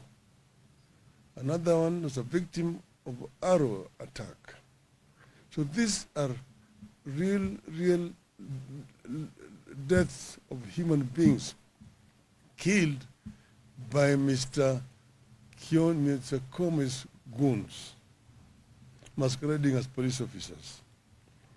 We continue to extend our sincere, heartfelt condolences to families who lost loved ones and those who were injured. We thank all those who have contributed to our benevolence fund that has enabled us to extend some little help to victims and their families. We continue gathering data on victims, both the dead and the wounded, and will continue extending to them whatever help we can. We appeal to all the people of goodwill to continue contributing to the fund in solidarity with our quest for a free, just, and a fair country that is governed in line with the Constitution and puts a high premium on the lives and rights of citizens. If Kenya was governed by the rule of law, if Kenya had a caring government, the people we are burying and those recuperating would not have suffered that fate. Regarding the planned talks with the Kenya Kwanza, we are here to announce that we are ready. We are particularly ready to return to Bomas of Kenya. We continue regarding Bomas of Kenya as a sacred ground when it comes to the quest for reform, change, and national healing. Our team remains as previously announced. One is His Excellency Stephen Kalonzo Musyoka, who is the delegation leader. Two, Honorable James Apia Wandai, the leader of Minority Party, who will be the strict person for the delegation. Honorable Eugene Wamalwa, party leader of DAP. Honorable Okongo Omogeni, Nyamira, and Honorable Amina Unyanzi, MP Malindi. The issues for discussion from our side remain: 1, cost of living; 2, audit of the 2022 presidential election results; 3, restructuring and reconstitution of the Independent Electoral and Boundaries Commission and related matters; 4, measures to prevent interference with political parties; 5, outstanding constitutional matters, that is, governance issues, adequate checks and balances, and the question of boundaries delimitation. As we said earlier, the team we have picked reflects the importance we attach to these talks. We picked the team with a full understanding that the country is on a wrong trajectory. Anyone who thinks otherwise is being delusional. With this reality in mind, we have put in place a technical and legal team to support our delegation to the dialogue. Consequently, we have settled on Honorable Jeremiah Kioni, the Secretary General of the Jubilee Party, to head the legal and technical team to the talks. We have tasked our delegation and our technical teams under the able leadership of His Excellency Kalonzo and Kioni to go to these talks with courage of and open minds. It takes courage and open minds to establish common ground in situations of dispute. We have told our delegation, and we want all Kenyans to understand that engaging in honest dialogue does not amount to surrender or cowardice. You must see it as an act of strength and a matter of common sense. We remain committed to negotiating in good faith on the basis of a plan to achieve a comprehensive settlement of the country's problems through dialogue. We stand for transparent, above-board, and speedy talks guided by decorum, honesty, and respect for the people of Kenya.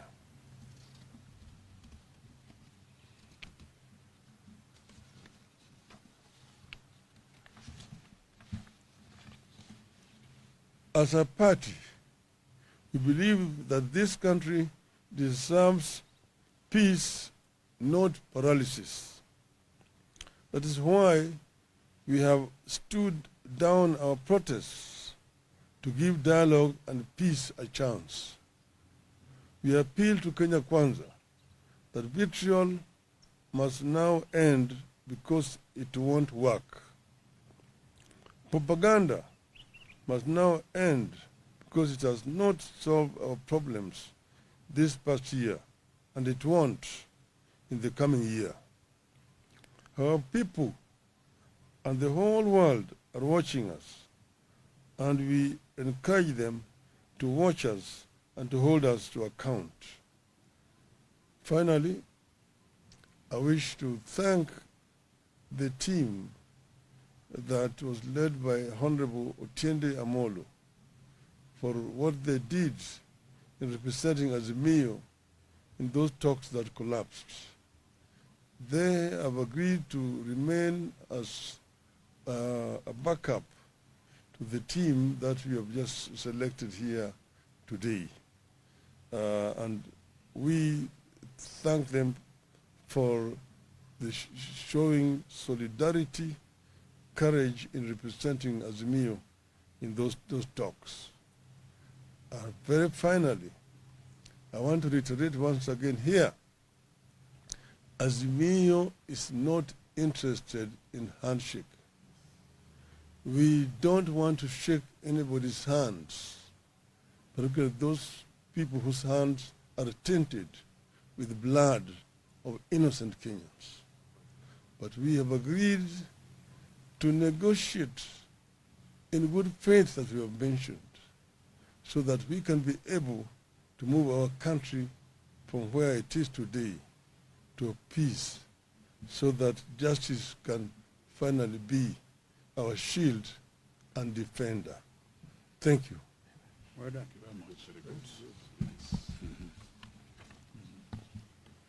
I think they're okay. Okay. Yes, sir.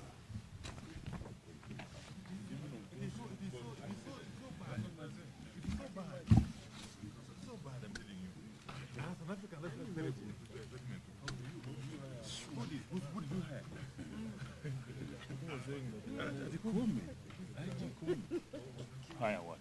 You are having goodies. Parade. Yeah. He said that. In African culture. He's never had in African culture.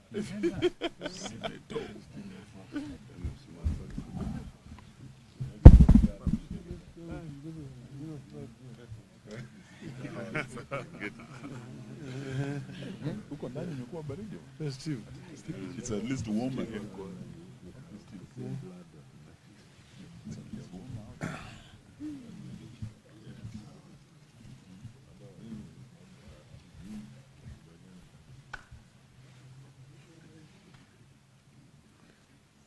Are we ready? Huh? Paparazzi. We ready? Huh? 1 minute.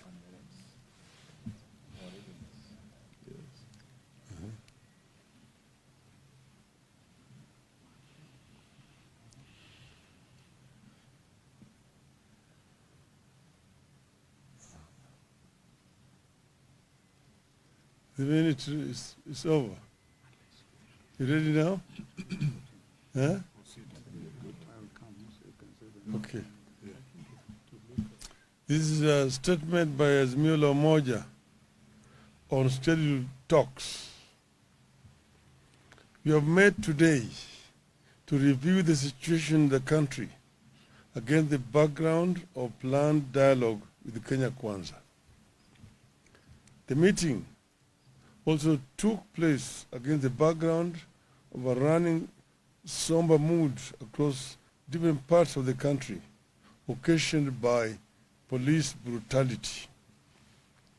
If you want to know how brutal and murderous our security forces were in the protests, you have to pay attention to the burials that are taking place across Kenya. You have all attended some, and we will be attending some more in the near future. We can confirm that police killed and wounded many Kenyans. It should never have happened. It should never have happened again. And more importantly, we will do whatever it takes to ensure justice for the victims. We will ensure the perpetrators of these crimes pay.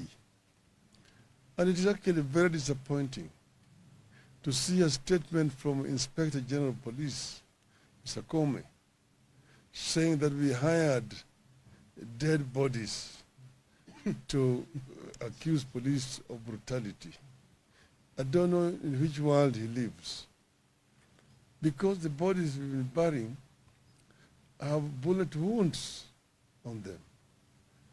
Death certificates. And death certificates confirming the cause of death.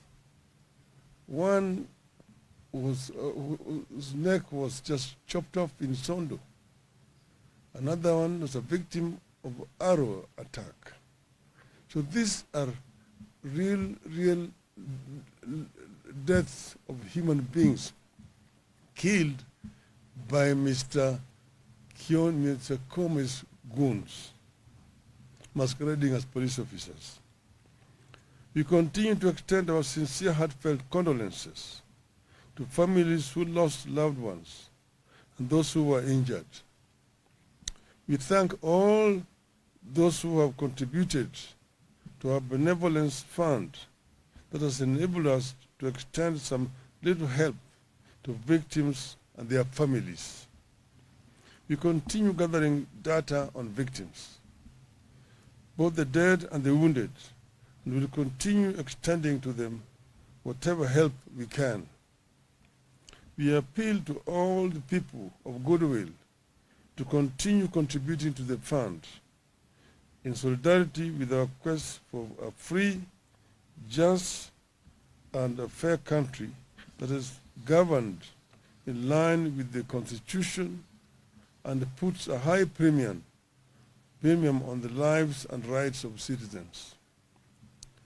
If Kenya was governed by the rule of law, if Kenya had a caring government, the people we are burying and those recuperating would not have suffered that fate.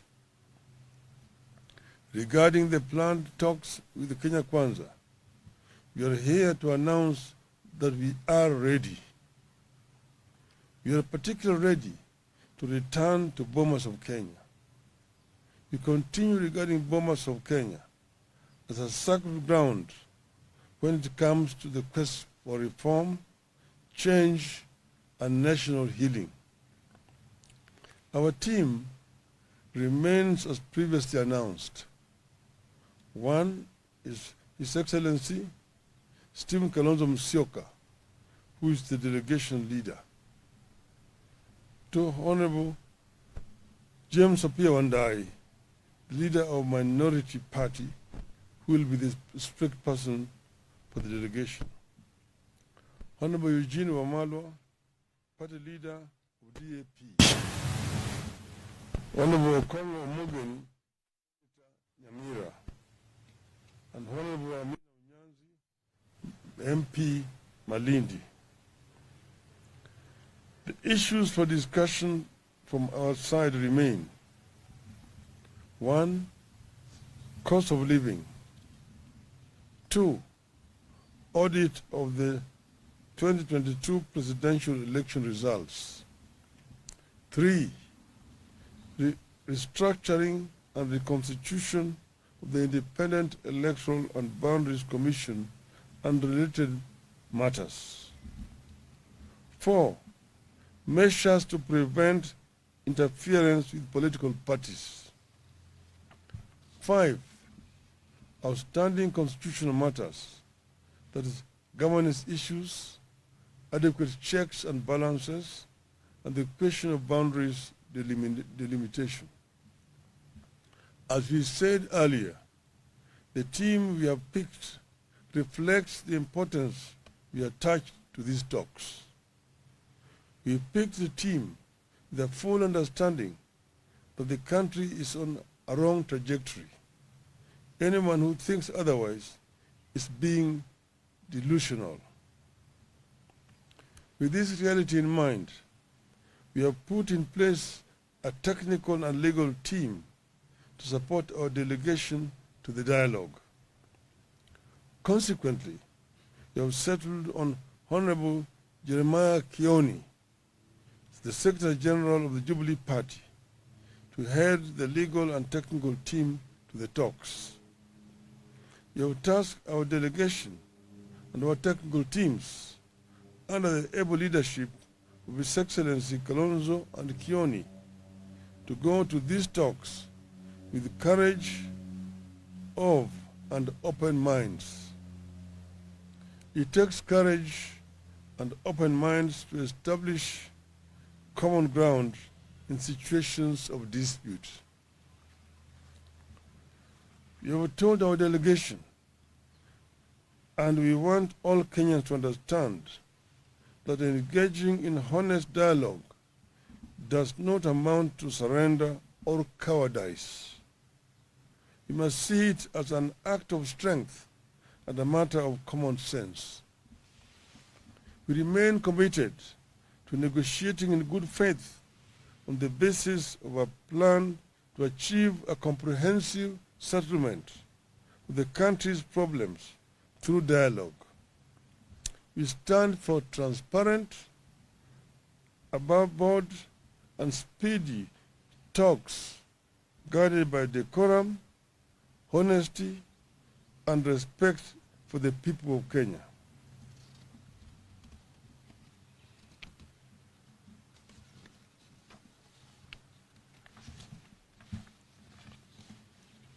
As a party, we believe that this country deserves peace, not paralysis. That is why we have stood down our protests to give dialogue and peace a chance. We appeal to Kenya Kwanza that vitriol must now end because it won't work. Propaganda must now end because it has not solved our problems this past year, and it won't in the coming year. Our people and the whole world are watching us, and we encourage them to watch us and to hold us to account. Finally, I wish to thank the team that was led by Honorable Otiende Amolo for what they did in representing Azimio in those talks that collapsed. They have agreed to remain as a backup to the team that we have just selected here today.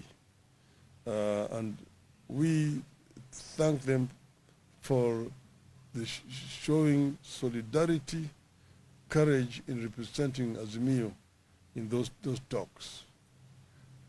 Very finally, I want to reiterate once again here, Azimio is not interested in handshake. We don't want to shake anybody's hands, particularly those people whose hands are tainted with blood of innocent Kenyans. But we have agreed to negotiate in good faith that we have mentioned, so that we can be able to move our country from where it is today to peace, so that justice can finally be our shield and defender. Thank you. Well done.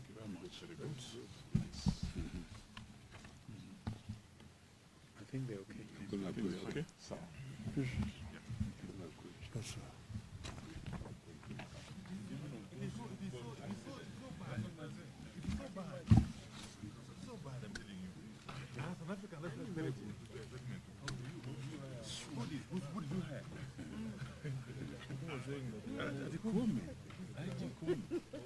Higher what?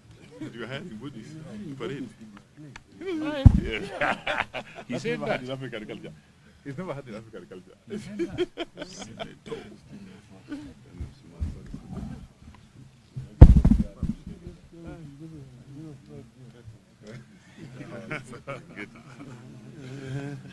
Huko ndani imekuwa baridi. Festive. It's at least warmer here.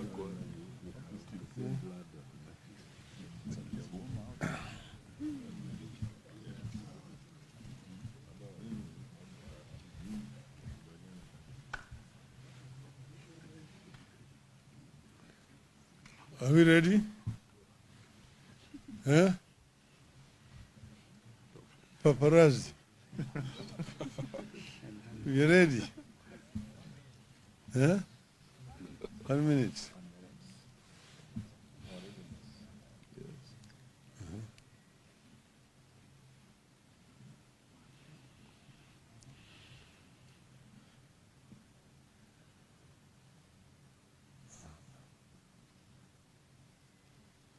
The minute is over. You ready now? Huh?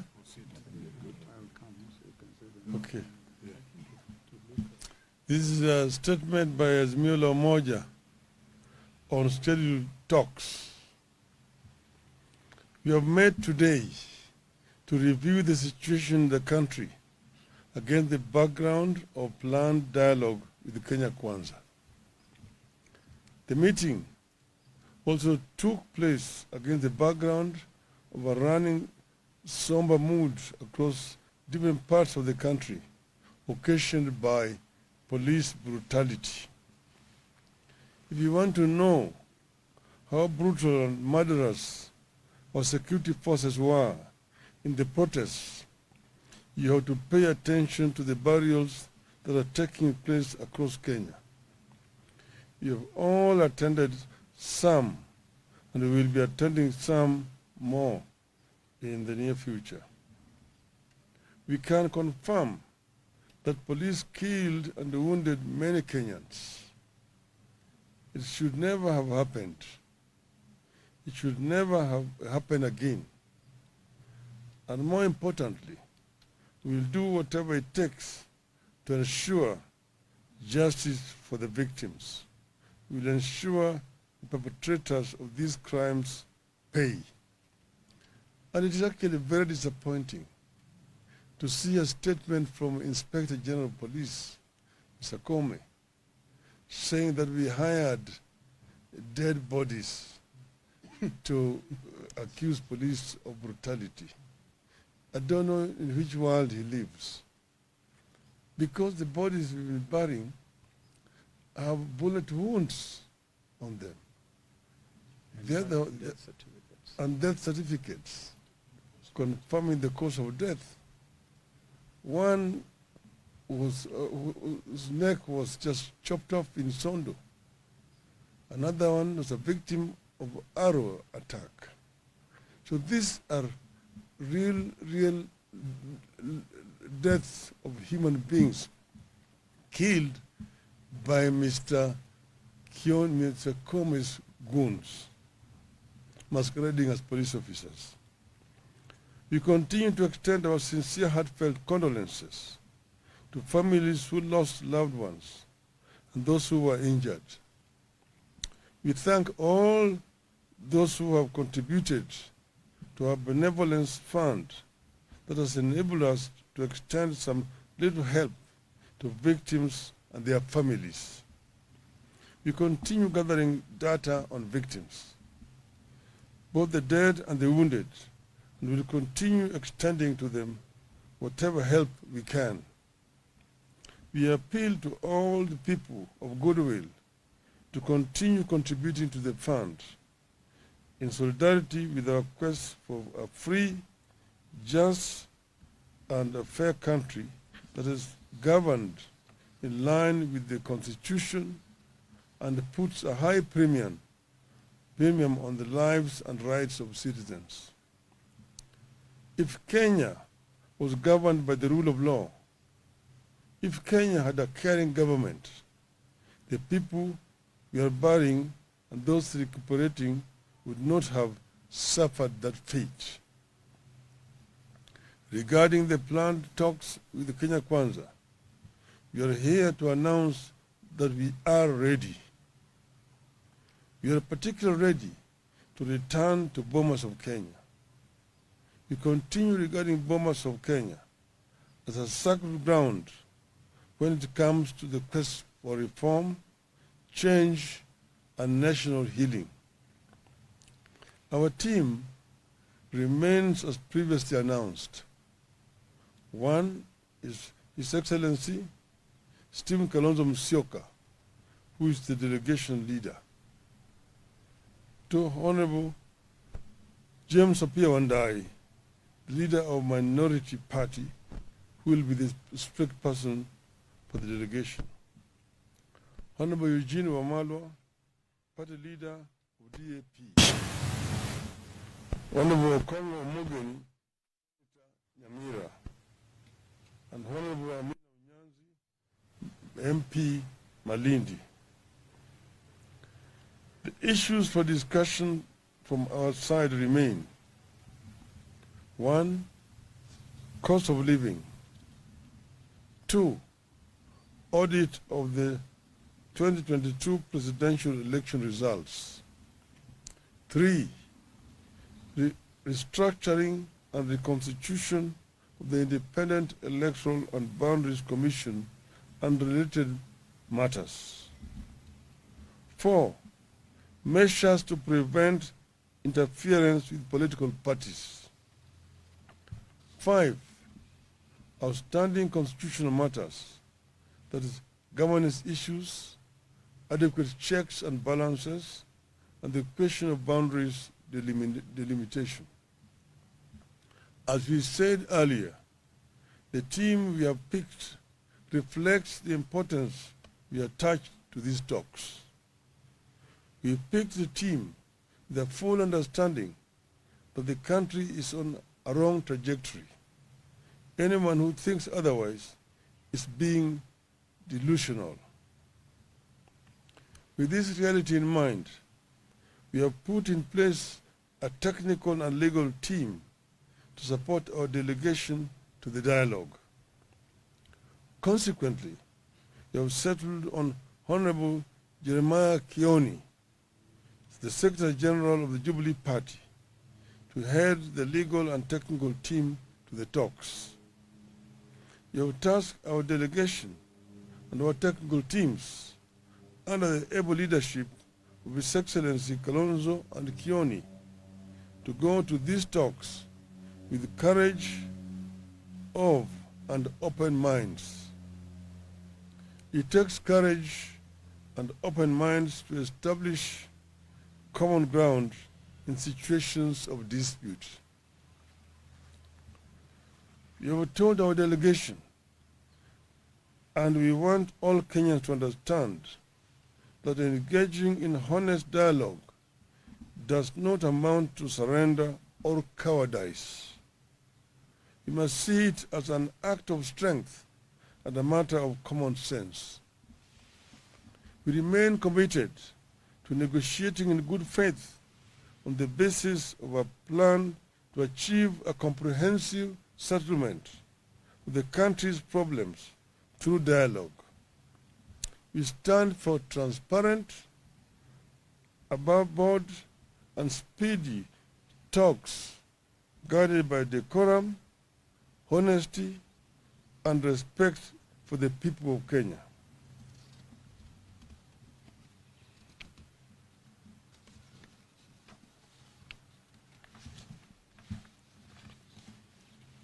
As a party, we believe that this country deserves peace, not paralysis. That is why we have stood down our protests to give dialogue and peace a chance. We appeal to Kenya Kwanza that vitriol must now end because it won't work. Propaganda must now end because it has not solved our problems this past year, and it won't in the coming year. Our people and the whole world are watching us, and we encourage them to watch us and to hold us to account. Finally, I wish to thank the team that was led by Honorable Otiende Amolo for what they did in representing Azimio in those talks that collapsed. They have agreed to remain as a backup to the team that we have just selected here today. And we thank them for the showing solidarity, courage in representing Azimio in those talks.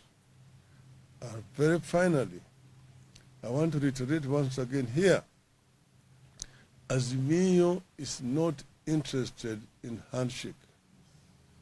We don't want to shake anybody's hands, particularly those people whose hands are tainted with blood of innocent Kenyans. But we have agreed to negotiate in good faith, as we have mentioned, so that we can be able to move our country from where it is today to peace, so that justice can finally be our shield and defender. Thank you. Well done.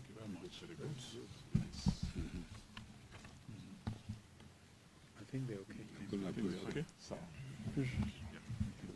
Yes, sir.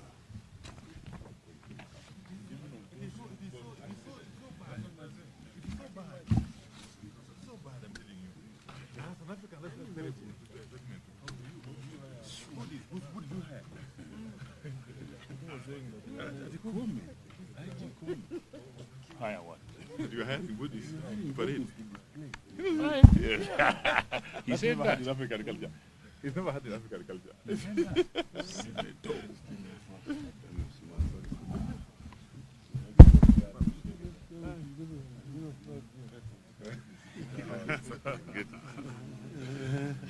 Huko ndani imekuwa baridi. Festive. It's at least warmer here.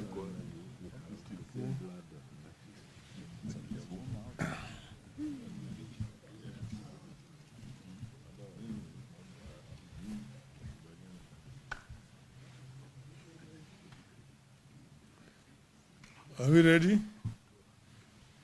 Huh?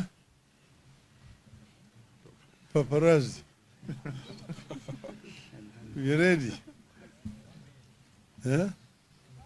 1 minute.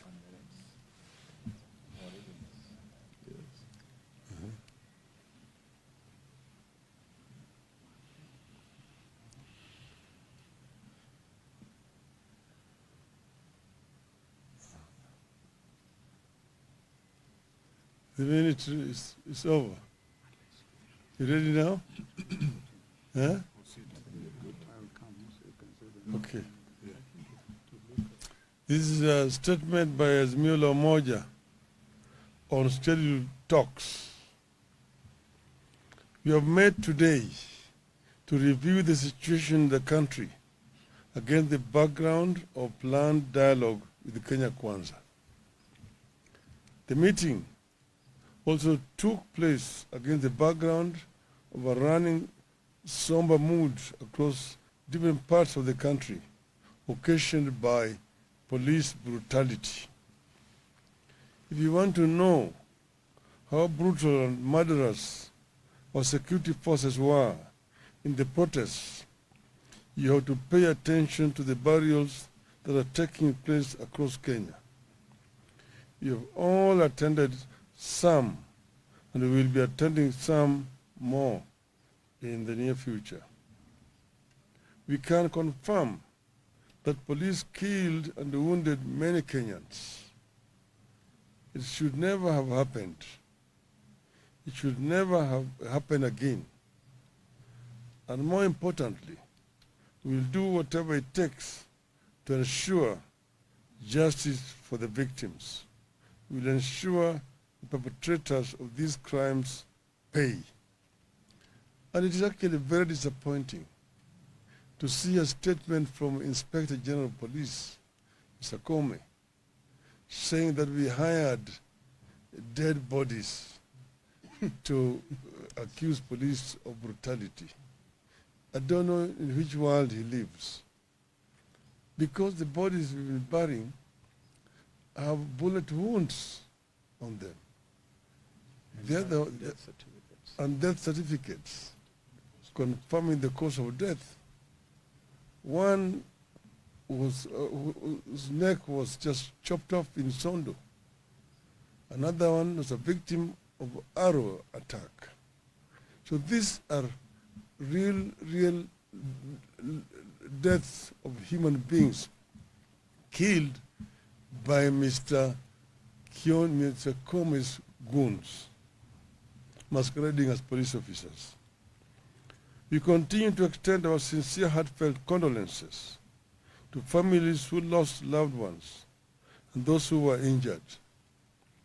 We thank all those who have contributed to our benevolence fund that has enabled us to extend some little help to victims and their families. We continue gathering data on victims, both the dead and the wounded, and will continue extending to them whatever help we can. We appeal to all the people of goodwill to continue contributing to the fund in solidarity with our quest for a free, just, and a fair country that is governed in line with the Constitution and puts a high premium on the lives and rights of citizens. If Kenya was governed by the rule of law, if Kenya had a caring government, the people we are burying and those recuperating would not have suffered that fate. Regarding the planned talks with the Kenya Kwanza, we are here to announce that we are ready. We are particularly ready to return to Bomas of Kenya. We continue regarding Bomas of Kenya as a sacred ground when it comes to the quest for reform, change, and national healing. Our team remains as previously announced. One is His Excellency Stephen Kalonzo Musyoka, who is the delegation leader. Two, Honorable James Apia Wandai, leader of minority party, who will be the spokesperson for the delegation. Honorable Eugene Wamalwa, party leader of DAP. Honorable Okongo Omogeni, Nyamira, and Honorable Amina Unyanzi, MP Malindi. The issues for discussion from our side remain: 1, cost of living; 2, audit of the 2022 presidential election results; 3, restructuring and reconstitution of the Independent Electoral and Boundaries Commission and related matters; 4, measures to prevent interference with political parties; 5, outstanding constitutional matters, that is, governance issues, adequate checks and balances, and the question of boundaries delimitation. As we said earlier, the team we have picked reflects the importance we attach to these talks. We picked the team with a full understanding that the country is on a wrong trajectory. Anyone who thinks otherwise is being delusional. With this reality in mind, we have put in place a technical and legal team to support our delegation to the dialogue. Consequently, we have settled on Honorable Jeremiah Kioni, the Secretary General of the Jubilee Party, to head the legal and technical team to the talks. We have tasked our delegation and our technical teams under the able leadership of His Excellency Kalonzo and Kioni to go to these talks with the courage of and open minds. It takes courage and open minds to establish common ground in situations of dispute. We have told our delegation, and we want all Kenyans to understand, that engaging in honest dialogue does not amount to surrender or cowardice.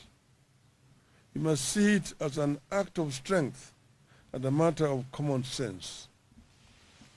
We remain committed to negotiating in good faith on the basis of a plan to achieve a comprehensive settlement of the country's problems through dialogue. We stand for transparent, above board, and speedy talks guided by decorum, honesty, and respect for the people of Kenya.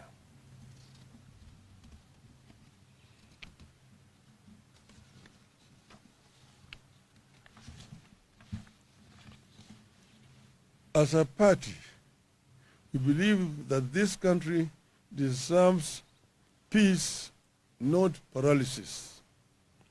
That is why we have stood down our protests to give dialogue and peace a chance.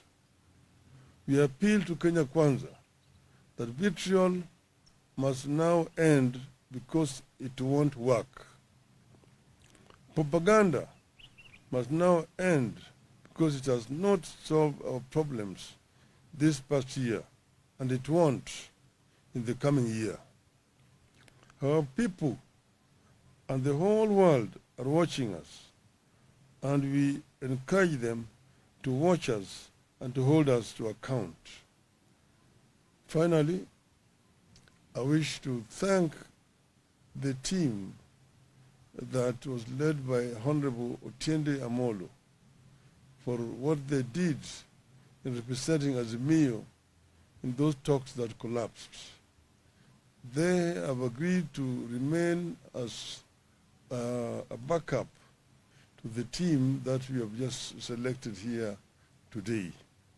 And we thank them for the showing solidarity, courage in representing Azimio in those talks. Very finally, I want to reiterate once again here, Azimio is not interested in handshake. We don't want to shake anybody's hands, particularly those people whose hands are tainted with the blood of innocent Kenyans. But we have agreed to negotiate in good faith, as we have mentioned, so that we can be able to move our country from where it is today to a peace, so that justice can finally be our shield and defender. Thank you. Well done.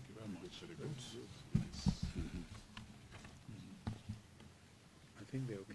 I think they're okay. Yes, sir.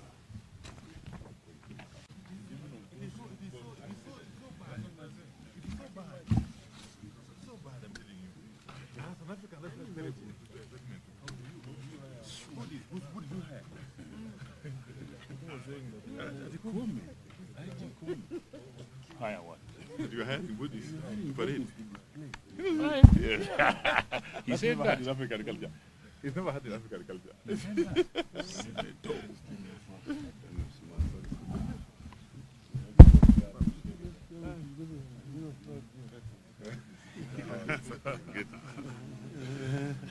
Huko ndani imekuwa baridi. Festive. It's at least warmer here.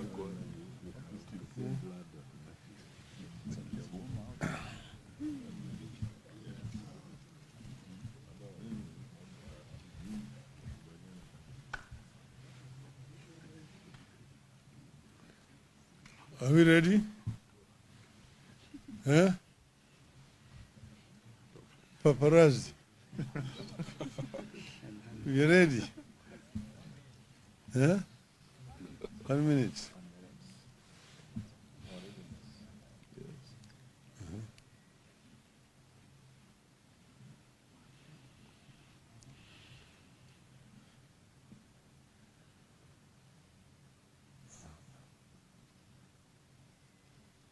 The minute is over. You ready now? Huh? Okay. This is a statement by Azimio Umoja on scheduled talks. We have met today to review the situation in the country against the background of planned dialogue with Kenya Kwanza. The meeting also took place against the background of a running somber mood across different parts of the country, occasioned by police brutality. If you want to know how brutal and murderous our security forces were in the protests, you have to pay attention to the burials that are taking place across Kenya. You have all attended some, and we will be attending some more in the near future. We can confirm that police killed and wounded many Kenyans. It should never have happened. It should never have happened again. And more importantly, we will do whatever it takes to ensure justice for the victims. We will ensure the perpetrators of these crimes pay. And it is actually very disappointing to see a statement from Inspector General of Police, Mr. Comey, saying that we hired dead bodies to accuse police of brutality. I don't know in which world he lives. Because the bodies we've been burying have bullet wounds on them. And death certificates confirming the cause of death. One was, whose neck was just chopped off in Sondo. Another one was a victim of arrow attack. So these are real deaths of human beings killed by Mr. Comey's goons, masquerading as police officers. We continue to extend our sincere, heartfelt condolences to families who lost loved ones and those who were injured. We thank all those who have contributed to our benevolence fund that has enabled us to extend some little help to victims and their families. We continue gathering data on victims, both the dead and the wounded, and will continue extending to them whatever help we can. We appeal to all the people of goodwill to continue contributing to the fund in solidarity with our quest for a free, just, and a fair country that is governed in line with the Constitution and puts a high premium on the lives and rights of citizens. If Kenya was governed by the rule of law, if Kenya had a caring government, the people we are burying and those recuperating would not have suffered that fate. Regarding the planned talks with the Kenya Kwanza, we are here to announce that we are ready. We are particularly ready to return to Bomas of Kenya. We continue regarding Bomas of Kenya as a sacred ground when it comes to the quest for reform, change, and national healing. Our team remains as previously announced. One is His Excellency Stephen Kalonzo Musyoka, who is the delegation leader. Two, Honorable James Apia Wandai, leader of minority party, who will be the strict person for the delegation. Honorable Eugene Wamalwa, party leader of DAP.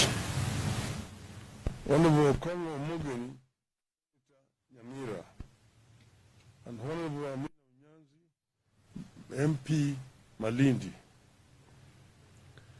The issues for discussion from our side remain: 1. Cost of living. 2. Audit of the 2022 presidential election results. 3. Restructuring and reconstitution of the Independent Electoral and Boundaries Commission and related matters. 4. Measures to prevent interference with political parties. 5. Outstanding constitutional matters, that is, governance issues, adequate checks and balances, and the question of boundaries delimitation. As we said earlier, the team we have picked reflects the importance we attach to these talks. We picked the team with a full understanding that the country is on a wrong trajectory. Anyone who thinks otherwise is being delusional. With this reality in mind, we have put in place a technical and legal team to support our delegation to the dialogue. Consequently, we have settled on Honorable Jeremiah Kioni, the Secretary General of the Jubilee Party, to head the legal and technical team to the talks.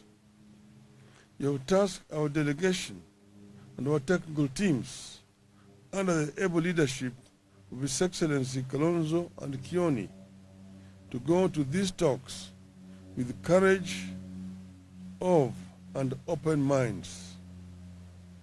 It takes courage and open minds to establish common ground in situations of dispute.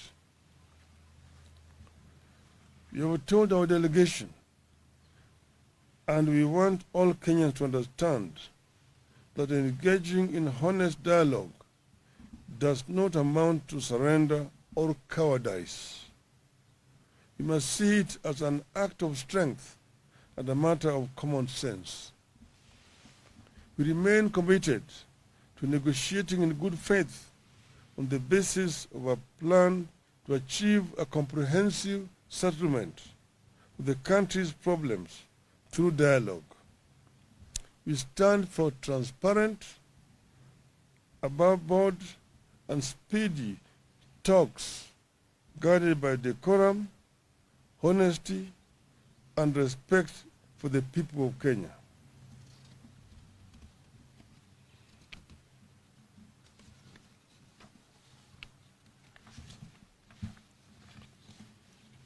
As a party, we believe that this country deserves peace, not paralysis.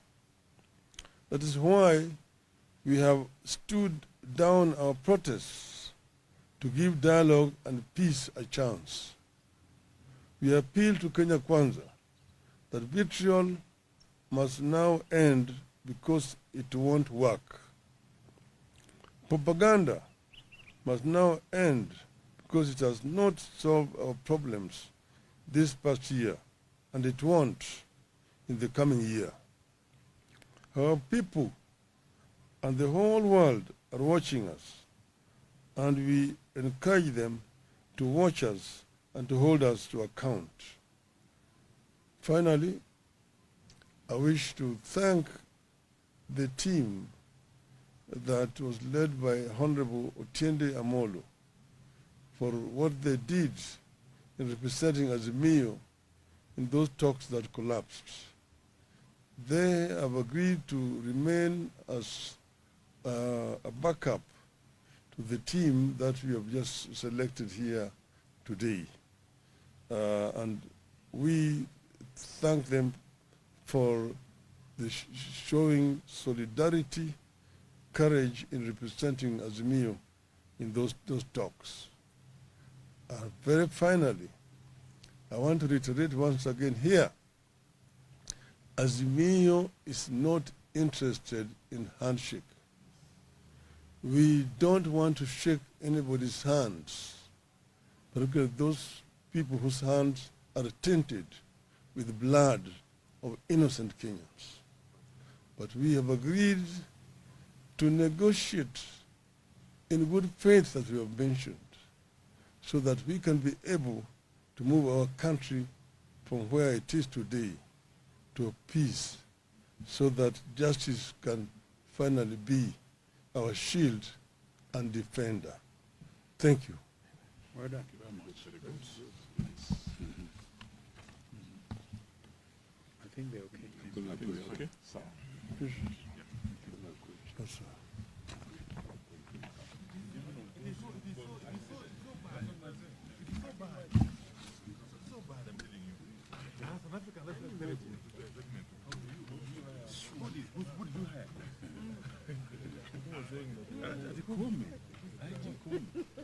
Hire what? you had in Buddhist, but He said never had that. in African culture. He's never had in African culture.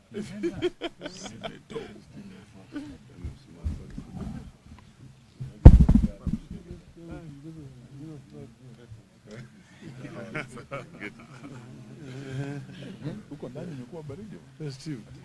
It's at least warmer here.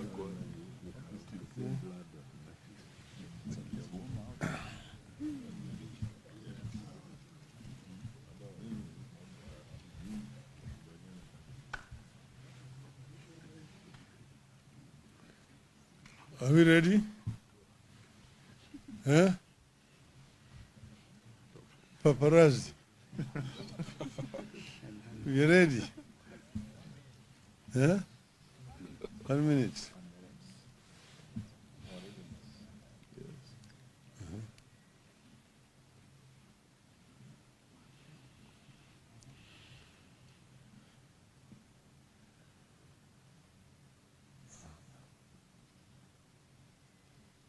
The minute is over. You ready now? Huh? Okay. This is a statement by Azimio Umoja on scheduled talks. We have met today to review the situation in the country against the background of planned dialogue with Kenya Kwanza. The meeting also took place against the background of a running somber mood across different parts of the country, occasioned by police brutality. If you want to know how brutal and murderous our security forces were in the protests, you have to pay attention to the burials that are taking place across Kenya. You have all attended some, and we will be attending some more in the near future. We can confirm that police killed and wounded many Kenyans. It should never have happened. It should never have happened again. And more importantly, we will do whatever it takes to ensure justice for the victims. We will ensure the perpetrators of these crimes pay.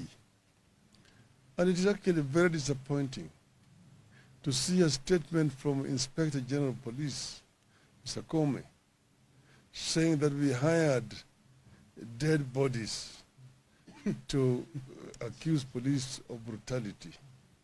I don't know in which world he lives. Because the bodies we've been burying have bullet wounds on them. Death certificates. And death certificates confirming the cause of death. One was whose neck was just chopped off in Sondo. Another one was a victim of arrow attack. So these are real deaths of human beings killed by Mr. Kome's goons, masquerading as police officers. We continue to extend our sincere, heartfelt condolences to families who lost loved ones and those who were injured. We thank all those who have contributed to our benevolence fund that has enabled us to extend some little help to victims and their families. We continue gathering data on victims, both the dead and the wounded, and will continue extending to them whatever help we can. We appeal to all the people of goodwill to continue contributing to the fund in solidarity with our quest for a free, just, and a fair country that is governed in line with the Constitution and puts a high premium on the lives and rights of citizens. If Kenya was governed by the rule of law, if Kenya had a caring government, the people we are burying and those recuperating would not have suffered that fate.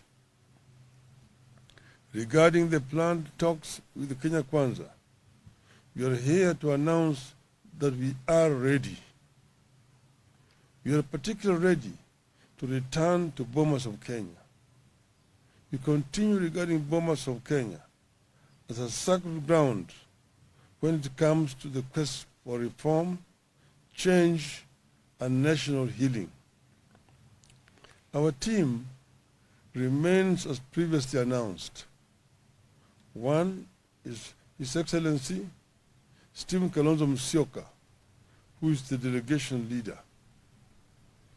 Two, Honorable James Apia Wandai, the leader of Minority Party, who will be the spokesperson for the delegation. Honorable Eugene Wamalwa, party leader of DAP. Honorable Kongo Mugen, Nyamira, and Honorable Amina Unyanzi, MP Malindi.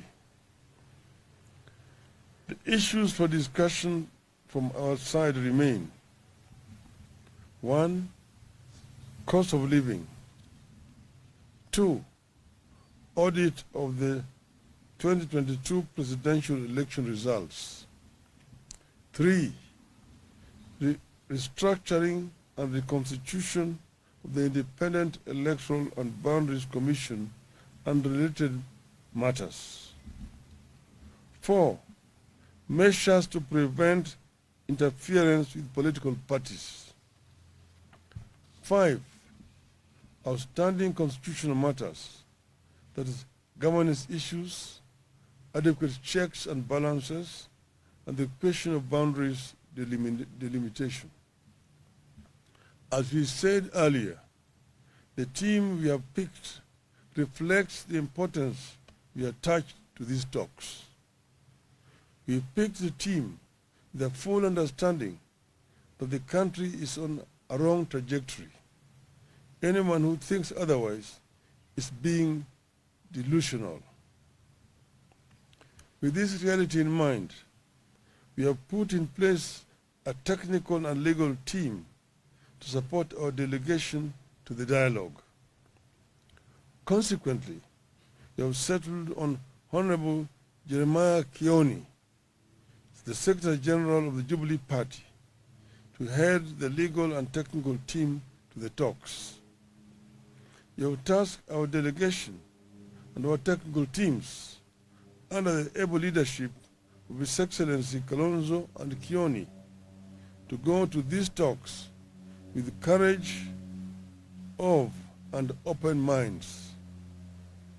It takes courage and open minds to establish common ground in situations of dispute.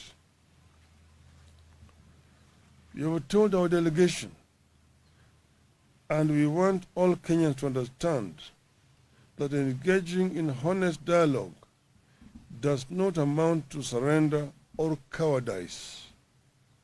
You must see it as an act of strength and a matter of common sense.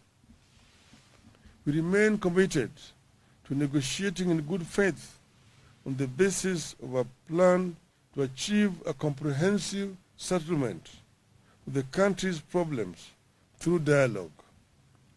We stand for transparent, above board, and speedy talks guided by decorum, honesty, and respect for the people of Kenya.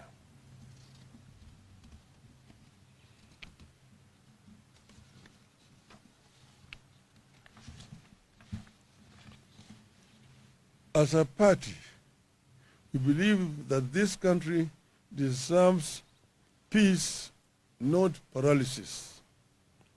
That is why we have stood down our protests to give dialogue and peace a chance. We appeal to Kenya Kwanza that vitriol must now end because it won't work.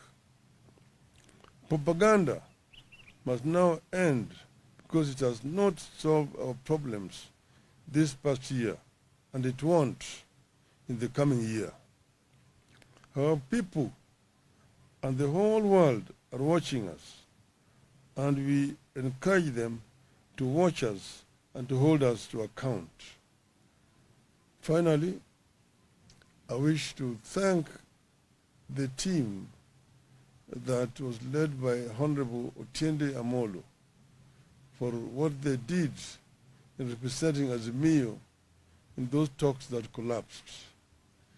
They have agreed to remain as a backup to the team that we have just selected here today. And we thank them for the showing solidarity, courage in representing Azimio in those talks.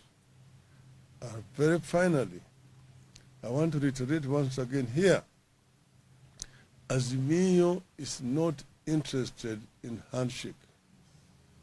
We don't want to shake anybody's hands, particularly those people whose hands are tainted with the blood of innocent Kenyans.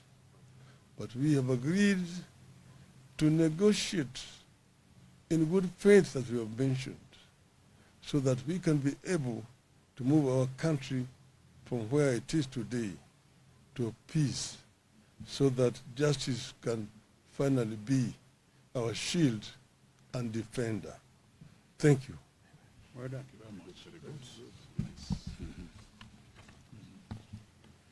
I think they're okay. Okay. Yes, sir.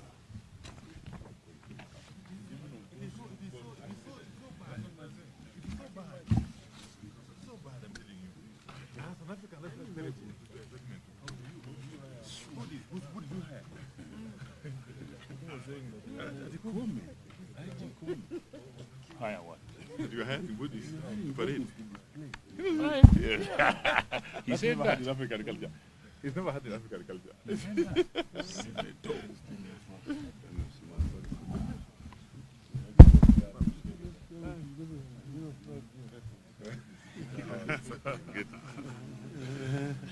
Huko ndani imekuwa baridi. Steve. It's at least warmer here.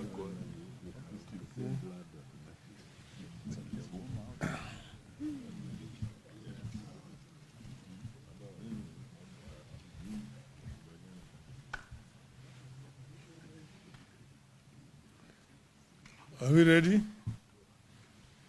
Huh? Paparazzi. We ready? Huh? 1 minute.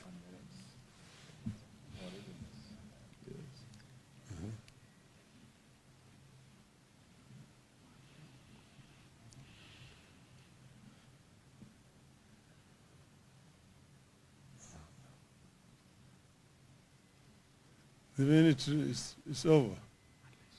You ready now? Huh? I will come so you can say that. Okay. This is a statement by Azimio Umoja on scheduled talks. We have met today to review the situation in the country against the background of planned dialogue with Kenya Kwanza. The meeting also took place against the background of a running somber mood across different parts of the country, occasioned by police brutality. If you want to know how brutal and murderous our security forces were in the protests, you have to pay attention to the burials that are taking place across Kenya. You have all attended some, and we will be attending some more in the near future. We can confirm that police killed and wounded many Kenyans. It should never have happened. It should never have happened again. And more importantly, we will do whatever it takes to ensure justice for the victims. We will ensure the perpetrators of these crimes pay.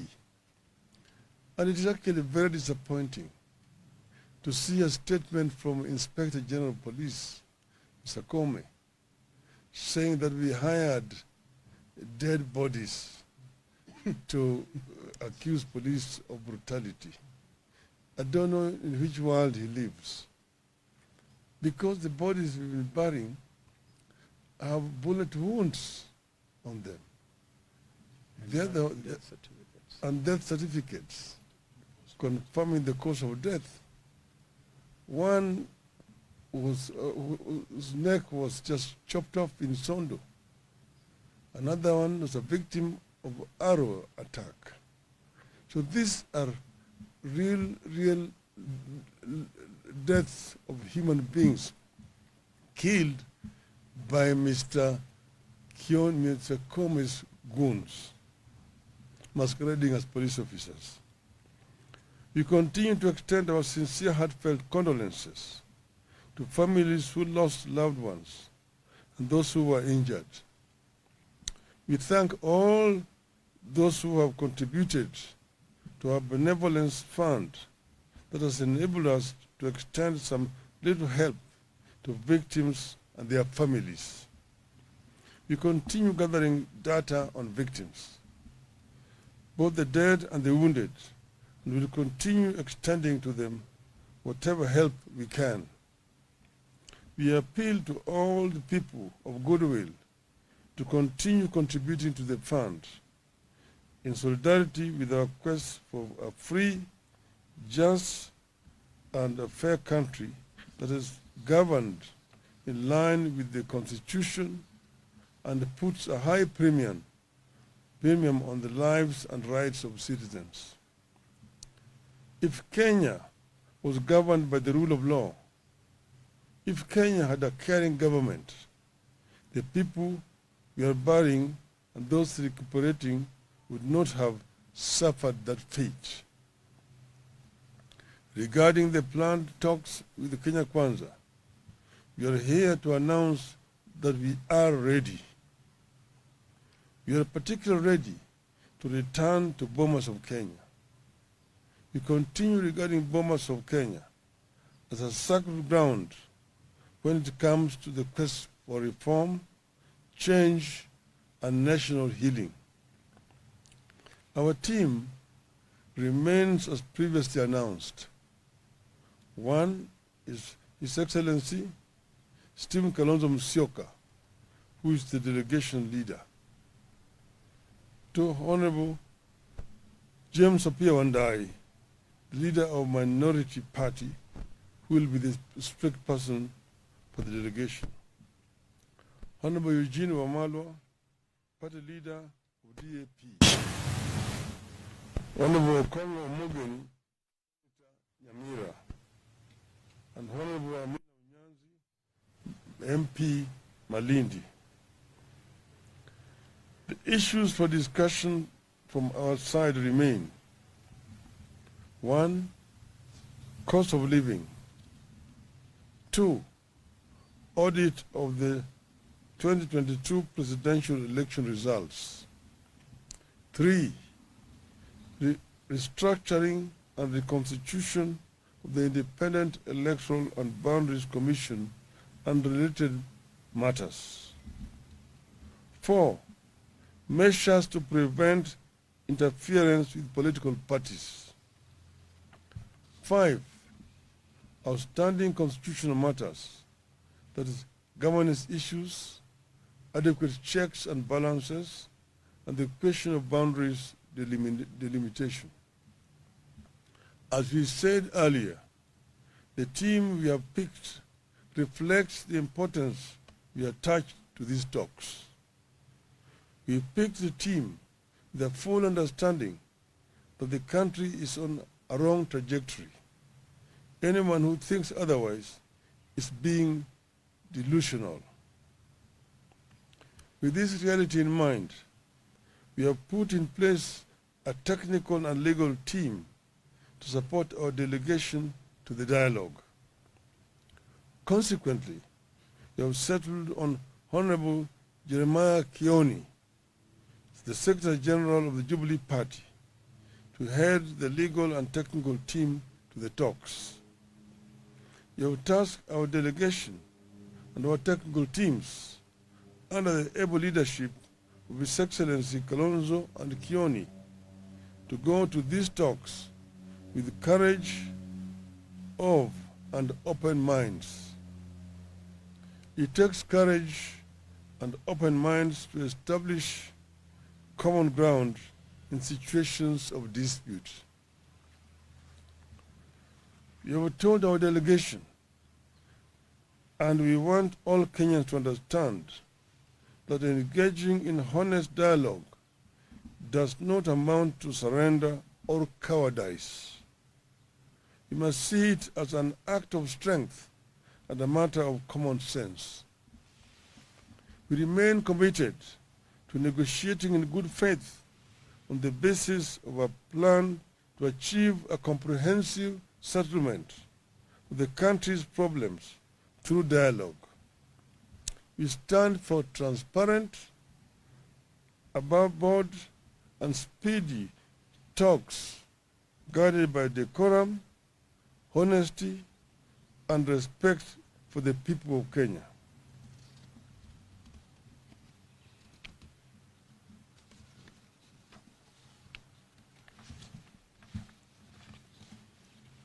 As a party, we believe that this country deserves peace, not paralysis. That is why we have stood down our protests to give dialogue and peace a chance. We appeal to Kenya Kwanza that vitriol must now end because it won't work.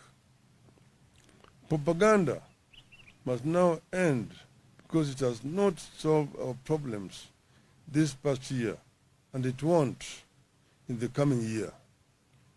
Our people and the whole world are watching us, and we encourage them to watch us and to hold us to account.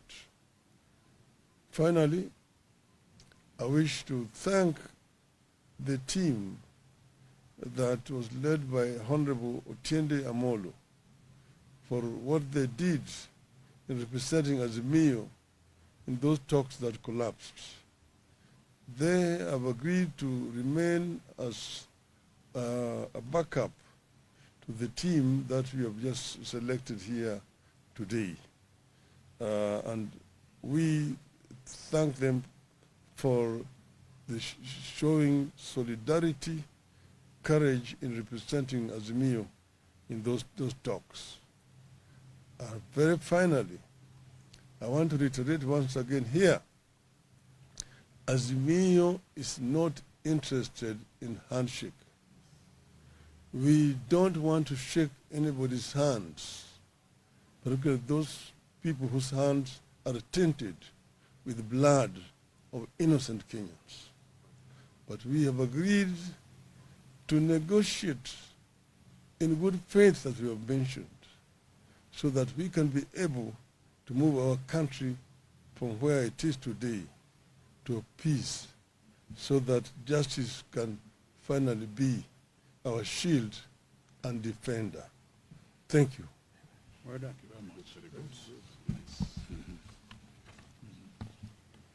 I think they're okay. Okay. So, Yes, sir.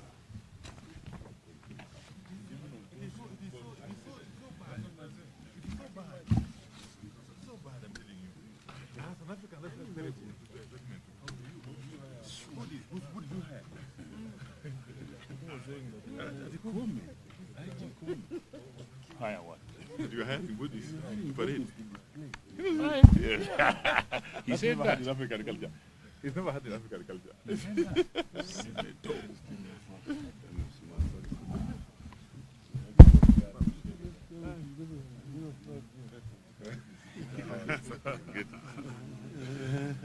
Huko ndani imekuwa baridi. Festive. It's at least warmer here.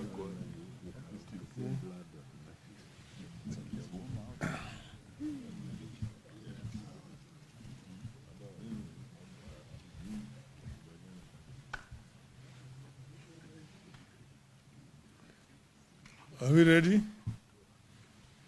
Huh?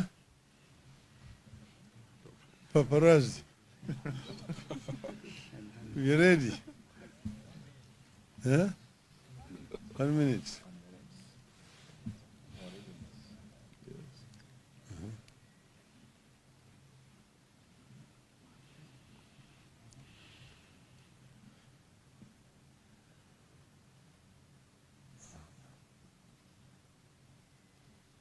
The minute is over. You ready now? Huh? Okay. This is a statement by Azimio Umoja on scheduled talks. We have met today to review the situation in the country against the background of planned dialogue with Kenya Kwanza. The meeting also took place against the background of a running somber mood across different parts of the country, occasioned by police brutality. If you want to know how brutal and murderous our security forces were in the protests, you have to pay attention to the burials that are taking place across Kenya.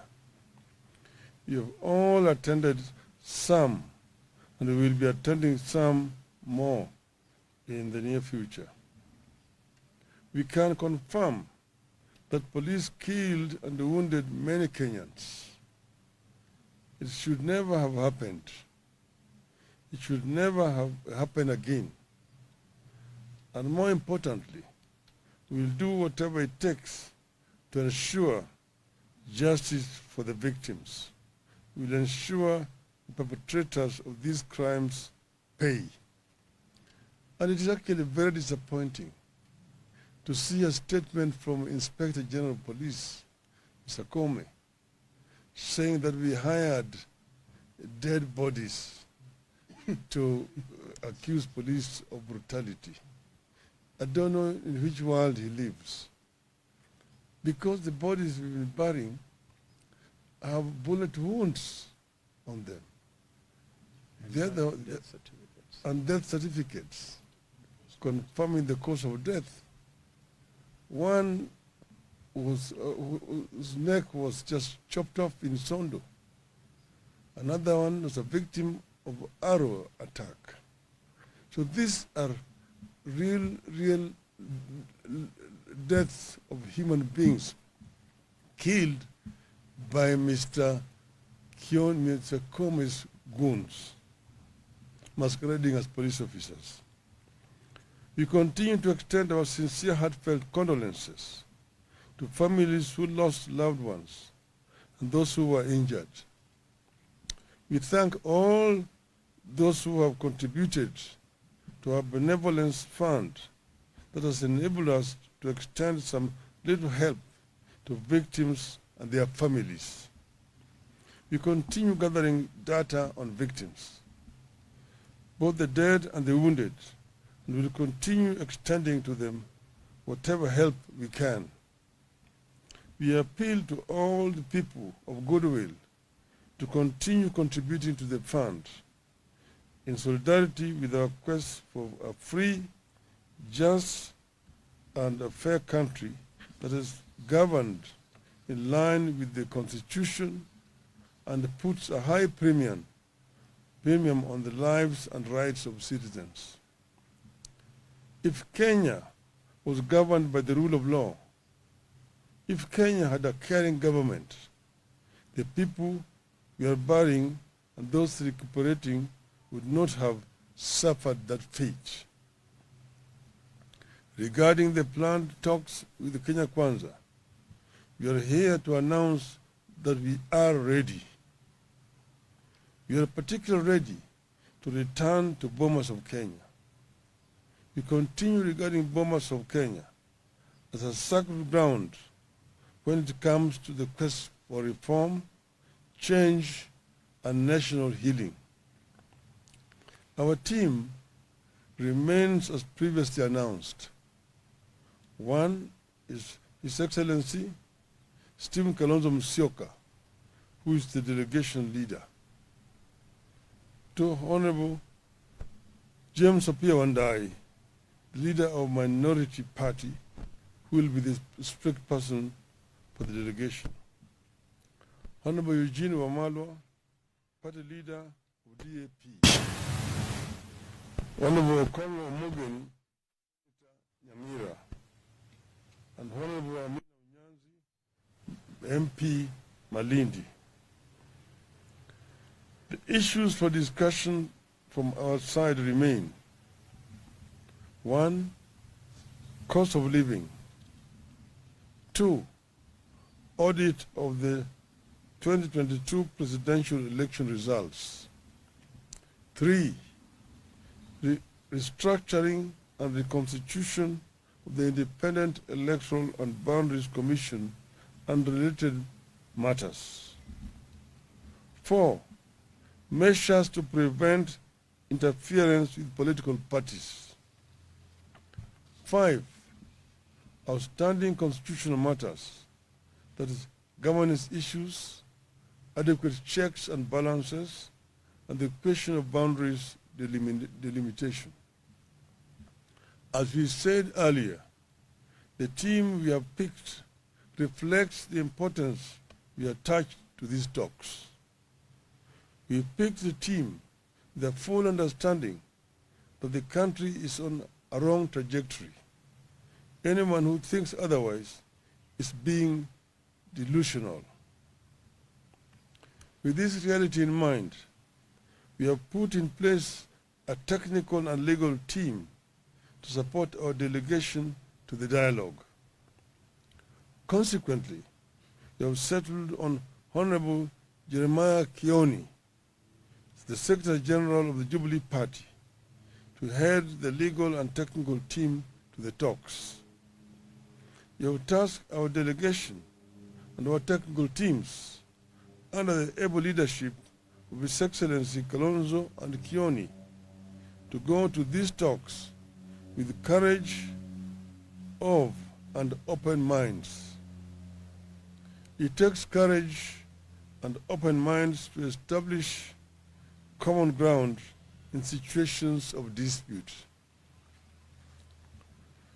We have told our delegation, and we want all Kenyans to understand, that engaging in honest dialogue does not amount to surrender or cowardice. We must see it as an act of strength and a matter of common sense. We remain committed to negotiating in good faith on the basis of a plan to achieve a comprehensive settlement of the country's problems through dialogue. We stand for transparent, above board, and speedy talks guided by decorum, honesty, and respect for the people of Kenya.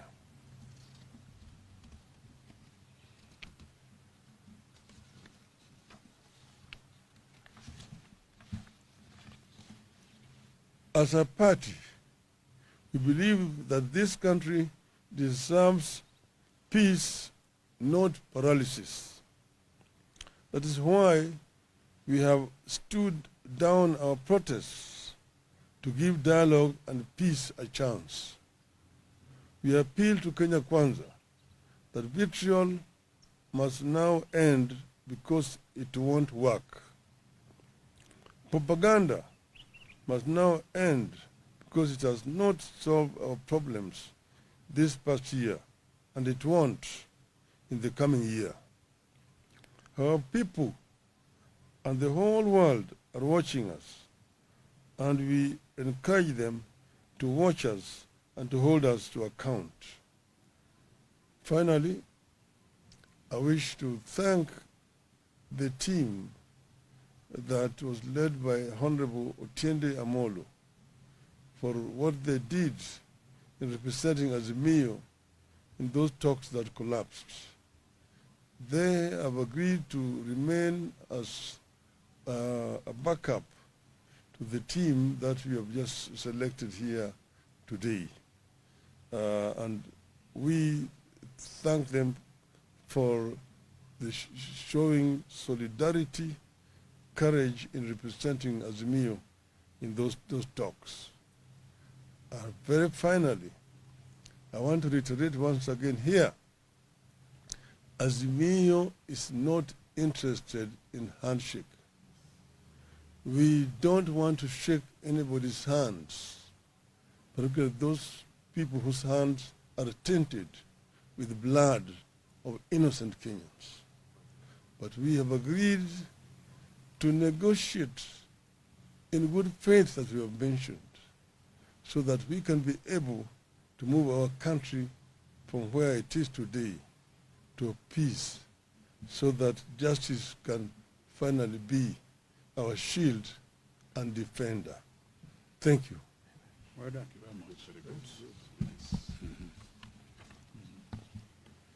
I think they're okay. I think they're okay. So, Yes, sir.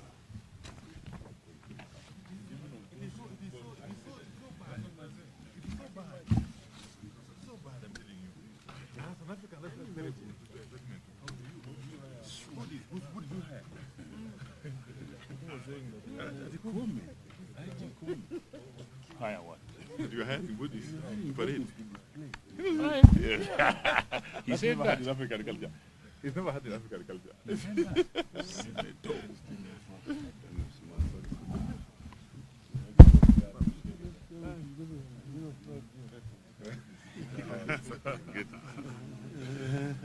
Huko ndani imekuwa baridi. Festive.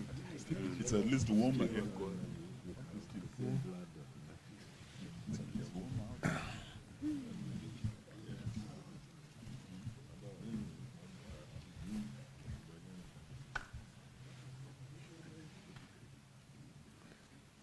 Are we ready? Huh? Paparazzi. You ready? Huh? 1 minute.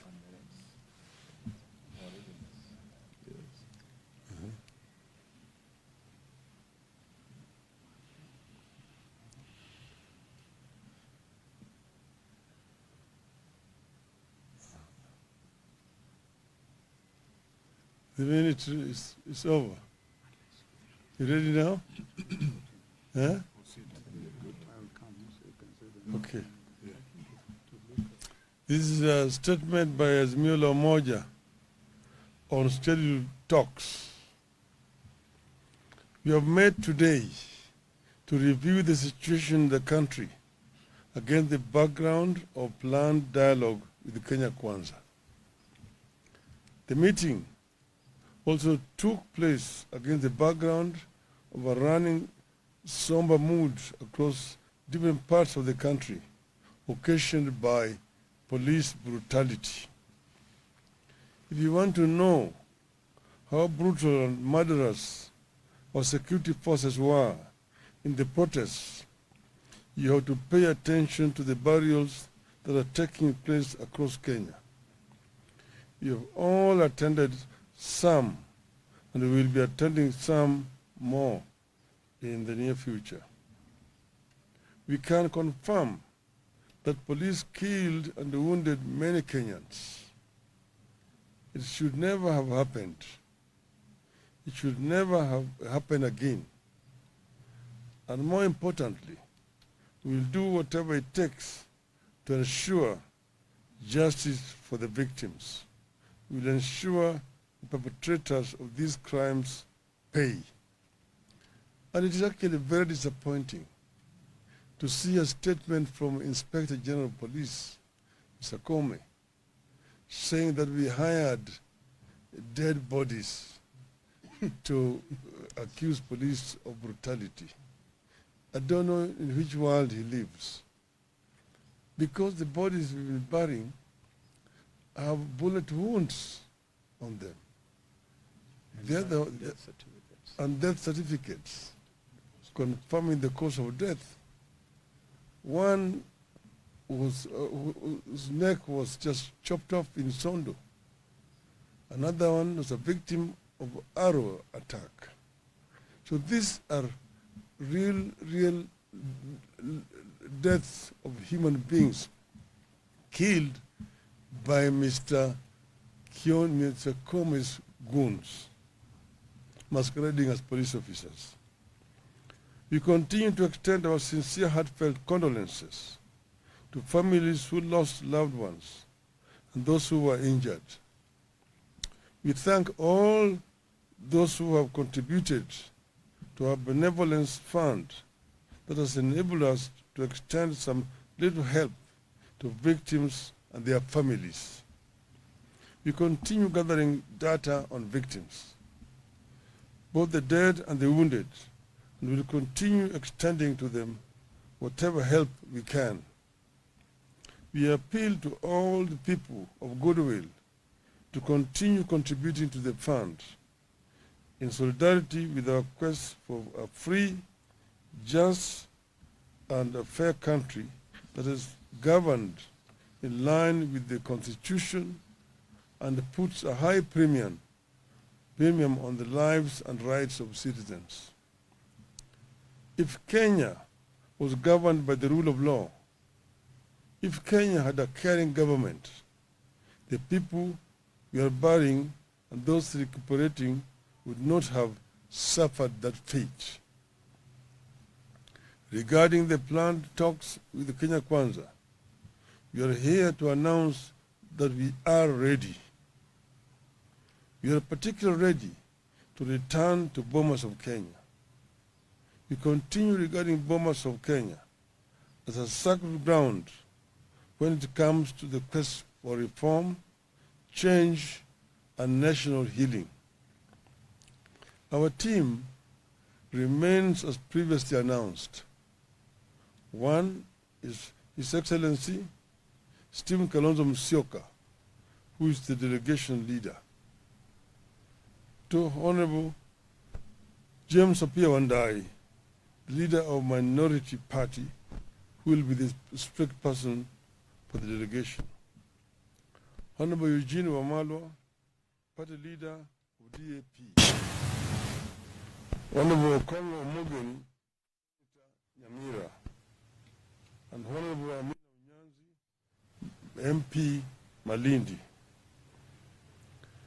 The issues for discussion from our side remain: 1, cost of living; 2, audit of the 2022 presidential election results; 3, restructuring and reconstitution of the Independent Electoral and Boundaries Commission and related matters; 4, measures to prevent interference with political parties; 5, outstanding constitutional matters, that is, governance issues, adequate checks and balances, and the question of boundaries delimitation. As we said earlier, the team we have picked reflects the importance we attach to these talks. We picked the team with a full understanding that the country is on a wrong trajectory. Anyone who thinks otherwise is being delusional. With this reality in mind, we have put in place a technical and legal team to support our delegation to the dialogue. Consequently, we have settled on Honorable Jeremiah Kioni, the Secretary General of the Jubilee Party, to head the legal and technical team to the talks. We have tasked our delegation and our technical teams under the able leadership of His Excellency Kalonzo and Kioni to go to these talks with courage of and open minds. It takes courage and open minds to establish common ground in situations of dispute. We have told our delegation, and we want all Kenyans to understand, that engaging in honest dialogue does not amount to surrender or cowardice. We must see it as an act of strength and a matter of common sense. We remain committed to negotiating in good faith on the basis of a plan to achieve a comprehensive settlement of the country's problems through dialogue. We stand for transparent, above board, and speedy talks guided by decorum, honesty, and respect for the people of Kenya.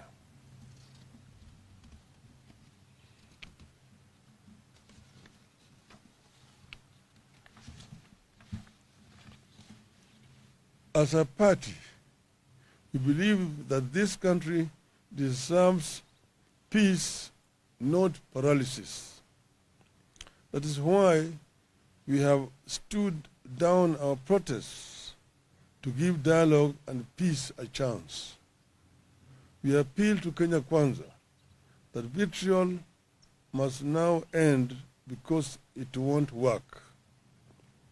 Propaganda must now end because it has not solved our problems this past year, and it won't in the coming year. Our people and the whole world are watching us, and we encourage them to watch us and to hold us to account. Finally, I wish to thank the team that was led by Honorable Otiende Amolo for what they did in representing Azimio in those talks that collapsed. They have agreed to remain as a backup to the team that we have just selected here today. And we thank them for the showing solidarity, courage in representing Azimio in those talks. Very finally, I want to reiterate once again here, Azimio is not interested in handshake. We don't want to shake anybody's hands, particularly those people whose hands are tainted with the blood of innocent Kenyans. But we have agreed to negotiate in good faith, as we have mentioned, so that we can be able to move our country from where it is today to a peace, so that justice can finally be our shield and defender. Thank you. Well done.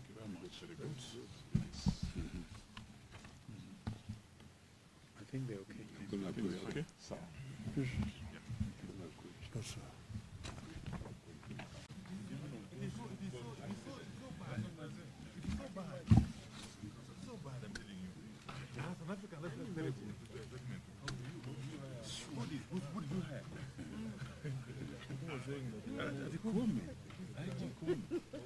Hire what? You are having goodies. Parade. He said that. In African culture. He's never had in African culture.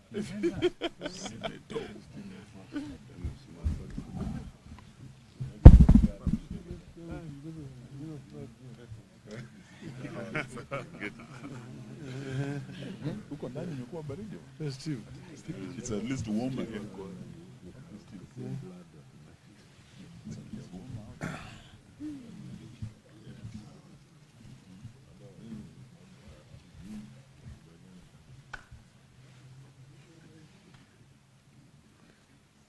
Are we ready? Huh? Paparazzi. You ready? Huh? 1 minute.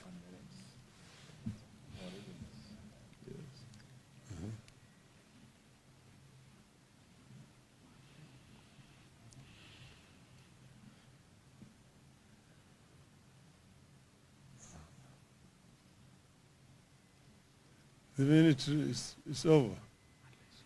You ready now? Huh? Okay. This is a statement by Azimio Umoja on scheduled talks. We have met today to review the situation in the country against the background of planned dialogue with Kenya Kwanza. The meeting also took place against the background of a running somber mood across different parts of the country, occasioned by police brutality. If you want to know how brutal and murderous our security forces were in the protests, you have to pay attention to the burials that are taking place across Kenya. You have all attended some, and we will be attending some more in the near future. We can confirm that police killed and wounded many Kenyans. It should never have happened. It should never have happened again. And more importantly, we will do whatever it takes to ensure justice for the victims. We will ensure the perpetrators of these crimes pay. And it is actually very disappointing to see a statement from Inspector General of Police, Mr. Comey, saying that we hired dead bodies to accuse police of brutality. I don't know in which world he lives. Because the bodies we've been burying have bullet wounds on them. And death certificates confirming the cause of death. One whose neck was just chopped off in Sondo. Another one was a victim of arrow attack. So these are real deaths of human beings killed by Mr.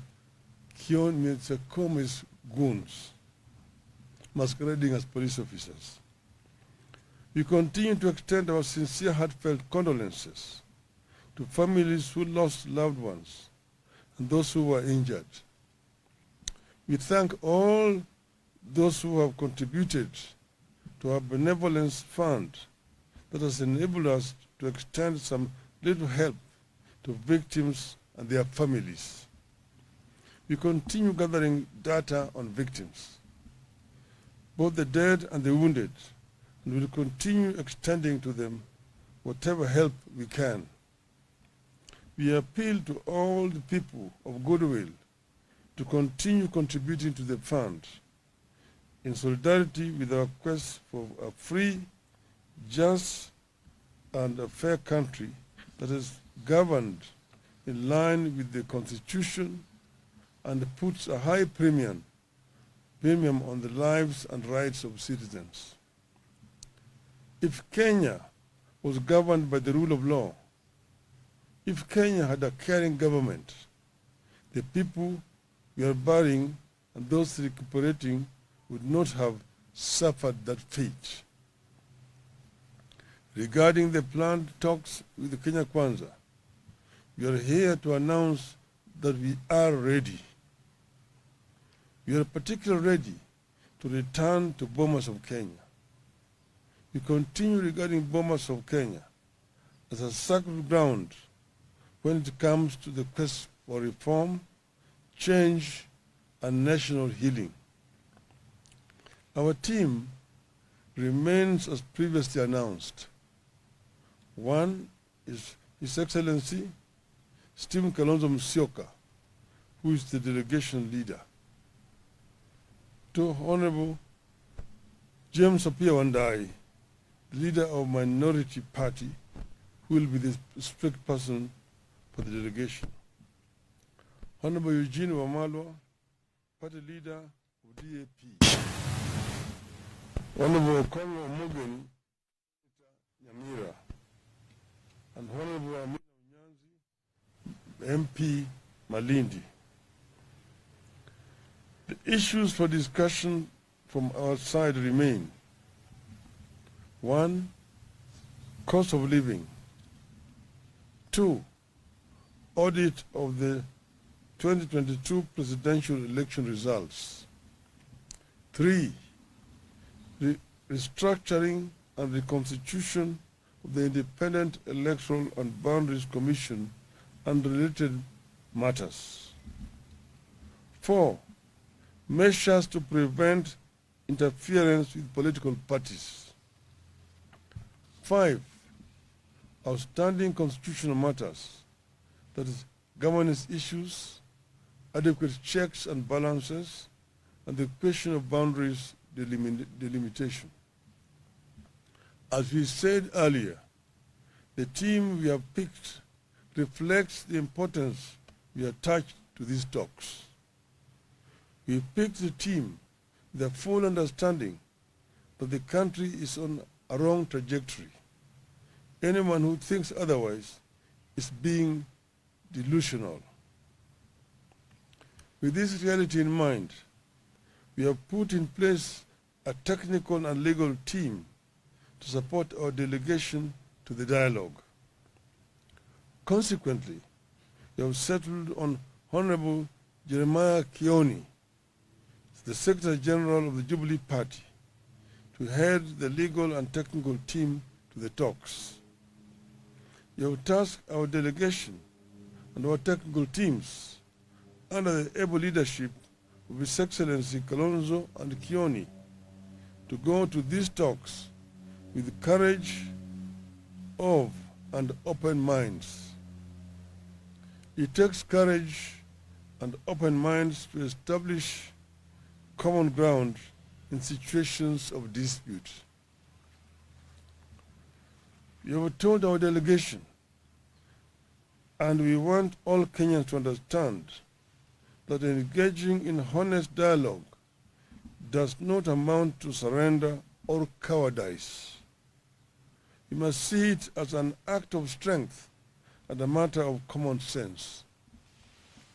We remain committed to negotiating in good faith on the basis of a plan to achieve a comprehensive settlement of the country's problems through dialogue. We stand for transparent, above board, and speedy talks guided by decorum, honesty, and respect for the people of Kenya.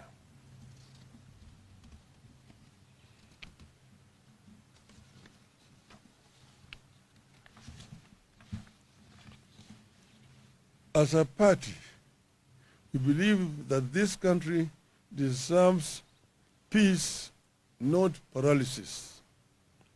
That is why we have stood down our protests to give dialogue and peace a chance. We appeal to Kenya Kwanza that vitriol must now end because it won't work. Propaganda must now end because it has not solved our problems this past year, and it won't in the coming year. Our people and the whole world are watching us, and we encourage them to watch us and to hold us to account. Finally, I wish to thank the team that was led by Honorable Otiende Amolo for what they did in representing Azimio in those talks that collapsed. They have agreed to remain as a backup to the team that we have just selected here today. And we thank them for the showing solidarity, courage in representing Azimio in those talks.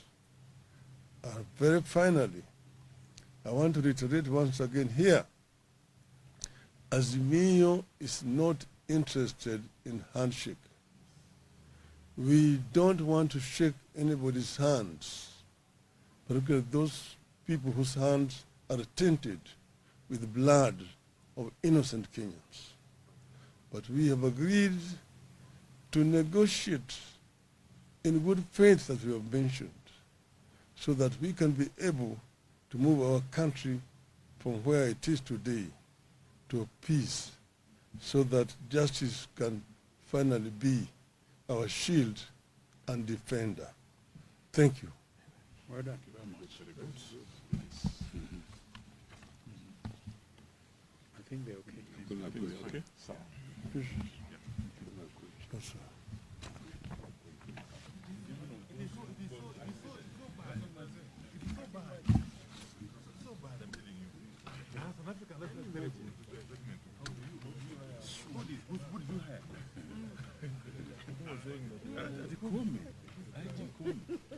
Hire what? you had in Buddhist parade. Yeah. He's never had in African culture. He's never had in African culture.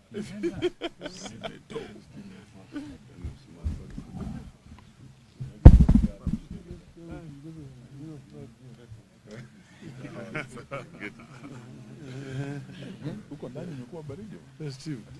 It's at least warmer here.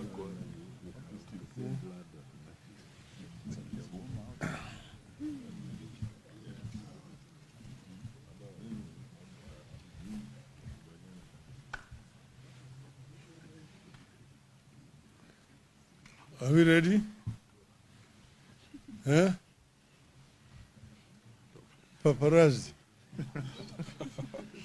You ready? Huh? 1 minute.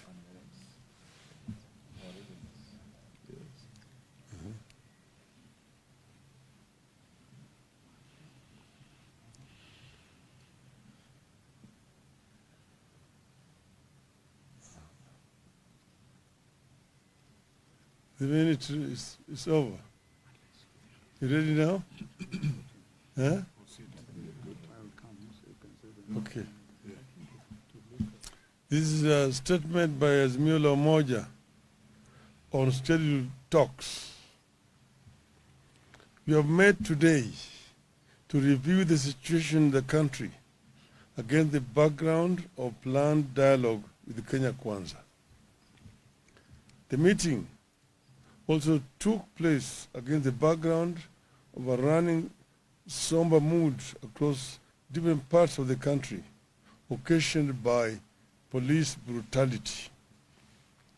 If you want to know how brutal and murderous our security forces were in the protests, you have to pay attention to the burials that are taking place across Kenya. You have all attended some, and we will be attending some more in the near future. We can confirm that police killed and wounded many Kenyans. It should never have happened. It should never have happened again. And more importantly, we will do whatever it takes to ensure justice for the victims. We will ensure the perpetrators of these crimes pay. And it is actually very disappointing to see a statement from Inspector General of Police, Mr. Comey, saying that we hired dead bodies to accuse police of brutality. I don't know in which world he lives. Because the bodies we've been burying have bullet wounds on them. Death certificates. And death certificates confirming the cause of death. One was whose neck was just chopped off in Sondo. Another one was a victim of arrow attack. So these are real deaths of human beings killed by Mr. Kome's goons, masquerading as police officers. We continue to extend our sincere, heartfelt condolences to families who lost loved ones and those who were injured. We thank all those who have contributed to our benevolence fund that has enabled us to extend some little help to victims and their families. We continue gathering data on victims, both the dead and the wounded, and will continue extending to them whatever help we can. We appeal to all the people of goodwill to continue contributing to the fund in solidarity with our quest for a free, just, and a fair country that is governed in line with the Constitution and puts a high premium on the lives and rights of citizens. If Kenya was governed by the rule of law, if Kenya had a caring government, the people we are burying and those recuperating would not have suffered that fate. Regarding the planned talks with the Kenya Kwanza, we are here to announce that we are ready. We are particularly ready to return to Bomas of Kenya. We continue regarding Bomas of Kenya as a sacred ground when it comes to the quest for reform, change, and national healing. Our team remains as previously announced. One is His Excellency Stephen Kalonzo Musyoka, who is the delegation leader. Two, Honorable James Apia Wandai, the leader of Minority Party, who will be the strict person for the delegation.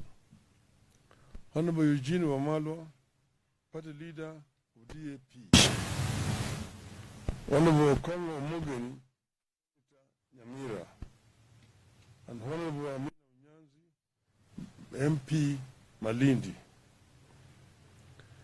The issues for discussion from our side remain: 1, cost of living; 2, audit of the 2022 presidential election results; 3, restructuring and reconstitution of the Independent Electoral and Boundaries Commission and related matters; 4, measures to prevent interference with political parties; 5, outstanding constitutional matters, that is, governance issues, adequate checks and balances, and the question of boundaries delimitation.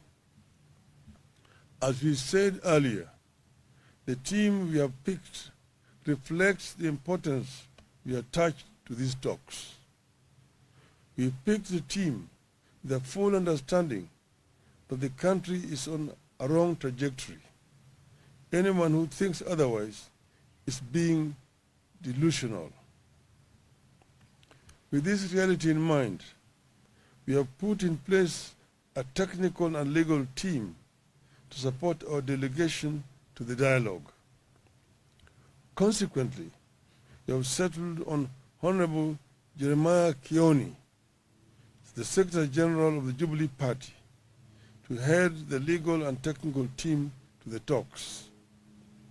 We have tasked our delegation and our technical teams under the able leadership of His Excellency Kalonzo and Kioni to go to these talks with courage of and open minds. It takes courage and open minds to establish common ground in situations of dispute. You have told our delegation, and we want all Kenyans to understand, that engaging in honest dialogue does not amount to surrender or cowardice. You must see it as an act of strength and a matter of common sense.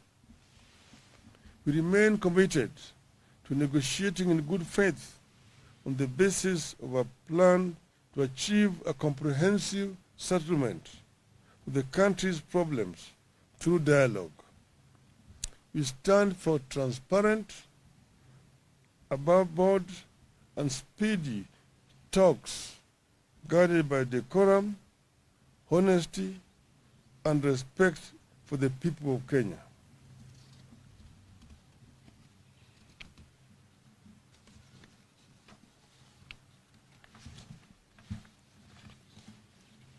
As a party, we believe that this country deserves peace, not paralysis. That is why we have stood down our protests to give dialogue and peace a chance. We appeal to Kenya Kwanza that vitriol must now end because it won't work. Propaganda must now end because it has not solved our problems this past year, and it won't in the coming year. Our people and the whole world are watching us, and we encourage them to watch us and to hold us to account. Finally, I wish to thank the team that was led by Honorable Otiende Amolo for what they did in representing Azimio in those talks that collapsed. They have agreed to remain as a backup to the team that we have just selected here today. And we thank them for the showing solidarity, courage in representing Azimio in those talks. Very finally, I want to reiterate once again here, Azimio is not interested in handshake. We don't want to shake anybody's hands, particularly those people whose hands are tainted with the blood of innocent Kenyans. But we have agreed to negotiate in good faith, as we have mentioned, so that we can be able to move our country from where it is today to a peace, so that justice can finally be our shield and defender. Thank you. Well done.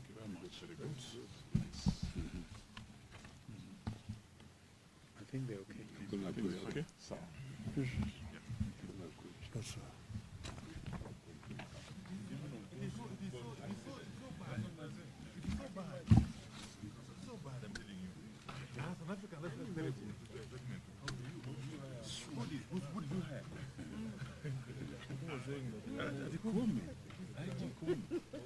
Higher what? You are having goodies. Parade. Yeah. He said that. In African culture. He's never had in African culture.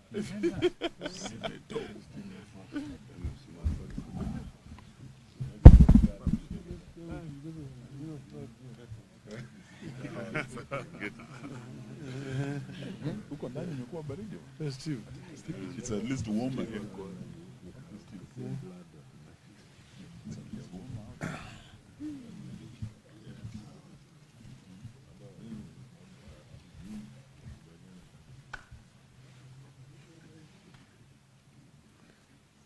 Are we ready? Huh? Paparazzi. We ready? Huh? 1 minute.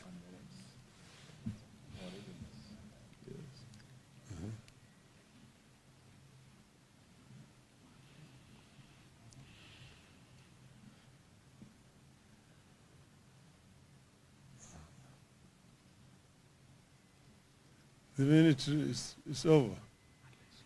You ready now?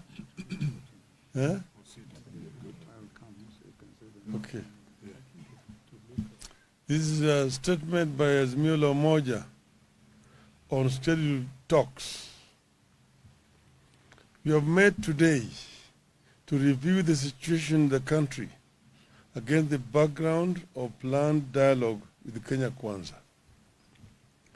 The meeting also took place against the background of a running somber mood across different parts of the country, occasioned by police brutality. If you want to know how brutal and murderous our security forces were in the protests, you have to pay attention to the burials that are taking place across Kenya. You have all attended some, and we will be attending some more in the near future. We can confirm that police killed and wounded many Kenyans. It should never have happened. It should never have happened again. And more importantly, we will do whatever it takes to ensure justice for the victims. We will ensure the perpetrators of these crimes pay. And it is actually very disappointing to see a statement from Inspector General of Police, Mr. Kome, saying that we hired dead bodies to accuse police of brutality. I don't know in which world he lives. Because the bodies we've been burying have bullet wounds on them. And death certificates confirming the cause of death. One was, whose neck was just chopped off in Sondo. Another one was a victim of arrow attack. So these are real deaths of human beings killed by Mr.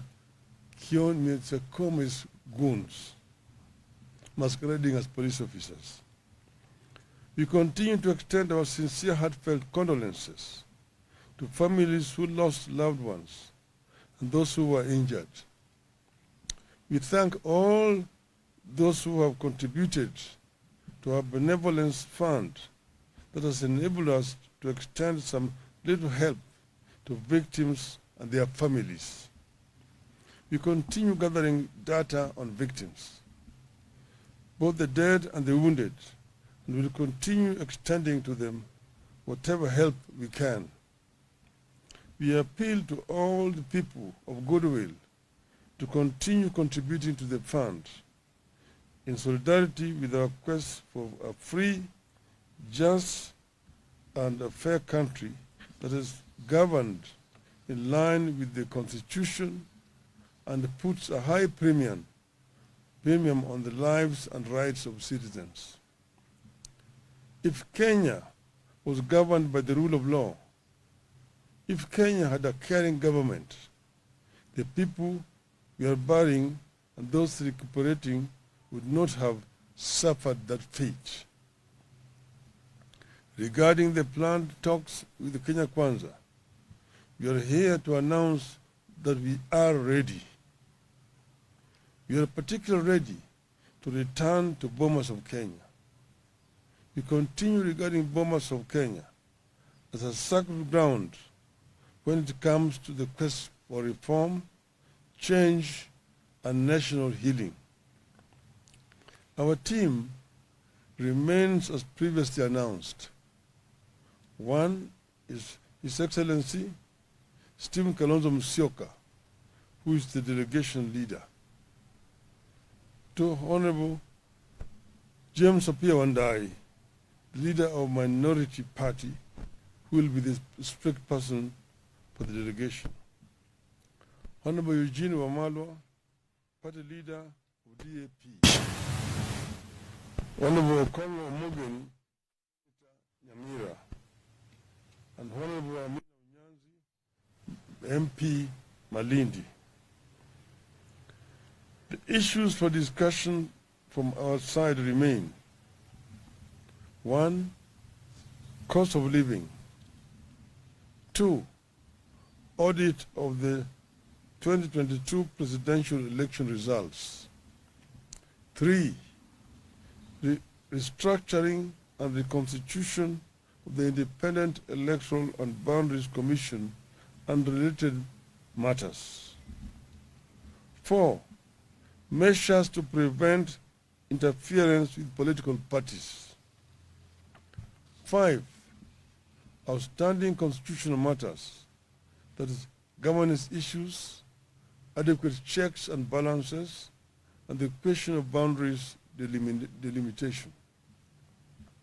As we said earlier, the team we have picked reflects the importance we attach to these talks. We picked the team with a full understanding that the country is on a wrong trajectory. Anyone who thinks otherwise is being delusional. With this reality in mind, we have put in place a technical and legal team to support our delegation to the dialogue. Consequently, we have settled on Honorable Jeremiah Kioni, the Secretary General of the Jubilee Party, to head the legal and technical team to the talks. You have tasked our delegation and our technical teams under the able leadership of His Excellency Kalonzo and Kioni to go to these talks with courage of and open minds.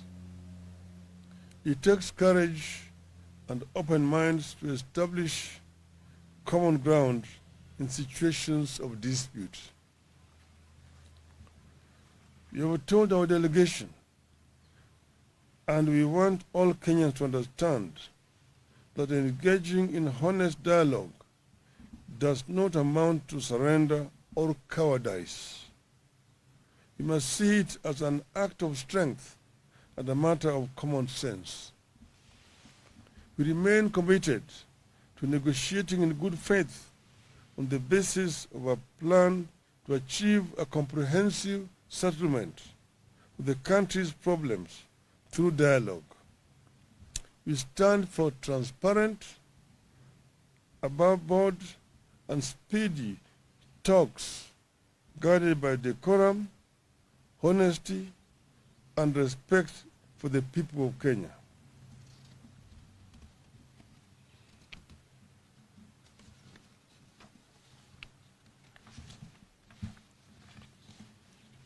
As a party, we believe that this country deserves peace, not paralysis.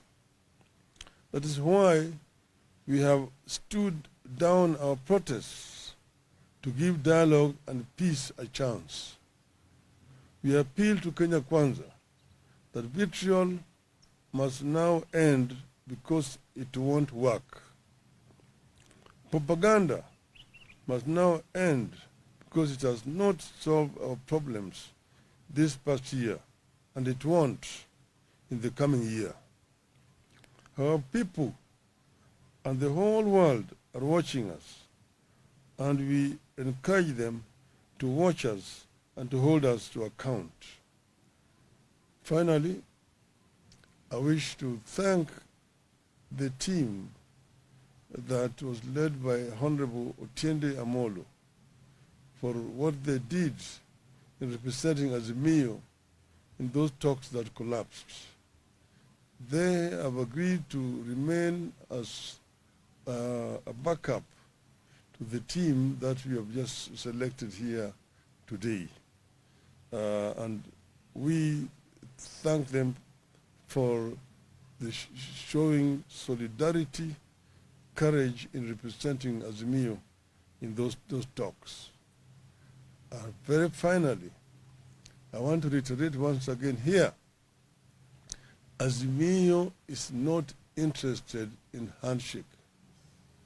We don't want to shake anybody's hands, particularly those people whose hands are tainted with blood of innocent Kenyans.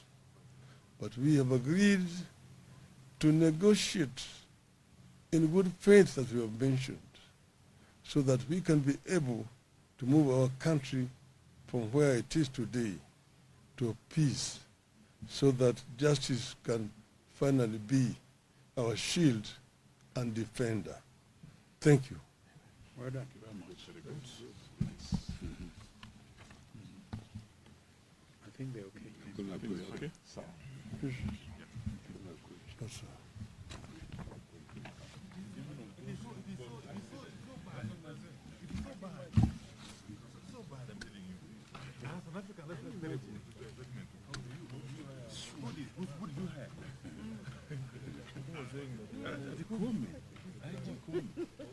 Higher what? but you had in Buddhist parade. Yeah. He That's said never that. had in African culture. It's never had in African culture.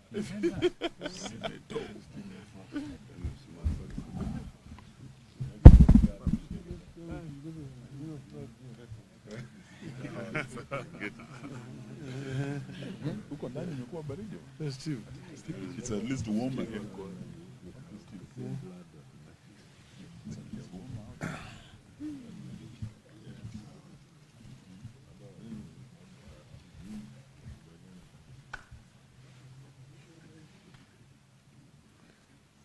Are we ready?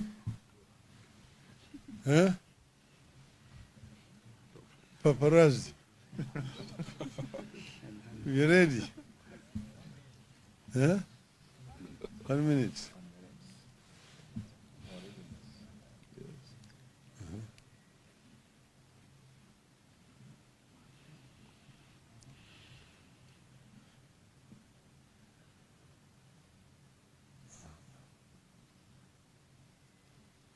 The minute is over. You ready now? Huh? I will come so you can see them. Okay. This is a statement by Azimio Umoja on scheduled talks. We have met today to review the situation in the country against the background of planned dialogue with Kenya Kwanza. The meeting also took place against the background of a running somber mood across different parts of the country, occasioned by police brutality. If you want to know how brutal and murderous our security forces were in the protests, you have to pay attention to the burials that are taking place across Kenya. You have all attended some, and we will be attending some more in the near future. We can confirm that police killed and wounded many Kenyans. It should never have happened. It should never have happened again. And more importantly, we will do whatever it takes to ensure justice for the victims.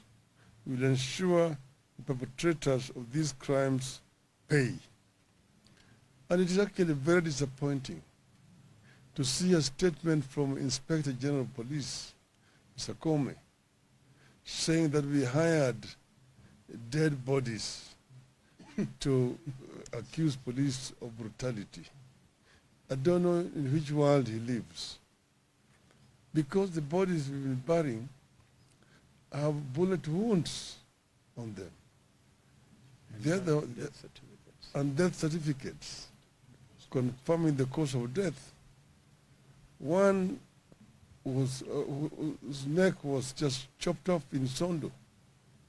Another one was a victim of arrow attack. So these are real deaths of human beings killed by Mr. Comey's goons, masquerading as police officers. We continue to extend our sincere, heartfelt condolences to families who lost loved ones and those who were injured. We thank all those who have contributed to our benevolence fund that has enabled us to extend some little help to victims and their families. We continue gathering data on victims, both the dead and the wounded, and will continue extending to them whatever help we can. We appeal to all the people of goodwill to continue contributing to the fund in solidarity with our quest for a free, just, and a fair country that is governed in line with the Constitution and puts a high premium on the lives and rights of citizens. If Kenya was governed by the rule of law, if Kenya had a caring government, the people we are burying and those recuperating would not have suffered that fate. Regarding the planned talks with the Kenya Kwanza, we are here to announce that we are ready. We are particularly ready to return to Bomas of Kenya. We continue regarding Bomas of Kenya as a sacred ground when it comes to the quest for reform, change, and national healing. Our team remains as previously announced. One is His Excellency Stephen Kalonzo Musyoka, who is the delegation leader.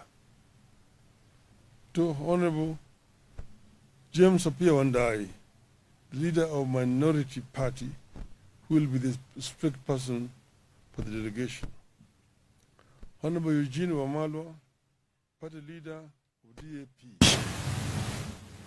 Honorable Kongo Mogeni, Nyamira, and Honorable Amina Unyanzi, MP Malindi. The issues for discussion from our side remain: 1, cost of living; 2, audit of the 2022 presidential election results; 3, restructuring and reconstitution of the Independent Electoral and Boundaries Commission and related matters; 4, measures to prevent interference with political parties; 5, outstanding constitutional matters, that is, governance issues, adequate checks and balances, and the question of boundaries delimitation. As we said earlier, the team we have picked reflects the importance we attach to these talks. We picked the team with a full understanding that the country is on a wrong trajectory. Anyone who thinks otherwise is being delusional. With this reality in mind, we have put in place a technical and legal team to support our delegation to the dialogue. Consequently, we have settled on Honorable Jeremiah Kioni, the Secretary General of the Jubilee Party, to head the legal and technical team to the talks. We have tasked our delegation and our technical teams under the able leadership of His Excellency Kalonzo and Kioni to go to these talks with courage of and open minds. It takes courage and open minds to establish common ground in situations of dispute. We have told our delegation, and we want all Kenyans to understand, that engaging in honest dialogue does not amount to surrender or cowardice. We must see it as an act of strength and a matter of common sense. We remain committed to negotiating in good faith on the basis of a plan to achieve a comprehensive settlement of the country's problems through dialogue. We stand for transparent, above board, and speedy talks guided by decorum, honesty, and respect for the people of Kenya.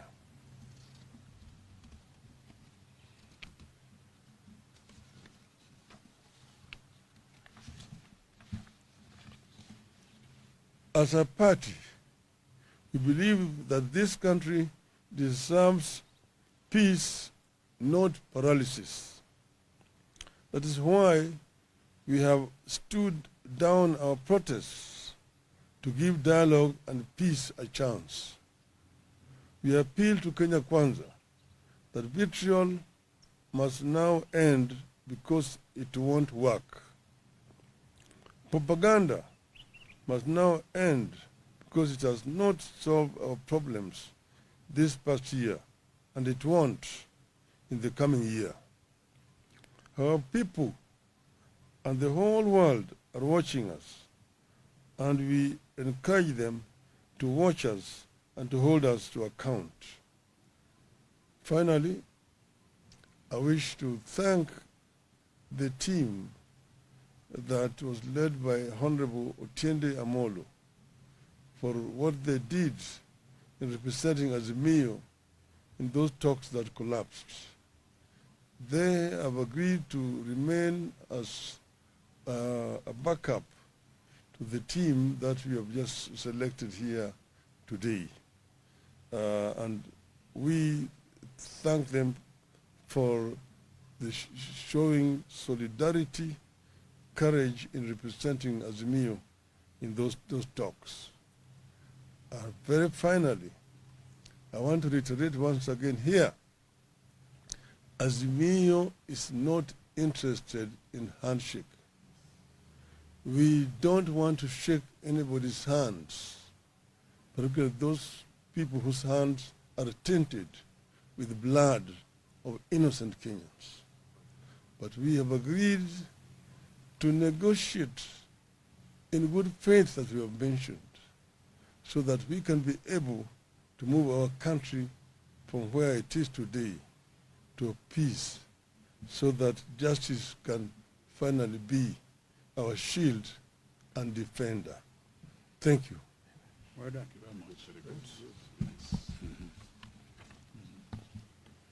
I think they're okay. Okay. Yes, sir.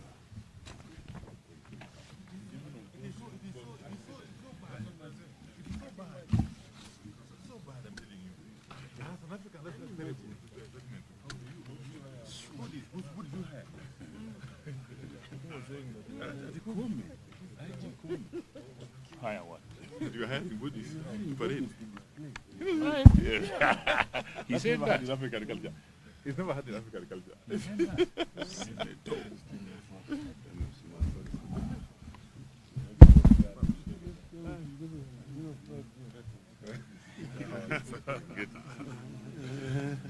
Huko ndani imekuwa baridi. Festive. It's at least warmer here.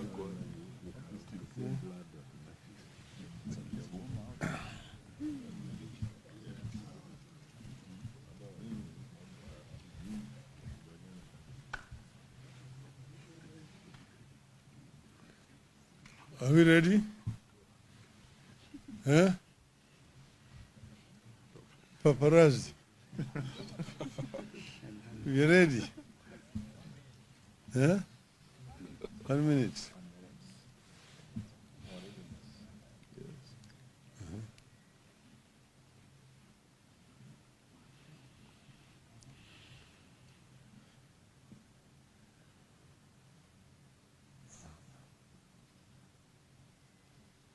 The minute is over.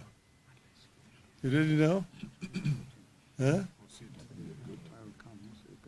Okay. This is a statement by Azimio Umoja on scheduled talks. We have met today to review the situation in the country against the background of planned dialogue with Kenya Kwanza. The meeting also took place against the background of a running somber mood across different parts of the country, occasioned by police brutality. If you want to know how brutal and murderous our security forces were in the protests, you have to pay attention to the burials that are taking place across Kenya. You have all attended some and we will be attending some more in the near future. We can confirm that police killed and wounded many Kenyans. It should never have happened. It should never have happened again. And more importantly, we will do whatever it takes to ensure justice for the victims. We will ensure the perpetrators of these crimes pay. And it is actually very disappointing to see a statement from Inspector General of Police, Mr. Comey, saying that we hired dead bodies to accuse police of brutality. I don't know in which world he lives. Because the bodies we've been burying have bullet wounds on them. Death certificates. And death certificates confirming the cause of death. One was, whose neck was just chopped off in Sondo. Another one was a victim of arrow attack. So these are real deaths of human beings killed by Mr. Comey's goons, masquerading as police officers. We continue to extend our sincere, heartfelt condolences to families who lost loved ones and those who were injured. We thank all those who have contributed to our benevolence fund that has enabled us to extend some little help to victims and their families. We continue gathering data on victims, both the dead and the wounded, and will continue extending to them whatever help we can. We appeal to all the people of goodwill to continue contributing to the fund in solidarity with our quest for a free, just, and a fair country that is governed in line with the Constitution and puts a high premium on the lives and rights of citizens. If Kenya was governed by the rule of law, if Kenya had a caring government, the people we are burying and those recuperating would not have suffered that fate. Regarding the planned talks with the Kenya Kwanza, we are here to announce that we are ready. We are particularly ready to return to Bomas of Kenya. We continue regarding Bomas of Kenya as a sacred ground when it comes to the quest for reform, change, and national healing. Our team remains as previously announced. One is His Excellency Stephen Kalonzo Musyoka, who is the delegation leader. Two, Honorable James Apia Wandai, leader of minority party, who will be the spokesperson for the delegation. Honorable Eugene Wamalwa, party leader of DAP. Honorable Okongo Omogeni, Nyamira, and Honorable Amina Unyanzi, MP Malindi. The issues for discussion from our side remain: 1, cost of living; 2, audit of the 2022 presidential election results; 3, restructuring and reconstitution of the Independent Electoral and Boundaries Commission and related matters; 4, measures to prevent interference with political parties; 5, outstanding constitutional matters, that is, governance issues, adequate checks and balances, and the question of boundaries delimitation. As we said earlier, the team we have picked reflects the importance we attach to these talks. We picked the team the full understanding that the country is on a wrong trajectory. Anyone who thinks otherwise is being delusional. With this reality in mind, we have put in place a technical and legal team to support our delegation to the dialogue. Consequently, we have settled on Honorable Jeremiah Kioni, the Secretary General of the Jubilee Party, to head the legal and technical team to the talks. We have tasked our delegation and our technical teams under the able leadership of His Excellency Kalonzo and Kioni to go to these talks with courage of and open minds. It takes courage and open minds to establish common ground in situations of dispute. We have told our delegation, and we want all Kenyans to understand, that engaging in honest dialogue does not amount to surrender or cowardice. We must see it as an act of strength and a matter of common sense. We remain committed to negotiating in good faith on the basis of a plan to achieve a comprehensive settlement of the country's problems through dialogue. We stand for transparent, above board, and speedy talks guided by decorum, honesty, and respect for the people of Kenya.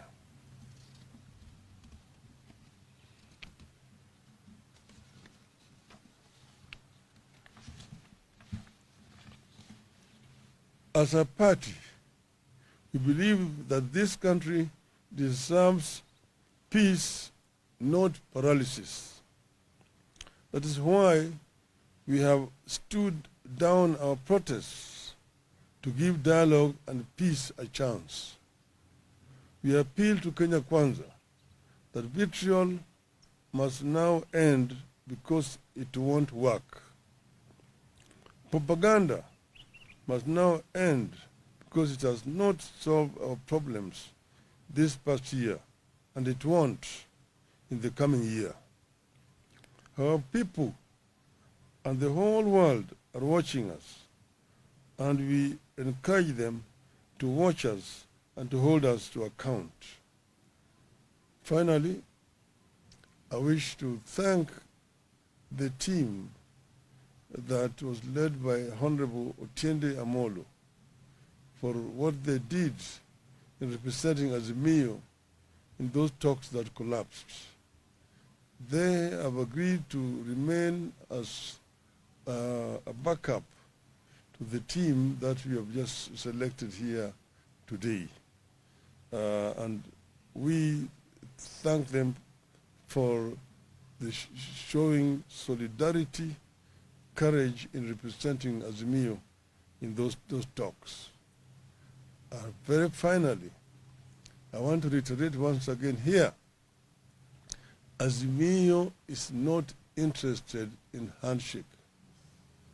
We don't want to shake anybody's hands, particularly those people whose hands are tainted with the blood of innocent Kenyans.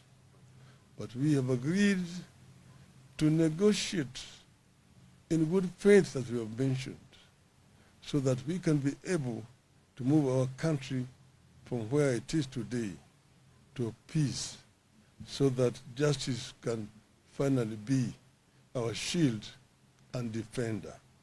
Thank you. Well done.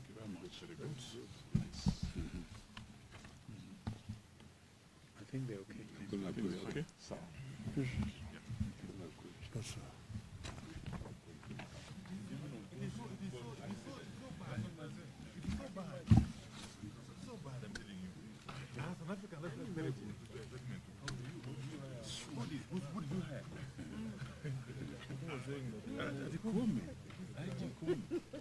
Higher what? You are having goodies. Parade. He said that. In African culture. He's never had in African culture.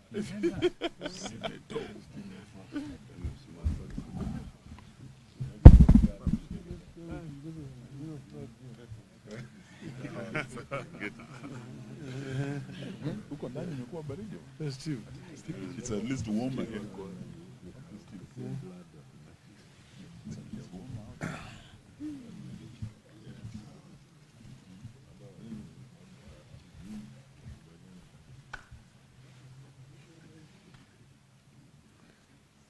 Are we ready? Huh? Paparazzi. You ready? Huh? 1 minute.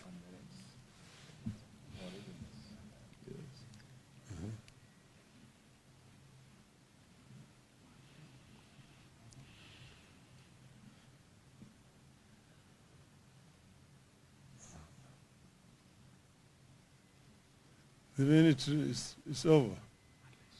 You ready now? Huh? Okay. This is a statement by Azimio Umoja on scheduled talks. We have met today to review the situation in the country against the background of planned dialogue with Kenya Kwanza. The meeting also took place against the background of a running somber mood across different parts of the country, occasioned by police brutality. If you want to know how brutal and murderous our security forces were in the protests, you have to pay attention to the burials that are taking place across Kenya. You have all attended some, and we will be attending some more in the near future. We can confirm that police killed and wounded many Kenyans.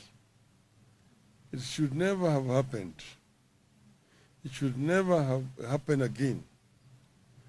And more importantly, we will do whatever it takes to ensure justice for the victims.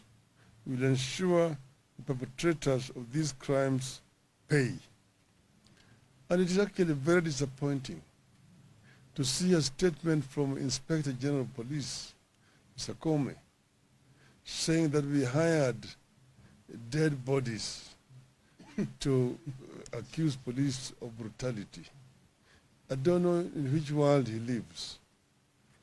Because the bodies we've been burying have bullet wounds on them. And death certificates confirming the cause of death.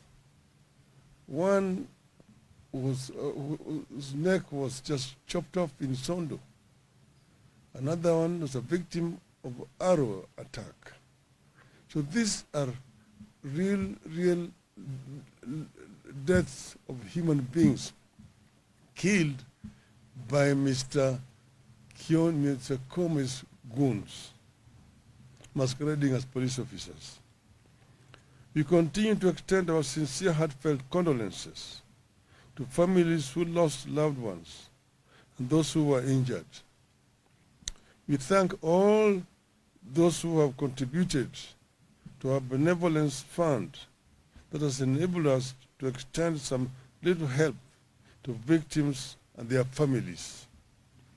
We continue gathering data on victims, both the dead and the wounded, and will continue extending to them whatever help we can. We appeal to all the people of goodwill to continue contributing to the fund in solidarity with our quest for a free, just, and a fair country that is governed in line with the Constitution and puts a high premium on the lives and rights of citizens. If Kenya was governed by the rule of law, if Kenya had a caring government, the people we are burying and those recuperating would not have suffered that fate. Regarding the planned talks with the Kenya Kwanza, we are here to announce that we are ready. We are particularly ready to return to Bomas of Kenya. We continue regarding Bomas of Kenya as a sacred ground when it comes to the quest for reform, change, and national healing. Our team remains as previously announced. One is His Excellency Stephen Kalonzo Musyoka, who is the delegation leader. Two, Honorable James Apia Wandai, the leader of Minority Party, who will be the strict person for the delegation. Honorable Eugene Wamalwa, party leader of DAP. Honorable Okongo Omogeni, Nyamira, and Honorable Amina Unyanzi, MP Malindi. The issues for discussion from our side remain: 1. Cost of living. 2. Audit of the 2022 presidential election results. 3. Restructuring and reconstitution of the Independent Electoral and Boundaries Commission and related matters. 4. Measures to prevent interference with political parties. 5. Outstanding constitutional matters, that is, governance issues, adequate checks and balances, and the question of boundaries delimitation. As we said earlier, the team we have picked reflects the importance we attach to these talks. We picked the team with a full understanding that the country is on a wrong trajectory. Anyone who thinks otherwise is being delusional. With this reality in mind, we have put in place a technical and legal team to support our delegation to the dialogue. Consequently, we have settled on Honorable Jeremiah Kioni, the Secretary General of the Jubilee Party, to head the legal and technical team to the talks. We have tasked our delegation and our technical teams under the able leadership of His Excellency Kalonzo and Kioni to go to these talks with courage of and open minds. It takes courage and open minds to establish common ground in situations of dispute. We have told our delegation, and we want all Kenyans to understand, that engaging in honest dialogue does not amount to surrender or cowardice. We must see it as an act of strength and a matter of common sense. We remain committed to negotiating in good faith on the basis of a plan to achieve a comprehensive settlement of the country's problems through dialogue. We stand for transparent, above board, and speedy talks guided by decorum, honesty, and respect for the people of Kenya.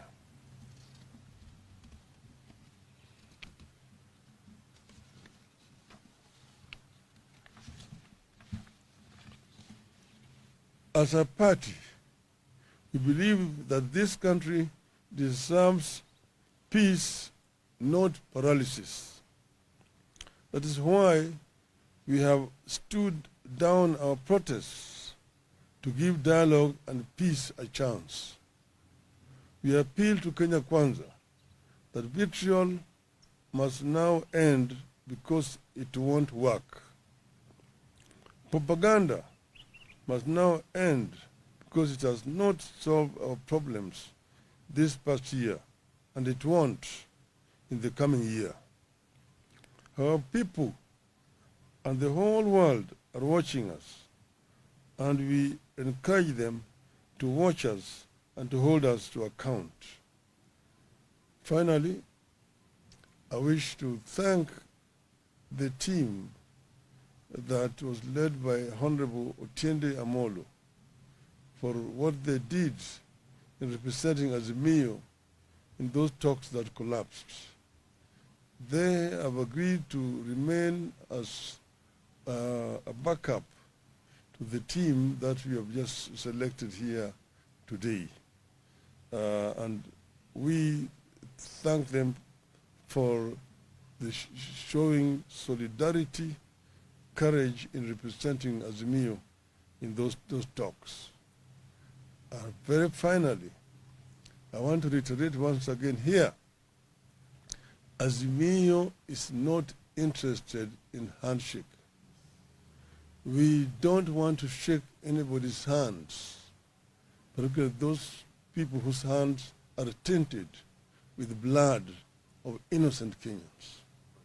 But we have agreed to negotiate in good faith, as we have mentioned, so that we can be able to move our country from where it is today to a peace, so that justice can finally be our shield and defender.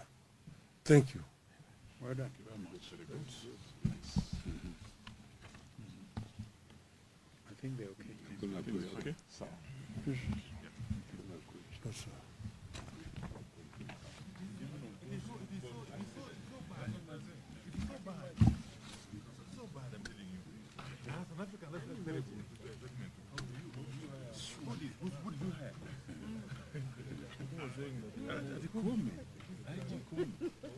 Hire what? You are hiring bodies. Parade. He said Never had that. in African culture. He's never had in African culture.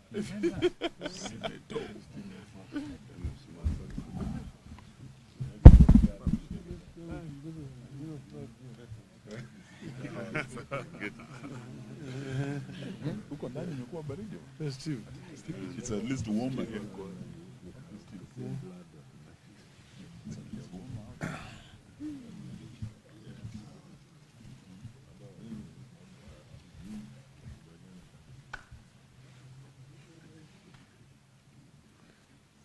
Are we ready?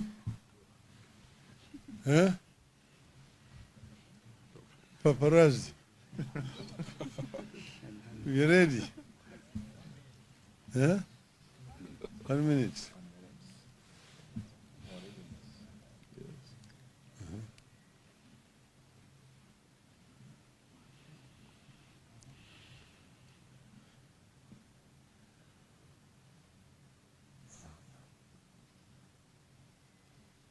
The minute is over. You ready now? Huh? I'll come so you can say them. Okay. This is a statement by Azimio Umoja on scheduled talks. We have met today to review the situation in the country against the background of planned dialogue with Kenya Kwanza.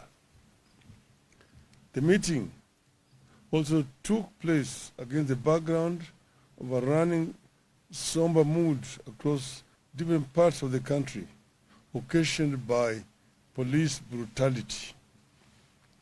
If you want to know how brutal and murderous our security forces were in the protests, you have to pay attention to the burials that are taking place across Kenya.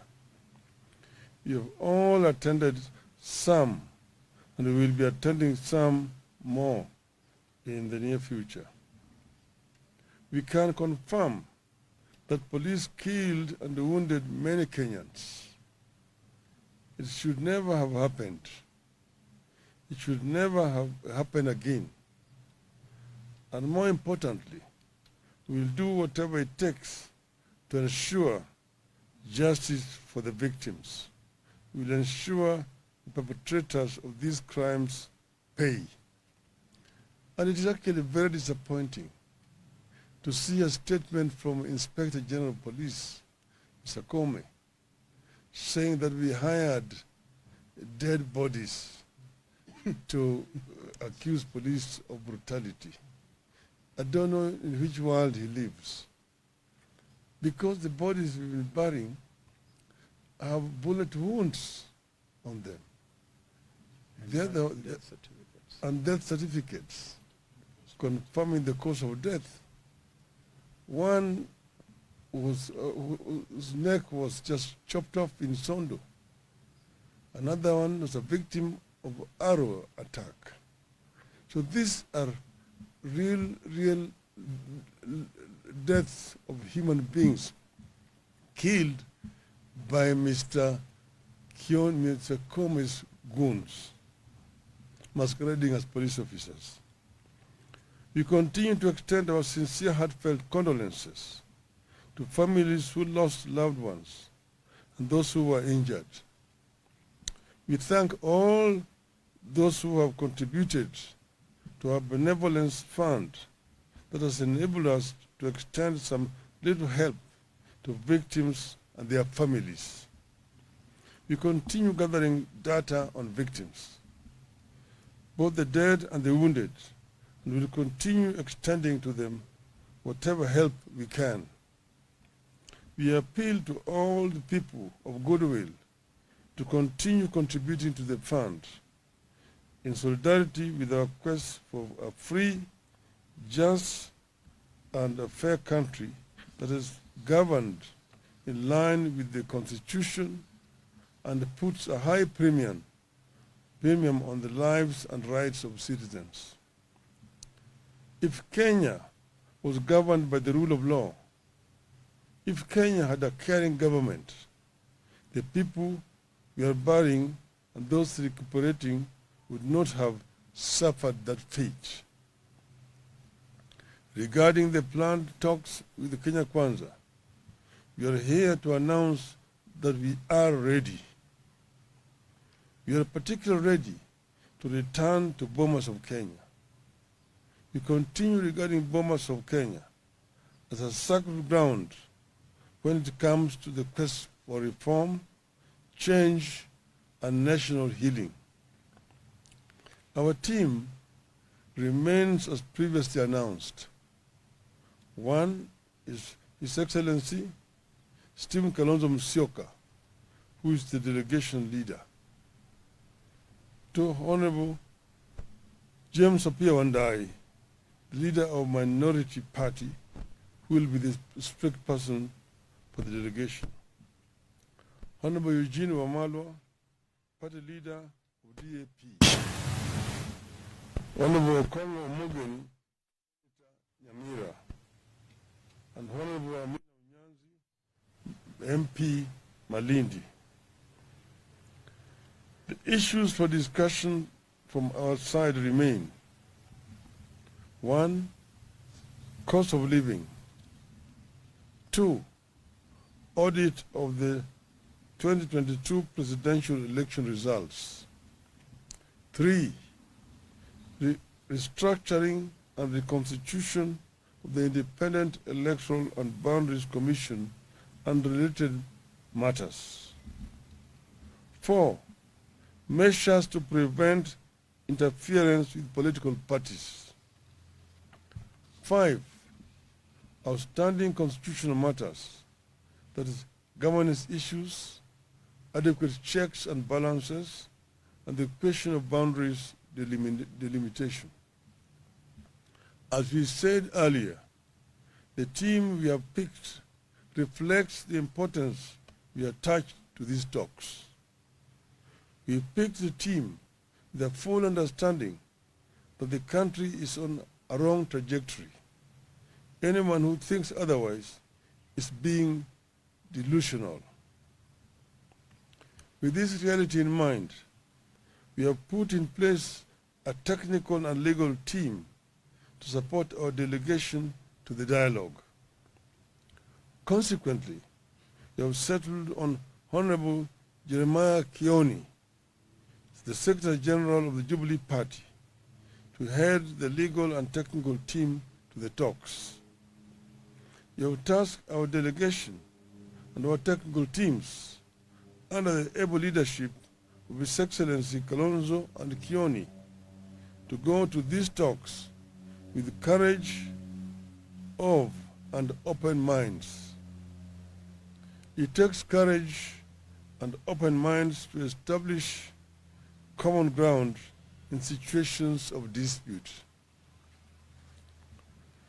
You have told our delegation, and we want all Kenyans to understand, that engaging in honest dialogue does not amount to surrender or cowardice. You must see it as an act of strength and a matter of common sense. We remain committed to negotiating in good faith on the basis of a plan to achieve a comprehensive settlement of the country's problems through dialogue. We stand for transparent, above-board, and speedy talks guided by decorum, honesty, and respect for the people of Kenya.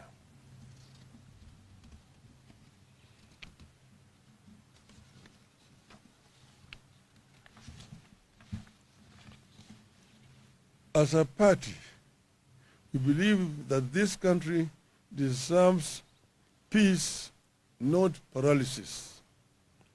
That is why we have stood down our protests to give dialogue and peace a chance. We appeal to Kenya Kwanza that vitriol must now end because it won't work. Propaganda must now end because it has not solved our problems this past year, and it won't in the coming year.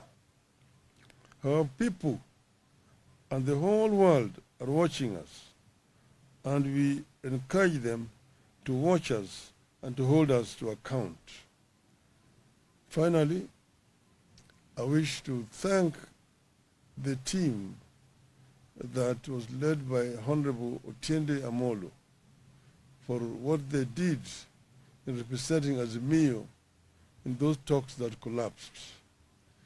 They have agreed to remain as a backup to the team that we have just selected here today. And we thank them for the showing solidarity, courage in representing Azimio in those talks. Very finally, I want to reiterate once again here, Azimio is not interested in handshake. We don't want to shake anybody's hands, particularly those people whose hands are tainted with the blood of innocent Kenyans. But we have agreed to negotiate in good faith, as we have mentioned, so that we can be able to move our country from where it is today to peace, so that justice can finally be our shield and defender. Thank you. Well done.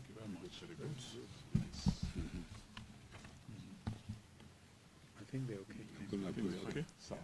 Yes, sir.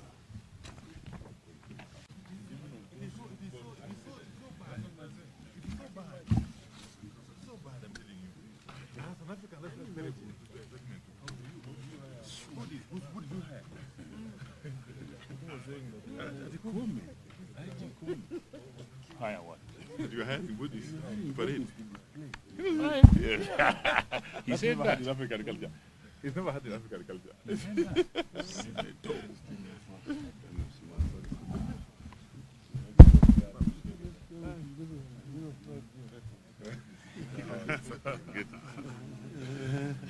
Huko ndani imekuwa baridi.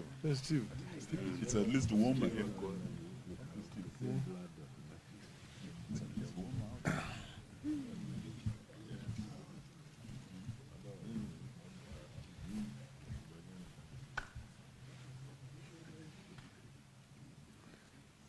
Are we ready?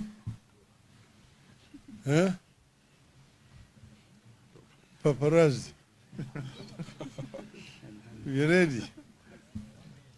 Huh? 1 minute.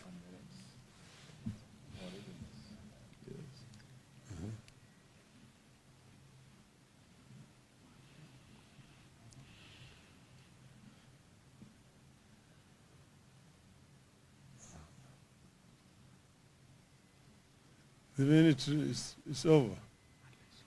You ready now? Huh? I will come so you can see them. Okay. This is a statement by Azimio Umoja on scheduled talks. We have met today to review the situation in the country against the background of planned dialogue with Kenya Kwanza. The meeting also took place against the background of a running somber mood across different parts of the country, occasioned by police brutality. If you want to know how brutal and murderous our security forces were in the protests, you have to pay attention to the burials that are taking place across Kenya. You have all attended some, and we will be attending some more in the near future.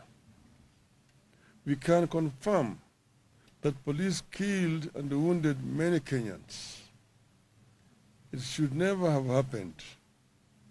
It should never have happened again. And more importantly, we will do whatever it takes to ensure justice for the victims.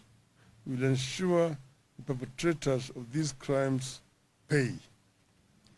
And it is actually very disappointing to see a statement from Inspector General of Police, Mr. Comey, saying that we hired dead bodies to accuse police of brutality. I don't know in which world he lives. Because the bodies we've been burying have bullet wounds on them. And death certificates confirming the cause of death.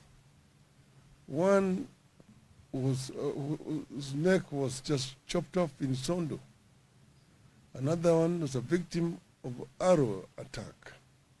So these are real deaths of human beings killed by Mr.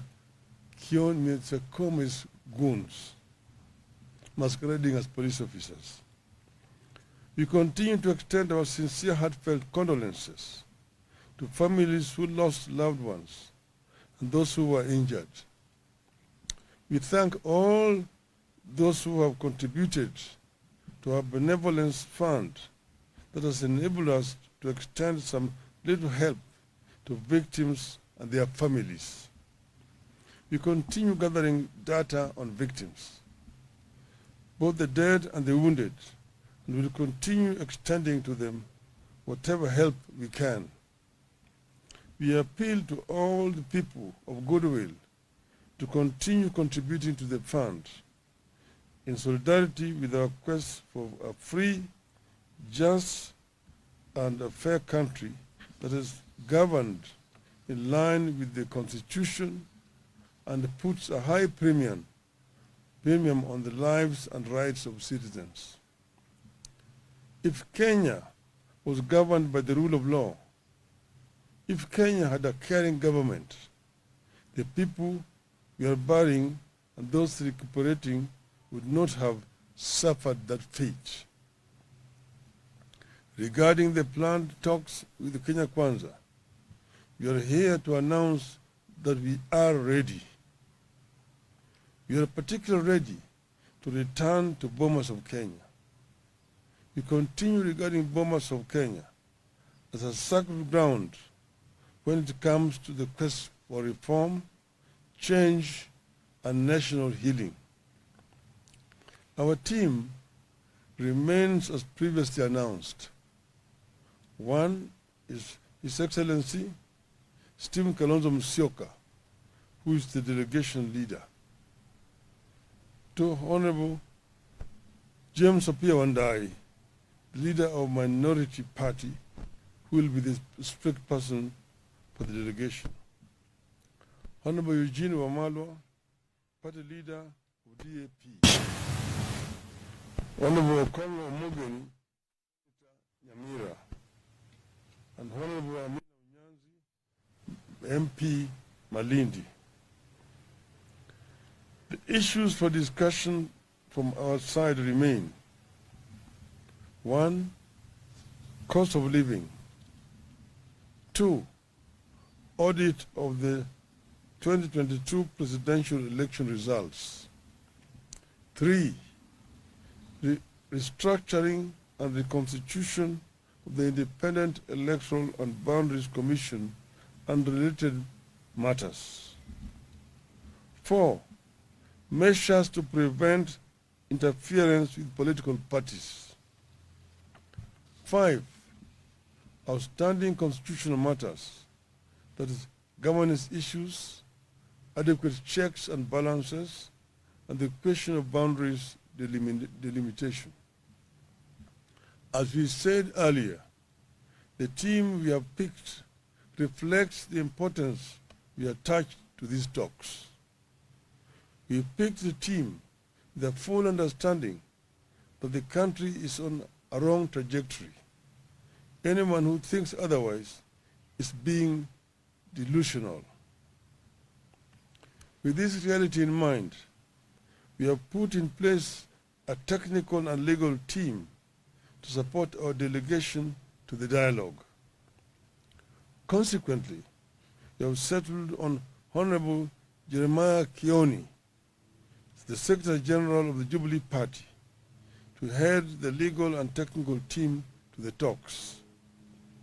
You have tasked our delegation and our technical teams under the able leadership of His Excellency Kalonzo and Kioni to go to these talks with courage of and open minds.